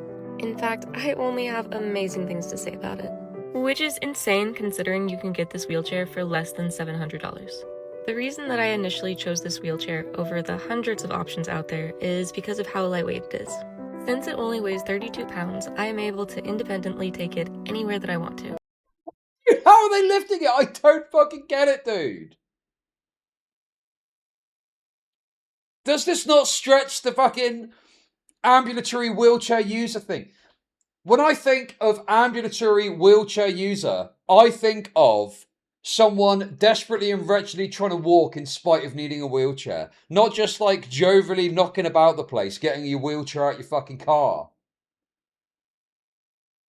I find it so hard to believe that this is genuinely what an ambulatory wheelchair user is like. And it reminds me of the kind of like, we don't owe you X. Like, we don't owe you disability. We don't owe you looking a certain way. And it's like, no, to me, if you're a wheelchair user, I do have a perception that I expect to be met. I don't expect you to be digging your wheelchair out the back of your car when clearly it's, yeah, exactly. It's like an old person using a walker. That's what I envision. Or someone that's disabled needing a walking stick or something like that. And they're just quite happily lifting the wheelchair into the back of their fucking car. She has a condition where she walks a lot, she gets tired. Like anyone. This is huge because if it was any heavier, I would not be able to get it in and out of the car by myself, and that would take a lot of my independence away. For today's adventure, which I would not have gone on before owning my wheelchair. Also, the other thing too is it's electric. That's another sign that I think I'm picking up on with a lot of this disability tent. When it's like an electric wheelchair, that's just like lazy. That's lazy and entitled. Because think about how great it would be if you were feeling a bit lazy to just buzz about in an electric wheelchair and you wouldn't even need to think about it and do the wheels yourself. You just be like, bzzz, it'd be fucking kind of cool to do it of a given day, wouldn't it? But this person, it just strikes me as wrong. There's something amiss here. There's something terribly amiss about the whole affair. We all went and got library cards. While we were at the library, we did a little scavenger hunt too, and that was fun. Overall, a successful day. What, the one designed for children? Is that the one that you're talking about? The one that kids are supposed to do? What the fucking hell, man? Jesus Christ, dude. Okay, what else have we got here? Oh, look, another wheelchair adventure. Wow. Yet another wheelchair adventure. Fascinating stuff.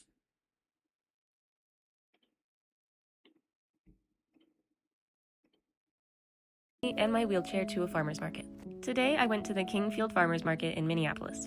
It was a kind of small farmer's market, but they had one of the best drinks I have ever tried. Dude, wheelchair adventures. That smacks of bullshit to me. Why would a wheelchair user think of going out in their wheelchair as an adventure? It's just a normal day, surely. Surely going out in a wheelchair is just your normal routine if you're a wheelchair user. Calling it a wheelchair adventure stinks of, I'm a faker, I'm a malingerer, I'm a bullshit artist, and I don't really need my fucking wheelchair. Because you wouldn't think of it as an adventure. It would just be your normal daily routine. Had rhubarb, strawberries, ginger, and lime in it. I'm not usually a big ginger fan, but this was just so amazing. This random sweet man held my umbrella for me while I was grabbing money from my roommate. I really need to get a good umbrella attachment, so if you have any recommendations, please let me know. We are working on making our yard into a butterfly garden, so we were so excited to see that there were master gardeners from the U of M. We? What do you mean we? What do you mean we're working on the garden? They answered all our questions and gave great advice. I would not go on 90% of the adventures that I go on if I didn't have this wheelchair. I genuinely love everything about it, and I always feel so confident bringing it everywhere. Come with me and... This is stinks of bollocks to me. And it's also the fact that they've got, you know, on a basic level, I don't really care about the pride thing necessarily, but it's the it's the pride stuff alongside the disability content. Girls, we are so magical. Soft skin, red lips, so kissable. Hard to resist, so touchable. You got to deny it. Ain't no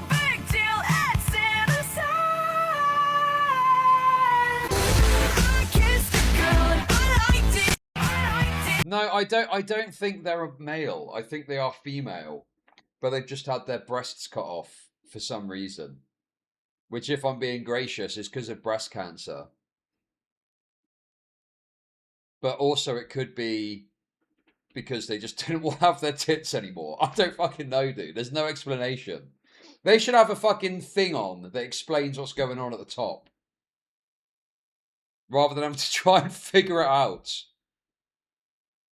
Okay, I can't watch any more of that. What's this wheelchair thing here? Me and my wheelchair to a concert. It was my friend Haley's birthday, and so we went to see Royal in the Serpent. Oh, wow, your friend's in a wheelchair as well. How coincidental. Wow, you and your mate both buzzing about in your little fucking wheelchairs, are you? Let me guess, she's an ambulatory wheelchair user as well, is she? Fucking hell, what a lot of bollocks this is, man. As always, the sidewalks to get to the event were full of cracks, holes, and bumps, but both of our Paizik wheelchairs handled everything beautifully. So we were able to focus on enjoying our time, rather than worrying about getting there safely. There was a ramp to get into the place, and once we were inside, they directed us to the very front for ADA seating. The concert was great, and afterwards we rolled with our wheelchairs down. Oh, interesting. So you also get to go to the front of the concert too. That's a nice little benefit, isn't it? You can go and sit at the front and just skip past everyone else. Very interesting to note that that's a little perk you get from being an ambulatory wheelchair user. Fucking hell, dude. Down the street to a restaurant. We spent the night at a fancy hotel where we were located on the very top floor. And so first we were sent to the 4th floor, and from there we took a private elevator all the way to the 20th. I have been flaring up super bad recently, and my wheelchair was the only reason that I was able to do any of this. Come with me. Okay, that's another warning sign as well. The flaring up comment. I've been flaring up recently. Because people that are like disabled, they have like a good day and a bad day or something maybe. But the flaring up thing is fucking bollocks, man. Charitable virgin. Giga cancer raped them into being a raped retard. Uncharitable virgin. They are a raped retard. Trans. Scrimpin! Thank you for the kicks. Thank you. Thank you. Well, that's the thing is I saw some of the comments saying that she's got all these disorders. And I don't know what to make of that. You know, I don't know. Obviously, there's no overarching thing of like, this is what she's got to really check and assess what's going on, you know? But the content makes me very suspicious. The fact it's so kind of contentized, you know? I mean, look at this, man. It's like, it's fucking ridiculous. And also, it's kind of crazy. I guess that if you're just a sort of sexless chest with no nipples, I guess it's not TOS on TikTok. I don't really know how it works. If you get your nipples cut off as a woman, does that mean that you're allowed to show your tits on TikTok? Is that how it works? Well, I don't know, dude. It's a bit rude to ask. But obviously, one does wonder what is going on, you know. What's going on, so to speak. On the hills with me, yeah, me singing. It would be long. Okay, difficult to discern, but she's kind of walking there. Also, if you're like a wheelchair user, surely there is a very utility, like, I can understand talking a bit about it, but it's almost like an accessory. They're treating it like it's an accessory rather than a utility thing to get around. Do you know what I mean by that? Sharing the differences. Oh, there's so many differences between these wheelchairs. Like it's, I don't know, it's like a consumer product almost, rather than it being, well, this is something I need to get around because I'm disabled, you know? I'm going to show you some of the main differences I noticed between the Paizik Q3 and W3 wheelchairs. One of the first differences that I noticed is that the Q3 allows you to move both armrests up and down, and allows you to move the joystick to either side. Oh, here we go. This, I think, is the wheelchair that she's got. I think she mentioned it was like $800, yeah. Oh, you can get 22 miles out of this one. Hey! Yeah, but I feel like the tone an actual disabled person would use. Like, could you imagine a disabled person that you know of or familiar with acting like this about a wheelchair? It just doesn't really gel. The whole behavior doesn't gel with what my perception of a disabled person is. And then obviously the response is, well, not every disabled person is the same. And it's like, well, yeah, not every disabled person is pumping out videos on TikTok with their nippleless chest bandied about the place. You know, it's, do you know what I mean? It's like they're not doing that, are they? So if they're not doing that, you know, you're behaving in a way that is antithetical broadly to the way that I would expect any sort of disabled person to operate and to work, you know? But anyway, yes, this is apparently the wheelchair in question. This is what we're dealing with.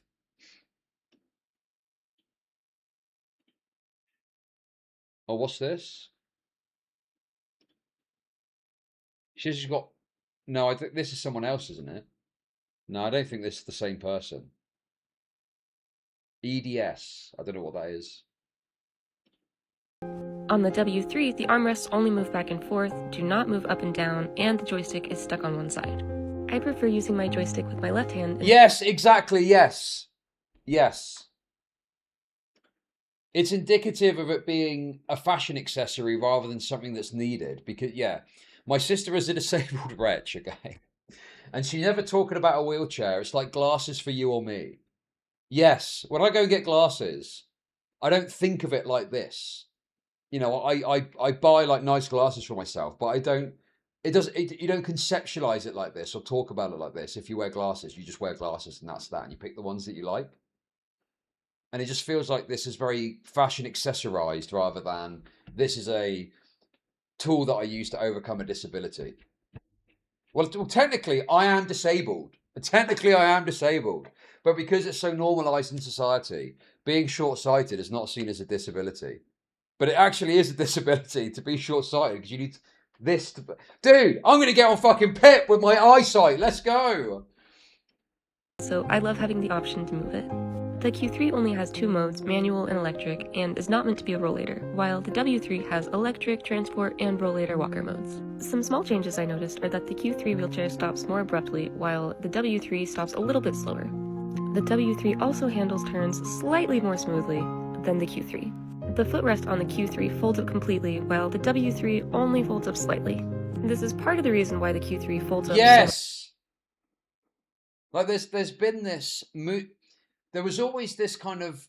The progressive dynamic of the disability stuff was seeing beyond someone's disability and then not being their disability and then more than that. Whereas so much of this content is focused and centered around them being disabled. When normally people want to be seen for what's beyond the disability. They don't want to focus on it. They don't want to talk about it. They just have got a wheelchair and they need it to get around. And that's the end of it. They don't want it to be scrutinized, discussed, looked at, what the arms do. They just want to go about their day-to-day business. Whereas this, everything is about being disabled. Everything is about the wheelchair and its functionality and its usage. And, you know. So it's all just a miss to me. And it just makes me think that, yes, there's some sort of scam happening here. This is like a disability for the purposes of social media attention. Much smaller than the W3. The biggest reason that I chose the Q3 over the W3 is because the Q3 is only 32 pounds, while the W3 is 50. I often load my own wheelchair into the car, and so being able to lift it on my own is an absolute must. Each wheelchair fits different needs and has its own features. I hope that this video helps you decide which wheelchair is best for you.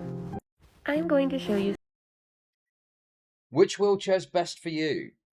And that isn't aimed at people that are actually disabled, because they're going to have that in hand already. This is for other bullshit artists. This is for other fucking bullshit artists to go, oh yeah, my fake disability, I'm going to get that wheelchair to buzz about the place in. Nah, this person's full of shit, I can tell. I can fucking tell. What is this fucking going to a concert shit as well?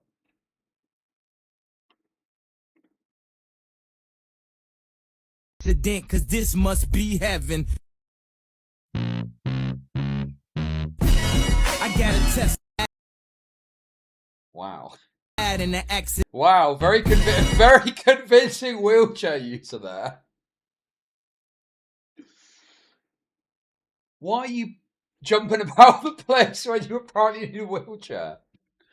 Well, this is the trick that they use,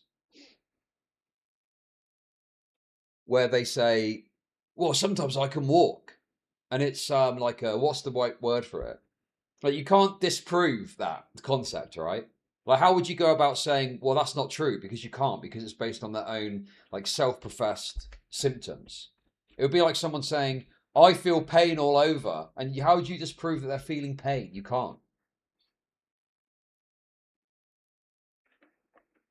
All you can do is really look at their overall content and kind of get an idea of what's going on. But you can't really disprove that they can't walk sometimes.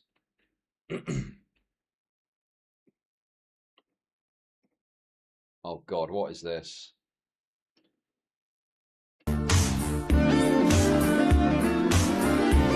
Okay.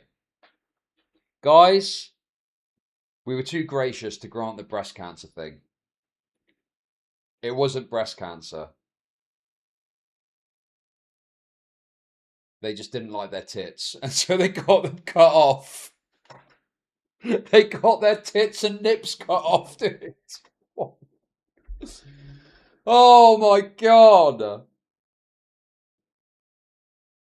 Chop, chop. Chop, chop, ladies and gentlemen. Chop, chop.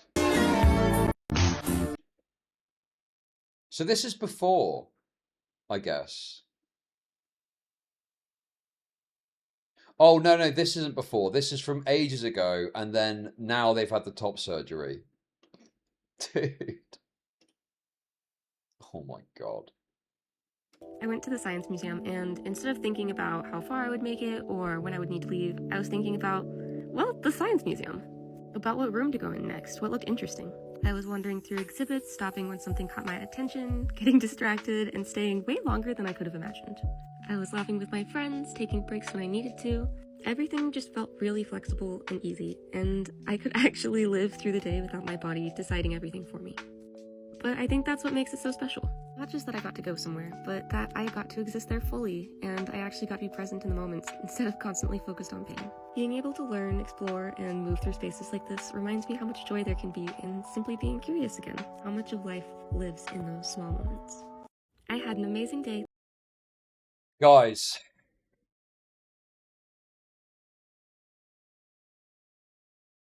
I think it's Lyme's disease. I think she's got chronic Lyme's disease. I think she's got chronic Lyme's disease, dude. What? There's no way, dude. There's no way. She's got chronic Lyme's disease. What the fuck, man?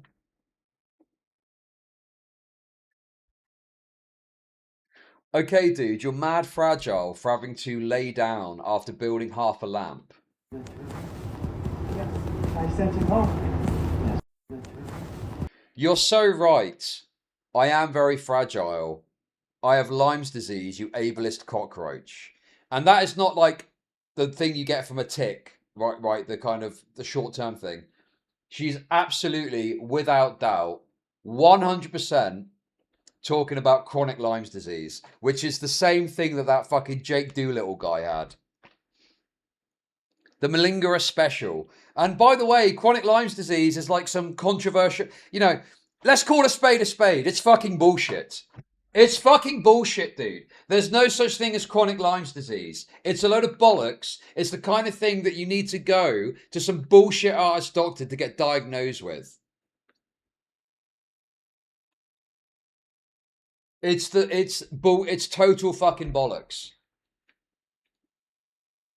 It is a highly controversial diagnosis that some doctors say is a load of fucking bollocks.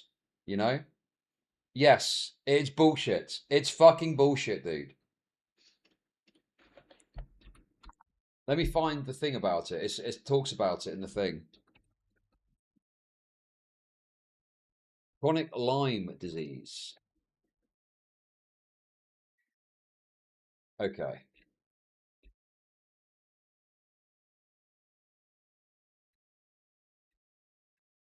Yes. Chronic Lyme disease is a non-standard term used to describe lingering fatigue, pain, or brain fog after a tick bite. Dude, I'm sure there's a Wikipedia article about it. Where is it?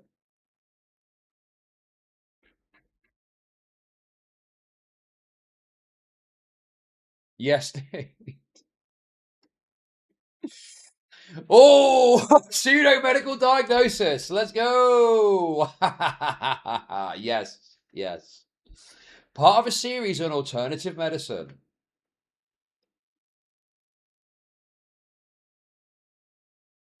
Chronic Lyme disease is the name used by some people with non-specific symptoms to refer to their condition, even if there's no evidence they had Lyme disease. Despite numerous studies, there is no evidence that symptoms associated with CLD are caused by any persistent infection. The symptoms attributed are in many cases likely due to fibromyalgia or ME, aka chronic fatigue syndrome. Dude, it's fucking bullshit, dude. It's total fucking bollocks. And it has got all the hallmarks of the classic malingerer's condition. Because you can claim to have it, you can get some quack doctor to say that you've got it, and it's all based on self-professed symptoms, and there is not a physiological thing you can point to say, like with cancer, biopsy, cancer cells, boom, there you go. But with this, it's just, I feel all tired all the time, I'm tired and I need all... Yes, bitch, is a total bullshit artist malingerer, 100%, with the chronic Lyme disease. Without fucking doubt, that's what this person is. I'm certain in my mind now. Hence all of this content about it too. So hang on a sec. It doesn't seem like she used to be in a wheelchair.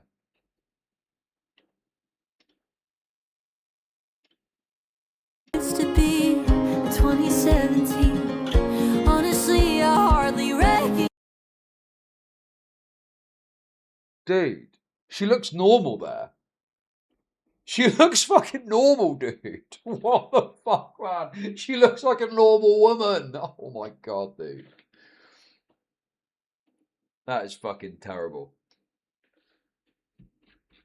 This is like, what is it? Like internet platform psychosis or some shit. Lyme is no, it's not. It's fucking bullshit. Not true. Chronic Lyme disease is a load of fucking bollocks. It's so bad that you need to get a quack doctor to diagnose it for you. An actual proper doctor will not diagnose you with chronic Lyme disease. That tells you everything you need to know about the stupid condition. So we've got trans and then chronic illness. And she's got a TikTok page where she posts about it all. Getting the picture yet? Getting the fucking picture yet, guys, of what's going on here? What's it called? The thing? The where everyone gets something because everyone talks about having it? I'm pretty sure that, well, yeah, female to male. No, sorry, male to female. MTF. The MTF. No. The FT. No. No. They're not MTF or FTM. They're female to kind of nondescript, nippleless alien person. Non-binary. Yeah, exactly.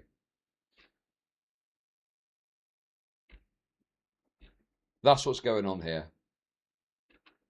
Yes, social contagion. Yes, that's what I was thinking of. The social contagion thing. Reminder that if you're able, you should get a skin cancer screening yearly. That being said, this is my first ever one. I'm 24. I'll let y'all know how it goes. Not excited for someone to look at me that close. So okay. So she did have cancer, or she's getting checked for it? Okay. Oh my god, dude, come on. Give me a break with this shit. First ever one. I'm 24. I'll let y'all know how it goes. Not excited for someone to look at me that closely.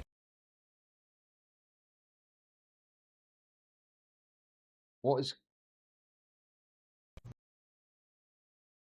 Sorry, I don't know what the fuck Reminder is that going if on with you're TikTok able, here. you should get a skin cancer screening. Right, let's let it play out. That being said, this is my first ever one. I'm 24. I'll let y'all know how it goes. Not excited for someone to look at me that closely. The nurse said that I could leave my bra and underwear on if I wanted. Who's gonna tell her? I ate my titties, okay? That went so much better than I could have ever hoped for. This is after the breast The thing. dermatologist, so fucking nice. One of the nicest Dr. Folk I think I've ever met. I was so nervous and she was so reassuring and a complete sweetheart. There is this little spot on my neck that we were like, we should probably take that off and test it. So we're doing that. And I should get results in 3 to 4 days for that. Okay, so this person is a chronic... Well, what's it called? Munchie. She's a munchie. Going in for a fucking skin check. You normally do that if you've got some sort of growth on your skin you need to get checked out. But she said that I shouldn't worry about it. I'm about to write this woman the review of a lifetime. Fuck, I still need to review my vet. As someone that has been to an ungodly amount of just awful doctors and awful specialists. That gives the game away, doesn't it? Does that not give the game away? I've been to loads of awful doctors and specialists. AKA, doctors that didn't tell me what I wanted to fucking hear. Dude, that gives the game away so fucking hard. That, oh, all these terrible doctors are fuck off. I'm just sitting in my car. Yeah, or it's all the doctors that are at fault, not you. There's a common denominator there, isn't there? Is it just that all these doctors are wrong and bad? Or is it you're a disgusting, munchy, faking, malingering freak? Is that what actually is going on here? Like, she was so sweet. It got stupid windy while I was inside and pretty dark. Oop. If I post this video, I got home safe. Side note, I was nervous to show her my top surgery scars just because you never know. And she didn't even flinch. She was like, oh, are those healing well? And I was like, yeah, they healed so good. She was like, awesome. I was like, ma'am, I just spent 3 minutes in the waiting room trying to figure out if I should put identify as a woman or gender non-conforming because I didn't know if you'd be mean to me. I'm going to put her information in my caption, so if anyone in the Twin Cities wants to see her, I recommend her so highly. That's fucking mental, bro. Why are you recommending some doctor, dude? Nah, this is all fucked, man. Why are you recommending people go see some fucking doctor for skin cancer? What the fuck, dude? Oh, this is the before. I guess this is the before shot. To say, oh, you're so funny, oh, you're so relatable, oh my gosh, you just get me. You probably need psychiatric help.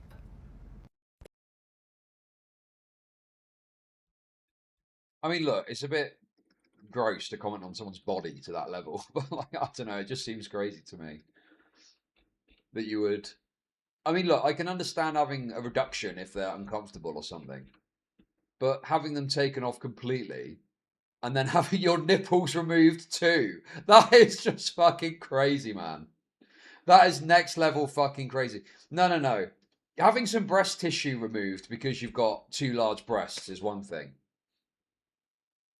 But no, this is like mentally deranged, you know, wanting to have a flat chest with no nipples.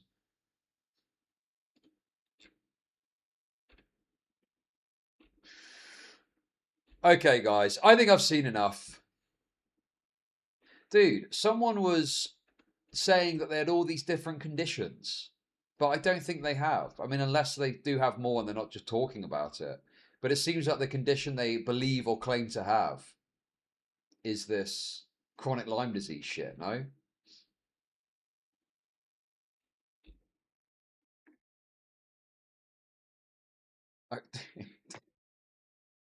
It is uncomfortable to look at because it feels wrong.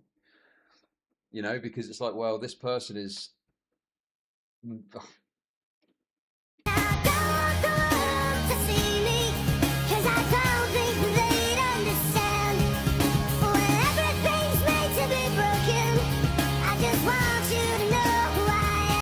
It's just there's something amiss about it, isn't there? It's like What's that Black Mirror episode where they don't have body parts? It makes me think of that.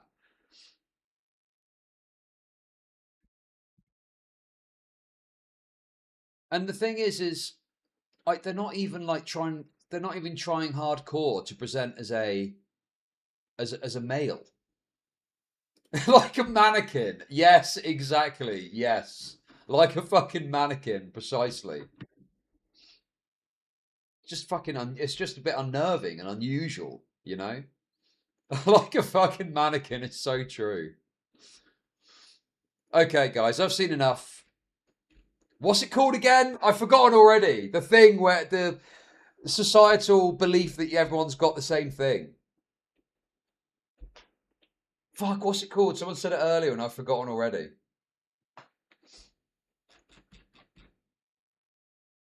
So, yes, social contagion. Yes, yes. Yes. Social contagion is what it is. Yes. The social contagion of the cutting your chest off and then the fucking wheelchair stuff. The wheelchair stuff, I'm sure, is a social contagion thing as well. All these people on TikTok posting about their cute days out in a wheelchair for a lazy cunt is going to be very, you know, attractive, isn't it? You know?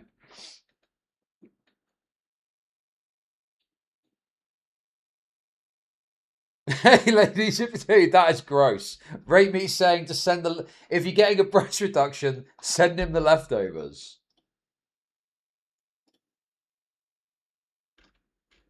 Anyway, guys, there we go. So I just wanted to share my findings with you. Wait, what is this?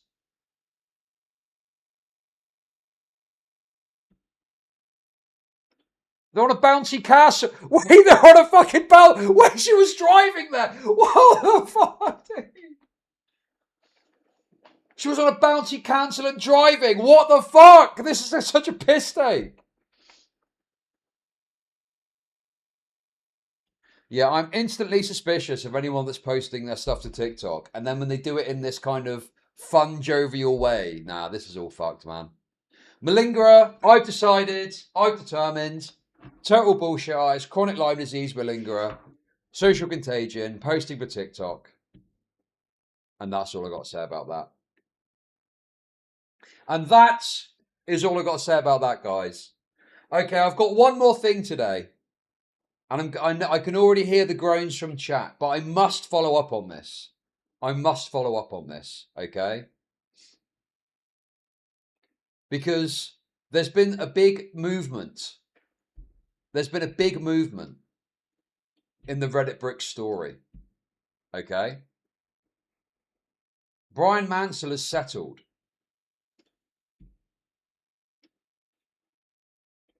Brian Mansell has settled with bricks and minifigs. So let's take a quick look at the resolution and then Matey Boy's done a... I've got to be honest with you. I don't know if I'm going to watch the hour-long interview. That's too much. That's too fucking much, man. But I will watch Coffeezilla's video about it because he is the only person that I've seen that's somewhat attempted to cover it fairly. Whereas everyone else has just jumped on the bricks and minifigs is evil fucking routine. Okay. Joint statement from BAM Franchising and the Mansell family. BAM Franchising Inc., Ammon and Matt McNeff, Baker Salem, Josh Johnson, Brandon Best, and the Mansell family are pleased to announce that they have reached a comprehensive and amicable resolution of a private civil dispute relating to the Mansell family's Lego Star Wars collection. The collection was originally consigned to a former operator of the Bricks and Minifigs Salem Kaiser store. The settlement agreement is a compromise of disputed claims. It is not an admission of liability, wrongdoing, or unlawful conduct by BAM, the Mansells, or any other released party. Chud lost. Well, I mean, I have really lost on this story because the best thing to do was just to say that bricks and minifigs are evil, so I agree with you. But this is not working against anything I think about this. This makes perfect sense. And it makes perfect sense that Bricks and Minifigs would come to the table and they'd have this agreement with the Mansells to get them kind of out of the picture, so to speak, you know?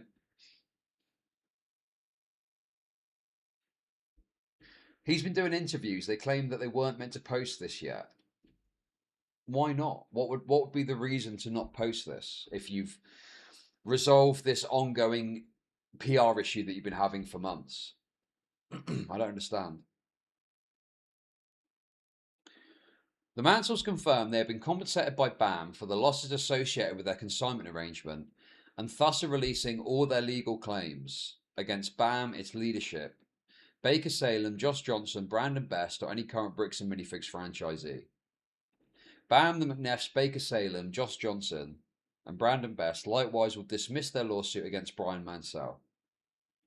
Through the exchange of records and information during the legal and mediation process, the parties developed a more complete understanding of what occurred. The underlying dispute arose from a consignment contract between the Mansell family and the Salem Kaiser Oregon store.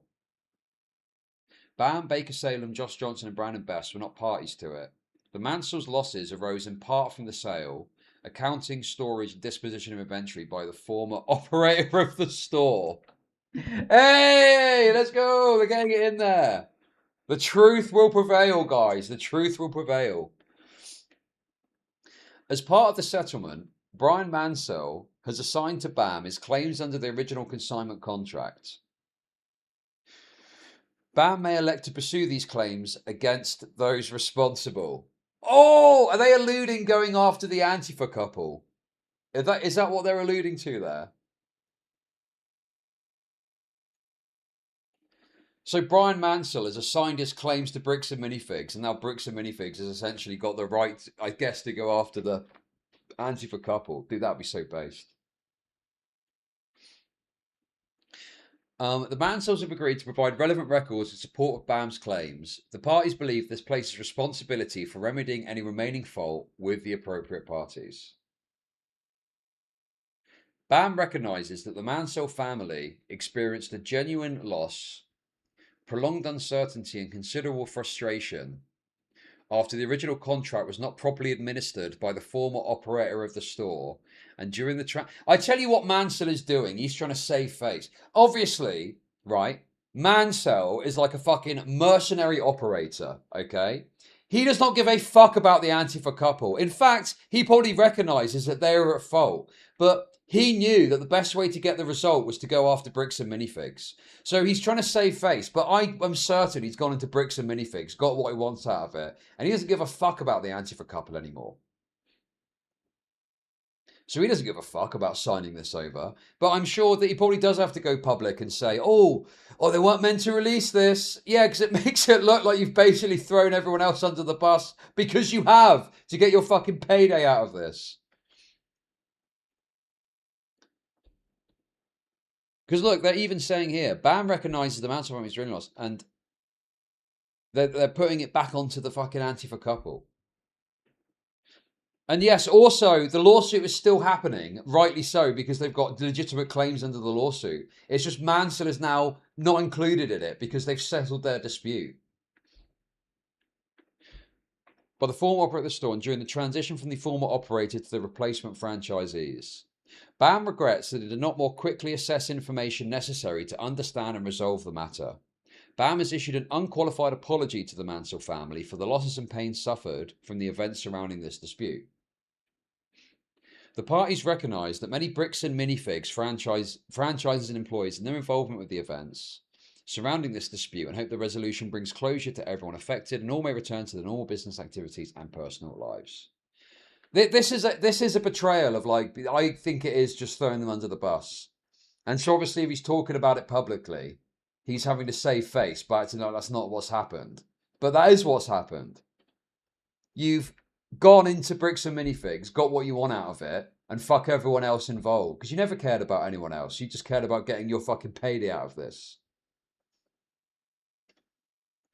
Okay, let's see what CoffeeZilla had to say about this. And I'll give the interview 10 minutes, but I'm not going to do fucking another 2 hours of fucking Bricks and Minifigs shit. I just wanted to catch up on these little bits and pieces, okay? Because honestly, I'm bored of fucking talking about it, man. I'm bored of being right and correct about it. And the next time I talk about it is hopefully Reckless Ben getting fucking gaped in court.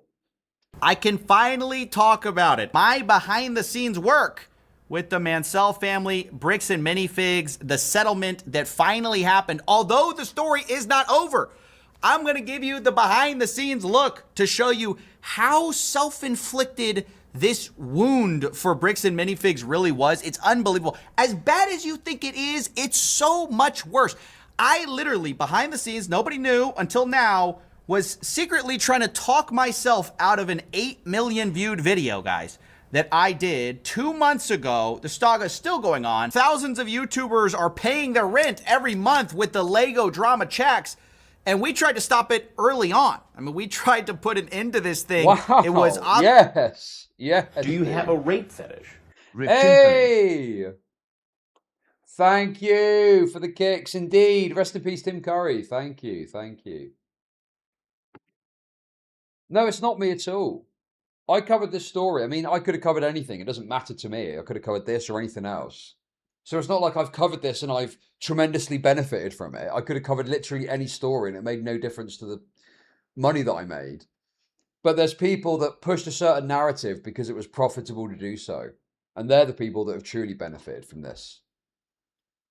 Obvious what the solution always was, and I want to show you some of the behind the scenes work. It wasn't just me, by the way, and ultimately I wasn't successful, okay? You know, obviously lawyers had to get involved. It got super expensive. Months went on where the obvious thing didn't happen. But my point is, this got so dragged out. This is a story that should have lasted exactly 6 seconds that seemingly has...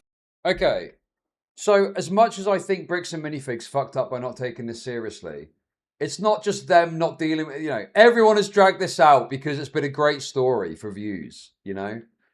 And I don't give a fuck about people dragging out topics beyond their natural life cycle. I've done it myself. It's the dishonesty that came with it that was so frustrating. That's what was so bothersome about this.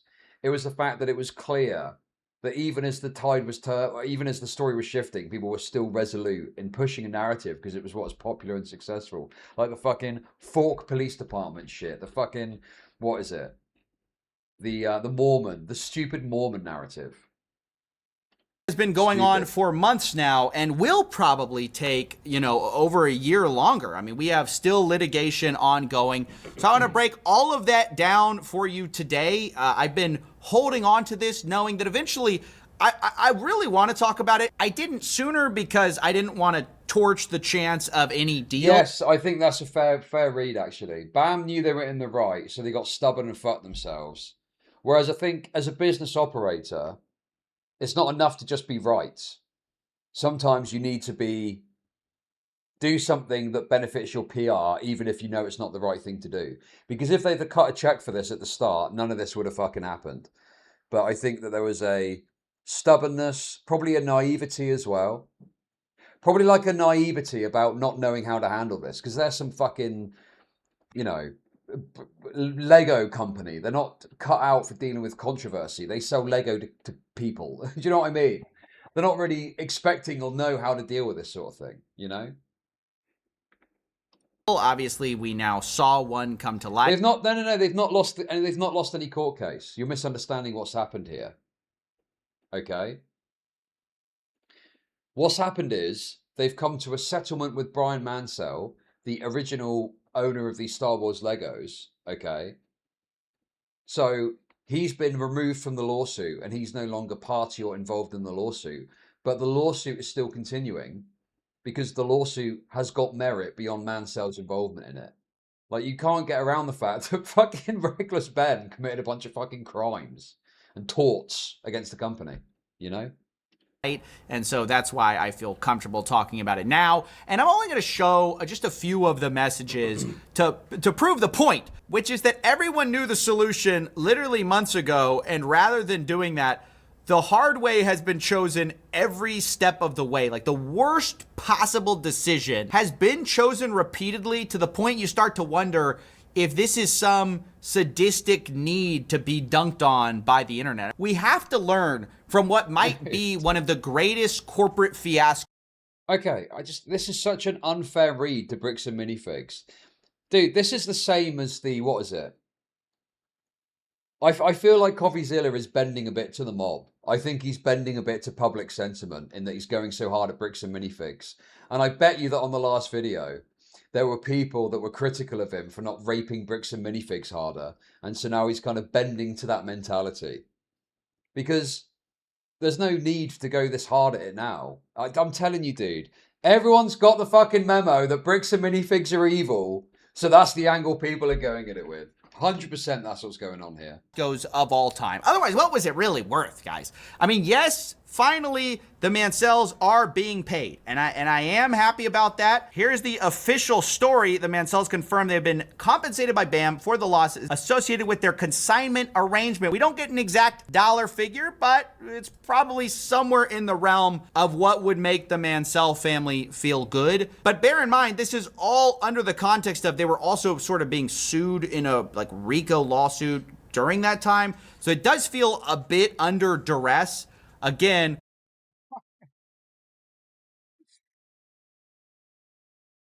I mean, is it really? I just don't agree. It's under duress necessarily. Like this is how how is a business supposed to go about remedying their kind of issues beyond engaging in this kind of legal stuff? They don't have a YouTube channel that they can stick a video up on and go, "Oh, we're innocent of all charges."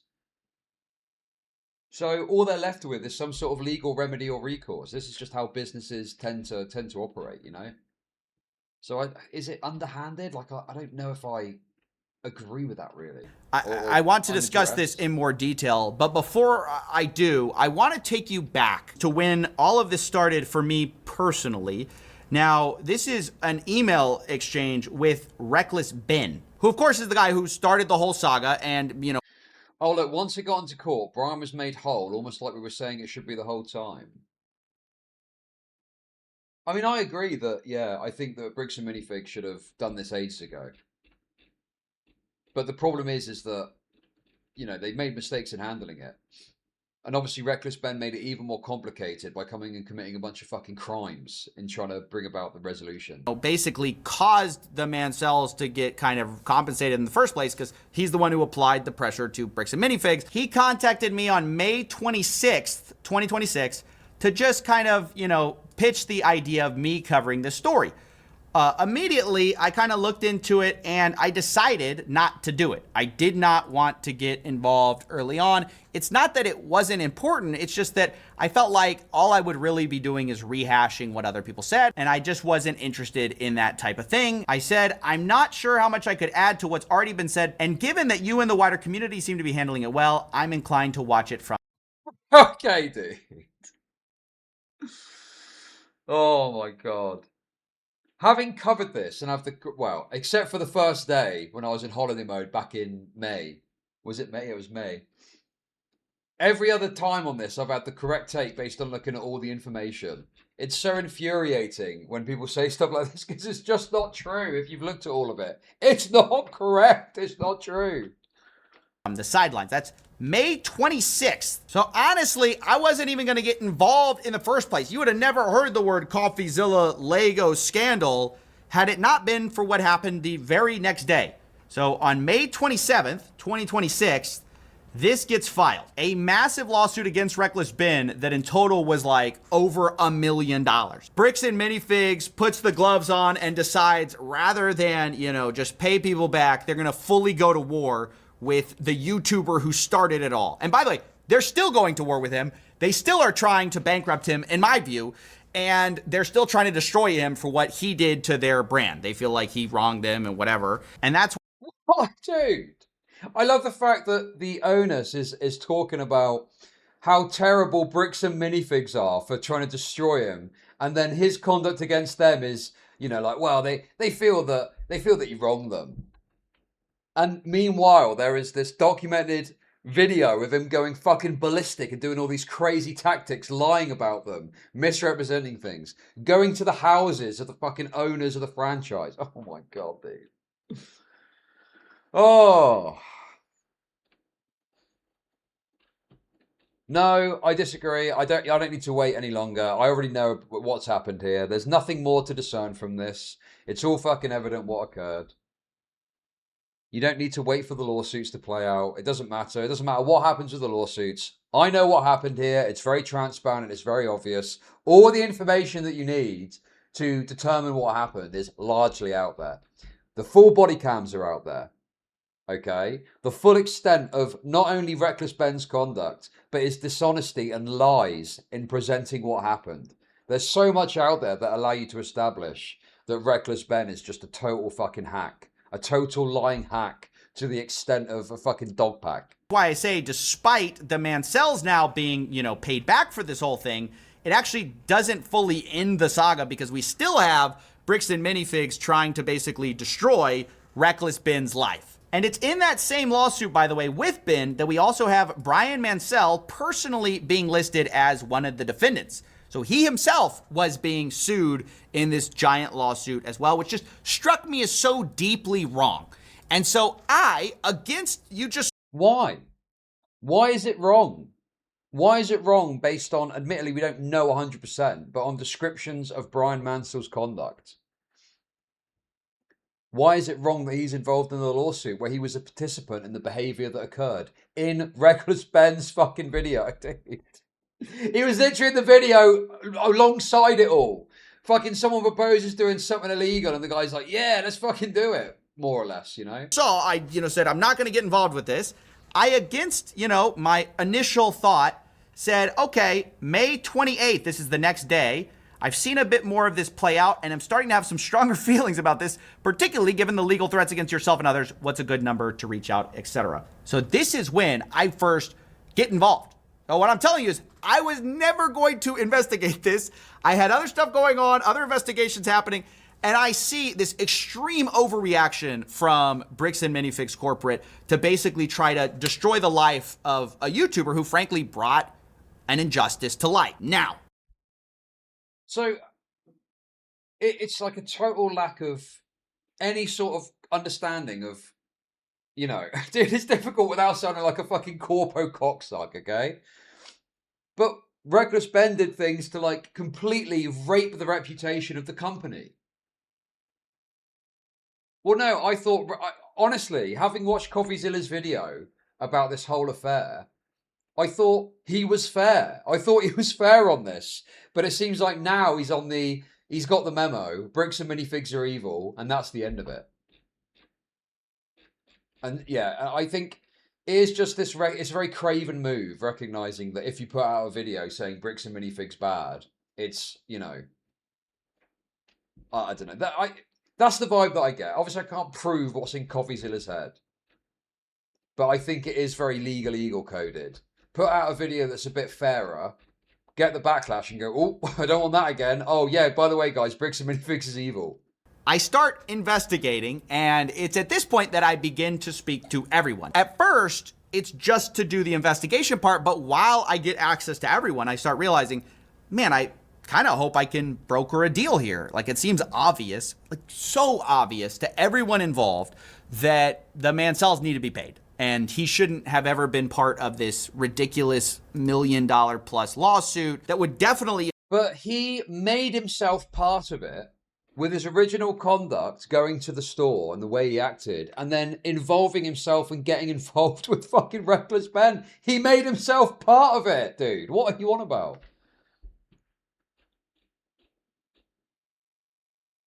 Inflict more pain on him, and he's the victim in this. Why is this happening? So it was obvious to me he was going to have to be made right, and also like he'd have to be dropped from the lawsuit. So I start to engage in what is basically like a non-lawyer, hey, let me just kind of back channel hopefully a resolution. It was pretty obvious to me lawyers are just going to complicate this. It's a very simple answer. You just have to pay this guy. Right. How is a company supposed to determine that they're acting within the realms of legality and best practice if they don't have advice from like a lawyer on how to do it? What do you mean, bro? What are you on about? They need a lawyer to govern and guide the process so they can make sure they're within the bounds of their corporate responsibility and whatever the legal matters are at question. Dude, this is complete bullshit. Of course you need a fucking lawyer. This is like saying, oh, don't worry about getting a lawyer if you get some contract. Just fucking sign it. If it's like a, that sort of thing. No, you need a lawyer to understand it and to push back if there's issues and, negotiate and mediate and things like that. and walk away. And then honestly, what is the story after that? Like, guy gets paid what he was owed. Like, initially he was wrong, but then the corporate makes it right. Like, it seems like although they wouldn't have made it right in time, this is late May, early June. I mean, the story had kind of gotten some traction, but not nearly as big as it was gonna go. It was just starting to go national, and I'm like, just like pay the guy, drop him from this ridiculous lawsuit, and you're done. Because it doesn't even make financial sense at this point. Because even the at thing the is big... as well, if you want to pay the guy, you would need some sort of legal oversight so you could agree to whatever agreements are necessary. Like you need to agree a statement that you're all happy with, and you need to work through lawyers to do that.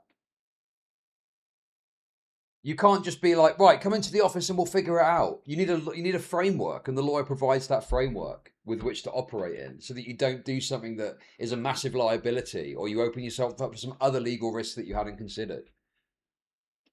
Headline number, we're only talking about $200,000 in Legos, and that's even what the Gormans originally said. It was actually worth less than that. So it's not that much money compared to the millions of dollars of damages that are happening to the Bricks and Minifigs brand. This is a multi-million-dollar corporation. Right. So he recognizes there's damage to the brand. Does he think that damage is justified? Because he seems to be suggesting that Reckless Ben is getting unfairly targeted. Because to me, there's some damage I think is fair enough because they handled it poorly. But the broad strokes of the damage is wrong because it's all based on bullshit and lies and misrepresentations. The damage they should have experienced is not in swiftly dealing with this ages ago. That's fair enough. But it's obviously an extended and excessive damage because of all the fucking brouhaha around it. And a lot of that is based on bullshit. Yeah, exactly. Who caused the damages? Was it just Bricks and Minifigs' bad conduct in dealing with this? Or was it the fucking circus that's grown around this as a result of fucking Reckless Ben's behavior? They're torching their goodwill with the public. And I'm just pointing out the obvious. Like, this doesn't make sense at all. You know, I'm a third party. I'm unsolicited advice here, guys. But you should probably stop the nonsense. And so, you know, I tell them, and this is just my own text, okay? I say, I'm trying to back channel a solution that I think is probably inevitable anyways. Brian has to be made whole and dropped from the suit. The sooner that happens, the better. Call when you can. This happens on June 4th, okay? This is almost a week before my video. I'm trying to prevent all this from happening, or at least substantially make the story less interesting. I'm like, let's just get this guy paid and move on with our lives, right? By the way, dude, dude, it's absolutely preposterous to me to think that he doesn't genuinely know that you can't just pay someone like that. It doesn't work like that when you're dealing with a corporate entity. It's just ridiculous. It's obviously bollocks. And he's pushing this idea to his audience that it was as simple as that. It's like misinformation. To say, oh, well, he could have just paid him. No, he couldn't have just paid him. Nothing works like that in the corporate world. The text under that is, I know it feels impossible, but consider dropping the lawsuits against everyone in this story. Yes, including Ben. I don't think this escalation ladder of lawsuits of $1.3 million over what amounts to about $100,000 in actual missing Legos makes sense, is going to resolve what amounts to, I don't think possible. By the way, the text under that is, I know it feels impossible, but consider dropping the lawsuits against everyone in this story. Yes. But why would they do that? So they drop their legal grounds to pursue something when Reckless Ben has committed demonstrable crimes on his fucking channel, and they lose their ability to contend with that and try and potentially deal with the damage that's been caused. Does that not seem a bit unreasonable that they've got to just completely renege, pay Brian his money, and they're left with a tattered, raped reputation?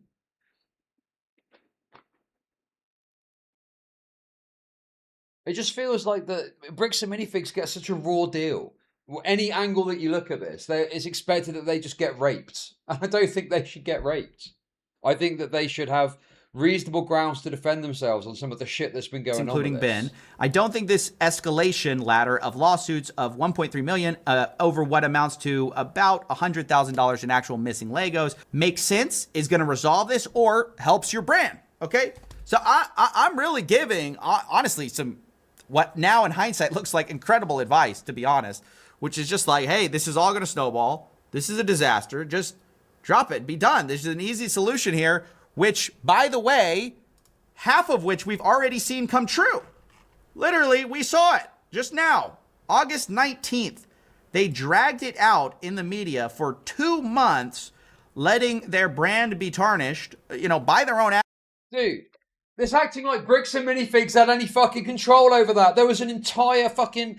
The entirety of YouTube was motivated behind paying Bricks and Minifigs to be the most evil corporation that ever fucking existed. Why are they acting like Bricks and Minifigs could control it at that point? The real criticism is that they should have dealt with this months ago. That's fair. But when it became a story and Reckless Ben released this video, it was too late. And then all this fucking crazy sort of story came around it. And I don't think the Bricks and Minifigs were particularly efficient and effective at dealing with this burgeoning public story. I think they're probably not used to it, you know?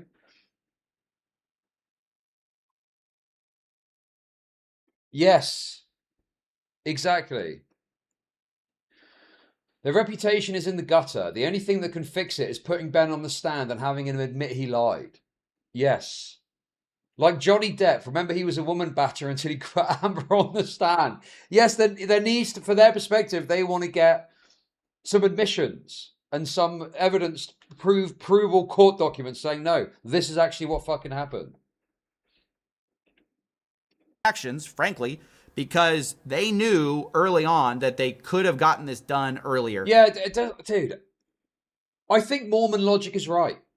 Funny that your name is off the back of this fucking drama in the first place. Redditzilla just wants to take credit for the deal and distance himself from the lawsuit. Yes. Yes. Yes, I agree with that. I think that's true. I think that's true. And basically, by the way, just so you know, a lot of the breakdown ended up being that they disagreed on dropping the RICO lawsuit. Like, would they drop the RICO lawsuit before mediation, after mediation? There was a big disagreement about that. And that's kind of where my part fell apart, and I washed my hand of it, and I said, I can't help you guys. Basically, there was no bridging that gap because one party is saying, like, you have to drop the RICO lawsuit before we can settle these missing Legos. And the other side's like, well, come to the table and we'll talk. You know, it's like, okay. Ultimately, there was just too big of a lack of trust, and the lawyers continued to get more and more involved, and ultimately, you know, got it done after months of work, and I'm sure they all took their piece. That's kind of what's sad about this whole thing is, like, I think the real winners here are sadly the lawyers. The biggest losers are Bricks and Minifigs out of all of this, because they have stretched what should have been basically $100,000 to $200,000 problem into a multi-million-dollar loss for themselves. And I know they probably think to themselves, like, in their head, the big villain is Ben, and that's why they refuse to drop the lawsuit against them. Ironically, it's their wanting... Dude, it's like a total lack of engagement with any of this.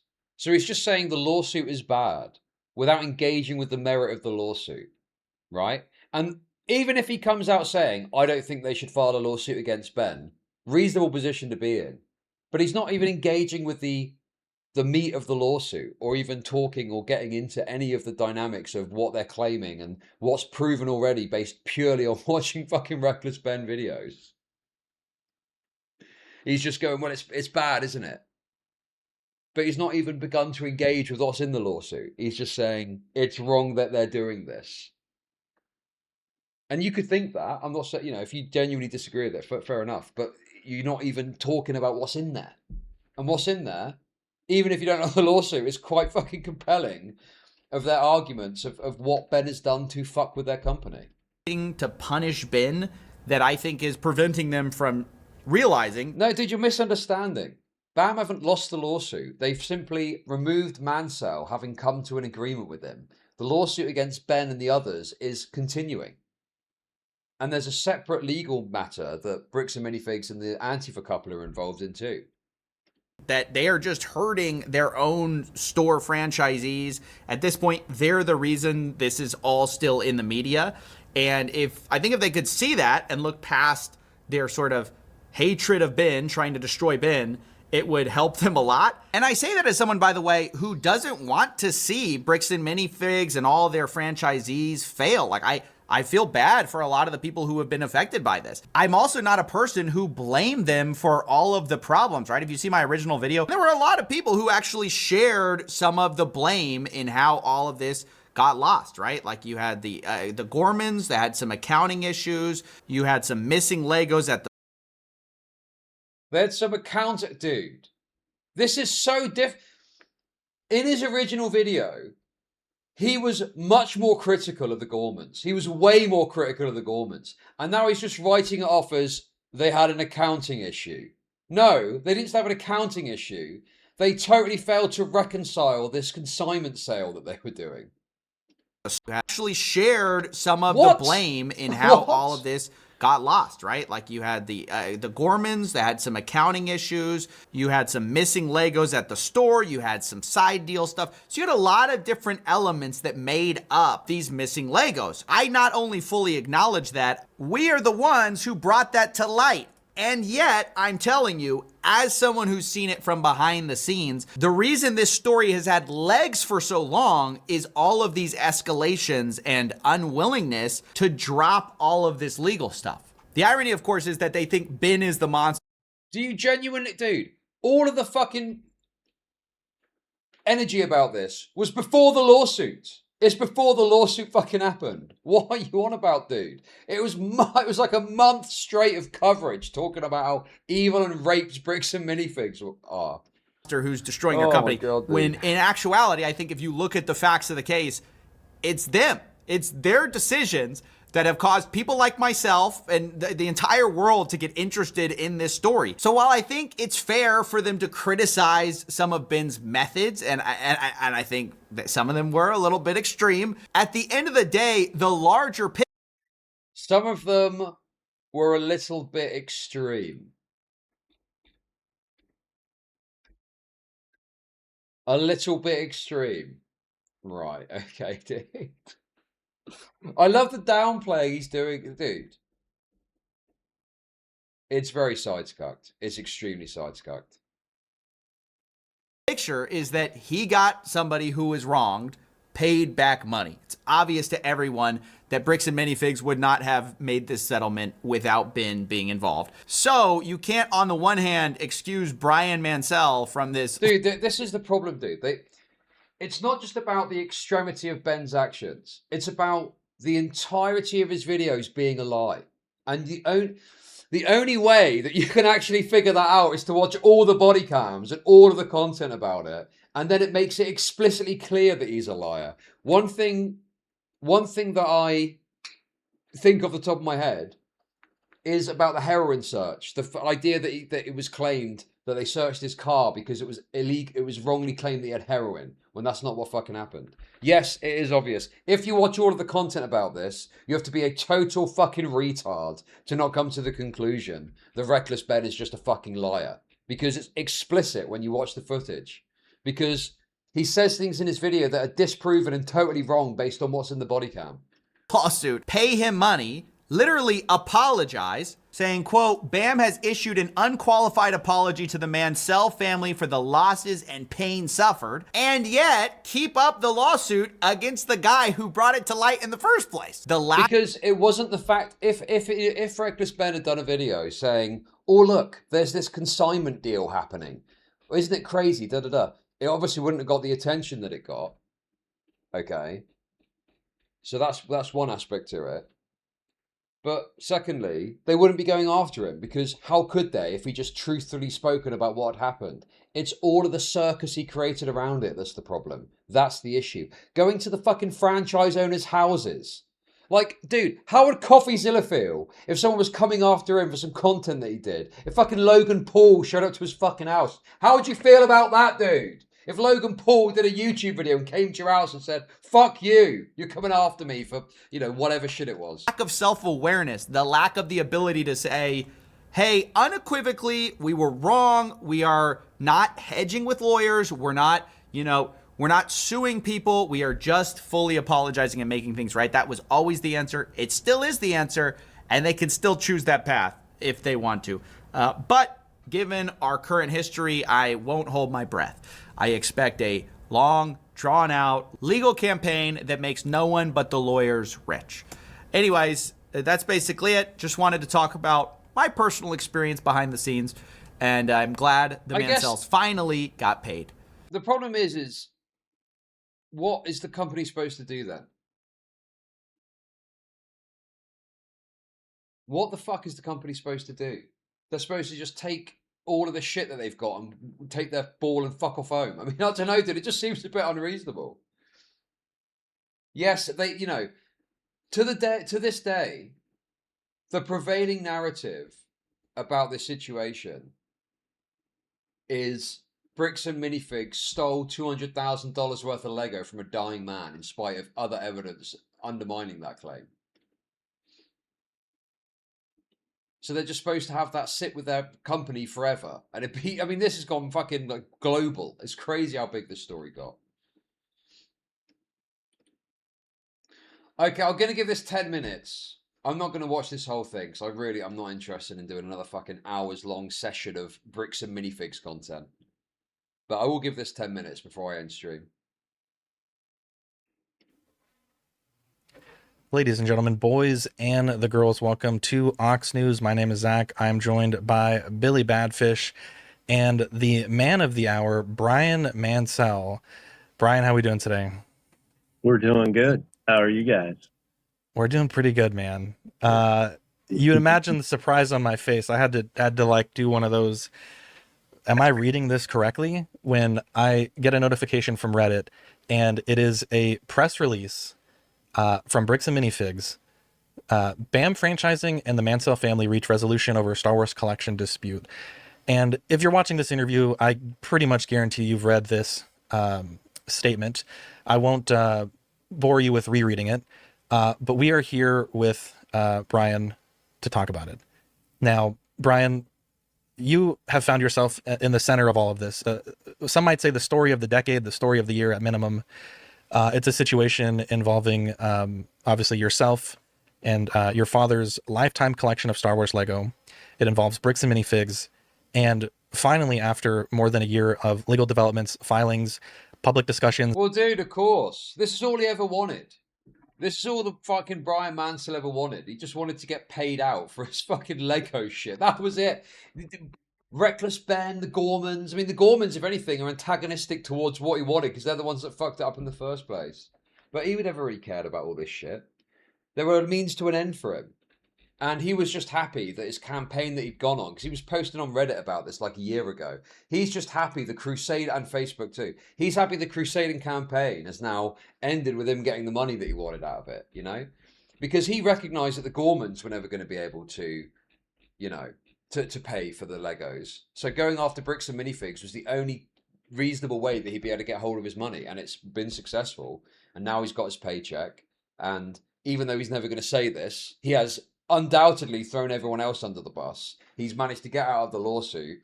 And he's also seemingly given some sort of tools to Bricks and Minifigs to go after the fucking Gormans. Because he's released his claim for the thing to Bricks and Minifigs to chase the Gormans down for it. There's probably about 10,000 YouTube videos of every type on the subject.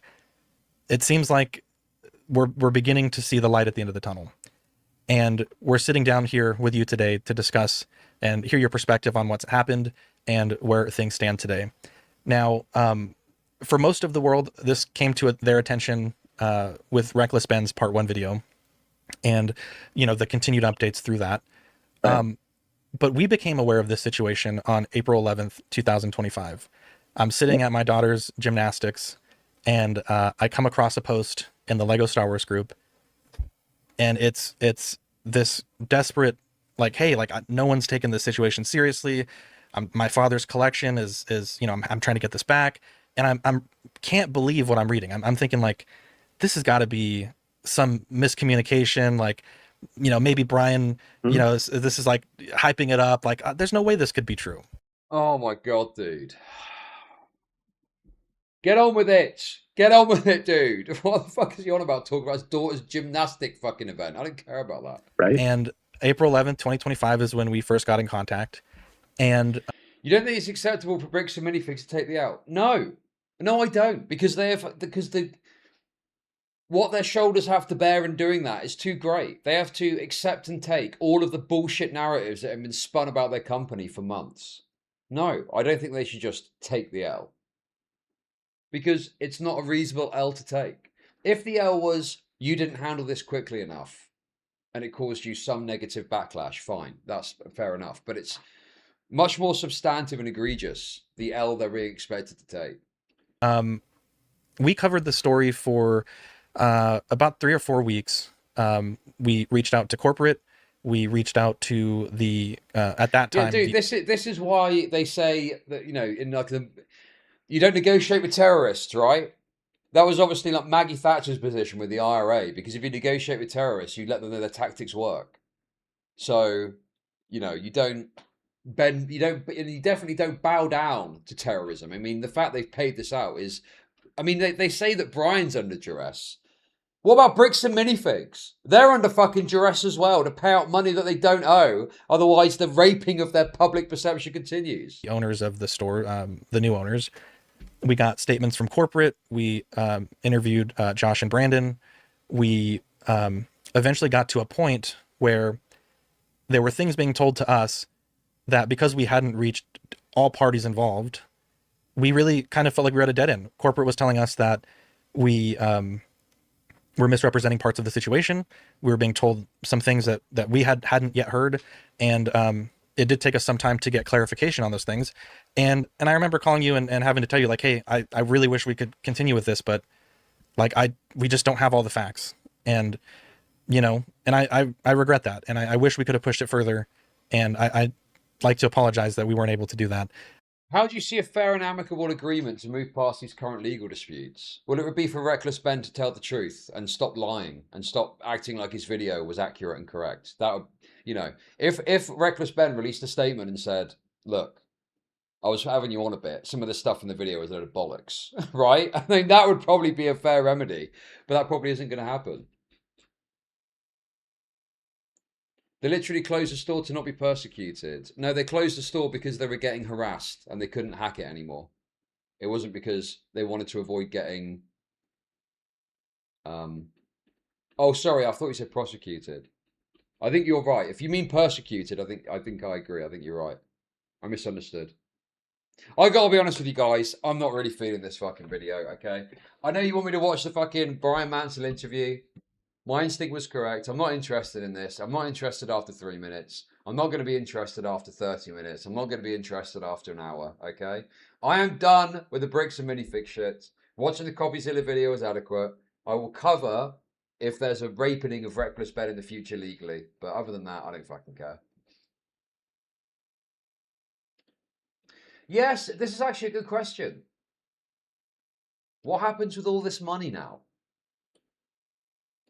What happens to this money that was raised? $527,000. What happens to all of that? What's going on with that?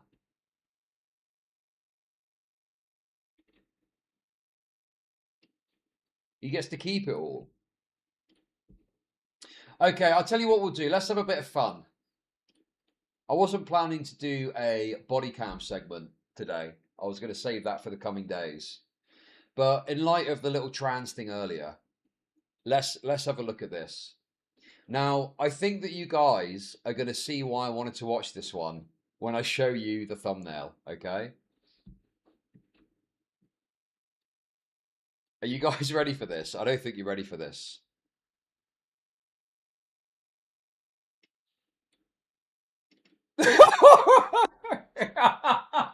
Thoughts? Thoughts? He's back. He can breathe. He can breathe, guys. He can breathe. He's back, but with a twist. Floyd's back with a cheeky little twist. Dude, what the fuck is this, man?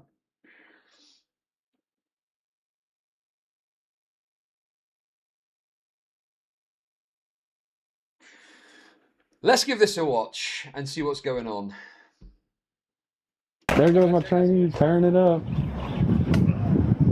I'm a Christian. I gave my life to Christ several years ago. Okay, all right, that's great. And I what the fuck? I'm a Christian. I gave. Is that a stuffed bra? Gideon finally arrested.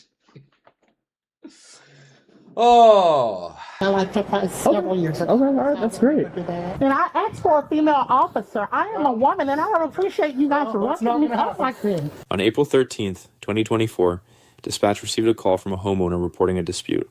As officers investigate, they quickly realize they've been to this house before, and from the sound of things, she's tricked a few guys into thinking they were going to get lucky, only for them to find out they were getting a handful of nuts instead. Oh, dude. Oh, let me guess, it was me. I'm there. My face is there. Whoa, officer. I got misled. I didn't know what I was getting myself into. Open that door. Police department, open the door.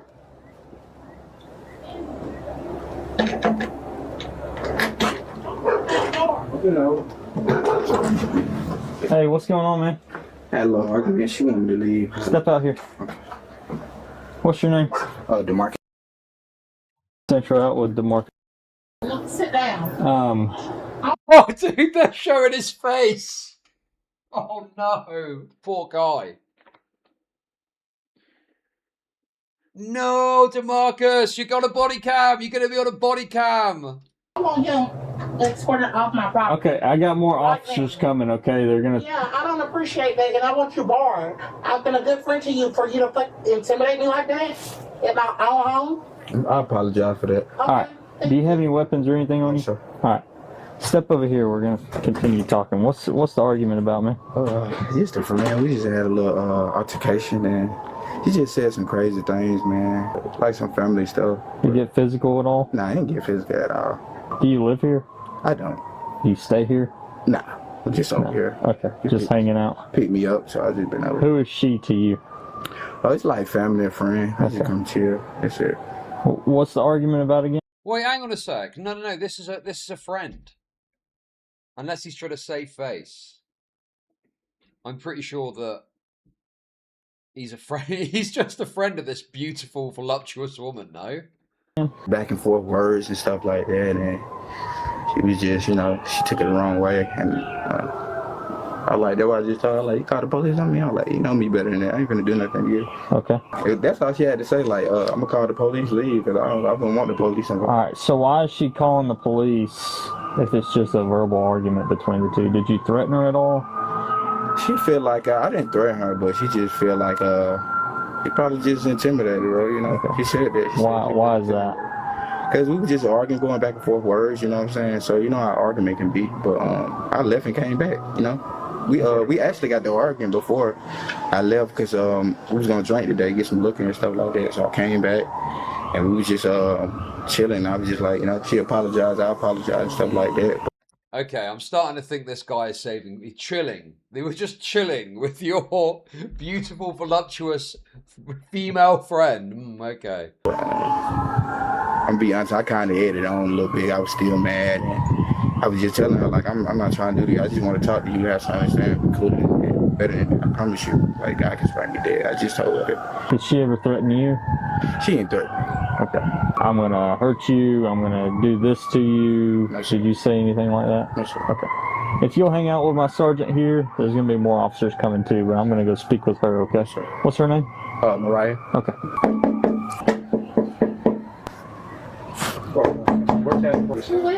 Police department. Okay, let me put my dog up. Are there any children in the house? No. But y'all already got a relationship? Yeah. Right, dude, they have literally got him fully on camera. Anyone from this area is going to know that DeMarcus has been knocking about with the local beautiful, voluptuous black woman. Children in the house? No. But y'all already got a relationship? Yeah, you mind if I come in and speak with you? My dog is out. That's fine. I'm not afraid of dogs. She's vicious. Have you I'm sorry? She's vicious. You don't mind if No, I do kind of mind because, come on. I'm really anxious. Have children Him and I have been really good friends. Wait, I thought that she called the police. So why the anxiety? I thought this is what they wanted to happen. Didn't they want the police to come over and handle DeMarcus? Was his name actually DeMarcus? I'm pretty sure it was DeMarcus. For a long time. Sarge, But right now, you I'm mind just walking not him in over there? She's not wanting me to come inside, so I'm going to bring her out here. and my therapist is on my phone. So that she feels more comfortable opening the door. Give me 1 moment. If you don't mind, step outside so we can talk. Okay. Yes, sir. Is that why she wouldn't open the door? Because we were standing right there? She's saying she doesn't want me inside, so I was going to bring her out here and talk to her. I got you. Let's go ahead and start on this. Here we go. Is this the reveal? So y'all have Is this had a the big relationship, reveal? but you've never lived together? Yes. You never had any children together, nothing like that? Okay. How long y'all been dating? Oh, we haven't been dating. We just chill, friends, cool. How long y'all been kicking it? For years. She like family now. 4 years? Like years. Okay. Was it sexual? Nah. Oh, dude. Nah. Nah, nothing sexual at all. Come on. Just a little argument.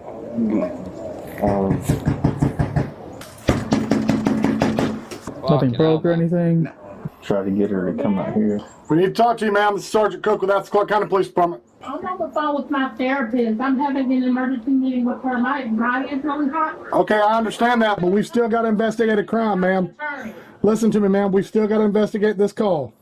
I don't feel comfortable speaking to anyone without an attorney. Okay, well, then we just need to talk to you about something else. If you'd step out. I thought that this part. What? How can you call the police and then when they show up go, oh, I want an attorney present? You wanted the police here in the first place. What are you on about? Out for just a moment, ma'am. Just arrest her for the warrants and get off the line. 21, sir. I didn't realize she had 29. I didn't hear that traffic. Just to confirm, you advised the caller has 29s. You guys are just friends with each other, you said? Yeah. So you're not in a relationship with her? No. Okay. So you know her name, though? I actually don't. Just It's like Mariah or Miracle or something. Fucking hell. So, how long have you guys been friends with each other? For years. For years? So can you just be real with me and tell me her first name? I'm not pointing anything at you. I'm not saying that you're in trouble for something right now. Yeah, That's not the case at all. I just need to get her name because they're trying to talk to her right now and they don't know her name. Do me a favor. Go watch front. Yeah, okay. Just because you're giving me your name doesn't mean it's a problem. Oh God, look at the state of that. All that, what is that, dirty washing? What the fuck, dude? How do people live like this? Okay, let me tell you what's going to happen. I'm going to kick in your door if you don't come out. I'm just telling you the honest truth. Oh, shit. You have warrants for your arrest, and I'm going to kick in your door. And I'm going to impound your dog. So this is up to you how you want to handle this. So Not playing warrants, anymore. okay. You can step out, or I can kick in your door. Because you have active warrants for your arrest, and now I'm going to charge you with obstruction unless you come out right now. Because I am informing you that you have warrants for your arrest, and if you do not come out, you will get an additional charge of obstruction. Yes, you do. Now come out. Look, I'm not even threatening you. I'm promising you. I'm going to kick in your door, and you're going to be arrested for obstruction. And then you will also deal with your active warrants. I don't care. Ma'am, I do not care. I'm explaining to you that your door is going to be kicked in. I'm going to give you 5 minutes to come out, and then that door is being kicked in. Oh, come on, dude. He was doing so well. And then he's like, you get 5 minutes. It's like, isn't it 30 seconds to comply? Surely 30 seconds is more reasonable. 5 minutes, you're giving them fucking, you know, like an eternity. Come on. Put a bit more pressure on them. If your dog attacks anybody, I do not want that to happen because I do not want your dog to be shot. I said if we kick in the door, your dog is likely to be aggressive, and I do not want him to bite somebody because I do not want your dog to be shot.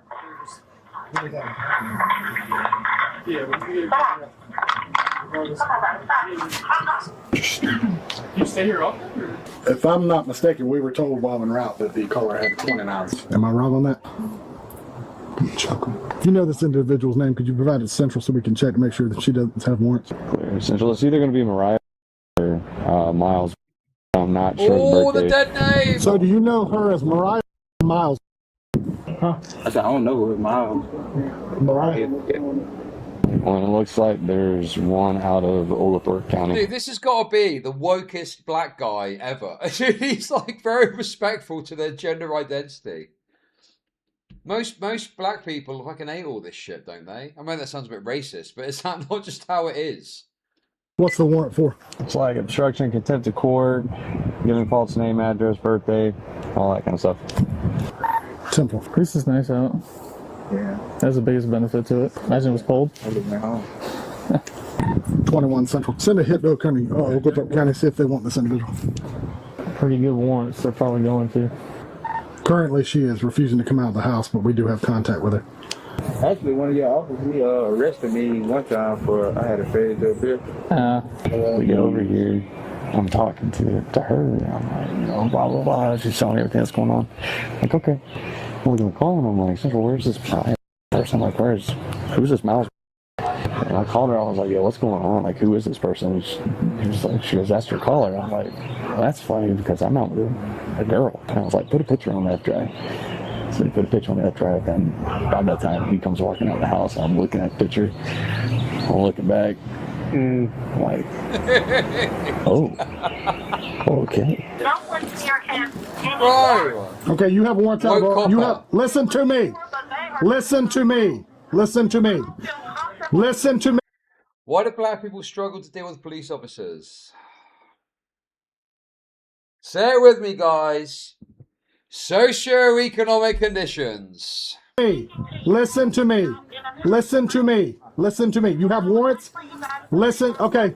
Once I confirm them, I'm kicking in your door. Once I confirm them, I'm kicking in your door and I'm arresting you for obstruction. Apparently what had happened was, old boy didn't know what was going on. So he was getting some. So he reaches over and fills big balls instead of what he wants to. Bro, the Tootsie Roll feels the little estrogen-riddled black Tootsie Roll and thinks, oh, this isn't what I signed up for. It has been explained to you. The goals, the goals. I promise you I can, because there's big warrants for your juicy arrest. goals. Mariah. Absolutely. Well, there's no way through by that name. Well, then you come out and prove that, or else we're going to kick in this door because your male friend out here. Look, you need to stop talking and listen. Your male friend has already verified that that's your name. You gave your name when you called into 911. This is the address that is on the warrant. You playing games is not going to work. I'm telling you what's going to happen. It is not a threat.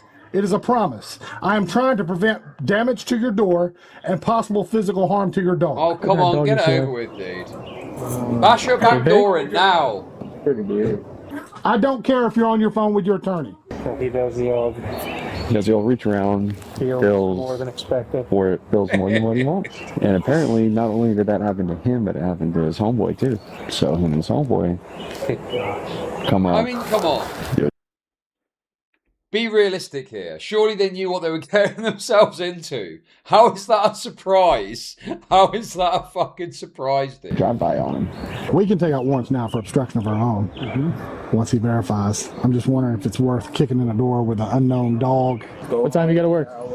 About 4 o'clock. 4? Oh, we got a little bit of time then. 11:20 right now. You're straight. Old boy here can offer some insight as to possibly why. Tell me transmit. Yeah. Well, he's not fully rare. Right, I mean, it's still considered transmel. The original Modern Warfare 2. I think Modern Warfare 2 had the waves on it. Or you go through the wave. Yep. Yeah, me and my brother used to play all the time. Yeah, getting fire, dude. Zombies? Yeah. Yeah, Black Ops was good with that. Black Ops 1, Kino. What is going on? A car accident on College Station in Luke a couple years ago. Kind of borderline the same thing, except for it was a drive-by because old boy didn't know that. Right, he's a male. Yeah. So he was getting some, reached around, felt something that was not supposed to be there. So they did the drive-by, and it's kind of been like an ongoing thing. Like every time it's something here, it's because of that kind of situation.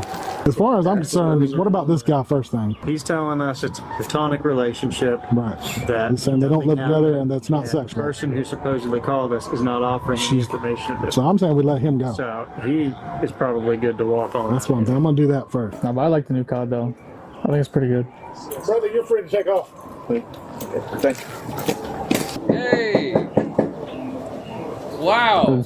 Let's go! We got a body... Dude, this is actually an anti-racist body cam. For the first time, we got a black guy have a friendly interaction with the police and walk off without further incident. Let's go! Turn the ring off now. No, that's fine.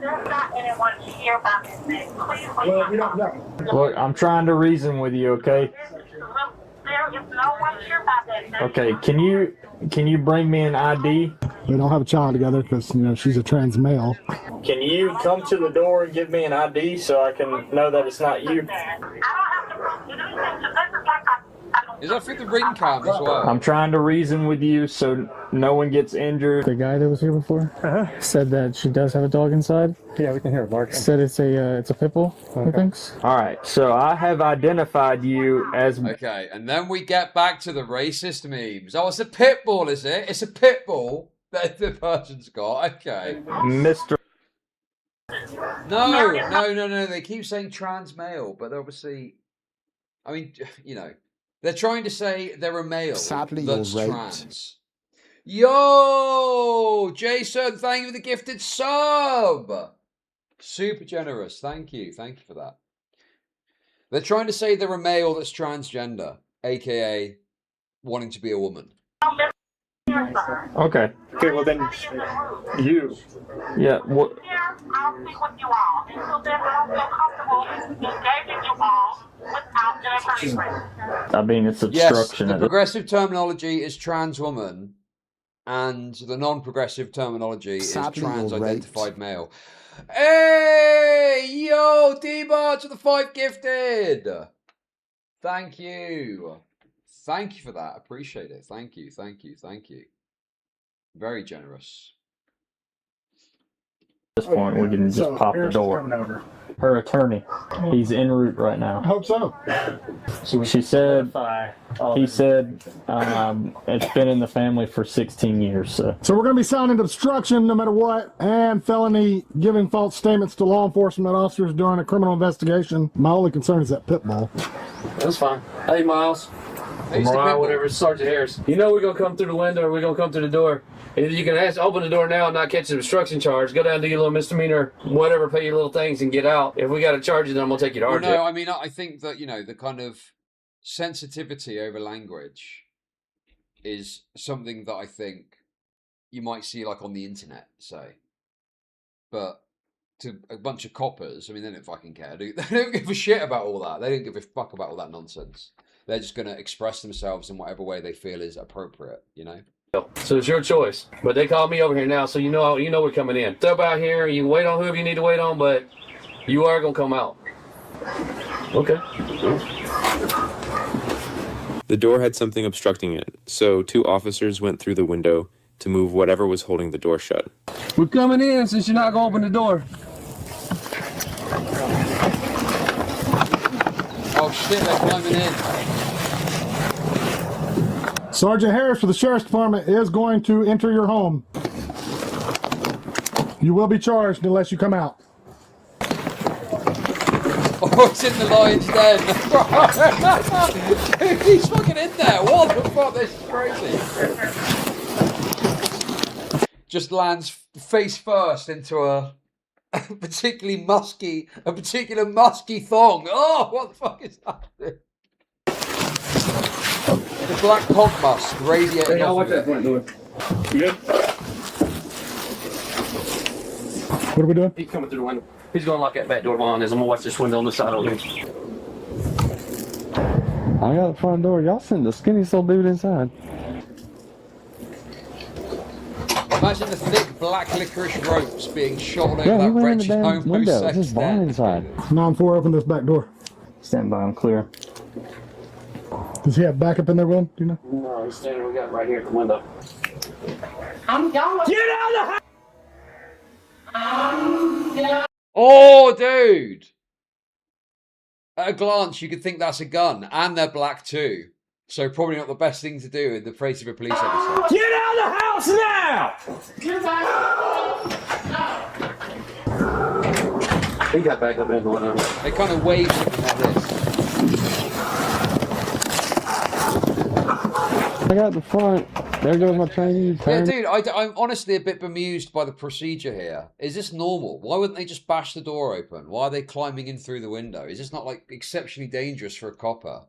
What if they're like a Buffalo Bill-esque character and it clicks off and it's night vision and they've got their fucking big revolver marching around the house? Go Sorry, I missed that. So the door's blocked, so they couldn't get in. Okay.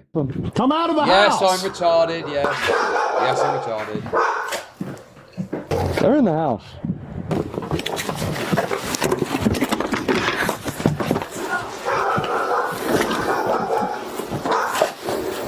It puts the shea butter lotion on its skin because it's ashy. I will tase Very you! good.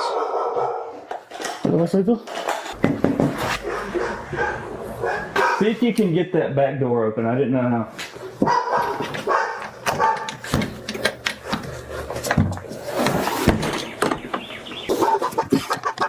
Is that your guys opening the door? I think so. Having trouble with the door?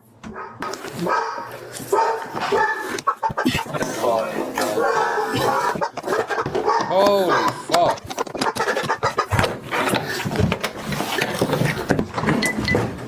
All right. There we go. She ran into the back room right here. All right. This is your It's last in chance. case no escape. Hold on. Is this dog put up? She definitely. Shoot the dog! Okay, Shoot the hold dog! that door. Take the dog out now. She's ran into a back room. She's locked herself in a room here. She ran in this back room and locked the door. Can you take it? Back there. Barricade. We're about to kick this door. You are definitely being charged now. So this is your last opportunity to not Look get at tased. the oh God, look at the mental. Someone said earlier, like, oh, they look well adjusted. I'm like, well, it's not so bad, is it? This looks a bit messy. And then you get to this door and it's just a slimy mess. Covered in pussy juice. That's not, no. That's from the bussy. That's not pussy juice, that's bussy juice. Possibly hurt. We are asking you, please come out. All right, there's a window from outside. Give me a second. All right. This is the most ridiculous thing, Mariah. Mariah, oh my God. Yeah. Because you obviously see we are not going away. What you see in there? You're a little bit taller than me. Okay. Yeah, he's right there. I can see him right here. He's standing there. I can look at the mirror right there. Look in the mirror. Standing right there at the mirror. Look where the door is. You can look at that mirror. See him standing right there. What the fuck, I don't know who man? y'all are looking for. You! So open the dang bathroom door. This is great. This is a really good one. You, Mariah? There's no one here by that name. Okay, Miles. There's no one here by that name. You a damn lie because I know who you are. Open the door. All right, that's fine. Then you get another Dead charge. name, Open dead the name. door. We will take this up in civil court. That's fine. Hold on. Civil court. See if I can talk her out. I've been out to your house multiple times. I know who you are. Dude, honestly, these coppers are actually very professional. Like, they're doing everything they can to avoid having to bust the door down. When they've got, as far as I can tell, like, every right to do so. They've got this warrant they've established, but they're desperately trying to, like, end it somewhat peacefully, you know? They're being super accommodating to this fucking nutter. Open the door. My attorney is 7 minutes away. That's fine. We're about 2 minutes away from busting the door open. Okay. So you do what you want. Just be a grown person and open the door. Who are you talking to, sir? There's no one here by that name. Mariah, we're talking to you. My family's The home. one with the This spell property of the has been in gorgeous our lady. family over 60 years. Okay. But I don't want to talk to you until my attorney get here. 21. He's just sitting at the door. He's just got his phone in his hand, from what we can tell. It's your last chance. Open the door now. I do not Okay, want to so hurt kick you it. by kicking this door. A law-abiding citizen. The person you all are looking for is not here. It's you. We've seen you. We've confirmed photos. In 1 There you second, go. as soon as my attorney gets here. How far is your attorney away? I don't want to talk until he gets here. I don't feel comfortable. Well, we're not waiting forever. Unless you can tell us how far away he is, I'm about to kick the door. You're gonna be sad, and we don't want you to be sad. That's right. So tell me how far your attorney is, and we're willing to wait. Right, the cops are like having fun with this. They're having a laugh. They're having a laugh about this absurd situation. In my house, I've been Okay, that has nothing to do with you violating the law. Are you telling me this trans negress is also the raped? Female officer, and I'll engage her. I'm not talking to you. Man, we all have body cameras that are recording, okay? I don't feel comfortable talking to any of you. Get a female officer. Sit right up against the door. They probably they better can't shoulder kick it charge in. it. So if you were to bust it, just They can't kick it in because this sweat woman's frame is pressed against the door. keep in mind, this is literally leaning against it right there. Move away from the door and you won't get injured, okay? Oh, so they're breaching, breach. Just move away from the door.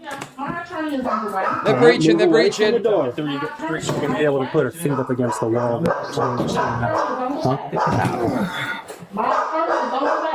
You tell me 3 go on me, you can't push it in. Stop your hurting. Well, then get up. Move. All you got to do is move. Oh my god! Come now. The fucking dog. Are you serious? You're hurting me, sir. Stand up. You're hurting me. Give me your hand and stand up. Why are you guys Oh rubbing my me up god, like dude. this? stand up. We're asking you to Absolutely stand up. How can I stand up? Easy, Give with me your the feet. opportunity to. This is absolutely ridiculous. It is. I agree. Now you're going for more charges. Gosh. You get that hand, we'll hook them together. I haven't, I mean, what do I have a warrant for? For not showing up to court in Oglethorpe. 5 charges. 5? Yes. And now you have your own charges here. We explained that to you. Sir. We're done talking. We're done. Absolutely. All right, stand up. Ready? He's had enough. He's seen enough. Yes. Let me help. Put a foot on it. Dude, yes! That's so real. They're like a Key and Peele sketch character. 100% yes, dude. That's insane. Dude, yes. If they did some sort of sketch about trans George Floyd or something. I don't know if that's the kind of thing they do. I think they're like really woke now or something. But anyway, yes. Well, now we're walking. Good Lord. I need my iPhone. Don't. We're not. It's all of my property. What's your guys' problem? You burglarized my home like a maniac? Is anybody able to come get your dog? Once again, we're just demonstrating that blacks have got a dangerous obsession with big, juicy asses. They took like one look at this woman's ass and was like, I'm up for a bit of that. And then they get into bed, they reach around, and there's the ghouls. There's the fucking ghouls. Yeah, someone's on the way. Sir, please don't grab me like that. He's walking you out. God. And I asked for a female officer. I am a woman, and I don't appreciate you guys roughing me up like this. Why are you grabbing me so tightly, sir? I'm very relaxed. This is unnecessary. Submission's gone. Look at So, someone's on the way to secure the house. Good. Whoever L is, Lil Bro. Lawyer. Nah, it's Lil Bro. L is not for lawyer. How far away is your Lil Bro? He'll be here in a few minutes. He's a rock star. What's his name? All right, cool. My friend is in my house. I need her to leave and my magazines fill out. to secure my home. Really? Let's go. So I don't have any shoes. Please don't. I mean, I haven't broken the law in over 10 years. I'm sorry? Is it like breast tissue? Because it looks very lumpy. Or have they just stuffed a bunch of socks down their bra or something like that? Yourself? Really, I got a mag in the bedroom and fill out.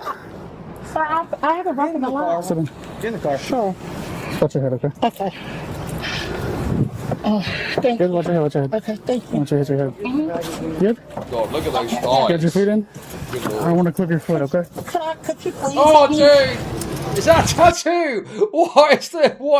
I thought it was some sort of thing. What is the tattoo they got Thank you there? so much. Get those fucking socks What about on. my property, my phones that I have? Get those NBA socks on. Lovely. Okay. It's in the house. No, he have them. You can put it back down? All right. Or even if he does not, I do need them to at least come out and notify my Your foot's in? Yes, sir. Okay. Thank you. Yep. Alrighty. Kick your legs out first. Make it easier for yourself. There you go. Then watch your head, okay? You're good. There you go. You step over here to your right. Down a little. You step over here a little bit. Right there. Stop right there. You good? No, I'm trying to pull my shorts down because my pockets are showing. Okay. Okay, so you have a warrant out of Oglethorpe, right? Were you in court at any time? With a little cock For a poking out. traffic ticket. Okay, so you got held in contempt of court. So basically, the judge charged you with holding you in contempt of court. Pay the ticket. Is that Is that why then? And so that has to be it because I've You didn't yell or anything at the no, judge? I'm not that you type of speak? person. Okay. I'm a Christian. I gave my life to Christ several years ago. Okay, all right, that's great. That's great. Thank you. You know, we're just exercising the warrant. I understand. You know, we're just doing our job on that behalf. And I appreciate you all for keeping our community safe and clean. See, the trouble for the blacks is that black women do just wear wigs, don't they? You see it in the kind of ghetto fights where the woman gets their wig torn off and they got this like flattened black hair underneath.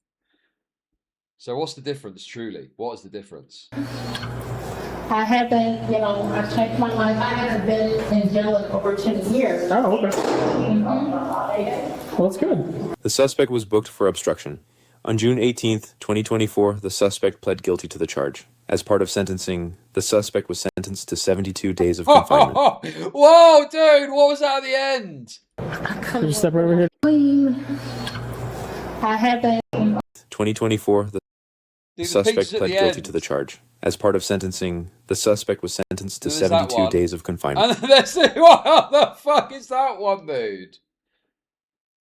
Damn, that's a very different image that you're getting once the wig comes off.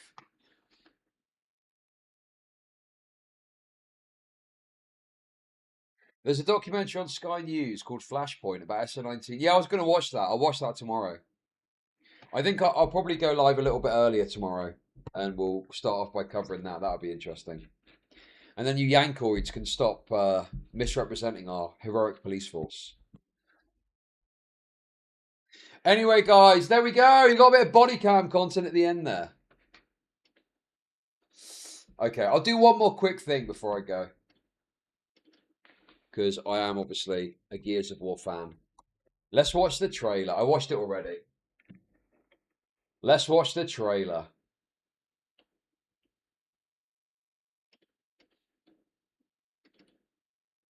Rated M for mature.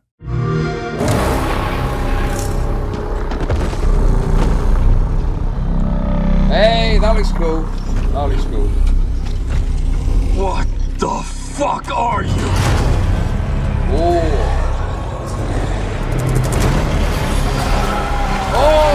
Scorch the city. Seize the surface. Bleed the groundwater. Hey, that's cool. I like that. Raw emotion poured onto the face. That goes hard. Good to see a few more gears made it through the night. You four belong. I remember in the original Gears of War, it was all blokes. And the women were relegated to administrative roles, as it should be. Why is there some woman? Why do they do this, bro? Why do they fucking do this?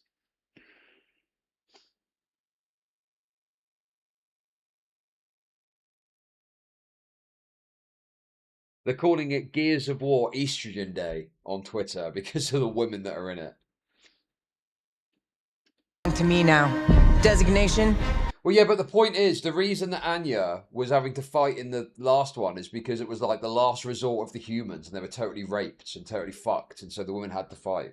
Whereas this is the cog at the peak of their strength and their manpower before humanity was genocided by the Locust.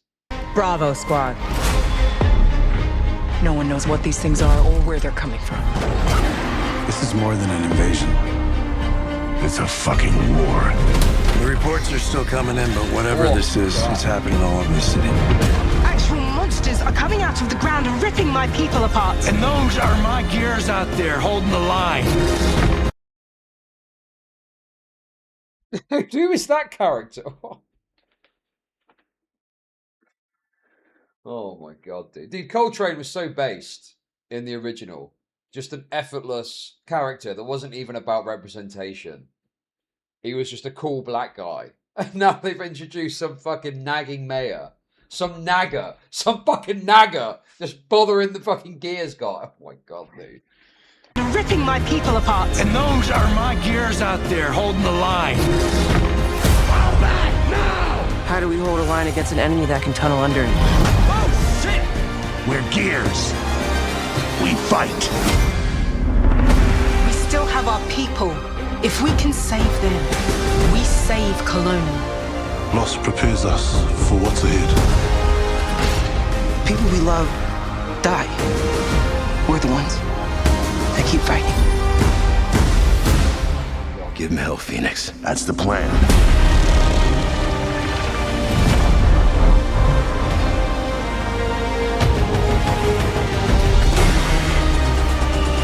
Come and get some, you goddamn grubs! There'll be no support. If you fall, we all do. We do this together, or we die together, yeah? To the end.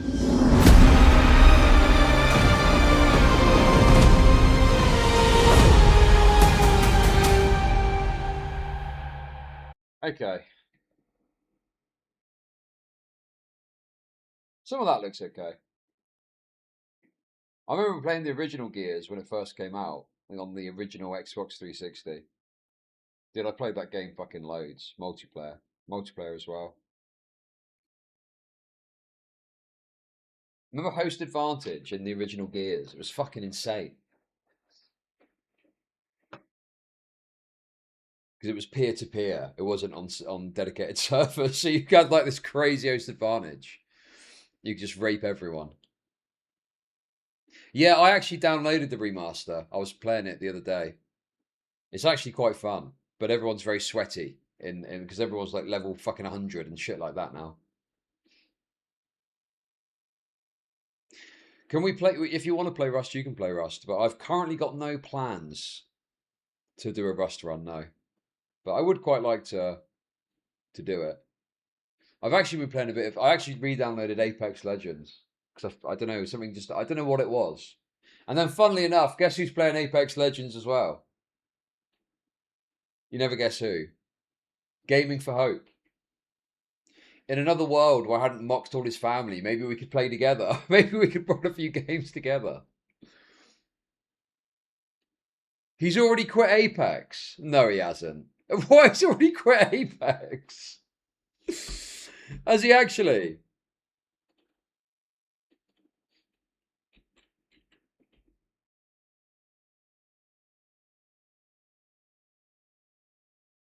I think I just heard Loba, maybe? I don't know. Care package over there. Let's get on that. Credit where credit's due. This guy knows what he's doing. He quit sightseeing. Is there an example of stream sniping that I can see? I'm back in action, boys. Enemy out there. Let's do Care package over there. Let's get on that. We all need a bathroom break, huh? 2 enemy squads left, brothers. Looks like we're in the next ring.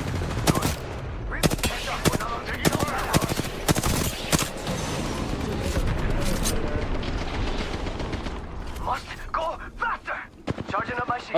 I tell you one thing that I don't really like about Apex now is when I remember when I very first started playing it, right? The only way that you could respawn is you had to physically go to the box and get the banners.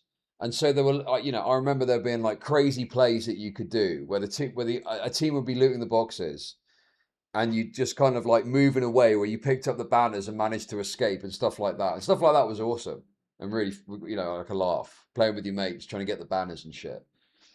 But now there's like so many different ways that you can respawn. You can craft banners, you can respawn from the boxes. It's just like, it's too much, man. I think they've gone too much into allowing people to get their team back. And I don't really understand why they've gone so heavy in that direction. I think having a mechanic where you can respawn from a beacon, having collected the banners from the box is fine. But it's like, it's crazy the amount of fucking angles you've got to respawn people, you know? So I don't know, man. It just seems a bit like, really? Why does it need to be so many options to respawn? Got trouble here. Oh, they're rezzing, they're rezzing.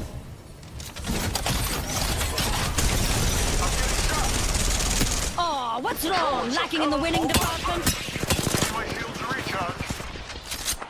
He's not playing so badly here. This is fine. Oh, shit, we got off the Phoenix.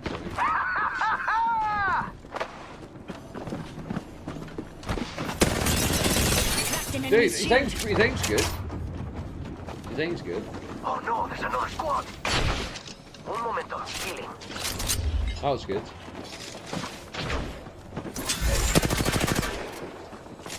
No good, brothers. Yes, he is. He's definitely better than me, 100%.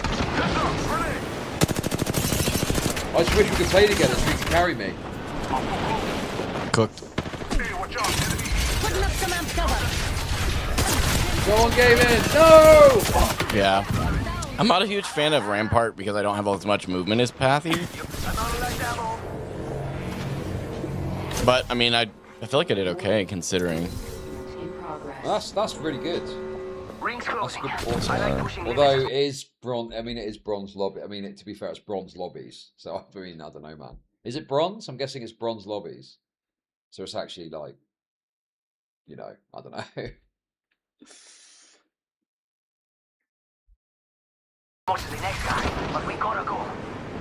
Try and kind of go in towards the zone here. Oh, he's, yeah, last one up. Is he playing bronze lobbies? Shouldn't have probably went where I did, but that's okay. Oh, yeah, okay. Okay, okay.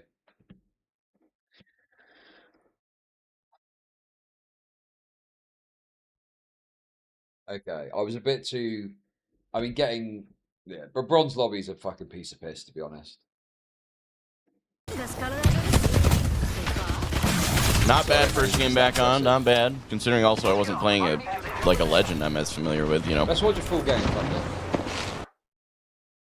Like Rampart would be very strong in like a bunker meta for sure. Just objectively. So why did he give up Apex so quickly? I don't understand. Also, I gotta be honest with you as well. I fucking hate E-District. I really don't like it. It's too like dude, you basically end up in like the last circle and like fucking 10 teams still. Not even the last circle, but you know, because of the way it's structured and you got the different segments, you end up with loads of teams moving into the final circles. Whereas, you know, World's Edge is not, or the Storm Point is in the rotation at the moment. You tend to get teams getting sort of ironed out a bit sooner. Oh no, an enemy landed near me. Go on. Oh, he's flicking. More No. than one here. Oh. Shield up, shield up. Recharging shields.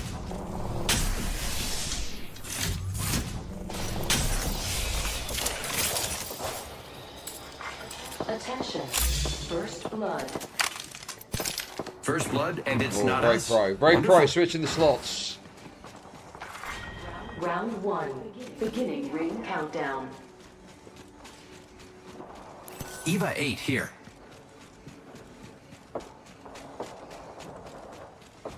We'll skip forward to the action. Dude, solo queuing is so fucking shit on Apex as well. I mean, in silver and bronze and gold it's fine, but once you start to get like platinum, it's fucking... A stack of ammunition. But dude, the toxic players is honestly crazy, man. It's honestly mental. People will do some crazy push by themselves. They've got like a mobility legend. They'll push by themselves and get raped. And then they'll start screaming at you for not helping. And it's like... You're like 100 meters away. And what do you know? What do you expect? You don't call out what you're doing, and then you get raped, and then you get mad because what? People didn't know that you were going to do the thing that you did that you didn't say you were going to do. So it is really shit playing solo on Apex. There is a new kill leader. Okay, let's skip this fucking loser.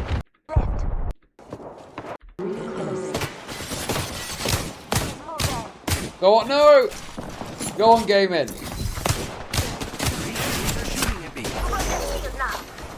Tunnel vision. Tossing thermite. Bro. Holy fuck, dude. He takes so long to heal. Enemy down. We got another squad. Up and down. Damn it, that hurt. I'm down. See you later, suckers. Is he gonna flee on silver? Yeah, we leave. This is too early. What the fuck, dude? And I have 2 teammates down that I can't get to because they're being guarded by squads, so we're leaving. Dude, what does it First matter? It's replicator. silver. Oh my god, bro. Why is he running on silver? Replicator's down yet? The thing is, you know, I'm not even saying you should fight and win. But fleeing to respawn on silver is crazy, man. It's minus 20 points. Well, the thing is, especially if you're solo queuing on Apex and ranked, there's nothing wrong with fleeing. If it's like, you know, because if you get up to like gold, platinum, etc., you're losing like 40, 50, 60 points if you die in the first sort of 5 teams and you don't get any kills and stuff. So it can be a strategy to just run. But running on silver when it's a trivial amount of points that you're losing that you can just make up in the next game. It just seems like a bit of a waste of time. Like, you're better off just fighting and trying to get a few kills, and if you don't, so be it, on to the next one, you know? Running here is just a bit like, it's a bit extra. Do you know what I mean? Am I tripping?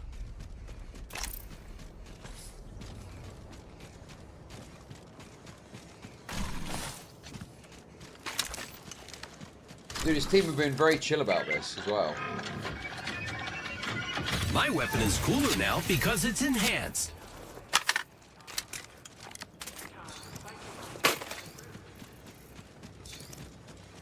Okay, so what does he... He's going for a replicator, I guess. Continue to kind of move away here. Not replicators yet? Am I tripping? Maybe they don't drop until a Yes, oh my god. Is there just not replicators yet? Dude, that's what I'm saying. There's one there and there's one there. I don't think he knows what a replicator looks like. Why doesn't he just go here? You just go here and respawn here if that's what you want to do. Yet? Am I tripping? Oh my god. Maybe they don't drop until a certain point and I just don't know that information. I think to be fair, the honestly colours don't know at this changed. point. Don't need all that ammo. Bro, they've just... Copy that. Oh, there we go. Okay. He's got it. He's got it. That'll work. He's got it. He's got it.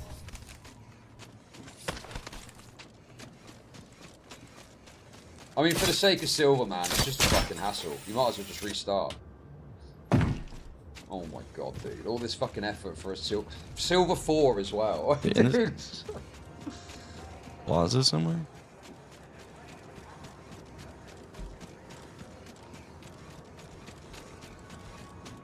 I actually don't know E District at all.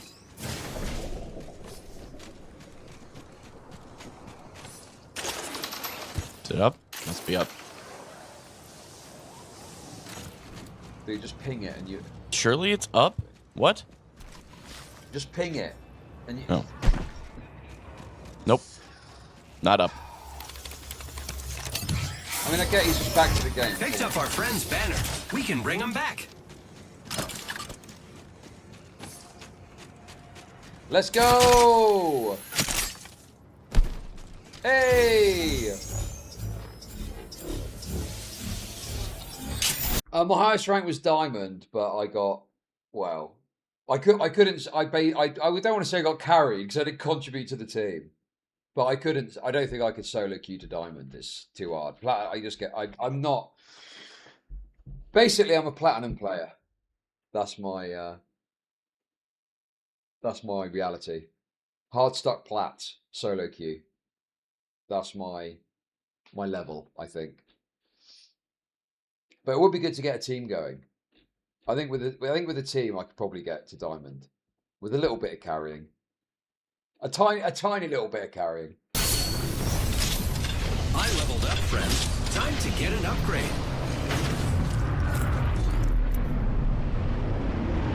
I couldn't leave so many treasures behind. I've selected an upgrade. R301 here. It makes such a huge difference if I'm thinking of no.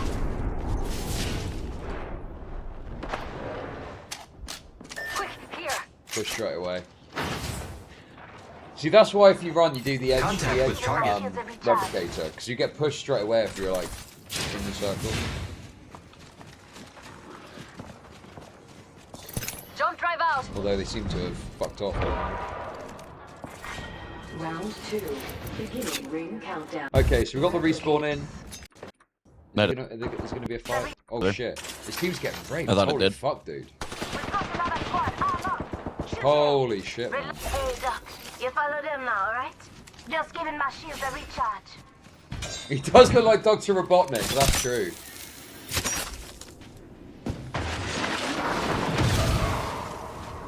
Revenant? Ain't no way. You follow them now, right? Ain't no way. What the heck?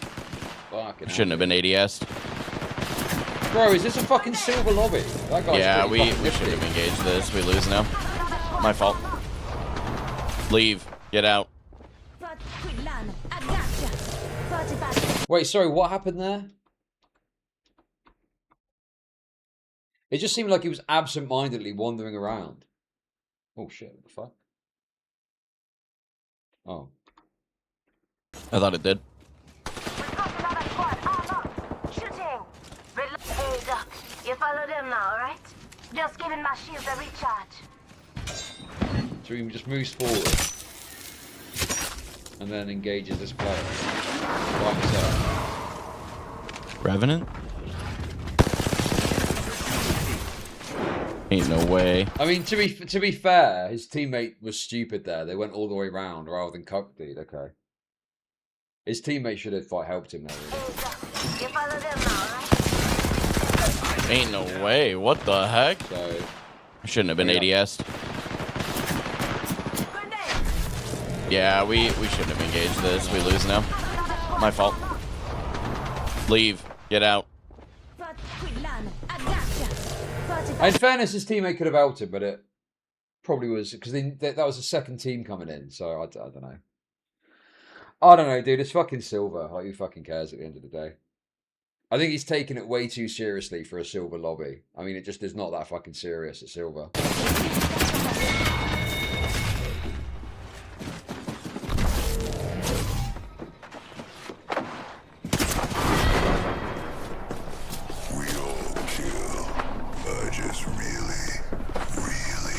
I have a bad feeling this lifeline's gonna try and fight. Yep. Oh well. I should have just left. It was my bad. We kept taking engagements we didn't need to. Dude, I'm sorry. I actually do love Apex, so I'm actually invested in this now. Dude, I could finally actually talk about it because I know the game, unlike fucking his other game. Oh, I don't know, Ruby. It doesn't matter even if they were. They played well. I should have left. Like, as soon as I realized we were sandwiched between two teams, one of them was on high ground, we should have just left, gone a different direction.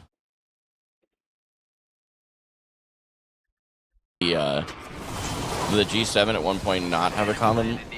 You pricks, why are you all landing right on me?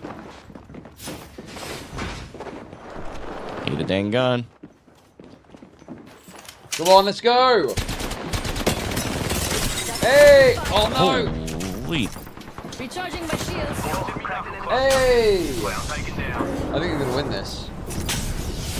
They're gonna win this, definitely. Easy. Serving them a knuckle sandwich. Cracked an enemy shield. We're inside the ring. No bueno. No! Okay. Fuck. They can't win this. They can't win this. No! Oh, that was another Getting player up there. smoked from all different directions.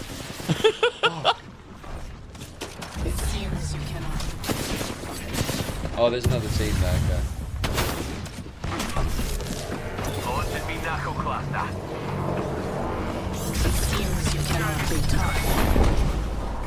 No. If you had fought smarter. I missed something.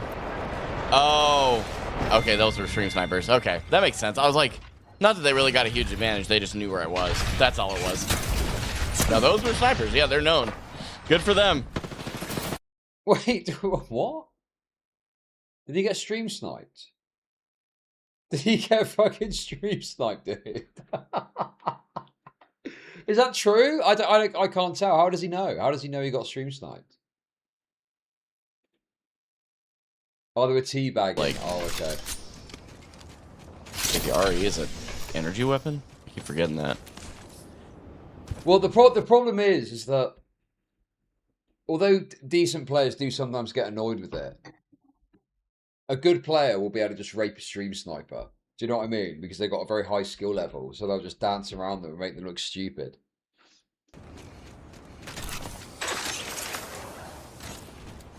Although, I don't know, dude, getting sniped in bronze is pretty fucking crazy. Maybe they just recognised his name. He's a 6X anyway. Yeah, I'll watch his coke videos too. They stream sniped on Minecraft. Wait, what? Oh no. Oh no! Is he getting sniped again? Fucking hell, dude. The thing is, he's got a mobility character and he just walks over. Why isn't he fucking...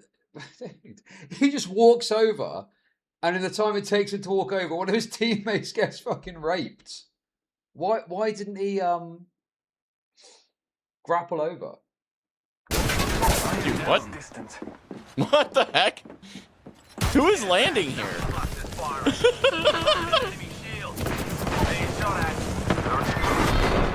Who is landing out here? What the?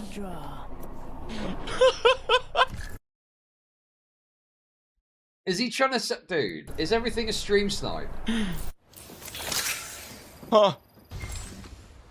I guess it wasn't just us that wanted to get the fuck out. Why? I just don't understand why he's taking it so serious.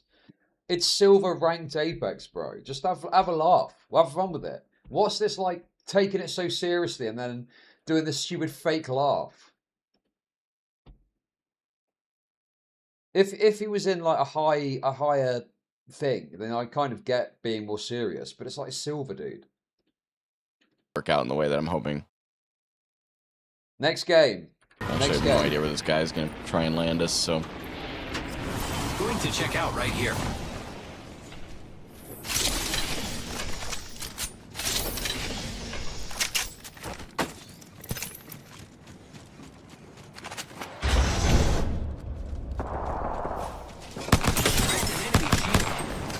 Oh, shooting. Bam to the woozle. Sending out a decoy.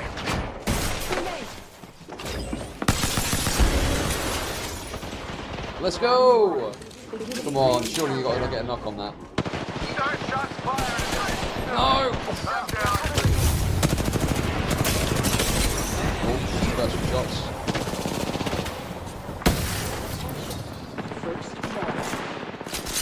Got one here. You'll reach Apex Predator by the end of the year. Frag out.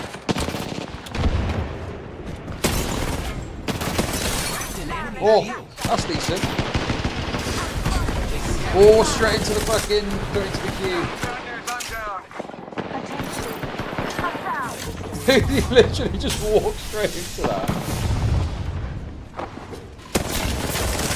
Oh no!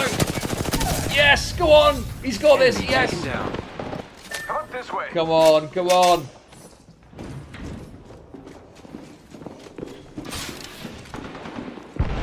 What's on the team? I got you, friend. Yes. Down. Need a little help.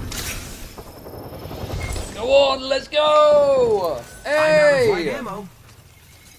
Stay with me now, and keep the healing coming. Hostile close. Last time, gotcha. I'm out Dude. of light ammo. Why doesn't he just wait for his team to like reset? I don't know why he's doing it. But he's doing quite well. He's gonna get fucking... Oh no. No! Oh! Oh, go on! Half HP. Literally no shield. Lifeline, no shield in here if you can walk in.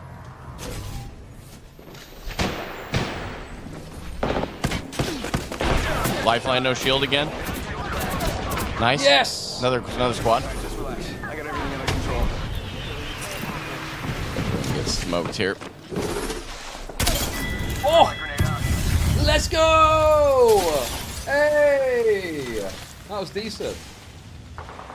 Making contact with enemy. Need ammunition. That was actually quite good. He's doing well. This is a better match. Taking him out with it. Alright, just relax. I got everything under control. One sec, healing up.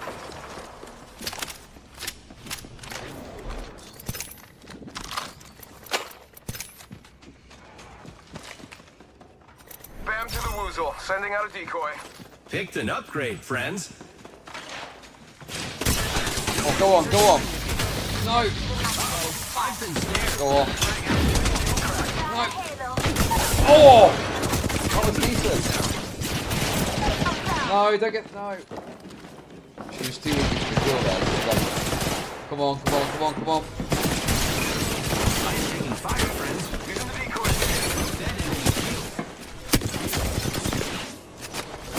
Yeah, that was kind of a dumb ult from I got you, friend. That's what we like to see right there, boys. Hey, what up, though? Great news. There's a new kill leader, and I'm still alive. One sec, healing up. He's doing it. He's doing it, guys. He's winning.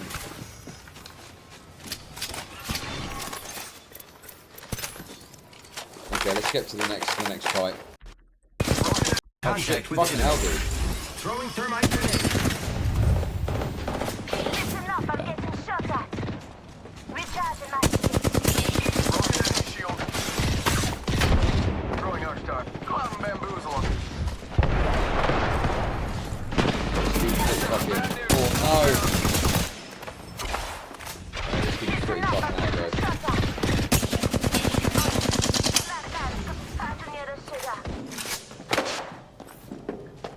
I'm out of heavy ammo. No! Decoy escape deployed. Give him my shield to recharge.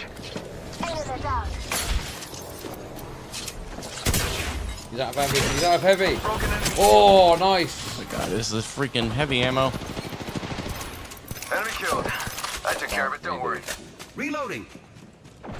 Patching myself up a bit.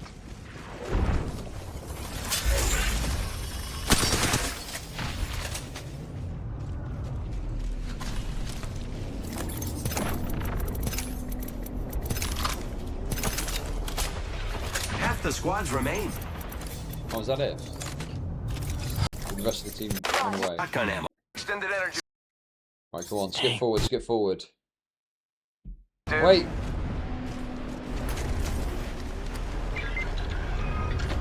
I'm gonna push that. The map. Replicator here, falling down.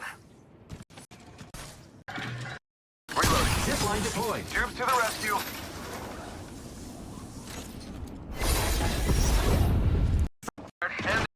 Oh shit.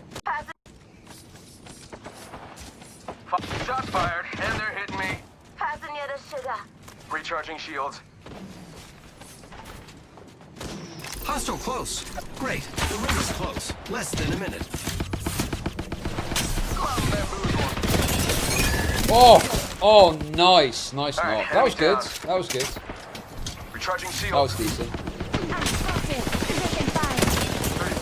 Oh, dude, he is killing it. Throwing arc star. Throwing arc star. Throwing arc star. Alright, frag out.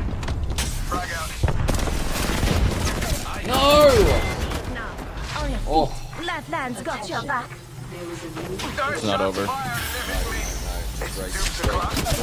Yep. It's over, it's over. Okay, TikTok, 10 seconds.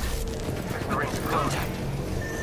It's not safe for friends to repair. Hostile right here. Contact with target. Oh no, it's dangerous. Don't revive me. Rings moving. Contact with target. Okay. This was lovely, but I have a match to win. You played well there. Nothing to be ashamed of there. I bet that care package has some sweet gear for us. I believe in my team. Don't ADS. I shouldn't ADS. That was my problem too. Get inside and get right, alright? Why would you leave that? Just a script. 1 second. Watching this. Didn't get away. Hey! Hey! He's back! Let's go!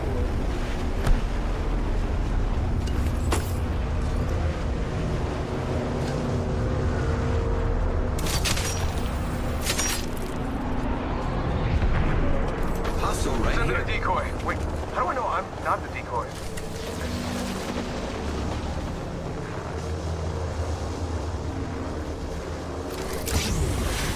I mean, it is silver, but even so. I mean, to be honest with you, there are some sweaty players in it. Like that Bangalore team is fairly try hard. Just a script. 1 second. 3. Beginning ring countdown. Hostile close. Hostile right here. Uh-oh. Oh, it's that SEAL team. Oh, no, no, no. Crap, didn't reload. I wouldn't push this. But then I'm a pussy. But then I'm a pussy. Gaming Probe is not a pussy.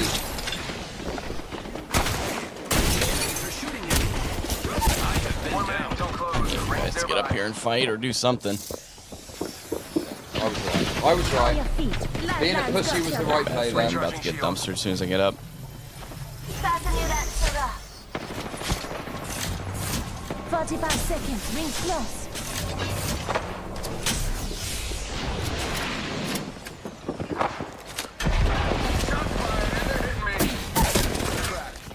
Downed an enemy. Recharging shields. 30 seconds. Ring close. Got bamboozled. Bro, these people do not shield. What the actual fuck, dude? Hey! Let's go! Reloading. It's dupes o'clock. 10 seconds. The ring is See, that fairly was close. well played. Using the Phoenix kit. Doc, stay with me. And keep the healing coming. Who's ready to fly on a zipline? I am. Warning. Ring movement in progress. The enemies are shooting at No. me. Using grapple. I can see that the ring's moving on the Dude, map. no shield back. Recharging shields. There's something on those boxes. Bam to the woozle. Sending out a decoy. Go on, let's go!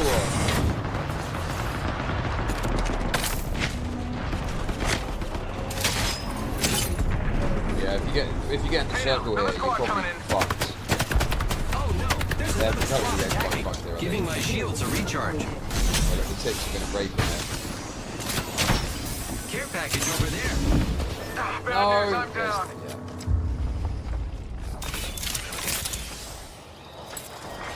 Round 4. Beginning ring countdown. You and me now.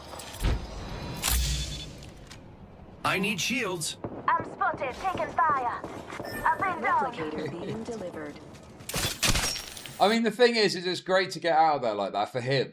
But he left his team to die, basically. Dude. He just left his team in the lurch for no reason.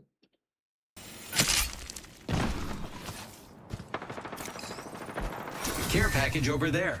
It's like he doesn't think about how he can help his I'm team. gonna play for placement. I might go to the replicator inside his zone though.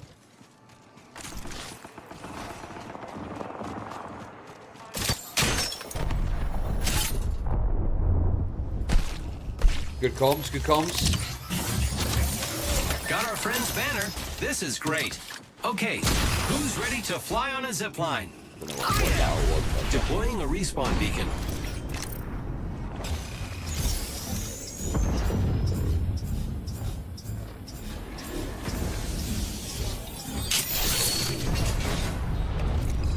We go on beds when we're done. I'm never quit. Remember that. Here I come. Barrage to the rescue. Care package over there. Zipline deployed. I'm spotted. Taking fire. Enemy over there. He just fucking lived. I mean, that's not so bad, I guess. They managed to get up there. Target spotted. Warning. Ring closing. Great. Already inside the ring. Extended energy mag here. Level 3.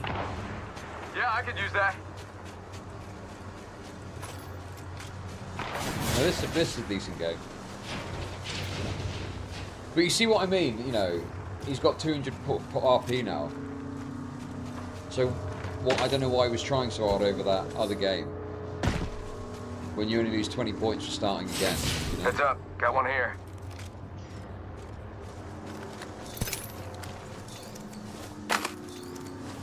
Go on! Come on, gaming. Regroup. Here I go.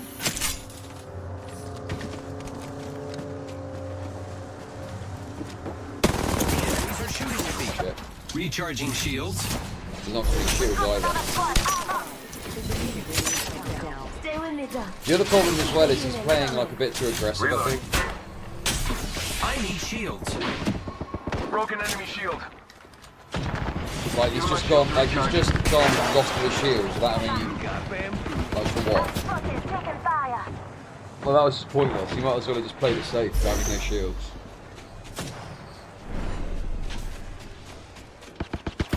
The ring is in close proximity. Less than 1 minute. 1 sec, healing up. Never mind. Go on, guys, you got this. 30 seconds left. It's close. Opening fire. Enemy shield cracked.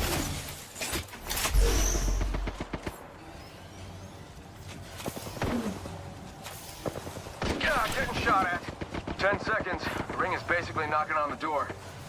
1 sec, healing up. You follow them now, alright? I need shields. Also, it's like the team, what's it? The team comp, they call it, don't they? Warning. It's all just, you got Mirage, Lifeline, and My Pathfinder. cop It's just ring's kind of a moving. shit comp. That thing hurts. Heads up. Who's ready to fly on the zip line? Wait, how do I know time? Oh, no! Oh, no. It's over. Yeah, I fucked that up. My bad. I literally could not figure out where he was because the gun was in the way. Damn it. I need heavy ammo. Lights, I'm okay. No, the Peacekeeper's got some range. I hate that when I do that. That was actually not. That was fine. That was actually not so bad. I think he did quite well there, to be honest. Okay. Anyway, let's look at how it all ended, because apparently, gaming ended up quitting over stream snipers. Oh no. He's given up already. He only started playing it the other day. Today was my return to Apex, and it brought the stream snipers back. On Deadlock, there were only maybe 1 or 2 games that were sniped from what I remember, but in today's games of Apex, it was nearly half of the games that were actively sniped. In one game, one of them ended up on my team, so I just hot dropped us. The rest of them, though, showed their serious lack of collective skill in Apex. On the rare chance that I actually got the drop on them, I dumpstered their entire team. But whenever they waited to third party immediately after I finished a fight, they of course won. Almost like Dude, what is he on about, dude? What is this cope? I just watched a bunch, dude. What is he on about? they're just out of their depth if the game isn't Overwatch. With that said, today was my return to Apex. Okay. So he was dumpstering everyone, but then... Alright, I'm done with Apex. Apparently, What? I was just coping yesterday. I honestly can't understand why you would initially think that. Stream snipers were always my excuse when it came to getting skill gapped in Overwatch. But there is an objective truth to yesterday and today's games now of Apex, where most of them were sniped. And if you don't believe me, do me a favor, go back and watch the streams. You don't even have to watch all of it. Just go to the end of each game and see who killed me. In over half of them, it was the same trio that was responsible for the death in the game. Don't get me wrong, stream sniping is unavoidable. It's annoying, but in battle royales, they get an objective advantage from stream sniping. So because of that, I'm moving on from Apex Legends tomorrow. According to my comments, apparently I was just I just don't understand why you'd let stream snipers ruin your fun.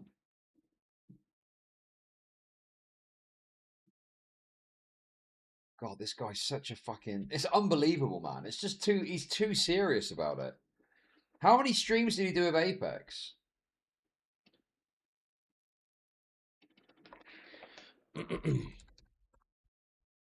Exactly.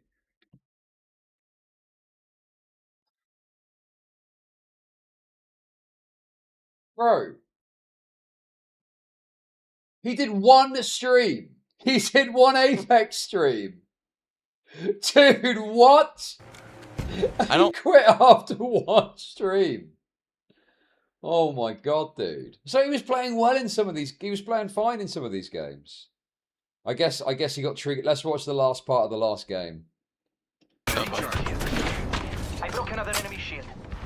Knock one. Subject damaged. Took out an enemy. Coming towards you, Cab. Getting shot at. Noxious gas deployed. They're trying to res. It's alright.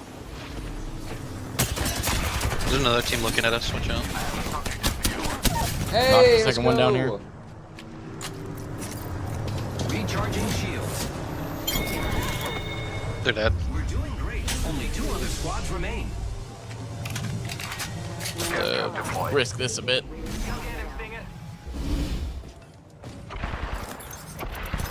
Fighting. That enemy shield is broken. I know that enemy shield is broken. Dude. Knocked one. It's fucking Two up looting, here. man. Dude, he's so slow with the looting. 1 minute I'm good to until rock. Nearby ring closes.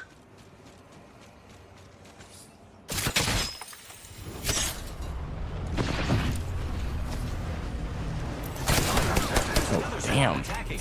I am taking fire, friends. Giving my shields a recharge.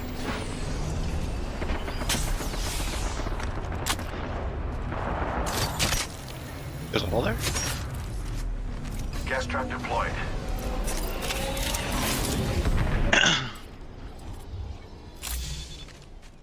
That's a decent spot. Hello. In that building. To Kraber shot. Hit him 70. Hey, we got a team coming up. Help.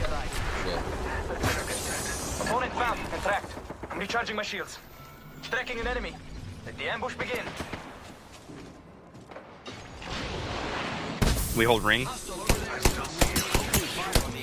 Go on, get him. Full squad down here. Oh no, he's gonna get raped. Crap. Oh fuck. Oh, that was tough. Using my Phoenix kit. Dude, where's the stream sniper? I still see This seems like normal. Placing an independent variable.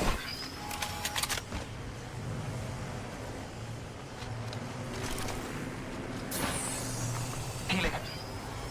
Enemy there. Watch out, they're on the road now. Taking fire. Tracker scanning. Opponent found and tracked. Hitting a bat. Hit one for 150 in the head. I cracked him over here. Good. Let's move to this sector. I missed shots on me. Hit someone for 80. I cracked him. Okay, I'm just waiting to have ult, and then I'm gonna ult these guys, and we can push them real hard. Hit him for 80. I cracked him again. I'm gonna throw gas over Below there. and behind, Smoke maybe? him out. Great. Okay, they moved over there. Less than a minute. I don't know what that noise was though. Right here. Oh. No. Careful, careful. My vision is clear. Only 30 Oh, they seconds worked. remain. The ring moved. Deployment variable. Only 30 seconds remain. The ring moves. I have a subject in I think I. Getting shot at. Oh. Heal, heal. Stop pushing. Adding another gas trap. Recharging shields. The ring is close. 10 seconds. Okay, I've got ult. I'm ulting them.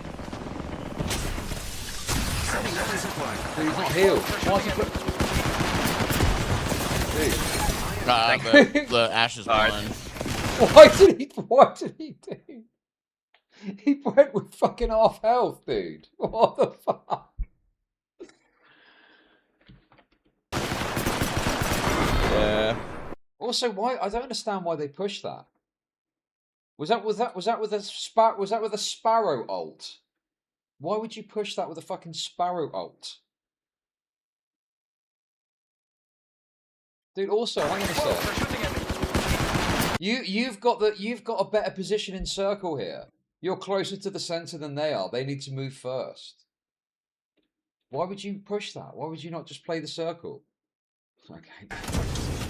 Okay, I've got ult. I'm ulting them.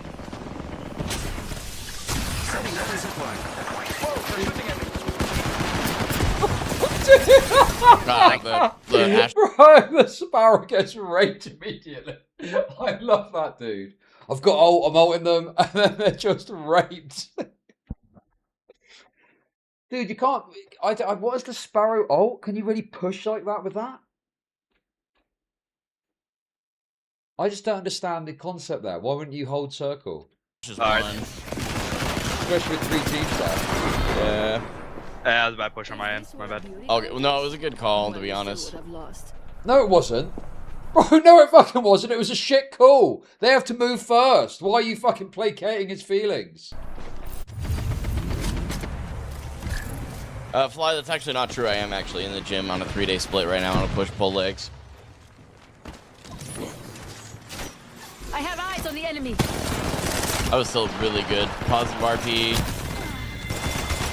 Did he have another stream that I can't see?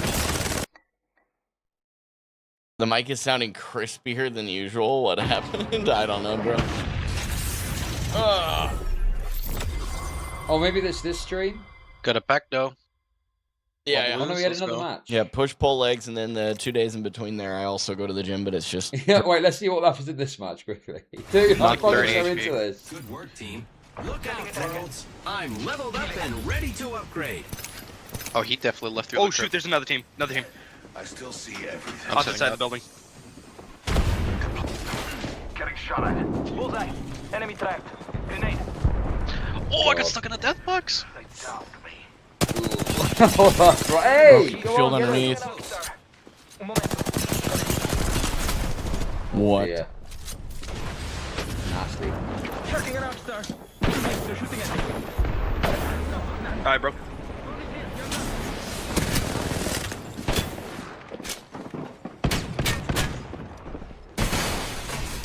You're about to get railed by 3 big men. Oh, dear. Is that Goon in for stroke again? Hold on, that skin looks familiar. Let's go here. It is. Oh my. Okay, that was a stream snipe. That was a... Okay, fair play to gaming. That is a stream sniper. Gooning for stroke with the clan tag Goon. That's funny. That's quite funny. You got to give him that one. Gosh, dude, you guys Wow. are so great. Oh, and you guys have an account named Rachel's Toy Boy now. I didn't know that. Oh, is Rachel his wife's name? Rachel's Toy Boy. Dude. But I had a nickname. Oh my god. But that's okay. Now That's I know. funny. Yeah, you're just so good, dude. You're just so good. You guys are right. My fault. Just unloading. Dude, why doesn't he queue up another game? Because they're stuck in that game. If they quit, they'll get a 10-minute penalty. So just queue up On the another. Well, I ground. guess he's ending Wait, stream. But... Oh my gosh. Well, okay, boys, I'm gonna make that one my last one, and I'm gonna okay. Did that change for you guys too? The microphone? Yep. Yeah, it's just changed. I closed the Apex game. Okay. Did he play Apex here or not? Oh, he does play some games Well, here. good morning, good evening, good afternoon, everybody out there on Twitch and YouTube. Regardless of where you are in the world or what time of day it is for you, I truly hope you're doing exceptionally well. Thank you for taking time out of your day to be here. Seriously, from the bottom of my heart. Like, I'm not gonna ruin the live stream engagement because of that, you know.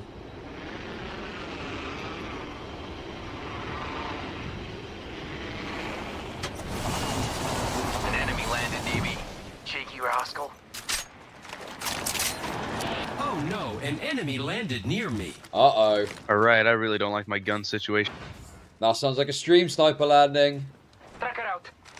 I'm focusing sensors on this spot.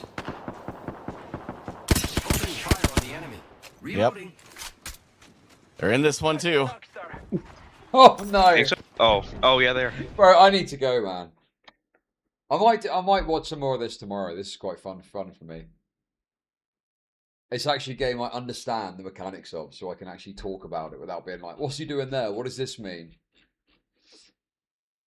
But I need to get to the bottom of this quitting thing. That's quite funny. Tomorrow when?